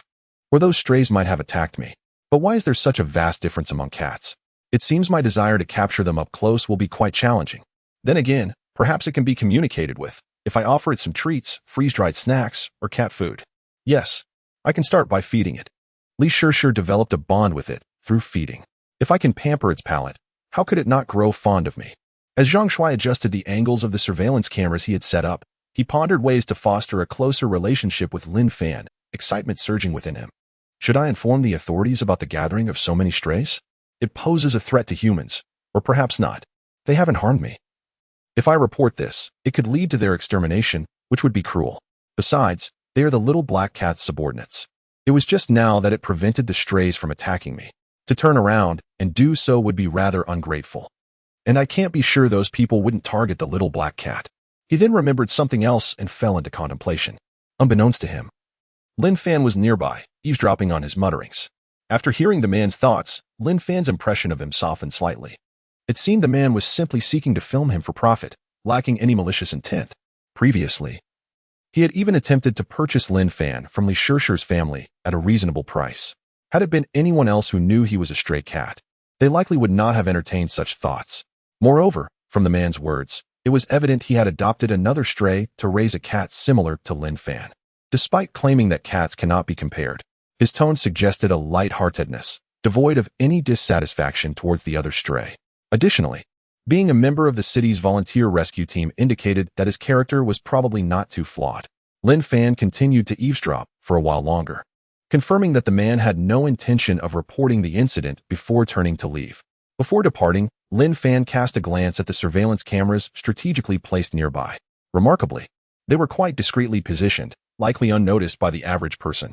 Although he had noticed them before, he assumed they were set up by park management and had merely avoided them. Now that he realized it was this man who arranged them, he would need to reconsider his future visits to Emerald Park for fishing. After all, he had no desire to be exposed online. This society belongs to humans. Humans possess rights, while cats do not. Once he attracted too much attention, it was uncertain whether he might become the target of ill-intentioned individuals. The next day, a significant event unfolded. The whereabouts of Chao Kuan had been discovered. He had committed another heinous crime, murdering a barefoot doctor's wife and 2 children in the mountains, with only the doctor managing to escape and report the incident. The repercussions of this event were severe, prompting the authorities to send personnel to address the situation. Chapter 70. Addressing the stray cats in a conference hall located in the heart of the city, local personnel were reporting details to the higher-ups. Leading the delegation was a middle-aged woman named Li Lan, whose short hair gave her a sharp and tidy appearance. Renowned within the system for her successful resolution of numerous significant cases and the apprehension of high-profile criminals, she was currently clad in uniform, perusing the information handed to her while listening to the local personnel's accounts. From the information you've provided and the inquiries regarding that barefoot doctor, it is evident that the individual sustained considerable injuries. I have just visited the initial crime scene, and under such circumstances, allowing anyone to escape reflects a gross negligence towards both this case and the safety of the citizens, Li Lan stated coldly, abruptly lifting her gaze. Captain Li, we did not anticipate that there were 2 individuals, a local representative quickly explained. Given the extent of that person's injuries, even if there were 2 individuals, it would be exceedingly difficult for them to have fled far. Are you attempting to justify your dereliction of duty? Li Lan shook her head in disapproval. The inefficiency of city administrators was a pervasive issue in many regions. In her view, those 3 individuals could have survived. I have heard that the assailant was a cat. Li Lan interjected as the local representative attempted to continue his explanation. Indeed, he managed to reply, his words trailing off. This is an irrefutable fact. Your personnel failed to even capture a photograph of that Chao Kuan. With so many of you acting together, how could you allow a mere cat to inflict more harm? Moreover, I have heard that it was that very cat that saved the 2 girls. Is this not laughable? Are you not ashamed? Our citizens have fallen to such a point that they require protection from a cat? Li Lan challenged them. Many local officials were rendered speechless. They had long heard of Li Lan's sharp tongue, and today they bore witness to it firsthand. I understand that this cat is a stray? She continued calmly. Yes, Captain Li, one individual affirmed. It was one of the girls who cared for it. Li Lan inquired further. Yes, came the hesitant reply. Is it possible to locate this stray cat now? Li Lan asked. That should be feasible. I heard from some colleagues that the stray cat reappeared in that girl's neighborhood later, he stammered. This stray cat poses a significant threat to humanity. It must be captured and dealt with, Li Lan stated flatly. What? The man was taken aback, his voice faltering. The others also stared at Li Lan in disbelief. How could someone investigating the case suggest dealing with the cat first, before even addressing Chao Kuen's fate? This cat had severely injured Chao Kuen and saved 2 girls. Was it not excessive to even consider its elimination? Captain, I must object, someone immediately interjected. On what grounds do you oppose? Li Lan inquired, her gaze piercing. While the cat is a stray, it has injured a criminal and saved. The individual hastily responded. Are you aware that this cat is a stray? Have you ever heard the term wild and untamed? It has indeed injured a criminal and saved lives, but today it can injure a criminal, and tomorrow it may turn on innocent civilians. Can you truly expect a cat to discern between good and evil? Li Lan interrupted, challenging him. I have heard that this cat possesses exceptional instincts. He attempted to explain. Heard? Can you guarantee the veracity of your hearsay? Can your anecdotes serve as evidence or assurance? If that cat were to injure someone in the future, perhaps even cause a fatality, would you be willing to bear the responsibility? Tell me, who among you can shoulder that burden? Li Lan's voice grew cold as she surveyed the silent assembly. The room was filled with an oppressive quiet. Having witnessed Li Lan's acerbic rhetoric, none dared to contest her further. After all, it was merely a matter concerning a stray cat. Yielding to the opposition seemed the wisest course. No one was willing to accept that responsibility. For it was this very irresponsibility that had allowed Chao Kuen to escape and commit further heinous acts. Very well, this matter is settled. Inform the relevant departments to handle it. I expect results within a day, Li Lan pronounced, her tone devoid of warmth. Now, let me discuss the information regarding Chao Kuen and his accomplice. She then placed the documents before her and surveyed the room, continuing her briefing. The news reached the police station that had previously handled the cases of Li Shishir and Wang Kersen. What? The higher-ups have ordered the cat to be dealt with? What kind of logic is this? Is this not a case of ingratitude? Some staff members expressed their astonishment upon receiving the directive. During this period, the kidnapping case had become a major incident, prompting them to deploy numerous personnel in pursuit of the kidnapper. Yet they had failed to apprehend him and allowed him to commit further offenses, a fact well known within their department. Meanwhile, the tale of the heroic stray cat that had severely injured the kidnapper had taken on a legendary quality, leaving them intrigued and captivated. Many among the staff had even developed an interest in adopting a similar cat. However, upon hearing such orders, they found it utterly incredulous. Enough of this debate. The higher-ups have their reasons, and their arguments hold water. No one can guarantee that the cat will not harm others in the future. Rather than risk potentially irreversible consequences down the line, it is wiser to deal with it now, a leader declared, rapping the table for emphasis. It is said that this matter is to be resolved within a day. I heard that the stray cat returned to that girl's neighborhood, and it is gravely injured. It must be in dire straits. Considering the number of times it was struck in that video, its survival alone is miraculous. This poor cat, having fought valiantly to save that girl, now faces danger upon its return. The personnel lamented. Yet, with orders from above, they felt powerless. Ultimately, the life of a cat could not be weighed against human lives and safety. Not long after, a team arrived at Li Shishir's home to inquire about the stray cat. As they questioned her family, they scrutinized the surroundings, searching for any sign of the feline. We intended to adopt that cat, but it seems it does not favor being taken in. It ran away on the spot, and we have not seen it since. Officer Bai, what exactly has transpired? Li Shishir's father frowned, glancing at a young man among the team. This group was not composed of police officers, and their interrogative demeanor was rather brusque, leaving him feeling uneasy. Officer Bai, one of the undercover officers assigned to protect them, was named Bai Yang, and he had proven to be quite amiable. Over the days, they had grown somewhat familiar. I am not entirely sure. Bai Yang coughed lightly and replied. If you happen to locate that cat, please contact us immediately. This is a directive from above, and it is of significant importance. We hope you will not withhold information, as doing so could be construed as illegal. The lead member of the team instructed before departing without any results, and without finding the cat. As they left, Bai Yang lingered behind, feigning the act of closing the door. He leaned closer to Li Shishir's father and whispered, the higher-ups intend to deal with that cat. If you learn of its whereabouts, ensure it is safely hidden away.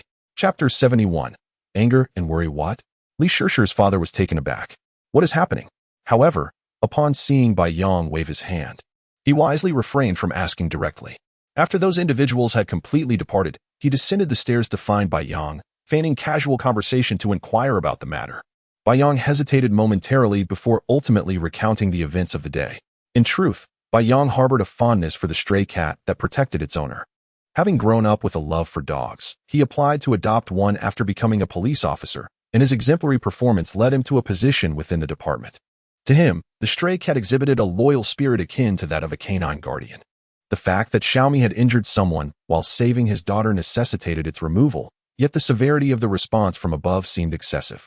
After listening, Li Shishir's father was incensed. Just moments ago, he thought Xiaomi had caused harm outside, leading others to seek it out. Now it became clear that Xiaomi had not instigated any trouble. It merely acted in defense of his daughter, resulting in its imminent demise. This realization was even more difficult for him to accept, as had Xiaomi not intervened, it would not have harmed anyone nor drawn the ire of those in authority. It was evident to him that the decision from above was tantamount to sentencing Xiaomi to death, igniting feelings of anger, resentment, and guilt that ultimately morphed into profound concern. Bai Yang sighed softly. If the individual had not been gravely injured, perhaps the stray cat's actions would not have appeared so aggressive, and it might not have attracted the attention of those in power. That individual was a kidnapper, a criminal. Did Xiaomi truly err in its defense? Li Shishir's father replied furiously. If it were merely an injury inflicted by a human, there would be no issue, even if it were a dog. But a cat. Bai Yang shook his head. He did not harbor disdain for cats. Yet he had to concede that there existed a significant disparity in temperament between cats and dogs. Comparatively, dogs were more affectionate and controllable, which was why police forces utilized them. However, cats were notoriously unpredictable. Globally, how many law enforcement agencies employed cats? Even if some did, it was a rare occurrence. Emotionally, he felt a strong affinity for the stray cat, but rationally, he recognized that Li Lan's perspective held merit. One could argue that her handling of the situation was excessively extreme. If you manage to find Xiaomi, it would be prudent to observe it for a while. Ideally, do not allow it to continue living as a stray, Bai Yang finally suggested after some hesitation. In truth, he felt somewhat guilty for sharing so much with Li Shishir's father, especially since some of his statements contradicted the directives he had been given. Frankly, upon viewing the video previously, he too had harbored concerns regarding the stray cat's behavior. At that time, he had advised Li Shishir's family to treat the cat kindly, encouraging them to adopt it. This was partly due to his apprehension about whether the cat could survive after enduring so much abuse, or if it might not have long to live. A cat that had valiantly protected its owner and achieved such merit should not meet a solitary demise in the wild. Since Li Shishir was the girl whom the cat had fought to save, it seemed only fitting for her to accompany it through the remainder of its life.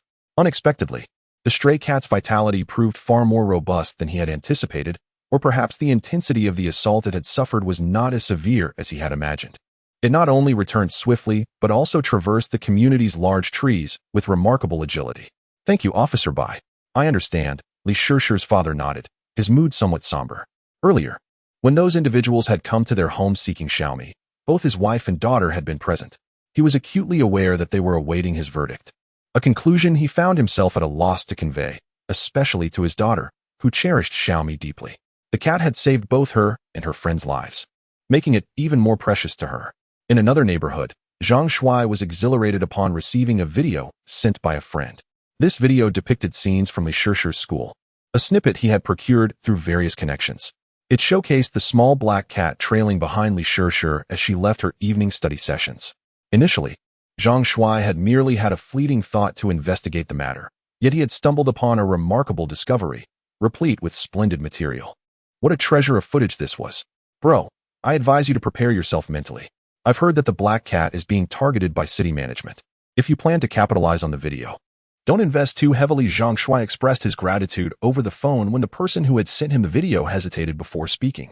What do you mean? Zhang Shuai's heart sank, prompting him to inquire urgently. Instinctively, he recalled the events from earlier that morning. Was it possible that by not reporting the stray cats and dogs, others had taken it upon themselves to do so? Given that the small black cat had led the group, was it now being singled out? Surely not. There were plenty of stray cats. It seemed excessive to target them so. I only heard this through the grapevine. You might want to ask Brother Chow. I just relayed what I heard him mention. The voice on the other end continued. All right, I understand, Zhang Shuai replied, his brow furrowed. The excitement he had felt upon obtaining the footage dissipated significantly. He recognized that if the black cat were truly being targeted, it would be difficult for it to escape. A stray cat stood little chance against human cunning. With a modicum of intelligence, humans could easily dispatch a stray. If that were to occur, even if he successfully promoted the collected videos, the returns would diminish significantly. After all, who would maintain interest in a video featuring a deceased protagonist? Nevertheless, that was secondary. As he gathered information about the black cat, he noted its profound sense of loyalty and spirit. If it were to be targeted and ultimately perished, it would be a tragic loss. Regrettably, the black cat seemed to harbor no affection for him, and possibly even animosity. Otherwise, he would have adopted it. Given its nature, forcibly bringing it home would be quite the challenge. Perhaps only Li Shishir could save it. He contemplated discussing this matter with her, but first, he needed to ascertain the gravity of the situation truthfully. After witnessing the small black cat commanding a group of strays, he felt a twinge of concern. Would those strays truly resort to attacking humans? If that were the case, even if he adopted the black cat, he might not be able to save it. Unless he kept the adoption a secret until the dust settled, he would have to refrain from filming it in the future. Additionally, he felt uneasy knowing that if those strays did attack, he had previously chosen not to report them when he had the chance. Chapter 72. The rescue of the little black cat. Zhang Shuai promptly reached out to his friend to inquire about the situation, and he learned the entire sequence of events. A great sigh of relief escaped him. It turned out that neither the little black cat nor the group of stray cats and dogs had caused any harm. The commotion was merely the result of a casual order issued by someone from above, which meant that there was room for negotiation regarding the matter. However, the justification those individuals provided for targeting the little black cat was utterly absurd. Realizing this, Zhang Shuai felt a surge of indignation. Be cautious. That criminal is no ordinary person, and he harbors a vendetta. Just yesterday, he killed 3 individuals. He is likely in a frenzied state. If he discovers that you used a drone to track his movements, he may seek revenge on you. The person on the other end of the line warned. How dare he? Zhang Shuai exclaimed, a chill running down his spine. Simultaneously, he became aware of a grave development. The kidnapper had indeed committed murder. 3 lives lost? Who were they? Had that person escaped? Wait, what do you mean the criminal killed 3 people? You must clarify this situation immediately, he urged, his mind racing. You are considered one of the parties involved, so it's only fair that I inform you. The criminal has already fled. He is being treated for his injuries by a rural doctor. However, when the doctor discovered he was a fugitive, he intended to report him. Yet, as he stepped out the door, his wife and child were brutally murdered by the criminal. The voice on the other end hesitated before continuing. Therefore, you must exercise caution during this period and refrain from filming videos indiscriminately, the individual advised. But, wasn't he seriously injured? How could he manage to kill so many? Zhang Shuai gasped in disbelief. Indeed, he is injured, but wounds can heal. Moreover, he is not alone, based on our information. He has an accomplice from his past. Thus, do not assume his injury means you are out of danger, the voice cautioned. Fine, I understand. By the way, how many people know about my discovery of him using the drone? Zhang Shuai's scalp tingled as he quickly posed another question. That's hard to say. The video you captured is quite captivating. It's likely that people at the precinct are aware, but whether anyone is investigating your identity remains uncertain, the person speculated. Zhang Shuai fell silent momentarily. Although he was a member of the city's volunteer rescue team, he typically dealt with mundane incidents and had never engaged in anything of a criminal nature. He never expected that this rescue mission would unveil such a dire predicament. 3 lives lost. How brutal. The little black cat had shown remarkable restraint. It should have dealt with the perpetrator decisively at that moment. He muttered to himself. Little Black was the name he had affectionately given the cat, simple yet memorable. Had the little black cat acted swiftly, this entire calamity might have been averted, and no one would have had to intervene. What did you say? The voice on the line inquired, somewhat puzzled. Nothing. I meant to say I understand now. Thank you for the reminder, Brother Chow. I'll treat you to a meal soon, Zhang Shuai quickly replied, regaining his composure. After ending the call, he gradually relaxed. First and foremost, the video was circulating only internally within the police department and had not been leaked to the public. The 2 criminals were unlikely to know he was the one who recorded the video, even within the precinct, unless someone actively inquired. It was not guaranteed they would be aware of his involvement. Secondly, those 2 individuals were already under police surveillance, so they should not have the opportunity to target him. Furthermore, if he remained in populated areas, he doubted they would dare to commit murder in broad daylight. With these thoughts in mind, Zhang Shuai felt a sense of reassurance. Indeed, If there were any real danger of being targeted by the criminals, the police would have informed him by now. How could they remain silent? It was only through his inquiry to Brother Chow that he learned of the situation. In contrast, he needed to act swiftly regarding the little black cat. The thought of the cat filled him with urgency. Those individuals were already on the move. If they discovered the little black cat, it would be in peril. When he had contacted Brother Chow earlier, he had also discreetly gathered the phone number of Li Shishir's parents, enabling him to reach out to her family at any moment. However, he furrowed his brow. How should he go about rescuing the little black cat? Would Li Shishir be able to locate it? And if, during her search, the little black cat were to appear and be seen by those individuals, would it not be a recipe for disaster? Furthermore, how could he gain the trust of Li Shishir's family? They were aware of his intentions regarding the little black cat, even if he knew its whereabouts. Would they truly feel comfortable in trusting it to him? Forget it. I'll attempt to make contact. They say sincerity is a timeless weapon. I shall be forthright with them. And whether they choose to trust me will be their decision. If all else fails, I will explore alternative methods. Zhang Shuai resolved, gritting his teeth. In these extraordinary times, extraordinary measures were necessary. It was said that those targeting the little black cat had already located Li Shishir's family. If her family wished to protect the little black cat, they would have to seek a trustworthy individual to ensure its safety. He had previously offered a substantial sum to purchase the little black cat. So surely he would not resort to such an expenditure merely to inflict harm upon an innocent creature? After all, he was a member of the city's volunteer rescue team and had even assisted in rescuing Li Shishir and Wang Kersen. He should not be devoid of their trust. Perhaps this was an opportunity for him to gain the confidence of Li Shishir's family through this incident. In the future, when seeking collaboration with her to create videos of the little black cat, it would be much more convenient. He believed that this situation was merely a passing storm. A decision made impulsively by someone in authority, destined to fade away. Once this turmoil subsided, the little black cat could once again bask in the sunlight. Moreover, as long as they did not acknowledge it, who could definitively claim that the little black cat was indeed that particular feline? There were countless black cats in the world. How could anyone accurately discern which cat was which? Would they attempt to capture every black cat they encountered? Furthermore, he was aware that the video he had recorded was not particularly clear, making identification all the more difficult. That's the plan. With this resolved, Zhang Shuai began to contact Li Shishir's father. Hello, is this Uncle Li? It's me, Zhang Shuai. Zhang Shuai? I'm the one who used the drone to help find Shishir and Kersen the other day. We met in the neighborhood a few days ago. Zhang Shuai chuckled nervously, feeling increasingly awkward as he spoke. He was, after all, one of the individuals who had saved their daughter, just days prior. He had offered a significant amount to assist them. Was it necessary for him to feel so insignificant? Although he did not wish to dwell on his role as their savior, he felt compelled to remind them of his contribution in order to jog their memory. However, this also left him feeling less confident about the ensuing discussions. Chapter 73. Taking action. Lin Fan made his customary visit to the residential complex where Li Shishir lived, intending to ascertain whether the kidnapper had made an appearance. After sniffing around the entrance and detecting no trace of the assailant, he ventured into the compound, skirting the edge of the greenery as he hurried towards Li Shishir's abode.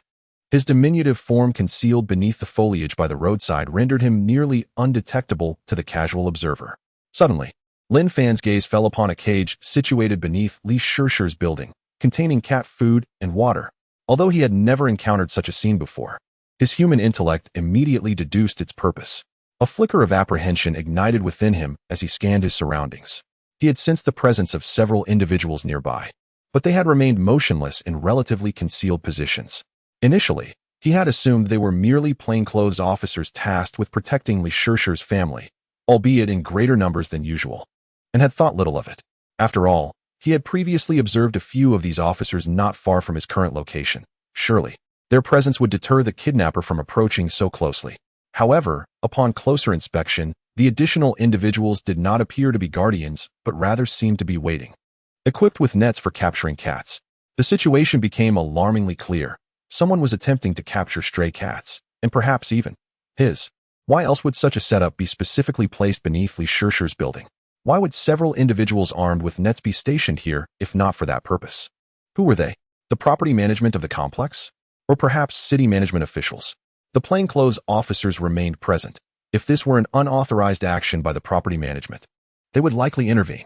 Thus, it was highly probable that these individuals were indeed city management personnel.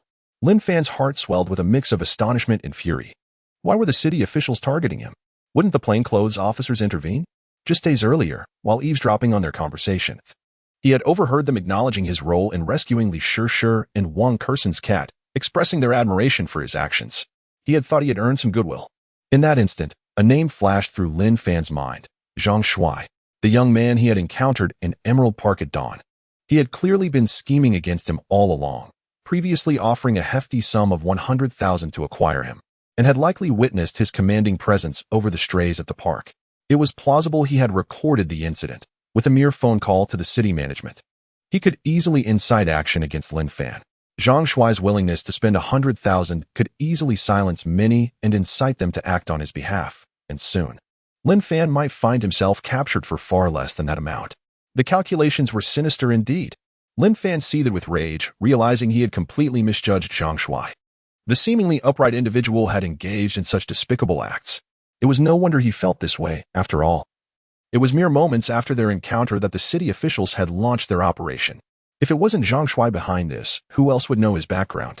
His fury stemmed not only from the imminent threat to his freedom, but also from the potential reality of being labeled a pariah, forced to live in the shadows.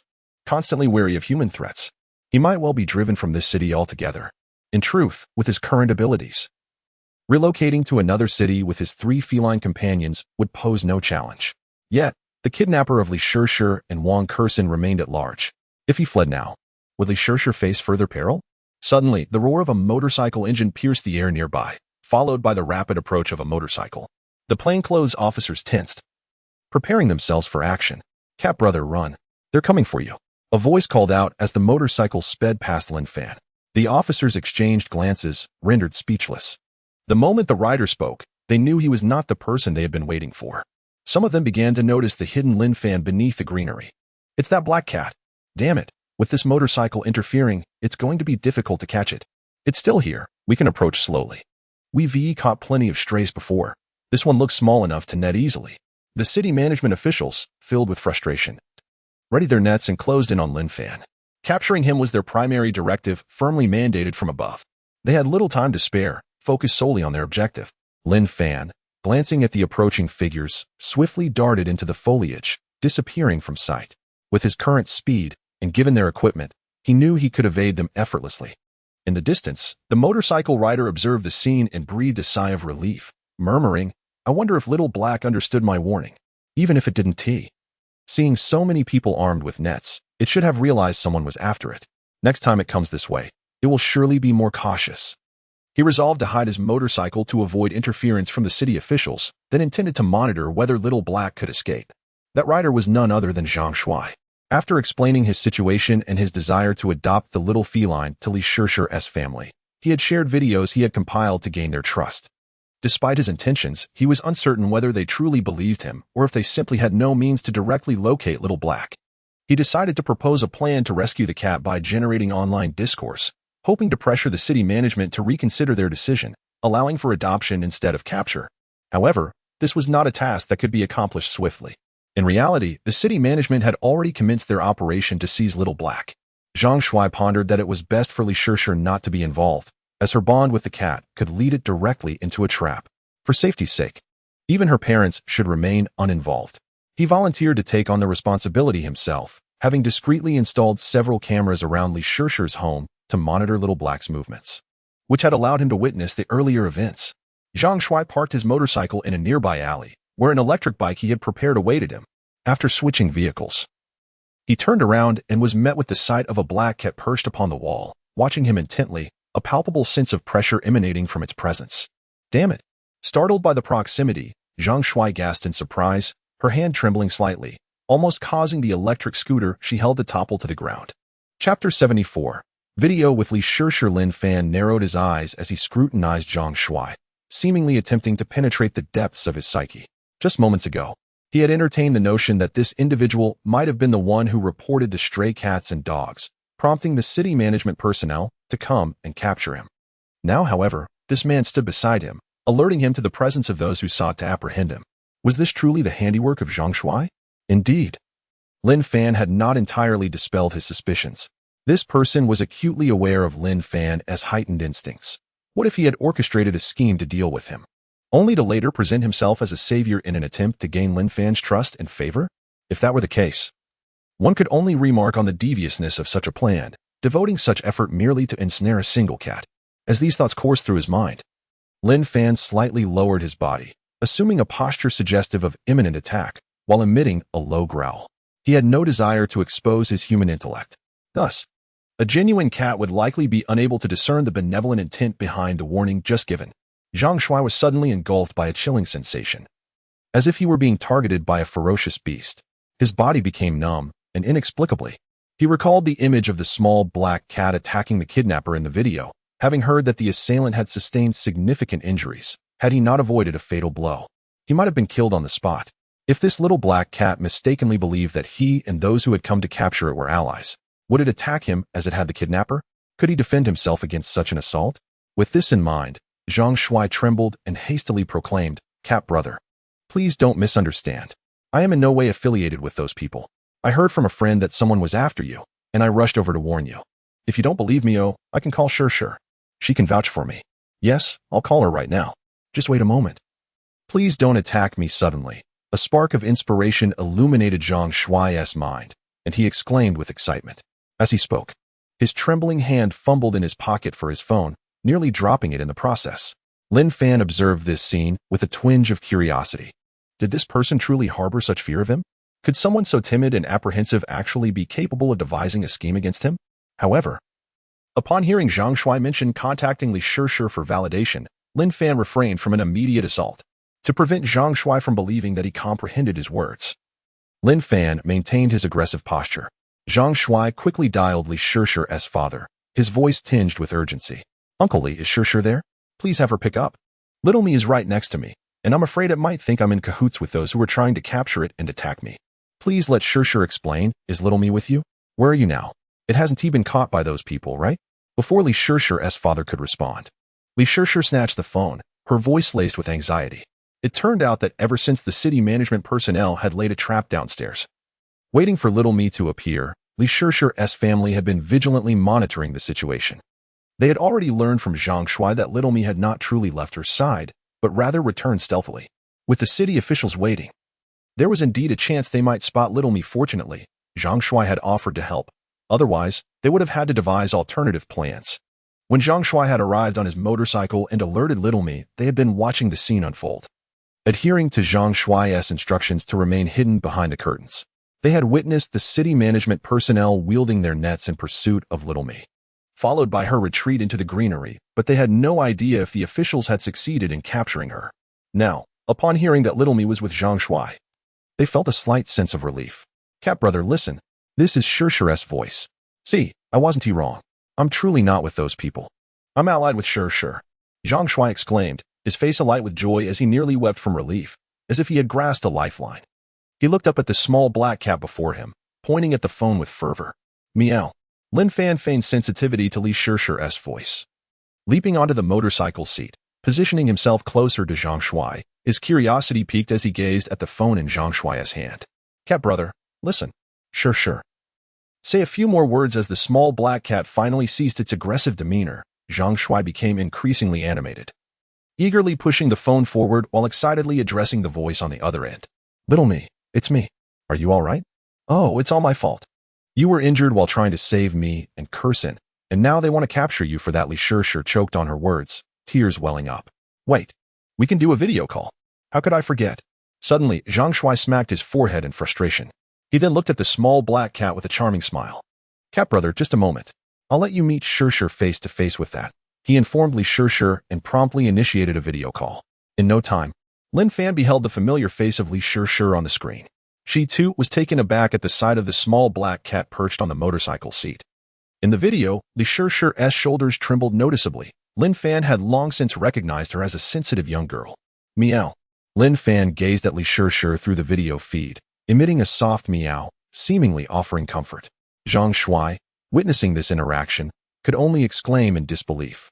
The small black cat had displayed a low growl upon seeing him. Yet now it was all gentle meows for Li Shir, a stark contrast in demeanor that left him utterly envious of her. This small black cat was remarkable, displaying such intelligence. It had swiftly escaped the clutches of those pursuing it, trailed Zhang Shuai, and even discern Li Shishir's voice during the call, engaging with her through the video. Such a creature possessed extraordinary instincts. Yet, as he contemplated the impending threat posed by those seeking to eliminate the small black cat, he felt a swell of indignation. Did those individuals truly understand the depth of its capabilities? Had they ever encountered such a creature? Did they truly believe they could dispose of it? He yearned to capture one of them to witness this scene firsthand. Little me, you must leave at once. Depart this place and accompany this big brother to a safer city. Do not return at that moment. Li Shishir's voice trembled as she continued. Perhaps it was the sight of Zhang Shuai and little me together that instilled confidence in Li Shishir's family. Or perhaps it was the videos Zhang Shuai had shared that convinced them. It was evident that Zhang Shuai genuinely cared for little me. Investing effort to retrieve those videos, his actions hardly aligned with malevolence. They say sincerity is an everlasting weapon, and in the eyes of Li Shishir's family, Zhang Shuai had demonstrated remarkable authenticity. It could also be that, in this moment, only Zhang Shuai could assist little me. Only a human could stand against other humans. Only Zhang Shuai could lead little me away from this perilous environment. Otherwise, if little me lingered in this vicinity, it was only a matter of time before those individuals captured her. Chapter 75. A new move as Li Shishir and Zhang Shuai spoke.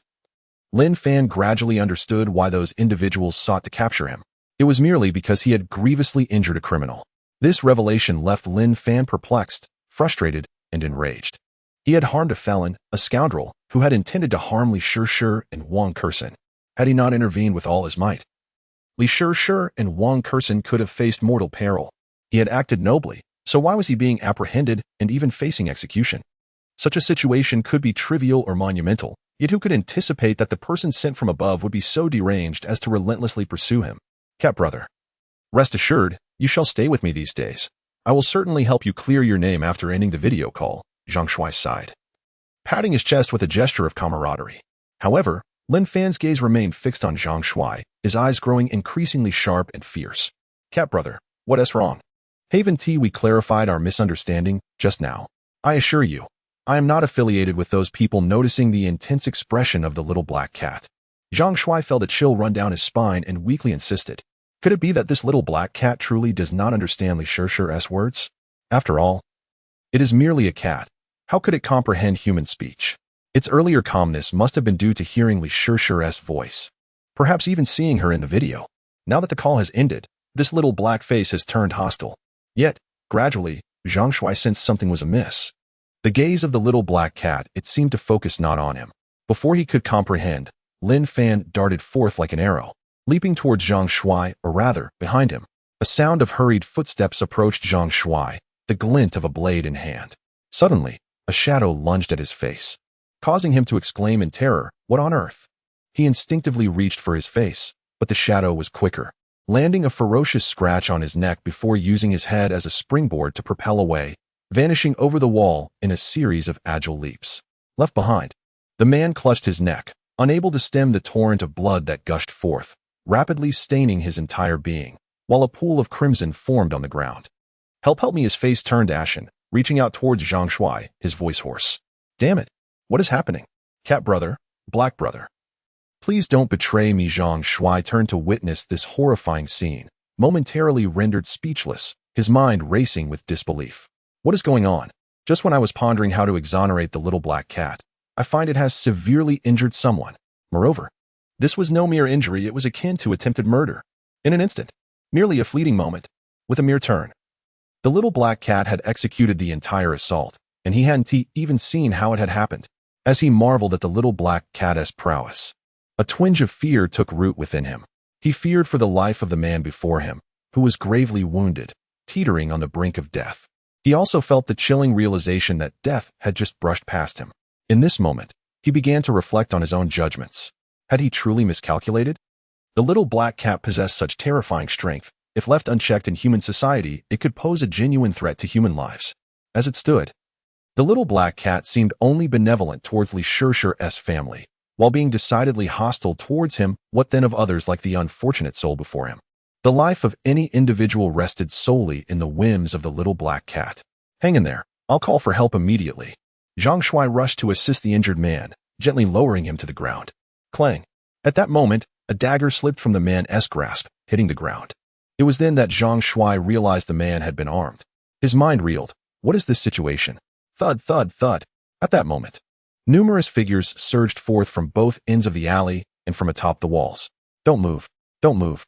These individuals brandished firearms, commanding authority. What is happening? Zhang Shuai was once again left dumbfounded.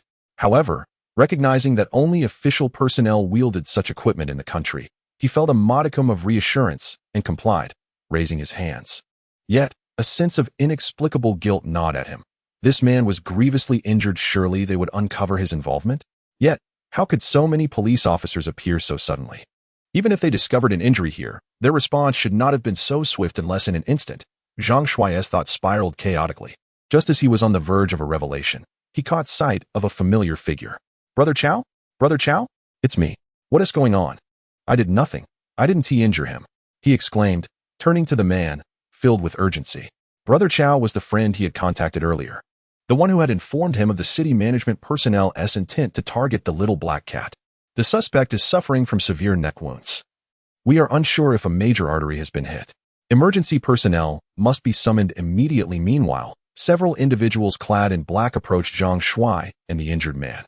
One crouched down to inspect the injuries before relaying information into a radio. Apologies, brother, for making you a bait in this situation. I was unaware of the circumstances until it was too late to inform you. Brother Chow approached, patting Zhang Shuai's shoulder. Don't be alarmed. He is not the suspect. He then turned to his colleagues beside Zhang Shuai. However, what do you mean you didn't injure him? Is there a third party involved here? Rest assured, this man is a criminal suspect, and there is a high likelihood he is guilty, even if you did injure him. It would only be deemed self-defense. Glancing at the gravely injured man on the ground, Brother Chow's expression shifted. This injury is too severe. The assailant was excessively ruthless. However, if it were indeed Zhang Shuai who struck, he wouldn't have done so without cause, especially given the bloody dagger beside the wounded man. I can deduce the suspect's identity. Everything aligned with what had been surmised above. Criminal suspect self-defense. Zhang Shuai inhaled deeply. Connecting this to the fleeting thought that had crossed his mind earlier, a cold sweat broke out across his body. The little black cat had not acted without provocation. This man had intended to kill him. This individual had already been under police surveillance. Explaining the swift arrival of law enforcement. He wasn't foolish. It was just that events had unfolded too abruptly. Given a moment's pause, he could piece together the myriad of occurrences. So, in essence, had the little black cat just saved him? Chapter 76. The title of outstanding youth in the city. Chao Go, whose full name is Chao Fei, met Zhang Shuai through another friend while volunteering. Their personalities aligned, and they maintained a good rapport. Chao Go, could this person be the one you mentioned before? Zhang Shuai inquired, glancing at Chao Fei with a probing expression. Everyone believed that Chao Kuan had only one subordinate assisting him, including that village doctor who had murdered a family of 3. However, in reality, he had 2 subordinates. The identity of the second was unknown. Those individuals dispatched from above were indeed formidable, discerning not only this fact, but also predicting where that individual might appear. They had casually leaked information about your drone revealing Chao Kuan within that person's possible circle, using you as bait. Thus, it is likely that this individual is one of Chao Kuan's subordinates. Chao Fei whispered to Zhang Shuai, pulling him aside. Using someone as bait requires another to fall for it. This necessitates an acute understanding of the criminal's psyche. In less than a day, they had already caught a fish, indicating a high level of skill in this operation. Unlike their previous attempts, where they stationed numerous personnel around the residences of Li Shishir and Wang Kursen for many days without any results, this exemplifies the difference in approach. Why didn't you inform me about being used as bait? You could have easily found someone else for this. Zhang Shuai exclaimed, his agitation evident. Just moments ago, he had narrowly escaped death, fearing he might have perished had it not been for Xiao Hei's intervention. He had no doubt regarding the ruthlessness and strength of those individuals. A single blow could have ended his life. Ahem, everything is in pursuit of truth. That person is a local and typically mingles in unsavory circles. It's challenging to find a suitable replacement quickly, and we also fear detection. We have been keeping a close watch on you. Stay calm. You are currently unharmed, right? Rest assured, have you not always aspired to the title of outstanding youth in the city? After this matter, we can assist you in applying for it. Chao Fei said, his expression somewhat awkward. In truth, this decision stemmed from the higher-ups, with initial opposition from their department being overridden by that individual. To put it succinctly, their previous inefficacy had raised doubts regarding their competence and even led to suspicions of internal betrayal. This situation was not suitable for many to know. And handling a case is akin to extinguishing a fire. Delays and errors are unacceptable. Finding a temporary substitute not only consumes time, but also poses risks of exposure. However, Xiao Fei found it difficult to share these details with Zhang Shuai. Fortunately, their familiarity allowed him to understand Zhang Shuai's needs, which enabled him to secure some benefits for Zhang Shuai from his superior, such as a bonus or the title of outstanding youth in the city. After all, this incident not only placed Zhang Shuai in danger, but also left lingering threats. For instance, could Xiao Kuan have loyal associates outside who, upon learning of this, might continue to target Zhang Shuai? Although they planned to engage in some disinformation tactics, they could not guarantee that future threats would be entirely eliminated. Xiao Fei cast another glance at the injured individual on the ground, feeling a twinge of hesitation. He knew the higher-ups intended to use this person to trace back to Xiao Kuan and his other subordinate. However, with the person so gravely wounded, would they still be able to locate Xiao Kuan and his accomplice? If too much time elapsed, would it inadvertently alert Xiao Kuan and allow him to escape once more? Zhang Shuai was overwhelmed with a flood of expletives that he could not articulate. The events had already transpired. What more could he say? Suddenly, he recalled another matter. Wait. Xiao Gu, you mentioned that if this person was injured by me, it would be considered self-defense, correct? He turned to Xiao Fei, eagerly inquiring. If, Xiao Fei retorted, was this person truly harmed by you? What weapon did you use to inflict such severe injuries? That dagger on the ground, could it possibly belong to you? Xiao Fei eyed Zhang Shuai suspiciously. Earlier, he had scanned the surroundings for any potential weapons, but found nothing resembling a murder weapon, ultimately fixating on the dagger, which now appeared to be the only object capable of inflicting such grievous wounds. Yet, if this dagger was Zhang Shuai's, what weapon had the suspect used? Had Zhang Shuai perhaps disarmed the assailant? From what he knew of Zhang Shuai, he lacked the capability to do such a thing. Impossible. That dagger belongs to the other party. I have never seen it before. As for how I caused his injuries, Zhang Shuai stammered, hastily denying responsibility, yet faltering at the end. He had racked his brain, but could not identify anything on him that could have caused such harm. In truth, even if he had something, the lack of evidence would make it difficult to explain. Upon realizing that Xiao Hei's intervention was to save him, he intended to take the blame for injuring the individual. Causing harm to a person is a merit, while the cat inflicting harm is a fault. Yet, he reluctantly acknowledged that he could not claim this act as his own. All right, we will discuss this matter at the station later. By the way, you weren't injured, were you? Xiao Fei patted Zhang Shuai's shoulder again. I am unscathed, Zhang Shuai affirmed with a nod. That's good, Xiao Fei replied, nodding in relief. Just then, several individuals of higher status began to enter the vicinity. Since Xiao Fei was acquainted with Zhang Shuai, it was decided that he would initially engage with Zhang Shuai to prepare him for the discussions ahead, as they had previously agreed upon. After all, this situation deviated from their standard procedures. Any dissent from the involved party could lead to complications. That individual is a leader from above. If you perform well, you might just earn the title of outstanding youth in the city. If she gives her approval, the chances are very high. Xiao Fei nudged Zhang Shuai, subtly indicating a middle-aged woman nearby. Is she the one handling Xiao Hei's situation? Zhang Shuai asked, his pupils narrowing in instinctive curiosity. Xiao Hei. Xiao Fei was taken aback. He had not considered that the severe injury inflicted on the suspect could have been the work of that stray cat.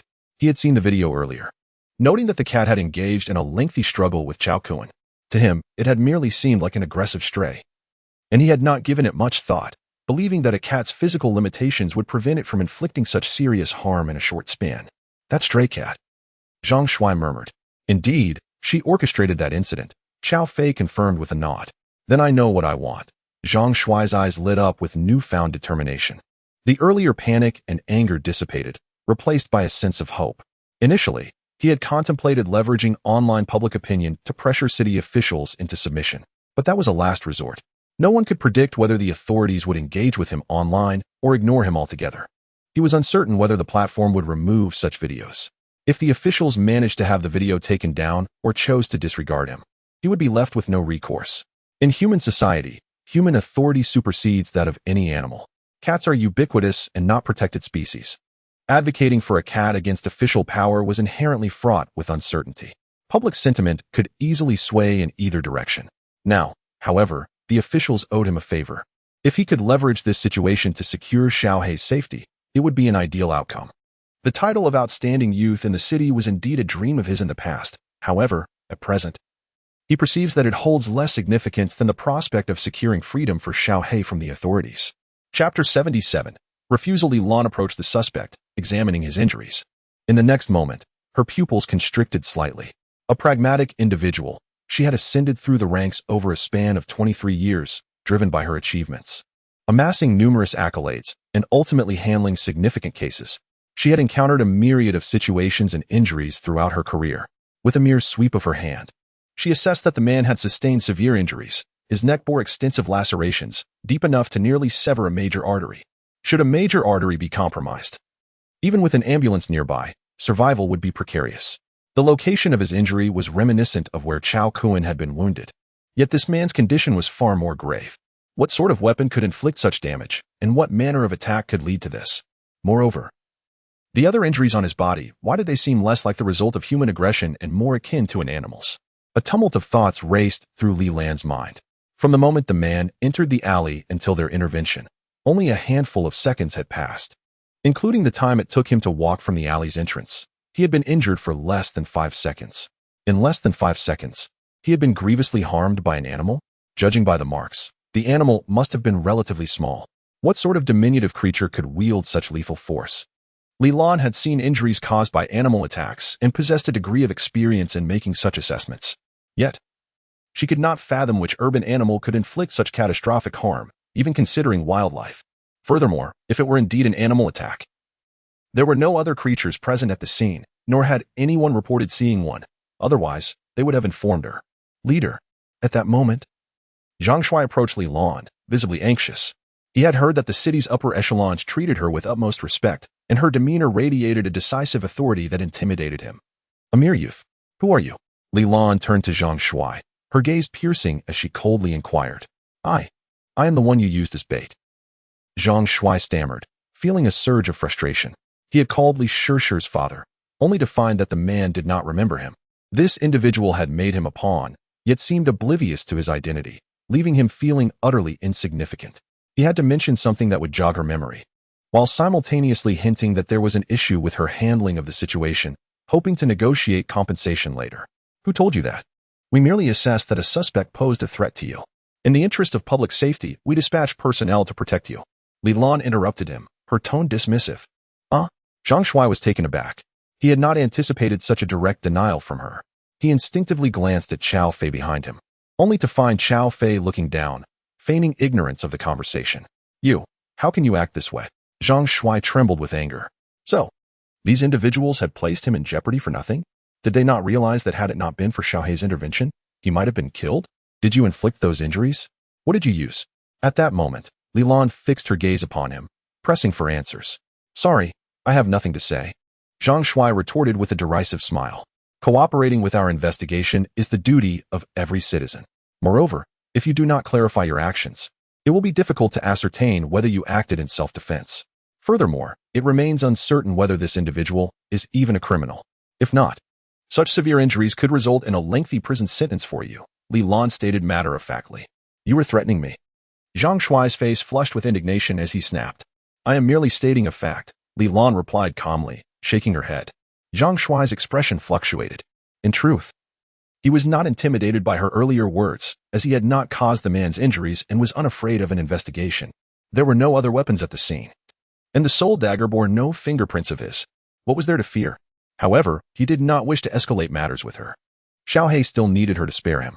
Moreover, he was beginning to realize that perhaps she was playing the role of the stern enforcer, cautioning him against being overly demanding, lest they deny his claims. After all, Xiaofei had mentioned that they were advocating for a reward for him, or even assisting in his application for the title of outstanding youth in the city, a distinction that could very well be bestowed upon him. If the authorities were to disavow this, why would they go to such lengths? Her words seemed to indicate that he should not overreach, or they could simply dismiss his requests. Yet, whether this was the case remained uncertain, as she held the authority to command city officials to deal with Xiaohei, leaving no room for dissent. I can cooperate with you, and I might even overlook previous matters, but I would like to request one thing from you. Zhang Shuai said, looking directly at Li Lan, articulating each word carefully. What is it? Li Lan responded, maintaining her composure. Please do not take any action against Xiaohei. The stray cat that saved those 2 girls, Zhang Shuai stated solemnly, silently adding that it had also rescued him. He emphasized Xiaohei's heroic act, hoping it would persuade her to spare the feline. The stray cat? Li Lan frowned. To be frank, she had not placed much importance on the matter of the cat. She had merely referred the issue to the relevant department, believing that the cat's history of violence posed a potential risk to public safety.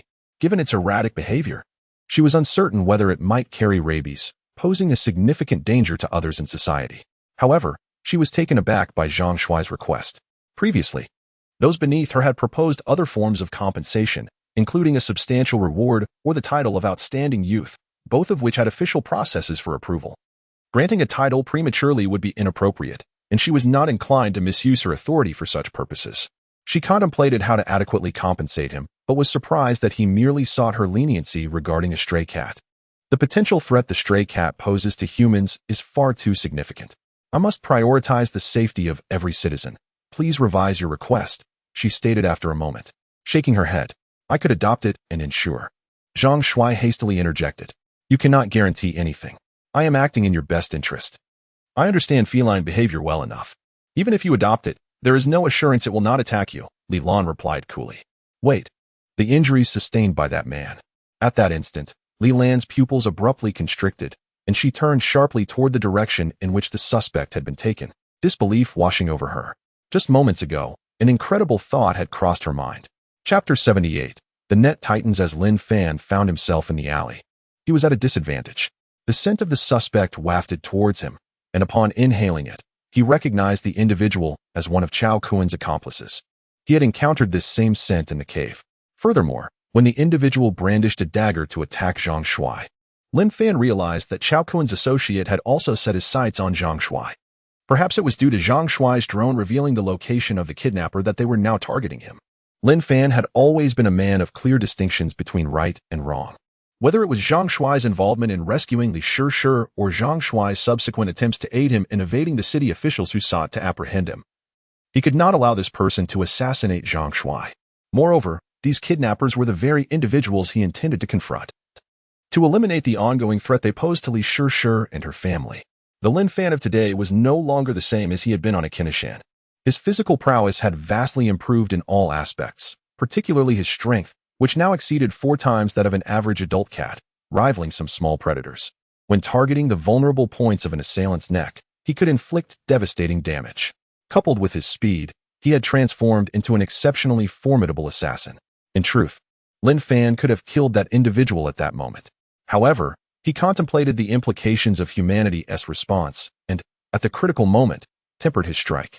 Although he had never taken a life, his almost animalistic instinct allowed him to deftly avoid the most lethal areas when he attacked. Zhang Shuai had assured him that he would help clear his name, alleviating the pressure from the official forces and humanity. A glimmer of hope flickered within him. Yet, if he were to take a life now, it would likely render him irredeemable. Killing, especially such a malevolent individual, was permissible, but it had to be executed discreetly and with careful planning. In addition, he needed to follow the scent of the individual he had just encountered to swiftly locate Chao Kuan and his other accomplices. After exiting the alley, Lin Fan detected the lingering scent of the individual and pursued it relentlessly. An hour later, he circled a rental house for an extended period, his expression darkening significantly. There was no trace of Chao Kuan's scent here. However, he did catch the scent of another of Chao Kuan's associates. Just as he prepared to chase after this lead, he realized that the trail abruptly ceased, as if disrupted by some agent. Simultaneously, the scent of the individual he had just attacked became chaotic and indistinguishable, rendering it impossible to identify a precise target. He searched several locations, but found no trace of Chao Kuan or his other accomplices. It seemed all leads had evaporated from this point. Frustration welled up within Lin Fan. Had he known, he would not have injured that individual so severely. He could have let him escape and followed him to find Chao Kuan and his other cohorts. But it was too late for such regrets now. The individual was gravely wounded, and by the time he recovered, Lin Fan feared it would be too late. Moreover, as he left the alley, he had noticed police officers passing by, leading him to suspect that the individual had already been targeted by law enforcement. Given his severe injuries, it was unlikely he would be active outside. Lin Fan continued his search for another 2 hours, but found nothing. Unbeknownst to him, in another part of the city, a coordinated effort by a group of police officers was underway. Chao Kuan and one of his associates were apprehended. As Li Lan had indicated, this matter required urgency. Delays would only complicate the capture of the criminals. Her actions had proven effective. Local authorities had spent numerous days sealing off and searching the mountains, unaware that the criminals had already escaped the blockade and committed further heinous acts. In just one day, she managed to apprehend the entire criminal gang. Many were left bewildered as to how she had achieved such a feat, while those in the know could only admire her prowess, truly a formidable woman renowned within the system. Lin Fan learned of the developments when he observed plainclothes officers withdrawing from the vicinity of Li Shishir's home. The apprehending officers were city management personnel, distinct from the plainclothes officers, allowing Lin Fan to approach them without undue concern. Ultimately, his confidence stemmed from his own abilities. With his current prowess, scaling walls and leaping from considerable heights without injury was a mere triviality. In an urban environment, if he chose to flee, few methods could ensnare him. From their discussions, Lin Fan discerned that the swift resolution of this case was largely due to the resourcefulness of the individual who had descended from above. A complex mixture of emotions surged within him. He understood that the order for his capture had originated from this very person. He had not anticipated their remarkable capability in apprehending criminals. Nevertheless, considering their role in resolving the threats to Li Shishir's family, he resolved to overlook the matter. As long as they ceased their pursuit of him, Lin Fan sought to consult with Zhang Shuai to gather further information. Zhang Shuai, perhaps due to his profession, was quite loquacious, often divulging information without prompting. However, upon tracing Zhang Shuai's presence to the police station, Lin Fan decided to abandon his pursuit. He reasoned that there was no rush. Even if Zhang Shuai managed to resolve the situation, it would undoubtedly take time. He was aware that Zhang Shuai had been intent on capturing him, even covertly installing cameras in various locations. As long as he did not deliberately conceal his whereabouts, Zhang Shuai would likely find him in due course. He resolved to wait. Little did he know, in the central part of the city, within a conference room, discussions regarding him were taking place. Zhang Shuai insisted that the city management personnel spare the stray cat, otherwise, he would bring to light their reckless use of him as bait. If they agreed, he would forego any reward or recognition as an outstanding youth of the city. Directorly, after all, it's merely a stray cat, and allowing Zhang Shuai to adopt it would ensure it poses no harm to others. I know Zhang Shuai fairly well, a middle-aged man remarked, glancing at Li Lan. Initially, they had thought that with the case resolved, Li Lan would depart. To their surprise, she remained, adamant about addressing the fate of the stray cat. Indeed, regardless of the circumstances, it has performed commendably, having saved 2 girls previously and now rescuing Zhang Shuai. If Zhang Shuai were injured, we would face complications ourselves. We need not reward it, but simply disposing of it would be sufficient, another individual concurred. In the past, such a course of action may have been acceptable, provided Zhang Shuai was untroubled by potential repercussions. Yet, they were all aware of the speed with which the stray cat had inflicted harm today. How long do you suppose it took for the cat to injure someone? Li Lan inquired, observing the group. How long? Several responded instinctively. I estimate it was no more than 3 seconds, perhaps even less than 2. As it struck once and caused such significant damage, nearly killing a person. Do you comprehend the implications of this? Li Lan stated matter-of-factly.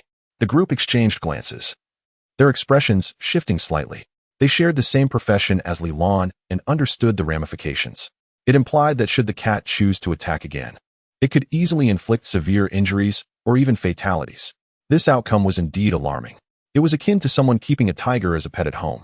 One might question the reliability of the individual caring for the tiger, but the real concern was whether it was wise to do so. I am unsure of Zhang Shuai's character, yet I possess a familiarity with the temperament of cats, as we have one in our household. I have also encountered instances of stray cats inflicting harm. Although such occurrences are rare, they are not non-existent. Conversely, incidents involving domestic cats are more prevalent. As their behavior can be unpredictable, Zhang Shuai cannot bear such a significant responsibility, especially when he may struggle to ensure his own safety. Li Lan shook her head and remarked, particularly given the ferocity and strength of that cat's aggression. She even suspected that the feline might be afflicted with some ailment, rendering it even more unpredictable. Rather than deferring responsibility or succumbing to regret later, it would be prudent to address this potential hazard now. Chapter 79. The Trap. Li Lan has always been a decisive individual, acting swiftly and resolutely. That very night, she instructed her team to gather all pertinent information regarding the stray cat, scrutinizing surveillance footage from various locations, the community itself, the surrounding areas, and the main streets. Cats often roam at night when human presence diminishes, making it a more opportune time for investigation, particularly focusing on the evening footage from certain streets, she calmly declared. Eureka! The black cat is indeed a rarity, It frequently visits the vicinity of that girl's residence. Astonishingly, it has proven to be quite the adept hunter, carrying several mice in its mouth. It seems vaguely familiar. I believe I have encountered it online before. Yes, there were several cats fishing in Jade Park, one of which was quite conspicuous, the black cat. Could it possibly be the same one? Let's examine the surveillance footage from the streets surrounding Jade Park. With a substantial workforce working overtime, they diligently reviewed video records from various locations, conversing amongst themselves. Concurrently, others monitored live feeds from surveillance cameras scattered across the city. As the night deepened, pedestrian traffic dwindled. Stray animals began to emerge, scavenging near trash bins, while some stray cats waited for the appearance of mice, all of which were visible to those monitoring the live feed. Lin Fan was aware that he had become a target. Until this matter was resolved, he decided to separate from the 3 cats and 1 dog, instructing them to seek a secluded hunting ground where they could catch prey without needing to secure a significant number of mice, just enough to sustain themselves. Fishing was to be temporarily set aside. Nevertheless, Lin Fan was not entirely neglectful. He remained vigilant regarding the situation of the 3 cats and 1 dog. Should danger arise, his swiftness would allow him to reach them promptly. Lin Fan contemplated whether they should relocate to a more remote area with less surveillance, or perhaps even to another city. The kidnappers of Li Shishir had already been apprehended, alleviating his concerns for her safety.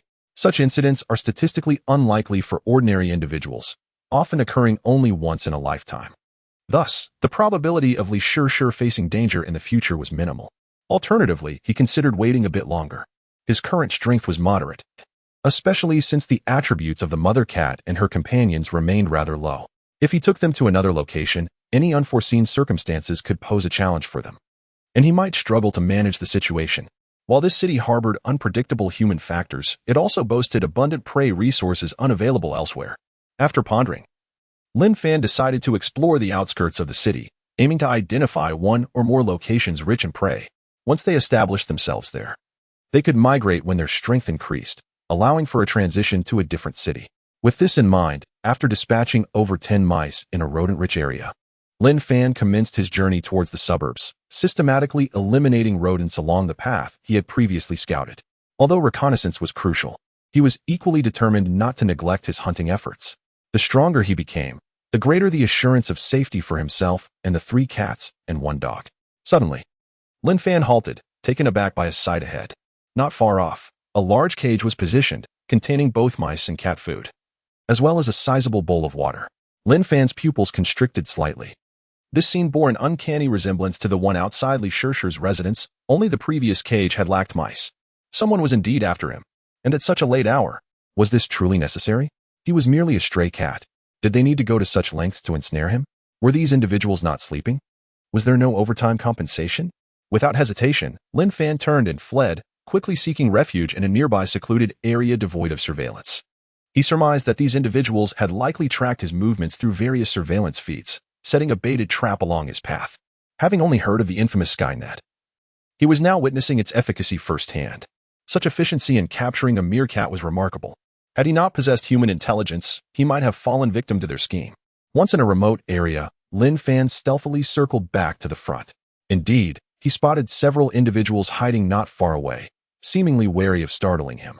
Maintaining a distance from the trap, receiving updates from the monitoring center, they reported that the cat had vanished from the surveillance cameras, leaving its whereabouts unknown, and that the first trap remained undisturbed. Do you think this cat will realize it's a trap? One person hesitated to ask. It's possible. Many cats are inherently cautious of unfamiliar objects and foods, another pondered. However, this stray cat is likely starving and struggling to find adequate sustenance.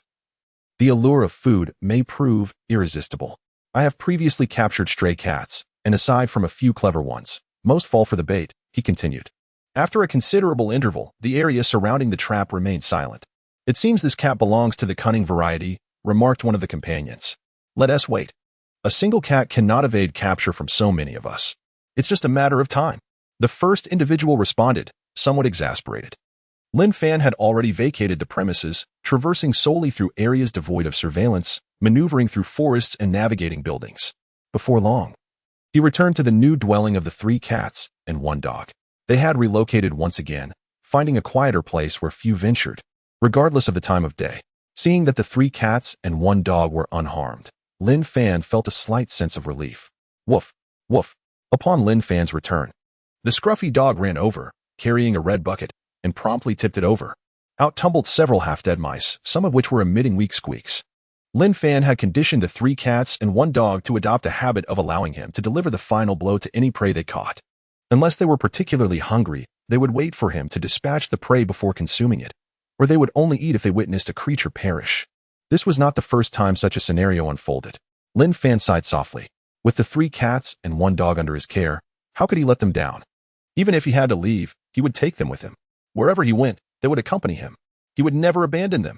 Lin Fan approached to deliver the final blows, ultimately dispatching 23 mice, 2 of which were already dead. He successfully claimed 21 hunting points. However, a complex feeling arose within him. His mental attribute had reached 4, yet the scruffy dog had not become his subordinate. Observing the dog's high level of obedience, it did not seem incapable of becoming a subordinate. Was it possible that only cats could serve as his subordinates? Yet, he sensed that this was not the entire truth. What, then, was the underlying issue? Chapter 80. The video emerges. Zhang Shuai appeared remarkably charismatic, yet he found himself utterly unable to communicate with the woman. He wished to present her with some videos to demonstrate that the little black cat possessed a spirit capable of discerning good from evil and even showing gratitude. However, the woman adamantly refused to watch, maintaining that she understood feline behavior thoroughly. From what he had gathered, the entire city had mobilized to capture the little black cat. If you won't watch, then I shall post it online for you to see, Zhang Shuai muttered through clenched teeth. He spent the night organizing the videos he had previously collected, crafting a narrative, and subsequently uploading them to his account. He also reached out to several acquaintances for assistance in sharing the content, even investing in some marketing accounts to amplify the reach. The essence of the narrative revolved around a starving stray cat, pleading for food from passersby at the entrance of a community, only to be met with indifference, and at times, disdain. Eventually, a kind-hearted girl took pity on the little stray cat and fed it, capturing the audience's empathy throughout the process. The footage of the cat initially regurgitating its food was particularly poignant, revealing the harshness it had endured. The video later depicted the little stray cat bringing leftover cat food back to its mother, showcasing its strong familial bonds. As time passed, the girl frequently returned to feed the little stray cat, engaging in play and interaction, and it became evident that the cat cherished her presence, eagerly running to greet her. However, when the girl started boarding at school and was away for extended periods, the little stray cat would often wait at a corner, hoping to catch a glimpse of her returning home. One day, when she finally came back, the cat joyfully circled around her. 2 days later, as the girl returned to school, the little stray cat sat beneath the greenery, watching her depart. The little stray cat began to practice catching mice, initially struggling but gradually honing its skills and becoming increasingly adept at hunting. The videos captured the growing number of mice it caught over time, creating a striking visual impact and underscoring its developing prowess. One day, when the girl returned, the little stray cat presented her with an impressive haul of mice, illustrating its capacity for gratitude. As the little stray cat matured, its range of activity expanded, ultimately leading it to discover the girl's school. Remarkably, it never disturbed her studies, instead opting to stealthily escort her back to her dormitory each evening after her late-night classes, day after day, always ensuring she arrived safely at her door. Other videos depicted the little stray cat darting around the school cafeteria with several mice in its mouth, silently ridding the area of pests to protect the students, framed as an act of gratitude to ensure the girl could dine without disturbance. The climax of the narrative involved the girl encountering danger, with the little stray cat valiantly attempting to rescue her, injuring the assailant in the process, which led to a citywide hunt for the cat. Zhang Shuai hesitated to release a video featuring the cat's aggressive behavior, fearing it might incite fear among the public and support for its capture. In an effort to ensure the video's swift circulation, Zhang Shuai tagged numerous videos of the little black cat fishing in Jade Park, which had garnered significant views. Prior to posting, he consulted Li Shishir and her parents regarding the videos, as many featured her, and he was uncertain of the potential repercussions. Upon viewing the videos and narrative, Li Shishir's parents were profoundly moved. They realized how little they had understood the little stray cat, whose spirit was undeniably remarkable. They felt touched by its loyalty and silent sacrifices for their daughter. Little Me saved Shishir and Kurson, and now the entire city seeks to capture it. We cannot stand idly by. Please share these videos and narrative. If there is anything else we can do not hesitate to ask, Li Shishir's father said thoughtfully. They were already aware that the kidnappers had killed 3 individuals, illustrating their brutality. Given their daughter's and her friends' accounts, they recognized that had it not been for Little Me's timely intervention, both could have met a tragic fate. Such a debt of gratitude warranted any form of repayment. If a mere stray cat could exhibit such gratitude, how much more should humans? Li Shishir, overwhelmed by emotion, covered her mouth as tears welled in her eyes. She realized that Little Me had been silently watching her leave for school each morning. During her absence, the cat waited at the corner for her return. Little Me had been escorting her back to her dormitory every night after her classes, and she regretted not turning back to look, as she might have seen the cat following closely behind. It was Little Me's quiet vigilance that enabled her and Curson to be swiftly found when danger loomed. Unable to contain her emotions any longer, she wept. "Zhang Shuai, please save Little Me. Do not let anyone capture it," she implored through the video. "Rest assured, Little Me has saved both you and me. I will do everything in my power," Zhang Shuai replied with a flicker of determination in his eyes. As he meticulously organized the extensive footage and composed the narrative, he recognized the profound emotional impact of the videos. He was confident they would resonate with many. Should the opposing party remain obstinate, he would expose their underhanded tactics of using him as bait, willing to escalate the situation to ensure its significance was acknowledged. With sufficient funds, he could acquire substantial viewership. Zhang Shuai invested the 100,000 yuan he had initially set aside to purchase the little black cat, alongside the 50,000 yuan recently transferred by Li Shishir's father. Li Shishir's father understood that promoting these videos would require financial resources and recognized the expenses Zhang Shuai incurred during the collection process. Their family was unfamiliar with such operations and could only contribute 50,000 yuan as a gesture of goodwill, stating that they would provide more if necessary. Zhang Shuai, realizing his funds were indeed limited and that this was not the moment to refuse assistance, accepted their contribution. With the quality of the videos being commendable, combined with his extensive network, the footage quickly gained traction online. The momentum gradually built, sweeping across the internet. "Oh, how touching. I was brought to tears by the actions of a little stray cat. It is so well behaved. I wish to adopt one. It even saves lives. It was injured while rescuing someone, and now the entire city seeks to capture it. Is this truly happening? How outrageous. We cannot allow those in power to act recklessly. This life-saving cat deserves recognition, not capture. Are those people devoid of compassion?" As Zhang Shuai had anticipated, the public sentiment online overwhelmingly favored the little black cat. This response alleviated some of his anxiety. With the quality and controversy surrounding the videos, the situation would undoubtedly escalate.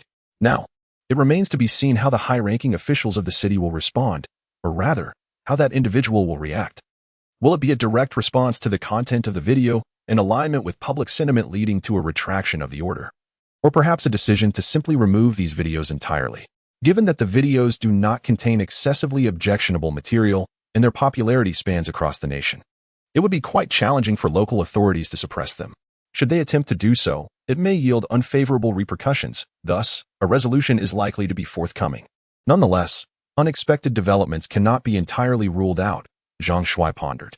Today, I encountered some rather impulsive comments, leading me to express hasty opinions. Upon reflection, I realized that the character crafted by the author is inherently unlikable, serving as an antagonist within the narrative. It is therefore quite natural for the audience to harbor disdain towards this character. In fact, this may very well have been the author's initial intention, prompting me to delete those remarks. The plot must be gradually developed, and as we have yet to reach the conclusion, only time will reveal the ultimate outcome. Furthermore, it is widely acknowledged that many authors enjoy drawing inspiration from book reviews. Some readers have noticed that Ting Feng is particularly active in the comments section. Why is that? Simply put, Ting Feng seeks to glean insights from the reviews as well. Just a light-hearted jest. However, I must concede that certain readers exhibit remarkable talent. Their critiques can significantly inspire the author. The primary focus seems to be on the future trajectory of this book, with a noticeable divide in opinions. Many readers oppose the notion of reviving spiritual energy, while others argue that the issue is not with the concept itself, but rather with the scarcity of adept writers capable of executing it well. Mediocre attempts, they contend, would blend indistinguishably with the plethora of subpar works available. Additionally, there are suggestions for a revival of the uncanny. Regarding this matter, I encourage a collective exchange of ideas. Let us share our thoughts so the author might synthesize a path that is both feasible for writing and holds greater promise. Chapter 81. Counterattack? A stone stirs up 1,000 waves. By the time the higher-ups in Zhang Shuai City became aware of the news, it was already the following morning. and the videos had begun to gain considerable traction online. They convened to discuss how to manage the situation. Meanwhile, some individuals had reached out to Zhang Shuai, requesting him to take down the videos, but he firmly declined. "It's simple. We should just release the videos of the stray cat attacking," Li Lan stated calmly. Being in her line of work, she was well aware of human nature. In her view, the public's sympathy for the stray cat stemmed from their ignorance of its potential aggressiveness and the level of threat it posed. If they realized that such a cat, capable of endangering lives, was lurking nearby, their fervor in defending it would likely dissipate. People are inherently different. She did not require universal understanding, merely a fraction of it. Should we summon Zhang Shuai and compel him? One person hesitated. Indeed, many of the videos he posted were acquired through dubious means. We could use this as leverage to demand their removal. Otherwise, we might have to take action against him. Another nodded in agreement. The videos had already gained significant popularity online, and Zhang Shuai had been judicious in his editing, knowing which content was permissible to share. Aside from the school-related footage, most individuals featured were obscured, and the only recognizable subjects were the small black cat and the girl named Li Shishir. Even if they sought to impose severe charges, the evidence seemed insufficient to warrant harsh penalties. Instead, it might incite even greater public discourse, one person reasoned. These videos have already been disseminated. Many are unobjectionable, and it would be difficult to compel the platform to delete them. Even if we manage to control Zhang Shuai, others can continue to spread the footage, leaving us with an unresolved issue. If our actions appear improper, it could backfire spectacularly, another cautioned. Most critically, he added, he mentioned that if we dared to act against him, he would expose our attempts to use him as bait. He hesitated, contemplating his next words. What? He dares to threaten us? Who has used him as bait without authorization? Does he have proof? Some exclaimed with indignation, while others furtively glanced at Li Lan. What kind of reward could one apply for voluntarily serving as bait? Li Lan inquired, maintaining her composure. In his situation, he could request up to 50,000. One person replied after a moment's thought. That is for a significant case. For ordinary ones, it could be only a few thousand, and in some instances, such rewards are not even attainable, requiring internal adjustments under different pretenses. Then let it be 50,000. I will personally contribute another 50, making it a total of 100,000. Please inquire if he would accept this offer, Li Lan stated matter-of-factly. What if he desires the title of Outstanding Youth of the City? Another individual questioned. I do not participate in the selection process for the Outstanding Youth of the City. I can only cast my vote as a private citizen. Whether he is selected is contingent upon his own merit, Li Lan replied, shaking her head. The individual fell silent, momentarily at a loss regarding Li Lan's intentions. Although she did not partake in the selection process, her prominence within the system was substantial. Should she voice her opinion in certain contexts, Zhang Shuai would likely stand a good chance of being honored. Conversely, if Li Lan remained non-committal, the outcome would be uncertain. However, given Zhang Shuai's current stance, he might no longer even aspire to such accolades, which posed a considerable dilemma. The meeting concluded hastily, with several individuals acting upon Li Lan's recommendations. Shortly thereafter, the videos depicting the stray cat attacks were uploaded online. One showcased a video from Qimingshan, capturing Lin Fan's frenzied assault on the kidnapper. Although the footage was somewhat unclear, the animal's ferocity was evident as it repeatedly pounced, leaving viewers on edge. Accompanying the video was an explanation detailing the kidnapper's formidable background as a former crime lord and prison bully, capable of easily overpowering multiple ordinary individuals. Remarkably, this individual had sustained serious injuries, with some wounds situated in perilous locations, where even minor mistakes could prove fatal. The second video featured no cat, only a gruesome, bloodied injury, a long, deep wound with copious bloodshed. It was explained that this injury had occurred within mere seconds. As the stray cat's single strike had resulted in such terrifying damage, a slight deviation of its claws could have led to immediate death, even with an ambulance nearby. In summary, the videos concluded with a poignant question. Would you allow such a ferocious stray cat to coexist among you? This stray cat exhibits extreme aggression and formidable strength. We suspect it may harbor some illness, displaying erratic behavior. The capture is for the safety of the public, and we hope for your understanding. A single stone had indeed stirred up 1,000 waves. In the absence of a prompt response from local authorities, many began to question the authenticity of the videos, speculating whether they were fabricated or sensationalized. However, this revelation solidified the situation. Suddenly, the videos spread at an exponential rate, intensifying in popularity. As Li Lan had anticipated, the tide of public opinion had shifted, Not all netizens sided with the stray cat anymore, with many rallying in support of the local authorities. Goodness, is that stray cat rabid? Such a creature is far too dangerous to be roaming free. It makes one hesitant to venture outdoors. With a single strike, it nearly caused death. Terrifying. We must alert the authorities to capture it immediately, or no one will feel safe stepping outside. I support the local management's approach. It is better to eliminate the threat entirely. Ordinary shelters cannot accommodate such a dangerous stray cat, as they employ regular staff. What if one of them inadvertently releases it, leading to injury or even fatalities? Can we really justify establishing a specialized shelter with dedicated staff? Who would bear the costs? Where is this place? Please let me know, so I can avoid it until the cat is captured. Is the stray cat's aggression truly that severe? There are several in my neighborhood that I have fed. Now I shudder at the thought and will no longer do so. There are also a few strays downstairs. I've already contacted the property management to handle the situation. I have no affinity for cats or dogs. Stray animals detract from the city's appearance and pose a risk to people. It's best to deal with them, and I suggest this should not be limited to just one. Our vehicle was scratched by a stray cat. I support the removal of all strays. The broadcaster is truly despicable, endangering everyone for personal gain. Yet still has the audacity to call for support? It's utterly revolting. It is precisely because of individuals like you, who feed these strays, that their numbers have proliferated in society. The girl in the video is an angel? I would call her a demon instead.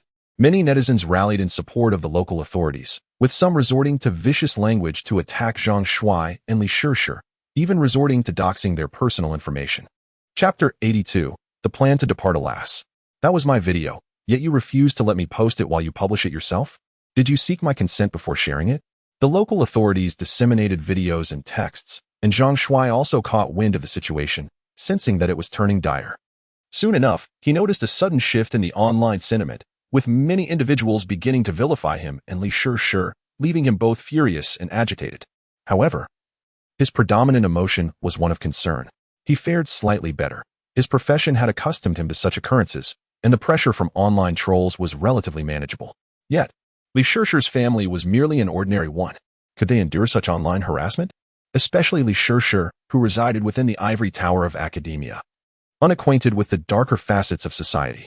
From the various video materials he had collected, it was evident that she was a profoundly kind-hearted girl, easily moved by external circumstances.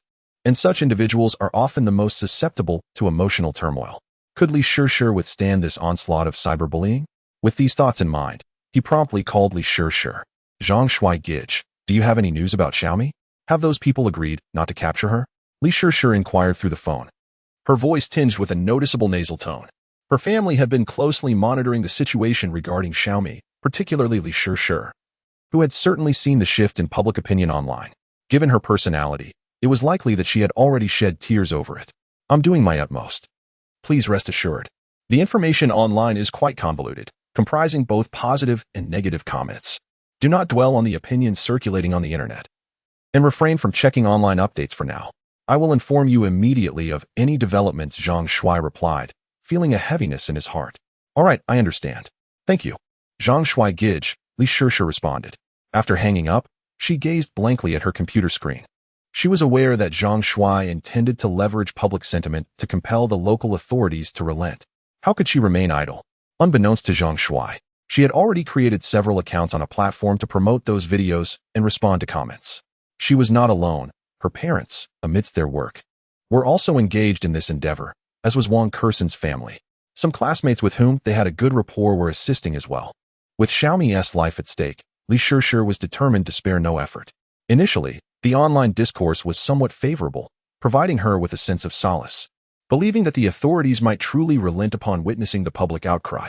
However, it was too long before the narrative took a polarized turn.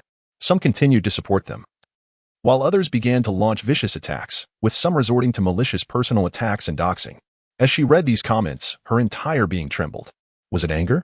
Fear? Perhaps both. She had never encountered such hostility before. Tears streamed down her face as she trembled while typing responses to those individuals. Yet the sheer volume of messages overwhelmed her. After Zhang Shuai's call, it took her a considerable time to compose herself before reaching out to him for updates. She understood that the shift in online sentiment was directly linked to the authorities' response, and given the current state of affairs, the likelihood of them abandoning their pursuit of Xiaomi seemed slim. Yet, She clung to a thread of hope. As expected, the outcome was disappointing. Now, as she stared at the comments on her screen, she felt utterly lost, unsure of what actions to take. Should she heed Zhang Shuai's advice and cease her engagement with online matters? That seemed rather difficult for her before long. Her dear friend Wang Kersen called, her voice filled with indignation. In contrast to Li Shishir's emotional turmoil, Wang Kersen spoke with vigor, vehemently condemning the online trolls. Shishir, stay at home and wait for me. I've spoken with my parents, and they coordinated with uncle and auntie. I'll come over to keep you company. Together we shall fight to save Xiaomi. Wang Kersen declared resolutely. She was well aware of her friend's character and was concerned about her mental state. In those videos, aside from the little black cat, Li Shishir was the sole protagonist, positioned at the very heart of this tempest. Indeed, many harbored more animosity towards Li Shishir than towards Zhang Shuai, who had not appeared on screen. Many assumed that Li Shishir had posted the videos herself. Even if she had she was still perceived as intimately connected to them.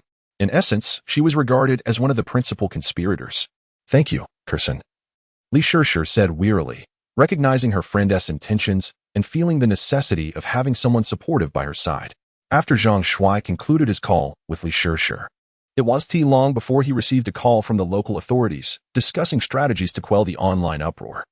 The rapid escalation of this online discourse had taken them by surprise. The management personnel were generally inclined towards avoiding unnecessary complications and were not particularly fond of sudden events, especially those that had yet to be classified as good or bad, becoming publicly exposed online. Can you cease your pursuit of the stray cat? Zhang Shuai inquired. Zhang Shuai, why are you so adamant about a stray cat? If you desire a cat, or even a black cat, we can procure one or several for you afterward. You can keep as many as you wish, damn it. That cat saved my life. Do you have any idea? Zhang Shuai erupted, unable to contain his fury. You nearly cost me my life. Do you realize that? How much do you think my life is worth? Calculate it. And as for your inquiry about why I am so insistent on a stray cat, I would like to ask you why you are so intent on persecuting one. If it weren't for that stray cat, your troubles would be far greater. You show no gratitude and instead repay kindness with malice, and you dare question me? Having been incensed by the online backlash, Zhang Shuai's anger erupted upon hearing such dismissive remarks from the other side. We discussed it, for the previous incident. We can offer you 100,000, or there was a prolonged silence on the other end before they continued. Get lost. Without waiting for the other party to finish, Zhang Shuai hung up. Meanwhile, Lin Fan observed that with the dawn, the individuals pursuing him had not diminished but rather increased in number. Throughout the day, he occasionally overheard passers-by discussing him, particularly when they spotted him. Some would point and others would hastily avert their gazes. This made him realize that the news about him had spread online, a phenomenon only the internet could orchestrate. He was aware of Zhang Shuai's profession and began to speculate on his intended method of assistance. Yet, given the current circumstances, the outcome appeared bleak. This only intensified Lin Fan's sense of urgency. That day, he once again ventured towards the outskirts of the city, contemplating the possibility of leaving this place. In truth, given his abilities and intellect, departing alone would not pose a significant challenge. However, the complication arose with his 3 cats and 1 dog. Their limited intelligence hindered his ability to communicate his intentions effectively. Departing alone was feasible, but ensuring that the 3 cats and 1 dog could do so independently was the real dilemma. If he were to accompany them, the task would become arduous. In the event of a pursuit, he could evade capture, but the cats and dog might not be so fortunate. Leaving them behind in the city was a thought that unsettled him. In the time that follows, he intends to devise a secure route that circumvents all surveillance and evades those who seek to capture him. Chapter 83. Outside the city previously, Zhang Shuai had hastily released videos and written descriptions, resulting in suboptimal edits and narratives. To rectify this, he sought the expertise of several professionals. Additionally, he provided further context to certain stories, including explanations for 2 videos released locally. One depicted a stray cat fiercely defending 2 girls from a kidnapper, while the other illustrated the cat retaliating against an assailant attempting to harm the host. In essence, both individuals were malevolent, and the stray cat exhibited discernment in its attacks, distinguishing between right and wrong. Ultimately, Zhang Shuai asserted that he was solely responsible for releasing these videos, disassociating the girls from any blame.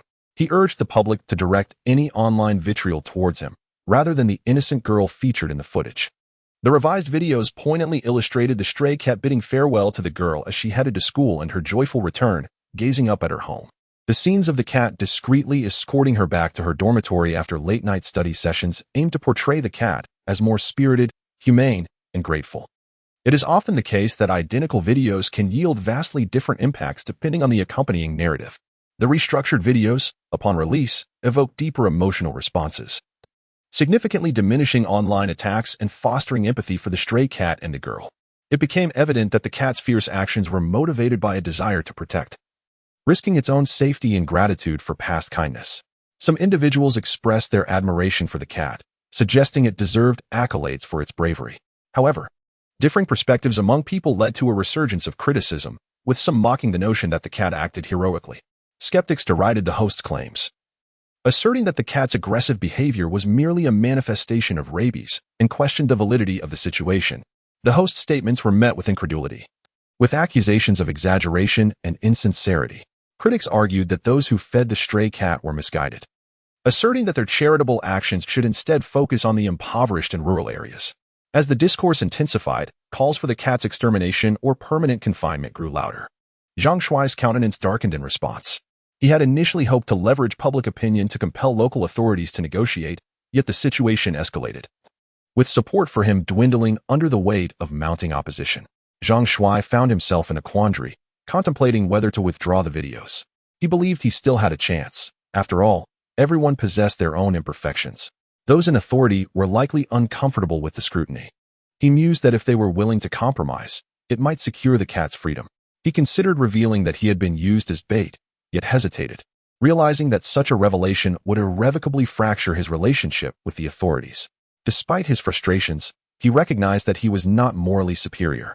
Reflecting on a past incident involving Li Shishir and Wang Kersen, he recalled how he had hesitated to disclose the presence of a kidnapper to rescue teams, fearing it might cause delays. In hindsight, he recognized the recklessness of his decision, as the kidnapper had proven to be a dangerous individual. The reality of being used as bait by those in power weighed heavily on him, underscoring the cyclical nature of karma. Meanwhile, in a different part of the city, Lin Fan watched the unfolding scene with a sense of elation. Chapter 84. The Great Garbage Dump. It was during Lin Fan's recent venture outside the city that he caught sight of a garbage truck on the road. Intrigued, he decided to follow it, eager to discover its destination and the circumstances surrounding it. Before long, he found himself in a desolate area, confronted with the current state of the landfill.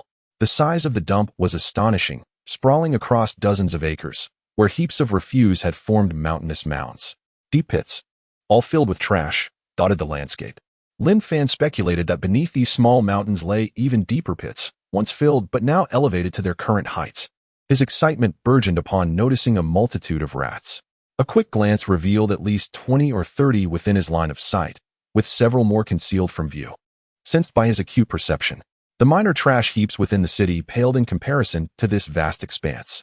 Unable to resist, Lin Fan rushed towards the rodents, viewing them not merely as vermin, but as potential prey. With his exceptional physical prowess, the rats he targeted had little chance of escape. In no time, he captured one, employing his claws rather than his teeth, driving them into the creature's skull, ensuring its demise. One hunting point secured. Swiftly, he lunged for another rat, demonstrating his ability to catch two simultaneously. The open surroundings afforded little refuge for the rodents, making his task all the more feasible.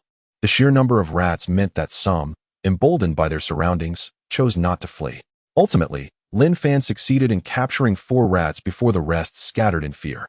However, his heightened sensitivity allowed him to discern their hiding spots. Some rats, cunning in their evasion, would seek out hidden nooks, remaining motionless even amidst disturbances. Unfortunately for them, this tactic proved ineffective against Lin Fan. With stealthy steps, he approached one such hiding spot and swiftly extracted and dispatched another rat. In the end, he claimed 3 more before the remaining rats fled in panic. Unperturbed, Lin Fan recognized the vastness of the dump as he cleared one corner of rats. He could simply move on to the next. Before long, he gracefully arrived at another hunting ground, resuming his slaughter. One by one, he felled the rats in his path, leaving a trail of carcasses behind. Occasionally, garbage trucks arrived to unload their contents, but the drivers, repulsed by the stench, often remained in their vehicles, allowing the refuse to tumble out before departing without a second thought. Thus, no one noticed the presence of a formidable rat-hunting feline in the landfill. At the moment Lin Fan had dispatched over 40 rats, he finally attracted the attention of several local cats. a large gray cat, accompanied by two tabby cats and a black cat marked with white on its face and paws, confronted him. Together, they glared at Lin Fan, emitting low growls, clearly asserting their dominance over this territory. Typically, stray cats are solitary creatures, but Lin Fan surmised that food scarcity had driven them to form this unlikely alliance. With a languid yowl, Lin Fan dismissed the quartet, unperturbed by their presence. The expanse of the dump teemed with rats, and he welcomed the notion of additional cats partaking in the feast, provided they feasted on his kills instead of competing for their own. When the four cats misinterpreted his departure as an act of fear, they, emboldened by Lin Fan's diminutive stature, pursued him, evidently believing him to be an easy target. Lin Fan, however, merely smirked at their folly. As the gray cat leaped toward him, he swiftly struck its face with a paw, sending the hefty creature sprawling several feet away. Recognizing this gray cat as a breed commonly kept as a pet, Lin Fan pondered its unusual position as the leader among the group. The cat's swift attack had momentarily surprised him, yet it paled in comparison to Lin Fan's enhanced abilities. The other three cats hesitated, taken aback by the sight of their leader being so easily bested. Only the less purebred cat continued its assault, charging at Lin Fan without hesitation. In a swift motion, Lin Fan pivoted and delivered another blow, sending it crashing into a pile of trash. The remaining two cats, now thoroughly shocked, circled Lin Fan warily, growling in unison. Meanwhile, the gray cat struggled to regain its footing, its eyes wide with trepidation. Lin Fan had not held back, and the force of his strike had left the gray cat disoriented, unable to fathom the strength contained within such a small frame. With a final warning growl, Lin Fan turned to leave. Initially intending to allow the cats to consume the deceased rats he had caught, he reconsidered, realizing that such a distraction would only waste time. The landfill was abundant with prey, and he could capture an impressive number of rats in the time spent dealing with the cats. In due course, he would return with his feline companions to educate these strays. Lin Fan planned to teach them the rhythm of hunting, ensuring that they only consumed the rats he had slain, thus establishing a new order among them. For now, he decided to grant the local cats a reprieve, allowing them to enjoy the bounty of live prey while he continued his relentless pursuit of rats. Chapter 85, an endless pursuit in the subsequent hours. Lin Fan relished the exhilarating task of catching mice after his rebirth. He tirelessly roamed the vast garbage dump, managing to capture more than 200 mice in just around 2 hours. The pursuit seemed never-ending. During this time, he also encountered several snakes and a dozen toads, swiftly dispatching them as well. The feline trio certainly thrived in such an environment. After finishing off a particular area rife with rodents, Lin Fan paused momentarily, gazing once again at the sprawling refuse site, contemplating. Since the commencement of his extensive hunting expeditions, the three cats appeared to gradually develop a fondness for the thrill of the chase. Whenever they detected a significant mouse presence, their excitement was palpable, eagerly presenting their captured prey to him as if seeking praise. With a sudden influx of hunting points, Lin Fan generously allocated an additional 50 points to his physical attributes, elevating them to 8. Since reaching a physical attribute level of 7, he had been acquiring 0.03 in mental attributes daily. Coupled with the additional points earned from his subordinates, his mental attribute had climbed to 4.25. He adjusted his strength and speed attributes to 4.55. Although still higher than his mental attribute, the gap had significantly narrowed, granting Lin Fan a much improved control over his body. As he continued to adapt to this state, he felt confident that maintaining his strength and speed within a 0.5 margin of his mental attribute would pose no issue. Lin Fan pondered the possibility of other similar garbage dumps surrounding the city, as well as in neighboring locales. A sense of eager anticipation flickered in his eyes. This massive refuse site had unveiled a new realm for him, enabling him to venture beyond the city while still securing abundant hunting grounds, perhaps even superior to those found within urban confines. Determined, he resolved to lead his trio of cats and a dog out of the city. After capturing over 100 more mice, 5 snakes, and 13 toads, he reluctantly departed from this bountiful location. His heightened sensitivity, now enhanced by a physical attribute of 8, allowed him to discern objects within a 30-meter range and clearly hear faint sounds from 20 meters away. This ability enabled him to swiftly locate the next mouse after dispatching one, and combined with his extraordinary speed, his efficiency in hunting was unparalleled. He estimated that, at his current pace, the mouse population in the dump could soon be depleted. However, Lin Fan remained unperturbed. The rapid reproduction of mice often hinged not merely on their breeding capabilities, but rather on the availability of sustenance. When food resources were limited, Once the population reached a certain threshold, growth became increasingly challenging. Yet, after a significant culling, the remaining mice would quickly rebound. This principle similarly applied to fish populations in lakes and rivers. The number of fish was determined more by the resources available than by their reproductive rates. He believed that, should he cease his activities in this area, the mouse population would soon replenish itself, allowing him to explore other garbage dumps. This hunting venture had yielded a remarkable total of 427 hunting points, marking a sudden windfall for Lin Fan. Upon his return, he intended to enhance the physical attributes of the three cats as well, accelerating their mental attribute growth. If their abilities matched his own, he would have no concern about how to lead them out of the city. He could simply run ahead, with the cats trailing behind, and before the humans could react, they would be free. As for the dog, the humans' focus was primarily on him, and their attention would seldom extend to other stray cats. The dog was clever and easy to command. Once back in the city, Lin Fan noticed an increase in the chatter about him. He took care to conceal his presence, darting past individuals swiftly, leaving them unable to discern what kind of creature he was. Soon, he arrived at the dwelling he had previously secured for the three cats and the dog. The mouse population here had been adequate initially, allowing for a leisurely hunt over several days. However, having grown accustomed to capturing large quantities, the mouse numbers had plummeted significantly within just a few days. If this continued, it would soon become difficult for the three cats and the dog to find enough sustenance. The mice he had killed previously could only be stored for a day or two before spoiling, becoming unsuitable for consumption. Lin Fan had previously instructed them not to leave this place, and they had obeyed dutifully. Upon his return, he discovered they had prepared 6 half-dead mice for him, a stark contrast to the previous abundance. He swiftly dispatched the remaining few and returned them to the three cats and the dog, who eagerly devoured their meal, 1 mouse each for the cats and 3 for the dog, leaving nothing to waste. Realizing that other hunting grounds were unsafe, Lin Fan understood the urgency of exiting the city. As he observed this scene, he silently resolved to find a way out. Earlier that day, he had identified numerous locations devoid of surveillance, yet these areas were not interconnected, necessitating passage through monitored zones or densely populated areas. Given the day's developments, he increasingly felt that exposing the three cats to larger crowds was not prudent. He considered searching for a perfect route. If that proved impossible, he would have to brave the risks of leading them out. In the following hours, Lin Fan captured more mice, bringing them back for the three cats and the dog, ensuring they were not only well-fed but also had a few mice in reserve for future hunger pangs. He then augmented the physical attributes of the three cats to 3. Subsequently, Lin Fan continued to wander through the city. During this time, he contemplated seeking out Zhang Shui to glean any information he might possess. His search proved fruitful as he located Zhang Shui's residence and even caught a glimpse of him from afar. However, he keenly observed that city management personnel were watching Zhang Shui closely.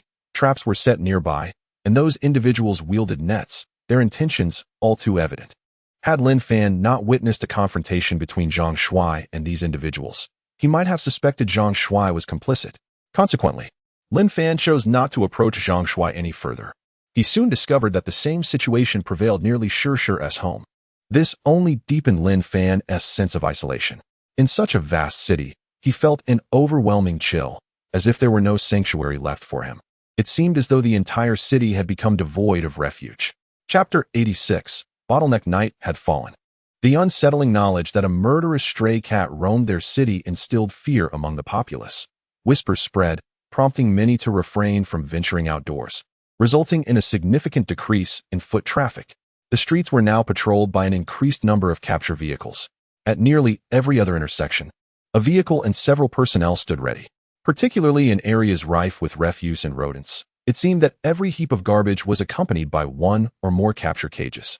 As Lin Fan traversed the streets, he witnessed numerous stray cats ensnared within the confines of these cages. The sight of those mewing strays weighed heavily on his heart. He recognized several of them as familiar acquaintances, even some he had previously fed, occasionally trailing by his side. He pondered the fate that awaited these felines at the hands of the city officials. After all, it was he who posed the threat. These strays had committed no harm. Eventually, he followed one of the capture vehicles to a makeshift animal shelter, which eased his worry slightly. However, it only reinforced his resolve to keep his 3 cats and 1 dog indoors, away from human interaction. During this time, Lin Fan deliberately exposed himself to certain surveillance cameras to gauge the intensity of the capture efforts. It was not long before a capture vehicle approached. accompanied by drones homing in on his revealed location. Such responses confirmed the vigor of their pursuit. Before the vehicles and drones could close in, Lin Fan swiftly retreated to an area concealed from view, employing his remarkable speed to vanish from their sight. By the time the capture team arrived, he had long since fled to a distant hiding place. Undeniably, his pitch-black fur served as a natural cloak of invisibility, allowing him to slip into the shadows, untraceable even within the surveillance zones. "This elusive black cat, it slips through our fingers while we capture so many strays," lamented some of the capture personnel. Meanwhile, Lin Fan darted towards the expansive landfill outside the city. The current predicament made him acutely aware of his own limitations. Regardless, gathering additional hunting points was imperative. As he sprinted, he replenished his stamina, reaching the landfill in no time. The nocturnal scene was bustling, with more rodents and small creatures emerging into the open. Lin Fan plunged into the chaos, and a new slaughter commenced. After dispatching over 100 rodents, he encountered a quartet of cats led by a formidable gray feline. Meow! The 4 cats immediately tensed, crouching low and growling in unison. Without uttering a word, Lin Fan lunged forward, delivering a sharp blow to the leader, sending the gray cat sprawling into a nearby heap of garbage, eliciting a startled shriek that echoed through the vicinity.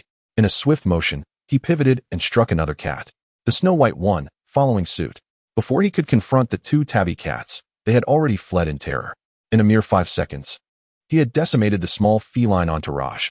Disregarding the defeated cats, Lin Fan resumed his hunt for rodents. It was only due to his reincarnation as a cat that he refrained from slaughtering these 4, as they belonged to the same species. Had they been another animal, he might not have shown mercy. The abundance of rodents significantly enhanced his hunting efficiency. This night was spent immersed in carnage, as he encountered snakes, toads, and even 2 weasels, all of which met their demise at his paws. When he dispatched the weasels, he noted that they too yielded only a meager amount of hunting points. Ultimately, Lin Fan amassed a total of 756 hunting points. As time passed, he scoured various locations, but many rodents had grown wise to the danger and hid deep within the refuse, limiting his gains. Had his efficiency matched that of the beginning, he could have easily surpassed 1,000 points that night. The landfill was extensive, its depth seemingly infinite, teeming with countless rodents yet to be hunted. Lin Fan mused silently, recognizing that he had only eliminated those rodents that typically roamed the surface. No matter, he reasoned. Rodents are not particularly discerning. The food above is preferable to that below. After my culling, it won't be long before the deeper rodents reclaimed their territory. As dawn approached, a fleet of garbage trucks began arriving to deposit more refuse. Lin Fan turned to leave. Along the way, he increased his physical attributes to 12, while his strength and speed had not augmented. He felt a newfound ease in harnessing his existing capabilities, allowing him to maintain this exertion for extended periods. Yet, a nagging sensation of dissonance lingered within him. Could it be that the extent of my mental faculties constrains my physical limits? After elevating his physique, Lin Fan's expression fluctuated with complexity. He shifted his focus between his mental and physical attributes, discovering indeed that limitations existed. After some time, Lin Fan exhaled softly, his emotions a tumultuous blend. He had believed he had uncovered a new means to enhance his mental prowess and discovered a source for rapid hunting points. He envisioned swift growth in his abilities. Yet, this method of advancement bore its own ceiling. The logic was not convoluted. An overly robust physique combined with insufficient mental acuity rendered him incapable of fully mobilizing his bodily energy, akin to an ant attempting to control the form of an elephant. In summary, the relationship between his physical, speed, and mental attributes mirrored this phenomenon, with the latter exhibiting a slightly higher tolerance for the limits set by the former. Having maxed out his physique, any further enhancements would inevitably compromise his efficacy. Lin Fan sighed inwardly. It was not that he could not continue to improve, but doing so would hinder his strength rather than enhance it, leaving him in a state of vexation. From yesterday to today, his mental attribute had naturally grown by 0.03, and with the addition of 3 servant points, his mental attribute had increased by 0.06, culminating in a total of 4.31. A daily increase of 0.06 in mental attributes was, in truth, satisfactory. Lin Fan mused quietly to himself. He was a person who found contentment easily. However, he could not help but wish for a swifter progression, especially in light of his current need for strength. Previously, with a physique of 8, his mental attribute would naturally grow by 0.03 daily. Now that his physique reached 12, he wondered how much his mental attribute would increase each day, especially with the number of servants he possessed. Presently, there were two methods for augmenting his mental attribute. One, wherein a physique surpassing the mental attribute would foster natural growth, and the other, which involved servant points.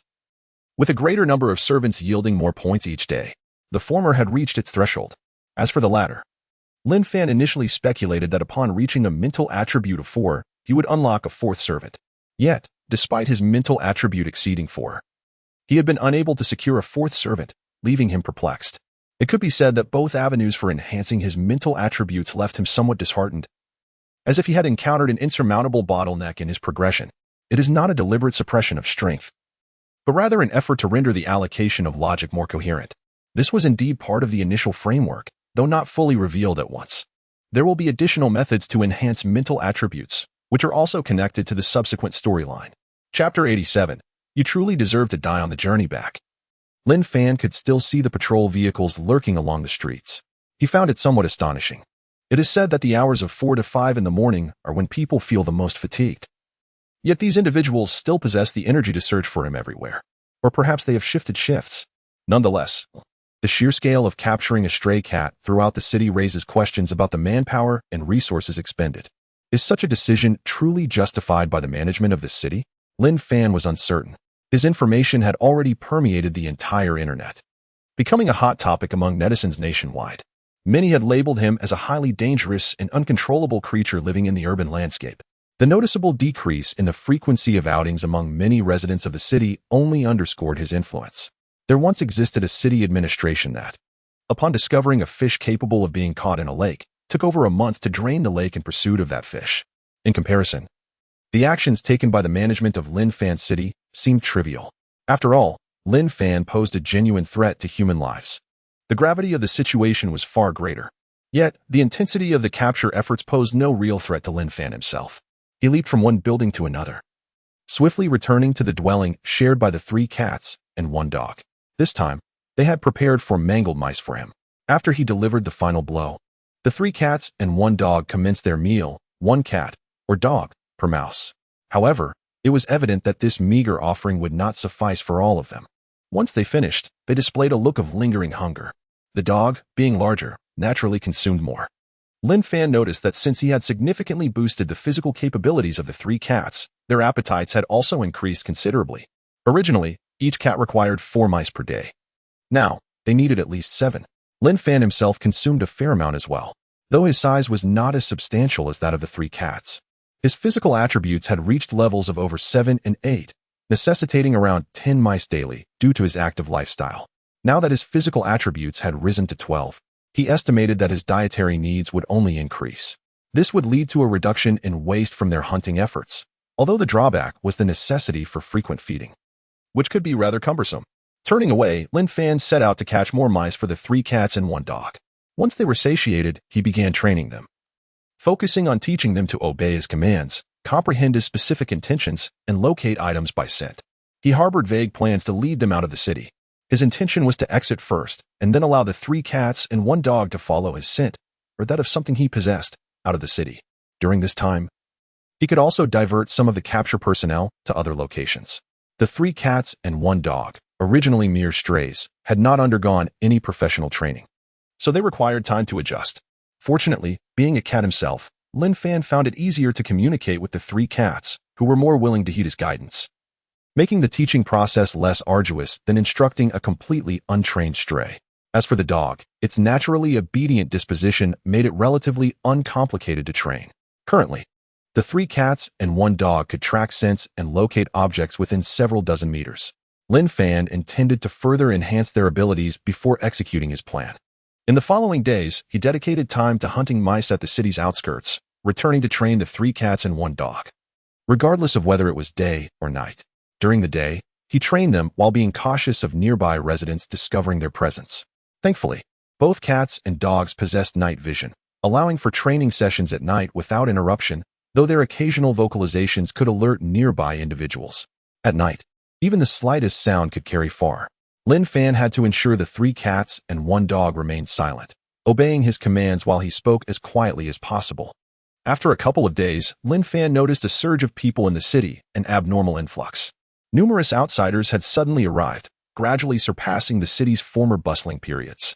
This made Lin Fan, who had grown accustomed to the decreased foot traffic due to the fear he instilled, feel somewhat uneasy. Listening to the discussions among these newcomers, he gradually learned of their origins and the events that had transpired. It turned out that his notoriety online had skyrocketed. Some supported him, yet a greater number clamored for his removal. In fact, due to his presence, many individuals in various cities had begun to take it upon themselves to clear the stray cats in their vicinity, though local authorities hesitated to intervene for various reasons. These newcomers were influencers from across the country. Lin Fan had become a sensational topic online. Anything related to him garnered substantial attention. Even merely visiting places he frequented attracted significant traffic, enticing influencers who were fervently drawn to gaining views. The allure of profit was irresistible. Many locals, fearful of injury or death, were undeterred. Each person held a glimmer of hope, believing that even if the stray cat did harm someone, it probably wouldn't TB them. And even if it were, it might not be severe. Even if it were severe, it might not be fatal. The money and attention gained were undeniably tangible. They would wait to hear about the next victim of the stray cat before acting. These individuals filmed by day and night, flooding the streets, stripping many areas of their privacy. This development caused a slight tension within Lin Fan. He had never encountered such a scenario. Some influencers nearly discovered the whereabouts of the 3 cats and 1 dog. Consequently, Lin Fan had to find them a more concealed location, reducing their outdoor space even further. It turned out that Shi and Zhang Shuai had endured considerable online harassment over the past few days. Hearing the discussions among the influencers, Lin Fan felt a tightening in his chest. He had no concerns for Zhang Shuai. As a seasoned internet broadcaster, he likely possessed experience in dealing with similar issues. Moreover, having been in society for many years, his resilience as a man should be relatively strong. What troubled Lin Fan was Li Shi. Just hearing the malicious words directed at her made him feel uneasy. He understood her gentle nature. How could such a fragile girl withstand such cruelty? Damn it. You all deserve to die. Why, as fellow humans, would you act in such a manner? You are no better than beasts, and indeed, those stray cats and dogs are infinitely superior to you. Listening to the venomous remarks from the influencers nearby, Lin Fan's eyes gradually reddened as he silently seethed. At that moment, he longed to leap into the ethereal realm of the internet and exact vengeance upon those who uttered such vile sentiments, just as he had done to the mice he had caught and killed. In truth, he held little animosity toward those attempting to capture him. He understood their fear of his potential, their desire to subdue him, and even their intention to eliminate him. It was simply a matter of differing stances. Human society feared him and did not welcome him. He could leave without resentment. Yet, he was acutely aware of how gentle and kindly Shi was. Why should she be subjected to such malevolent attacks merely for having fed him? All of you are human. How can you justify such cruelty toward a benevolent girl? Just because she fed stray cats, including him, does that make her deserving of such condemnation? When has he ever harmed human society? Those people. It is one thing to be malicious toward him, but why unleash such venom upon Li Shi? Chapter 88 Departure. Lin Fan hurried to the vicinity of Li Shi's residential community. Indeed, the area was besieged by numerous internet celebrities, with some broadcasting live at the entrance. Street vendors had also seized the opportunity to conduct business, creating a noisy scene. Fortunately, the property management of the community was relatively responsible, preventing these influencers from entering. Otherwise, they would undoubtedly swarm the area beneath Li Shi's building, possibly even attempting to enter the apartment complex and knock on doors. However, with so many influencers around, it was difficult to say whether someone had already sneaked in. I must depart, distancing myself from this place, from this city. Lin Fan thought silently, a tinge of sorrow swelling within him. Initially, he felt an intense anger, even contemplating harming those who viciously attacked Li Shi online. Yet, on one hand, those individuals were hidden behind their screens, making them difficult to locate. On the other hand, if he were to enact such violence, it would likely cast a lifelong shadow over Li Shi's life. If she were to adopt a stray cat that had, unbeknownst to her, been responsible for the deaths of many, it would be an irreversible stain on her conscience. In a moment of impulsiveness, some actions may seem easy to undertake, but their consequences can be profoundly far-reaching. While he could disregard his own well-being, he could not neglect Li Shi's. Henceforth, he resolved to distance himself from human society. Li Shi and her family, however, would still need to navigate their lives within it. These influencers had come because of me. if I leave this place. If I appear elsewhere, they may follow suit. With the passage of time, Sher's life might return to tranquility. Lin Fan reflected. Given the throngs of people surrounding the community, all under the watchful gaze of the influencers, he circled around but could find no inconspicuous way to enter. It would be futile to see her only to leave again, which would merely amplify his sorrow. Sher might worry for my safety, but as long as I appear elsewhere and she sees my information online, she ought to cease her concerns. Thus, we must part ways. Lin Fan sighed softly. Considering this, he turned to leave. His acquaintances in this city were few. Li Sher was one, and Zhang Shuai could be counted as another. Now, both had been drawn into a whirlwind because of him. Before departing, Lin Fan decided to check on Zhang Shuai's situation. To his dismay, the area surrounding Zhang Shuai's community was similarly crowded with influencers. Zhang Shuai had always dreamed of becoming a prominent streamer. Now, that dream had materialized. In a short span, his follower count had surged past 10 million. His broadcasts garnered substantial daily donations. Yet, if given the choice, Zhang Shuai would prefer to be free of this fame. Lin Fan was unaware of the extent to which this incident had led to the brutal culling of countless stray cats and dogs nationwide. Some were kicked to death, others beaten, poisoned, or shot with arrows. The blood of these innocent creatures mingled with his newfound notoriety, filling him with unease. Ever since adopting a stray cat, he had discovered the solace these creatures could provide. Now, however, they were being mercilessly hunted. Moreover, Li Sher's family had fallen victim to severe online harassment, a trauma that could haunt them for a lifetime. Initially, he had contemplated deleting the videos, but upon reflection, he abandoned that idea. The videos had already gone viral. Erasing them would not halt the situation's escalation but instead would diminish his control over it. His account had gained significant traction, and his voice would now reach a vast audience, potentially influencing many. Authorities might also become more cautious. To delete the videos would be akin to crippling himself. While he urged others not to target stray cats and dogs, he simultaneously prepared to rescue a cat named Xiaohei. He harbored a feeling, a hypothesis, and had been preparing for it. To this end, he discreetly contacted like-minded individuals. Upon observing the influencer-packed vicinity of Zhang Shuai's residence, Lin Fan relinquished the idea of visiting him. Today, he would test the tracking abilities of the 3 cats and 1 dog, and tomorrow he would depart. Lin Fan resolved in his heart to ensure the trial's effectiveness aligned with the following day. Lin Fan found a muddy pit on his way back and rolled in it, transforming himself into a muddy little cat. Indeed, this was part of his strategy to obscure his appearance and thereby reduce the likelihood of being identified. He had considered searching for hair dye near a barber shop to change his color, but ultimately decided against it. Such artificial hues would appear unnatural and could potentially heighten the risk of exposure. If discovered, it might reveal his near-human intelligence. Which cat would think to seek hair dye near a barber shop? Which cat would comprehend that its color could be a giveaway? In contrast, rolling in the mud could easily be dismissed as a mere accident. Even if someone suspected his actions were intentional, they would likely only regard him as clever, remaining within the bounds of animal intellect. As anticipated, after rolling in the mud, he returned home dirty, causing the 3 cats and 1 dog to momentarily stare in surprise. When he subsequently issued commands, their responses were not as swift as usual. Fortunately, after a brief period of adjustment, they resumed their typical behavior. It was fortunate that he had tested this beforehand, Lin Fan mused. The following day, all preparations were complete. Lin Fan augmented his strength and speed attributes by 0.08 points each. With his physique reaching 12, his mental attribute now grew by 0.05 points daily. Coupled with the 3 servant points earned each day, his mental attribute could increase by 0.08 points daily. A higher mental attribute would allow him to allocate more points to strength and speed. Lin Fan was not in a hurry to escort the 3 cats and 1 dog out of the city.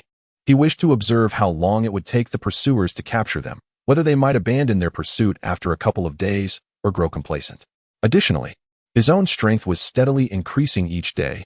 The stronger he became, the more adept he would be at managing unexpected situations. Finally, he sought to determine whether the dog could become his servant. If the dog could be his servant, he could enhance its physical capabilities and foster better communication with it. Should he manage to convey his intentions accurately, having the dog lead the 3 cats out of the city would significantly increase their chances of success. However, plans often falter amid unforeseen changes, and the rapid escalation of this situation was far more severe than he had anticipated. It had become imperative for them to exit the city post-haste. The longer they lingered, the more challenging it would become. Although nightfall provided the best camouflage, Lin Fan ultimately chose to depart during the day when foot traffic was heavier. At night, the reduced crowd density would make the 3 cats and 1 dog stand out too much, increasing the number of pursuers and facilitating their pursuit. With a bustling crowd, the attention of those monitoring surveillance would be dispersed. As long as passers-by did not target the 3 cats and 1 dog, they would be safer. "Let us go," Lin Fan called, taking the lead and swiftly disappearing from the sight of the 3 cats and 1 dog, who followed at a measured pace behind him. This was part of Lin Fan's training for them, never to move too quickly or too slowly unless danger was imminent, at which point they should run as fast as they could. Chapter 89. A public appearance. Lin Fan chose a secluded path, one that would allow the 3 cats and a dog to traverse without drawing attention. As he ran faster and faster, he soon exited the city. He placed an item he had been holding in his mouth in a hidden spot, marking it as the target for the 3 cats and a dog, before turning and dashing in another direction. This time, his speed increased even further, and before long, he re-entered the city from another avenue. As he moved, he felt a shiver run through him, and the dry clumps of mud fell away, revealing his glossy black fur. Lin Fan burst into the bustling city center. A black cat. Is it that black cat? His appearance caused quite a stir among the crowd. Recently, a black stray cat had become a hot topic across the nation, and this city was its home. Authorities had dispatched considerable manpower to capture the elusive feline, drawing countless internet celebrities to the city, significantly increasing its foot traffic. The black cat had become a sensitive subject for many. Upon seeing Lin Fan, excitement rippled through the crowd. Some recalled the cat's reputed ferocity and instinctively retreated, fearing a swipe that could leave them utterly devastated. Others, emboldened, surged forward, eager to observe. "Meow." Lin Fan called out to the gathering crowd, his voice clear and resonant. "Wow, it just called out to us. What a lovely sound." The crowd was astonished. This black cat showed no fear of humans. Could it truly be the infamous feline? Many began to whip out their phones to capture the moment. Lin Fan strolled forward at a leisurely pace, unfazed by the cameras or the close proximity of onlookers. His calm demeanor and lack of aggression only drew more spectators. As he contemplated how to showcase himself as the black cat the city officials sought, his gaze narrowed, focusing on a particular spot within the crowd. In the next instant, he shot forward with the precision of an arrow. A gasp escaped some onlookers. Amid the crowd, one individual let out a genuine scream, clutching a bloodied wrist in terror as he stared at Lin Fan. Blood gushed from his injury, pooling on the ground. At that moment, the man's phone slipped from his grasp. "The black cat has attacked. Run. It's that black cat. Call the police and report its location." The crowd, once drawn to Lin Fan, scattered in panic. Some lamented their lack of speed, wishing they could flee more swiftly. That should suffice, Lin Fan mused. Having deliberately chosen his target, he had noticed the man attempting to steal a girl's phone amidst the chaos and decided to act. "My phone." A lone girl remained, pointing at the fallen device with a distraught expression. She hesitated to flee, unwilling to abandon the phone she had painstakingly saved for over 2 months. "Fool, just run. You can retrieve the phone after the cat leaves." "Yes," as if this cat would pick it up. Others nearby scolded her, but she remained transfixed on the phone, suspecting it had nearly been stolen. She glanced at the injured man, silent, her phone resting next to him. Despite her fears, she felt reluctant to leave. What if someone else took her phone once Lin Fan departed? Lin Fan intended to leave, having achieved his goal of drawing attention to his presence. Yet, witnessing the girl's plight stirred something within him. In the next moment, he picked up the phone in his mouth and trotted over to her. "What is happening? This black cat is bringing the phone back to its owner?" Not only was it unafraid of humans, but it also engaged in such endearing interactions. The crowd was once again taken aback. "I understand now. I have proof. That injured man was stealing from her, and the black cat acted." "What? So the black cat doesn't attack indiscriminately, but targets thieves? Can it really distinguish a thief? This cannot be mere coincidence. It's too unlikely to be a fluke. After attacking the thief, it didn't go after anyone else." "Stop arguing. I was live streaming, and my viewers saw the theft too. The thief deserved it. Quick, call the police. This cat has already harmed 2 criminals. It must be a nemesis of wrongdoers. To think they want to capture such a cat is sheer madness." Whispers of astonishment and debate filled the air. Thank you," the girl stammered, her face pale as she reached for her phone, anxiety coursing through her as she recalled the man's wounds. Yet, her attachment to her phone compelled her to stretch out her hand. In the end, Lin Fan gently placed the phone in her palm before turning to leave. As he departed, the girl sighed in relief. Reflecting on the events, she cast aside her fear and began to see the cat in a new light. It was undeniably adorable. Its small frame, large round eyes, rounded head, and fluffy coat made it far cuter than the little monkey she had seen at the zoo. It not only thwarted thieves, but also returned stolen items. Were it not for this black cat, her hard-earned phone would have surely been lost. Women often act on emotion. Once her fear subsided and she considered the situation differently, she found herself inexplicably fond of the cat. Yet, when she raised her gaze to locate the black cat, she discovered it had already leapt into a tall tree, seamlessly transitioning to another, moving with the grace of flowing water. In Area A black cat has been reported to have injured someone and has since ascended a large tree, making it 90% certain that this is the elusive feline we seek to capture. All personnel on the move are directed to converge upon Area A concurrently. The apprehending team receives a new command. Chapter 90. Encirclement as the apprehenders hasten towards Lin Fan's location. A video showcasing a black cat severely injuring a thief was uploaded online, rapidly going viral as numerous influencers shared it. The public discourse exploded once more. Wow, this cat is extraordinary. Is this the famed black cat mentioned by the authorities? Indeed, as the locals asserted, this feline possesses remarkable aggression and formidable strength. That single swipe caused such a profusion of blood, surely it shattered the wrist. And if it were to catch someone by the throat, the consequences would be dire. It could easily kill in one swift motion. Its offensive capabilities are truly terrifying. The black cat's heroic return ignited excitement. This feline could apprehend thieves and injure criminals, truly a veritable police cat. It is suggested that the locals cease attempts to capture it and instead consider collaboration. After all, they are united in combating crime. Let us not indulge in racial discrimination. Indeed, this cat could become a social media sensation with its presence. The locality could transform into a hotspot, generating significant revenue and online traffic. Authorities ought to contemplate this rather than adhere to rigid thinking. The black cat is truly one of a kind in the world. Come off it. Who would dare venture into such a so-called influencer city? With a cat like that around, people would surely flee. What police cat? All I see is a creature capable of inflicting serious harm. You truly have vivid imaginations. It must be a coincidence. Coincidence, you say? Did you not witness the moment when the black cat retrieved the phone and delivered it to that girl? As the streamer Xiao Shui remarked, this black cat possesses a certain intelligence, discerning right from wrong. Please, in the future, watch the entire video before commenting. Otherwise, it reflects poorly on your intellect. Having viewed the footage, many echoed similar sentiments. A cat that can inflict severe injuries, perhaps even kill. If anyone wishes to keep such a creature near them, they are free to do so. Do not endanger others. More voices began to advocate for Lin Fan, though many continued to assail him.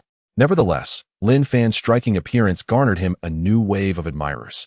Previously, his videos were primarily captured by surveillance cameras, often marred by poor angles, distance, or lighting, rendering him somewhat indistinct. However, this time, he was filmed up close by numerous individuals in broad daylight. Particularly, the scene where he grasped the phone and approached the girl was captured in exquisite detail, allowing viewers to discern every single hair on his coat. Wow, this black cat is so adorable. Look at its appearance. It seems quite young, perhaps still a kitten. It even brought the phone to that girl. I wish I could pet it. I'm so envious of her. Catching thieves and delivering phones. It's utterly heartwarming. Some individuals were utterly smitten by Lin Fan's breathtaking allure, exclaiming in excitement. Lin Fan, however, remained oblivious to this admiration. He had already heard the distant sounds of apprehenders closing in on him. He leapt from tree to tree, unhurried in his departure. Occasionally, to ensure his silhouette was visible, he would leap onto the rooftops of nearby shops, traversing along them for a short distance. Yet, he remained wary of potential sniper fire and would not linger in one spot for too long. Despite the low probability of such an event occurring in this environment, his deep-seated insecurity, stemming from his ordinary human background, compelled him to be cautious. In the small community where Zhang Shui resided, Xiao He made an appearance. Brothers, we can move now. Head to Zone F. Zhang Shui announced in a group chat. Isn't Xiao He spotted in Zone A? Why are we heading to Zone F? One person questioned. Trust me, no further questions, Zhang Shui replied. Before long, clad in full motorcycle gear, Zhang Shui departed the community. His helmet concealed his identity from the influencers present. Meanwhile, Lin Fan stood atop a large tree, completely surrounded by apprehenders. All were attired in thick long coats and pants, their collars pulled tightly around their necks, helmets firmly in place, and gloved hands, clearly wary of Lin Fan's formidable power. Some wielded nets, while others held a range of batons. The onlookers were ushered away, and the number of apprehenders continued to swell. First, send in the drone to draw its attention. The sharpshooters are prepared to fire, and the net gunners are ready as well. The drone stands by to deploy the capture net, and the specialized incapacitating darts are at the ready. A commanding officer, clutching a walkie-talkie, incessantly issued commands. To capture this black cat, they mobilized extensive resources throughout the city, even requesting previously unavailable equipment, having long conducted simulations for various scenarios. As the encirclement of apprehenders reached critical mass, Lin Fan pivoted and leapt to another tree, swiftly bounding from one to the next, moving with incredible speed. He did not remain stationary, making it nearly impossible to target him. Obstructed by branches, the net guns proved ineffective, and due to his elevated position, the drone's capture net could not be deployed. Additionally, the specialized incapacitating darts were rendered useless at such heights. Some apprehenders reported back, "We must devise a strategy to bring it down or lure it to an open area." The commanding officer frowned. At that moment, he remained unaware that Lin Fan was deliberately evading capture, believing that they had finally located the elusive black cat, and were on the verge of success, having prepared extensively for this operation.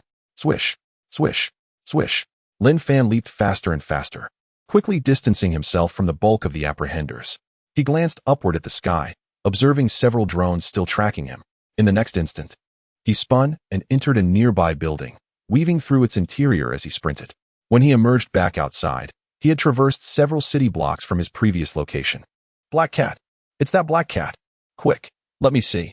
Wherever Lin Fan fled, his presence elicited gasps and excitement from the crowd. To him, it was inconsequential. Ordinary people posed no threat to him. He also relied on these individuals to continuously relay his whereabouts to those pursuing him. Occasionally, to draw attention, he would even call out to some bystanders. It has been confirmed that the black cat we are pursuing is indeed the same one we seek. Requesting support from apprehenders in other areas, we need to encircle zones A, B, C, and D. Upon receiving reports from various locations, the commanding officer responded promptly. The actions of the apprehenders trailing the black cat were exceedingly reactive, easily startling it into further flight, making it prudent to call for reinforcements from other zones to form a coordinated encirclement. However, unbeknownst to them, this reaction was precisely what Lin Fan desired. As the apprehenders withdrew, the escape route for the 3 cats and 1 dog became significantly safer. Moreover, his diversion ensured that others lacked the capacity to deal with other cats and dogs. Suddenly, Lin Fan looked up, drawn to a direction shrouded in thick smoke. Chapter 91, Man-Made. Upon seeing that direction, Lin Fan's heart tightened. He could no longer afford to circle around with those who were pursuing him and quickly dashed towards it. Bang! During this frantic flight, one of the pursuers seized the opportunity to fire a net gun at Lin Fan, casting a large net towards him. Unfortunately, the distance was too great, and Lin Fan was positioned higher up. By the time the net approached him, its speed had diminished significantly. Lin Fan's figure flickered past, and the net failed to even graze him. With a singular focus on escaping, Lin Fan accelerated by 30%, swiftly vanishing from the sight of the pursuers. This time, Lin Fan did not reappear nearby. 2 minutes later, he arrived at an open area and was struck by a profound shock as he witnessed the sole building before him engulfed in flames. The wails of distress echoed from within the inferno. This building was a makeshift shelter for stray animals set up by the city's management personnel, where the stray cats and dogs captured in recent times had been confined. In his human life, Lin Fan had always possessed a benevolent disposition. Now, inhabiting the body of a cat and living as a stray for a considerable time, he had come to empathize deeply with his current kin. Daily interactions with Mama Cat, Little Flower, Little Orange, and the myriad of stray cats and dogs in the streets had forged a sense of kinship within him. Listening to the anguished cries of the trapped animals, he could faintly discern the despair within, causing his heart to tremble violently, overwhelmed by an indescribable sense of anguish. Without hesitation, he charged towards the burning building. The main entrance was ajar, yet he saw no staff inside. However, he noticed some individuals in the distance, seemingly staff members, gesturing towards the structure. His gaze fell upon the cages lined up, each containing numerous stray cats and dogs. Upon his arrival, the animals in the cages erupted into frenzied barks and meows, their tones laced with a palpable plea for salvation.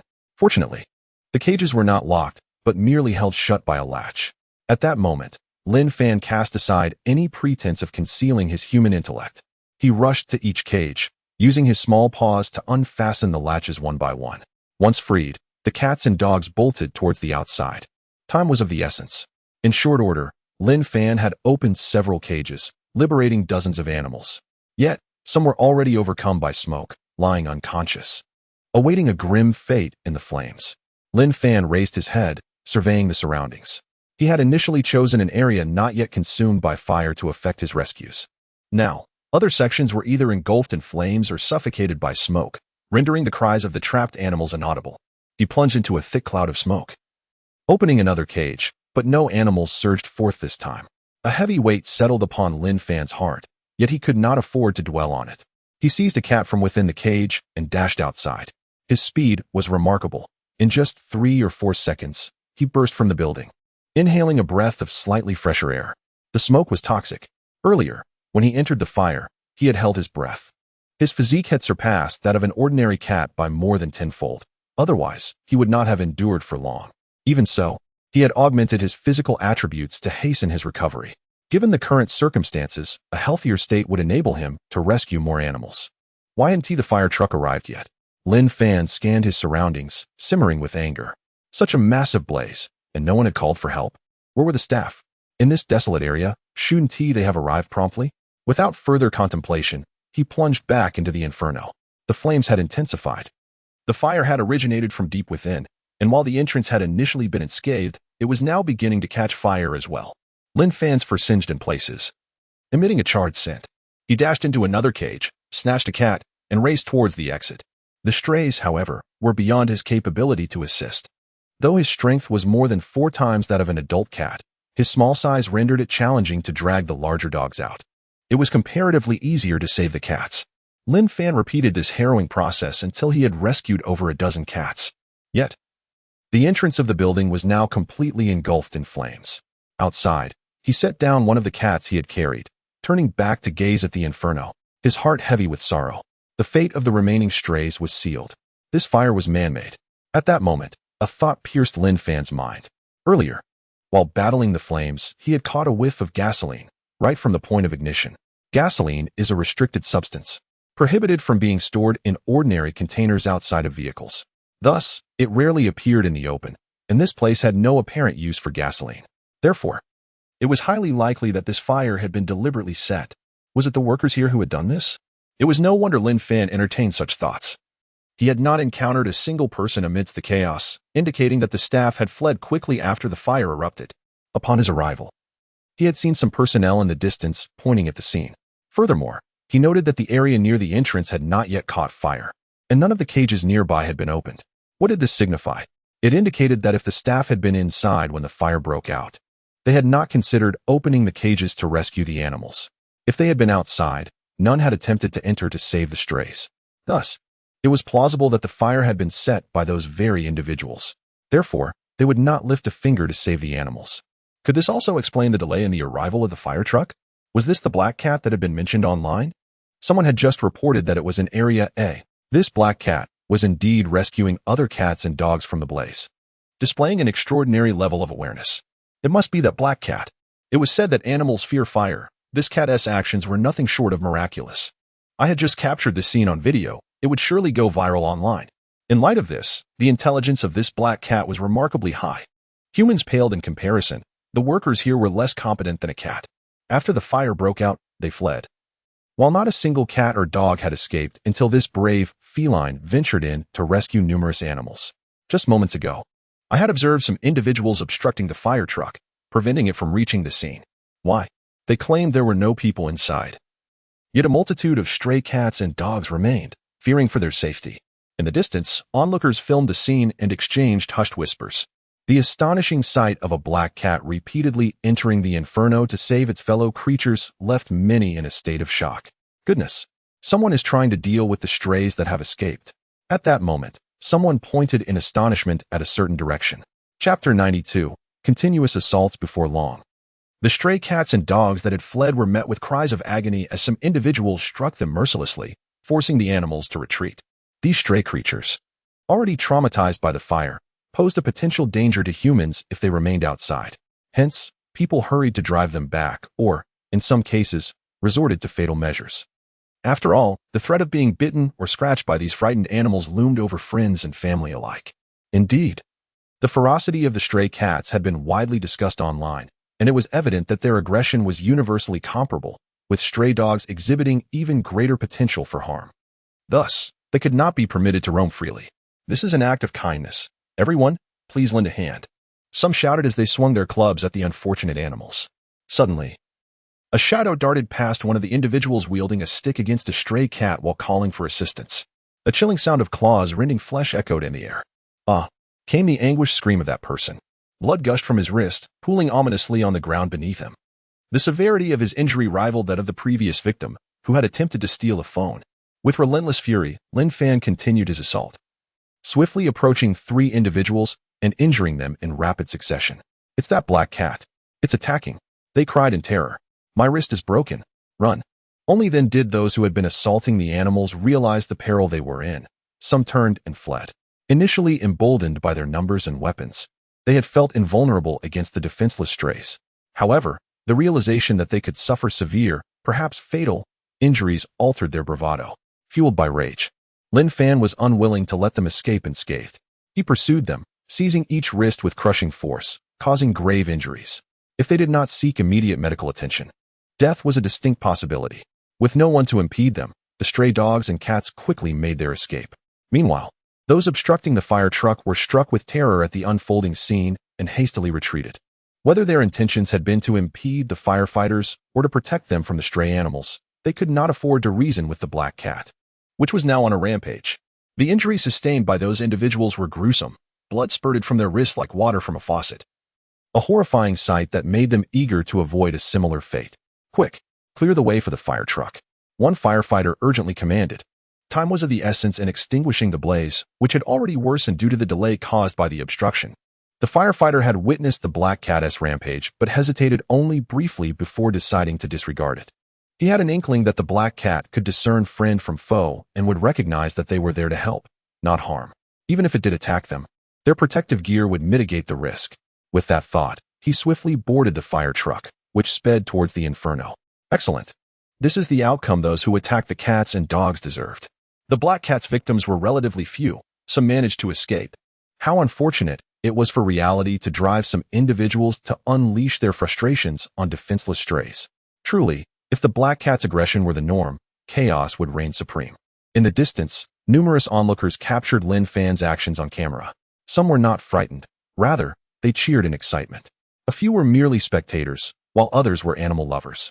Many felt sympathy for the strays, who were already suffering from the fire and now faced the brutality of humans. Lin Fan glanced towards the fire truck, refraining from attacking those aboard. As a being of human spirit, he could easily distinguish between allies and adversaries. He not only spared the firefighters, but also noted the location of the stray cat he had rescued earlier. Some of the strays were regaining consciousness, while others remained dazed or unconscious, blocking the path of the approaching fire truck. He hurriedly gathered the cats and relocated them to safety. "We should help," some of the enthusiastic spectators exclaimed after a moment's hesitation, rushing forward. They were gambling on the notion that the black cat was sentient enough to recognize their benevolent intentions. "We are here to assist. We'll move these cats," they declared, glancing at Lin Fan for affirmation. Lin Fan acknowledged their presence but continued his work, undeterred. Seeing this, the well-meaning individuals felt reassured and joined him in relocating the cats. More and more people participated, convinced that the black cat could indeed differentiate between good and evil. Initially, the firefighters had not noticed the cats on the ground due to the distance. However, upon realizing the situation, they were astonished. Although some had suspected the black cat possessed extraordinary awareness, they were taken aback by its evident intelligence. With the assistance of those willing to help, the cats were soon cleared away. The fire truck advanced rapidly, and firefighters wielded hoses to unleash torrents of water upon the flames. Just then, a multitude of capture agents arrived from various directions. Observing the scene, Lin Fan decided to flee. He had done all he could for the stray cats and dogs. Their fates now rested in their own hands. After evading the capture agents, Lin Fan quickly turned towards the direction of the 3 cats and 1 dog. A sense of unease gnawed at him, fearing that they might encounter trouble as well. In Zone F, beside a main road, a large iron cage held a dairy cat clutching a mouse. Panic-stricken, it clawed desperately at the confines of its prison. "Meow," Woof, woof. Outside the cage, a ragdoll cat, an orange tabby, and a scruffy dog circled anxiously, their cries filled with urgency. "Ah, we found them. Capture that dairy cat and hurry to seize the other two cats and the dog." Came a booming laugh from a distance. Simultaneously, a horde of people encircled the area, brandishing nets, long sticks, and capture poles. Upon witnessing this, the dairy cat grew increasingly frantic, ramming its head against the cage and clawing at the bars. The ragdoll cat, orange tabby, and scruffy dog turned to face the advancing crowd, their expressions a mix of fear and defiance, unable to flee as they prepared to confront the encroaching threat. Chapter 93: The Dire Situation. Bang! Bang! A cacophony erupted as several individuals pulled their triggers, casting large nets towards the two cats and a dog. The scruffy dog found itself ensnared beneath the net, desperately attempting to escape in one direction, but before it could make significant progress, the ropes of the net ensnared its limbs, causing it to tumble to the ground, becoming increasingly entangled. In stark contrast, the movements of the ragdoll and orange cats were remarkably agile, their speed astonishing all onlookers. Before the nets could descend upon them, they darted out from beneath the looming threat. However, just as the ragdoll cat emerged from the net's shadow, a person struck it with a long pole. Meow! The ragdoll cat let out a piercing cry, rolling several times on the ground. The two felines moved with such swiftness that the crowd was compelled to act without hesitation, aiming to inflict harm that would not be fatal. Amidst the chaos, one shouted urgently. Instantly, several individuals who had initially wielded their sticks merely to interfere and obstruct the escape of the cats and dog began to swing their weapons with greater force towards the two cats, while others directed their assaults at the already ensnared scruffy dog, trapped within the confines of the net. The dog was unable to evade the strikes and was soon howling in agony as it was struck repeatedly.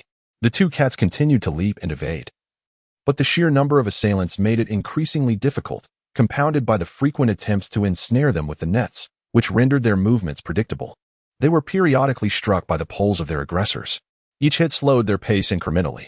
Fortunately, the length of the poles lessened the impact, and as they rolled to absorb some of the force, their robust physiques, far superior to an ordinary adult cat, afforded them a degree of resilience. Otherwise, they would have succumbed to severe injuries long before. Bang! Bang! Bang! The sight of their plight drove the cow-patterned cat into a frenzy within its cage. Soon, the ragdoll and orange cats were battered to the point of incapacitation, limping as they struggled to flee. When Lin Fan arrived, he was met with this disheartening scene. His eyes reddened, a torrent of rage and murderous intent surged within him, rekindling the fury that had ignited at the fire scene, now burning even more ferociously. Whoosh! His form transformed into a shadow as he sped towards an individual advancing on the ragdoll and orange cats. Bang! In an instant, the person was flung aside, while Lin Fan's claws raked across him, causing blood to erupt from his wounds. Had he not been clad in thick garments, the injuries would have been far more severe. What? An ambush? No, it's a cat attack. The black cat has arrived. As Lin Fan subdued a second assailant with the same ferocious tactics, the others finally realized what was transpiring. Their astonishment palpable as they compared Lin Fan's strength and speed to that of the two cats they had previously confronted. He was leagues beyond them, his form nearly indistinguishable. Bang! When Lin Fan collided with a third adversary, this time the individual was prepared, managing to remain upright, but faltering as Lin Fan's claws struck him multiple times. Regrettably, the thick clothing, gloves, and helmets donned by these individuals mitigated the damage, preventing any significant loss of combat effectiveness. Otherwise, a single strike would have incapacitated one, instilling fear in the remainder and swiftly dismantling their morale. Now, the battle was shaping up to be quite arduous. Indeed, there existed a considerable disparity between cats and humans. Once equipped, even with Lin Fan's superior strength and speed, he could not confront them head-on. Yet, consumed by fury, Lin Fan was undeterred, weaving through the throng with relentless determination. Not all adhered to discipline. Many harbored a sense of invulnerability. Among them were those who had neglected to don their protective gear. As Lin Fan regained some semblance of composure, he prepared to exploit the vulnerabilities of those exposed. If he could inflict severe injuries, the others would inevitably retreat to assist their fallen comrades. Only then would he have a chance to rescue the three cats and one dog. Lin Fan's heart felt heavy. Xiao Hua, Xiao Ju, and the scruffy dog were gravely injured, their ability to move severely compromised, while the cat mother remained unscathed in her cage. Even if he succeeded in driving off their assailants, it would be challenging for the three cats and one dog to escape. Moreover, Authorities would likely track their escape routes with ease. Their plight had reached its nadir. With this realization, a wave of brutality surged within Lin Fan, evoking a desire for destruction. Why? Why must they suffer such a fate when they had never wronged humanity? This applied not only to the stray cats and dogs, but also to the cat mother and Xiaohua. Why must he inflict harm upon the guilty?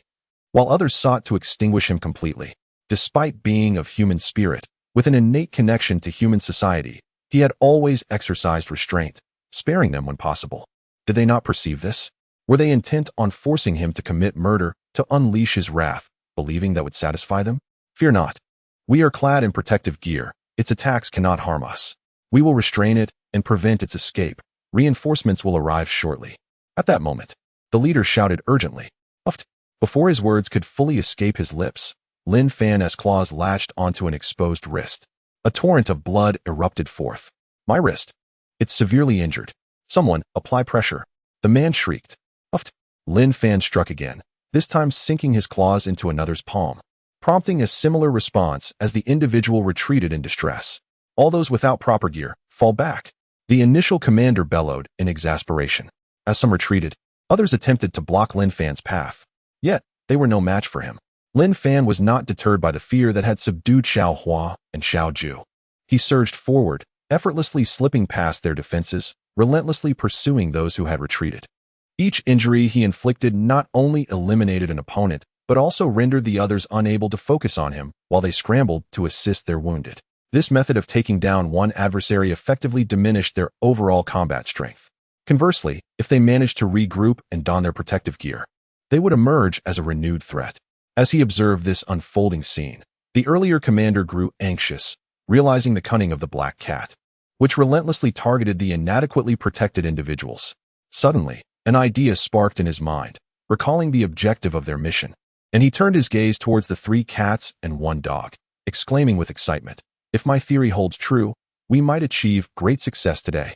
Upon reflection, the likelihood of events unfolding as he envisioned appeared promising. The black cat had come to rescue its companions. Surely it would not abandon them in their time of need. Chapter 94. Reinforcements. Upon witnessing this scene, Lin Fan felt a heavy weight settle in his heart. He had not anticipated that these individuals could be so shameless as to leverage the safety of other cats as a means to threaten him. Was this truly an act befitting humanity?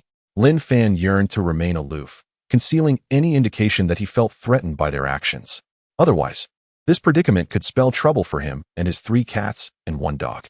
It echoed the previous incident at Akinuma Mountain, where the kidnapper discerned his alliance with Li Shishir and Wang Kursen. Initially, he could have maintained control over the situation, but ultimately, he was compelled to fiercely engage with the abductor to rescue Li Shishir and Wang Kursen, which resulted in him sustaining significant injuries. Now, although his attributes far surpassed those of that time, the defenses of these people were on an entirely different level than that of the kidnapper. Back at Akinuma Mountain, he had managed to injure the abductor, but these individuals were well protected by their gear, making it exceedingly difficult for him to inflict any harm upon them. This alone constituted a major disadvantage, not to mention the sheer number of adversaries and their diverse array of equipment. However, as the assailants' clubs descended upon Xiaohua, Xiaojun, and the scruffy dog once more, Lin Fan could no longer restrain himself and rushed back into the fray. Xiaohua, Xiaojun, and the scruffy dog were already grievously injured and unable to evade the blows.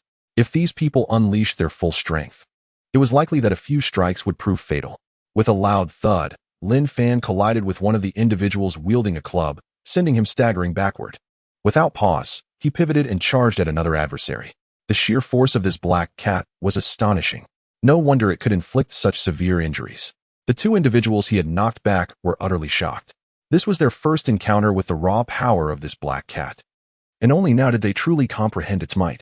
Previously, they had dismissed the notion that their colleague had been thrown to the ground and pushed back as exaggerated, attributing it to a lack of preparedness or physical frailty. Now, they realized it was not their colleague's shortcomings, but rather the overwhelming strength of this black cat. It's effective. The commander who had issued the orders observed this turn of events with delight and excitement. At that moment, he felt immense admiration for the leader who had orchestrated this operation. Not only predicting the trajectory and approximate timing of the 3 cats and 1 dog's appearance, but also recognizing the black cat's profound concern for them. It seemed this was his moment to shine.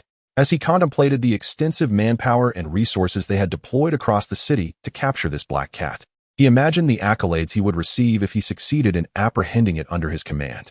All net gunners, prepare to shoot. While lost in thought, he shouted once more. The nets launched from the net guns were expansive, with diameters exceeding 10 meters. As long as they could predict the black cat's direction or position, the likelihood of ensnaring it increased significantly, with multiple net guns firing simultaneously. Lin Fan recognized that they had reached a perilous juncture. His heart seethed with fury. You are forcing my hand. The murderous intent within him intensified. It appeared that unless he eliminated some of these individuals, they would remain ignorant of fear, underestimating him. In recent days, he had amassed a considerable number of hunting points from catching mice at the city's outskirts. However, his mental fortitude was insufficient. Should he elevate his attributes excessively, his control over his body could diminish, and his strength might regress instead of improve. Nonetheless, this did not preclude him from augmenting his attributes in a targeted manner. Given the current circumstances, his strength could not breach the defenses of these foes. If I significantly enhance my power, perhaps to match my physical constitution, I could easily tear through their protective gear with a single swipe. At that point, even if my agility wanes, I could still inflict substantial damage. Lin Fan's gaze flickered with uncertainty, deep in thought.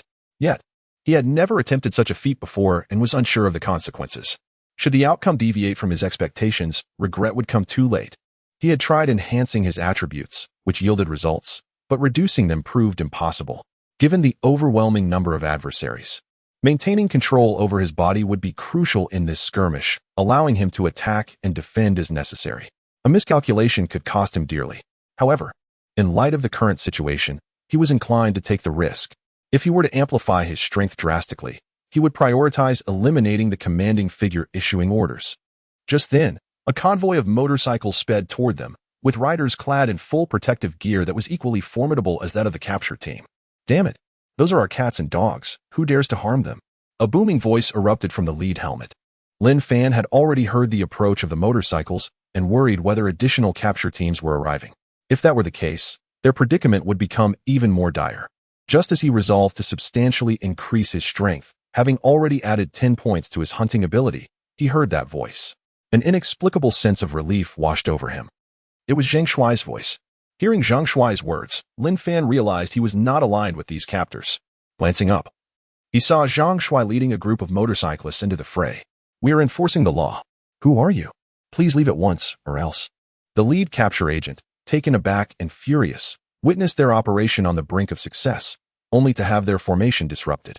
Should they allow the black cat to escape, not only would their accolades evaporate, but the efforts of countless individuals over the past days would also be in vain. Damn it!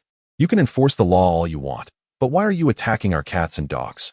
Zhang Shuai shouted, charging forward alongside several comrades toward the trio of cats and one dog. Though Xiao Hua, Xiao Jun, and the scruffy dog were grievously injured, they still managed to vocalize their distress. Unable to discern the alliances at play, they hissed and barked at the approaching figures, as did the mother cat from her cage. Yet at that moment, Lin Fan called out to the trio.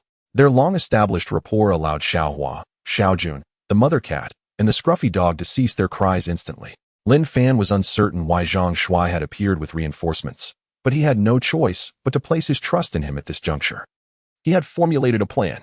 If Zhang Shuai and his group could successfully escort the trio of cats and one dog to safety, he would assist by holding off the capture team, allowing them to escape unscathed.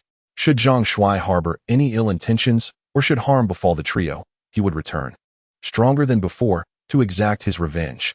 Zhang Shuai's team appeared to have rehearsed their actions countless times. Each motorcycle carried 2 individuals. The front riders swiftly positioned their bikes beside the trio, while those in the rear reached out to grasp them. Once Xiao Hua, Xiao Jun, and the scruffy dog ceased their resistance, their actions unfolded with remarkable fluidity, catching the capture team off guard. Of course, their previous encirclement had necessitated the use of long poles to strike at the trio from a distance. See that? They recognize us. I told you they are our pets. We want to interfere with your dealings with other cats and dogs, but if you take it upon yourselves to harm ours, beware of the consequences. We need to take them to the vet, and we won't hold this against you for now. Seeing their plan progress so smoothly, Zhang Shuai was filled with joy. He turned to the capture team and declared loudly, could these cats and dogs truly belong to them? The capture agents, now realizing the situation, were left in disbelief. Previously, they had witnessed the fierce nature of these cats and dogs and the intensity of their resistance. Had they not encountered their owners, would they have been so docile? Yet, even if this were the truth, what of it? Their mission was to capture these 3 cats and 1 dog. Release them, the leader exclaimed, striding forward with authority. Meow. However, before he could approach, a shadow lunged forth, emitting a ferocious feline cry as it collided forcefully with him. The piercing yowl sent shivers through many hearts, while Lin Fan relentlessly clawed at this man. It was indeed this individual who led the effort to capture the 3 cats and 1 dog. It must also be this very person who had commanded their torment. This man dared to threaten him with the safety of the cats and dog. How despicable, how shameless, how vile, how deserving of contempt. Brothers, retreat, Zhang Shuai shouted urgently from the other side. Buzzing, the row of motorcycles, which had been kept running, surged forward at Zhang Shuai's command with remarkable speed and force, causing some of the capture team to instinctively evade their path. The motorcycles swiftly sped away, rapidly distancing themselves from the city. Chapter 95. Unconventional Strategies in a Bid to Evade the Pursuing Vehicles of the Captors. Zhang Shuai and his companions veered off the main road after running just a few kilometers, winding through a series of turns until they had covered over 20 kilometers before finally halting. Boss, you are incredible! How did you know that Xiao He would appear there? One of them exclaimed. Indeed, Xiao He was previously spotted in Area A, which is quite far from here. By the way, Xiao He is so cool. That call it made startled me. I can't believe it didn't attack us and managed to keep those cats and dogs from being aggressive towards us, they remarked, removing their helmets and turning to Zhang Shuai with excitement. Let us first tend to these cats and dogs. We can discuss this later, Zhang Shuai replied with a smile, directing his gaze towards the trio of cats and 1 dog they had rescued. What was it to prevent the trio from being aggressive? He had witnessed firsthand how a mere soft call from Xiao He could transform a dozen irritable stray cats and dogs into docile creatures, with some strays even tucking their tails between their legs, clearly intimidated by Xiao He. The trio of cats and the dog often accompanied Xiao He and would undoubtedly be more obedient to its commands. Once Xiao He discerned they were allies, it was certainly not a challenge to dissuade the trio from attacking. To capture footage of Xiao He, Zhang Shuai had amassed a plethora of videos, employing various covert methods to record many. If one were to ponder who knew Xiao He best in this world, Zhang Shuai would confidently assert it was he, second only to the authorities. Even the officials, should they fail to conduct a thorough investigation, might not possess as much insight as he did. Zhang Shuai was aware that Xiao He frequently led the trio of cats and the dog in its escapades, unlike other stray animals that were less consistent in their companionship with Xiao He. Through the footage from Li Shishir's neighborhood, he speculated that the cow-patterned cat was likely Xiao He's mother, while the other 2 cats and the dog shared a significant bond with Xiao He. Wherever Xiao He roamed, the trio would surely follow. In other words, locating the trio would almost guarantee the discovery of Xiao He. Furthermore, capturing the trio would bring them closer to capturing Xiao He. Many animals share profound emotional bonds, be it maternal, sibling, or companionship. Given Xiao He's remarkable sentience, its determination to rescue Li Shishir would only amplify such instincts. He was confident in his ability to ascertain this, as the individual dispatched from above would likely share this understanding. He had to concede that although the person from above was quite bothersome, their efficacy was undeniable. After their arrival, they apprehended the kidnappers within a single day, a testament to their capabilities. Subsequently, Zhang Shuai took the initiative to investigate this individual, only to be astounded by their background. If his findings were accurate, the individual's history was nothing short of legendary. They had entered the field at 18, starting from the ground up, having worked undercover and apprehended drug traffickers, consistently operating on the front lines for over 20 years, handling hundreds of major cases, and having been invited to participate in numerous high-profile investigations across provinces. It was evident that such accomplishment could only be achieved through exceptional competence. Thus, Zhang Shuai was certain this individual could discern the same. While he struggled to locate the trio of cats and the dog, he was convinced that the other party would likely succeed in their search and would undoubtedly take appropriate measures. Consequently, he kept a watchful eye on the movements of the capture teams. Perhaps capturing the cats and dogs did not require the same level of secrecy as apprehending humans, allowing him to gather intelligence with relative ease. When Xiao He appeared in Area A, he noticed a capture team heading towards Area F instead, leading him to conclude that something was amiss, prompting him to swiftly move towards Area F. Indeed, they soon witnessed the capture team apprehending the trio of cats and the dog in Area F, with Xiao He also making an appearance. engaging in a struggle with the captors. Rescue the trio of cats and the dog. That is Zhang Shuai's plan. The authorities were merely pursuing Xiaohei. Without any mention of the other cats and dogs, they would only take the trio, thus incurring minimal responsibility. They could claim the trio belonged to them and engage in a lengthy dispute with the captors thereafter. He had faith in Xiaohei's abilities, believing that without the trio's constraints, Xiaohei would surely evade the capture teams with ease, just as he had witnessed it do so in Area A without concern for being caught. The fact that Xiaohei appeared in Area A while the trio was in Area F indicated a strategic ploy to divert attention away from the city, an astute assessment by Li Lan, treating Xiaohei as if it were human. Such intellect was commendable. Each individual was making unconventional judgments, and yet he had anticipated these developments, leading to the correct course of action. He mused to himself, feeling rather brilliant. Their external injuries were minimal, primarily internal damage, with several broken bones. The brutality of the captors was excessive. We can only administer some hemostatic and anti-inflammatory medication for now, and provide basic stabilization for any fractures we can fix. At that moment, those administering medication to the two cats and the dog were taken aback by the severity of their injuries. The large, scruffy dog fared better due to its robust build, but the injuries sustained by the two cats were such that had they been ordinary felines, they would likely have succumbed to their injuries. I know a veterinary doctor. Once we settle them, I will have that doctor come to treat them, Zhang Shuai said, feeling a weight in his heart. As for their temporary residence, he had already devised a plan, not in any city, but in a rural area where he had secured a rental property. Now, all that remained was for Xiaohei to arrive. Boss, do you think Xiaohei can make it here? They inquired anxiously. With so many captors, can it really escape? Rest assured, the capture teams in Area A cannot harm it, and neither can those in Area F, Zhang Shuai responded confidently. There was one matter he had not disclosed to anyone. Previously, to bolster Xiaohei's presence online, he had inquired extensively about it from Li Shishir. At that time, her parents were also involved. Not knowing what information could assist Xiaohei, they shared numerous details. One particular detail caught his attention. On the day of the incident involving Li Shishir and Wang Kersen, her parents had seen Xiaohei while searching for her in the neighborhood. Shortly thereafter, upon reaching Qiuming Mountain, they received news that their daughter had been located. The entire sequence unfolded in less than an hour. Subsequently, Zhang Shuai specifically reviewed the neighborhood footage from that day and confirmed that the small black cat captured on camera was indeed Xiaohei. The revelation left him utterly astonished. Editing in progress. 2 more updates to follow.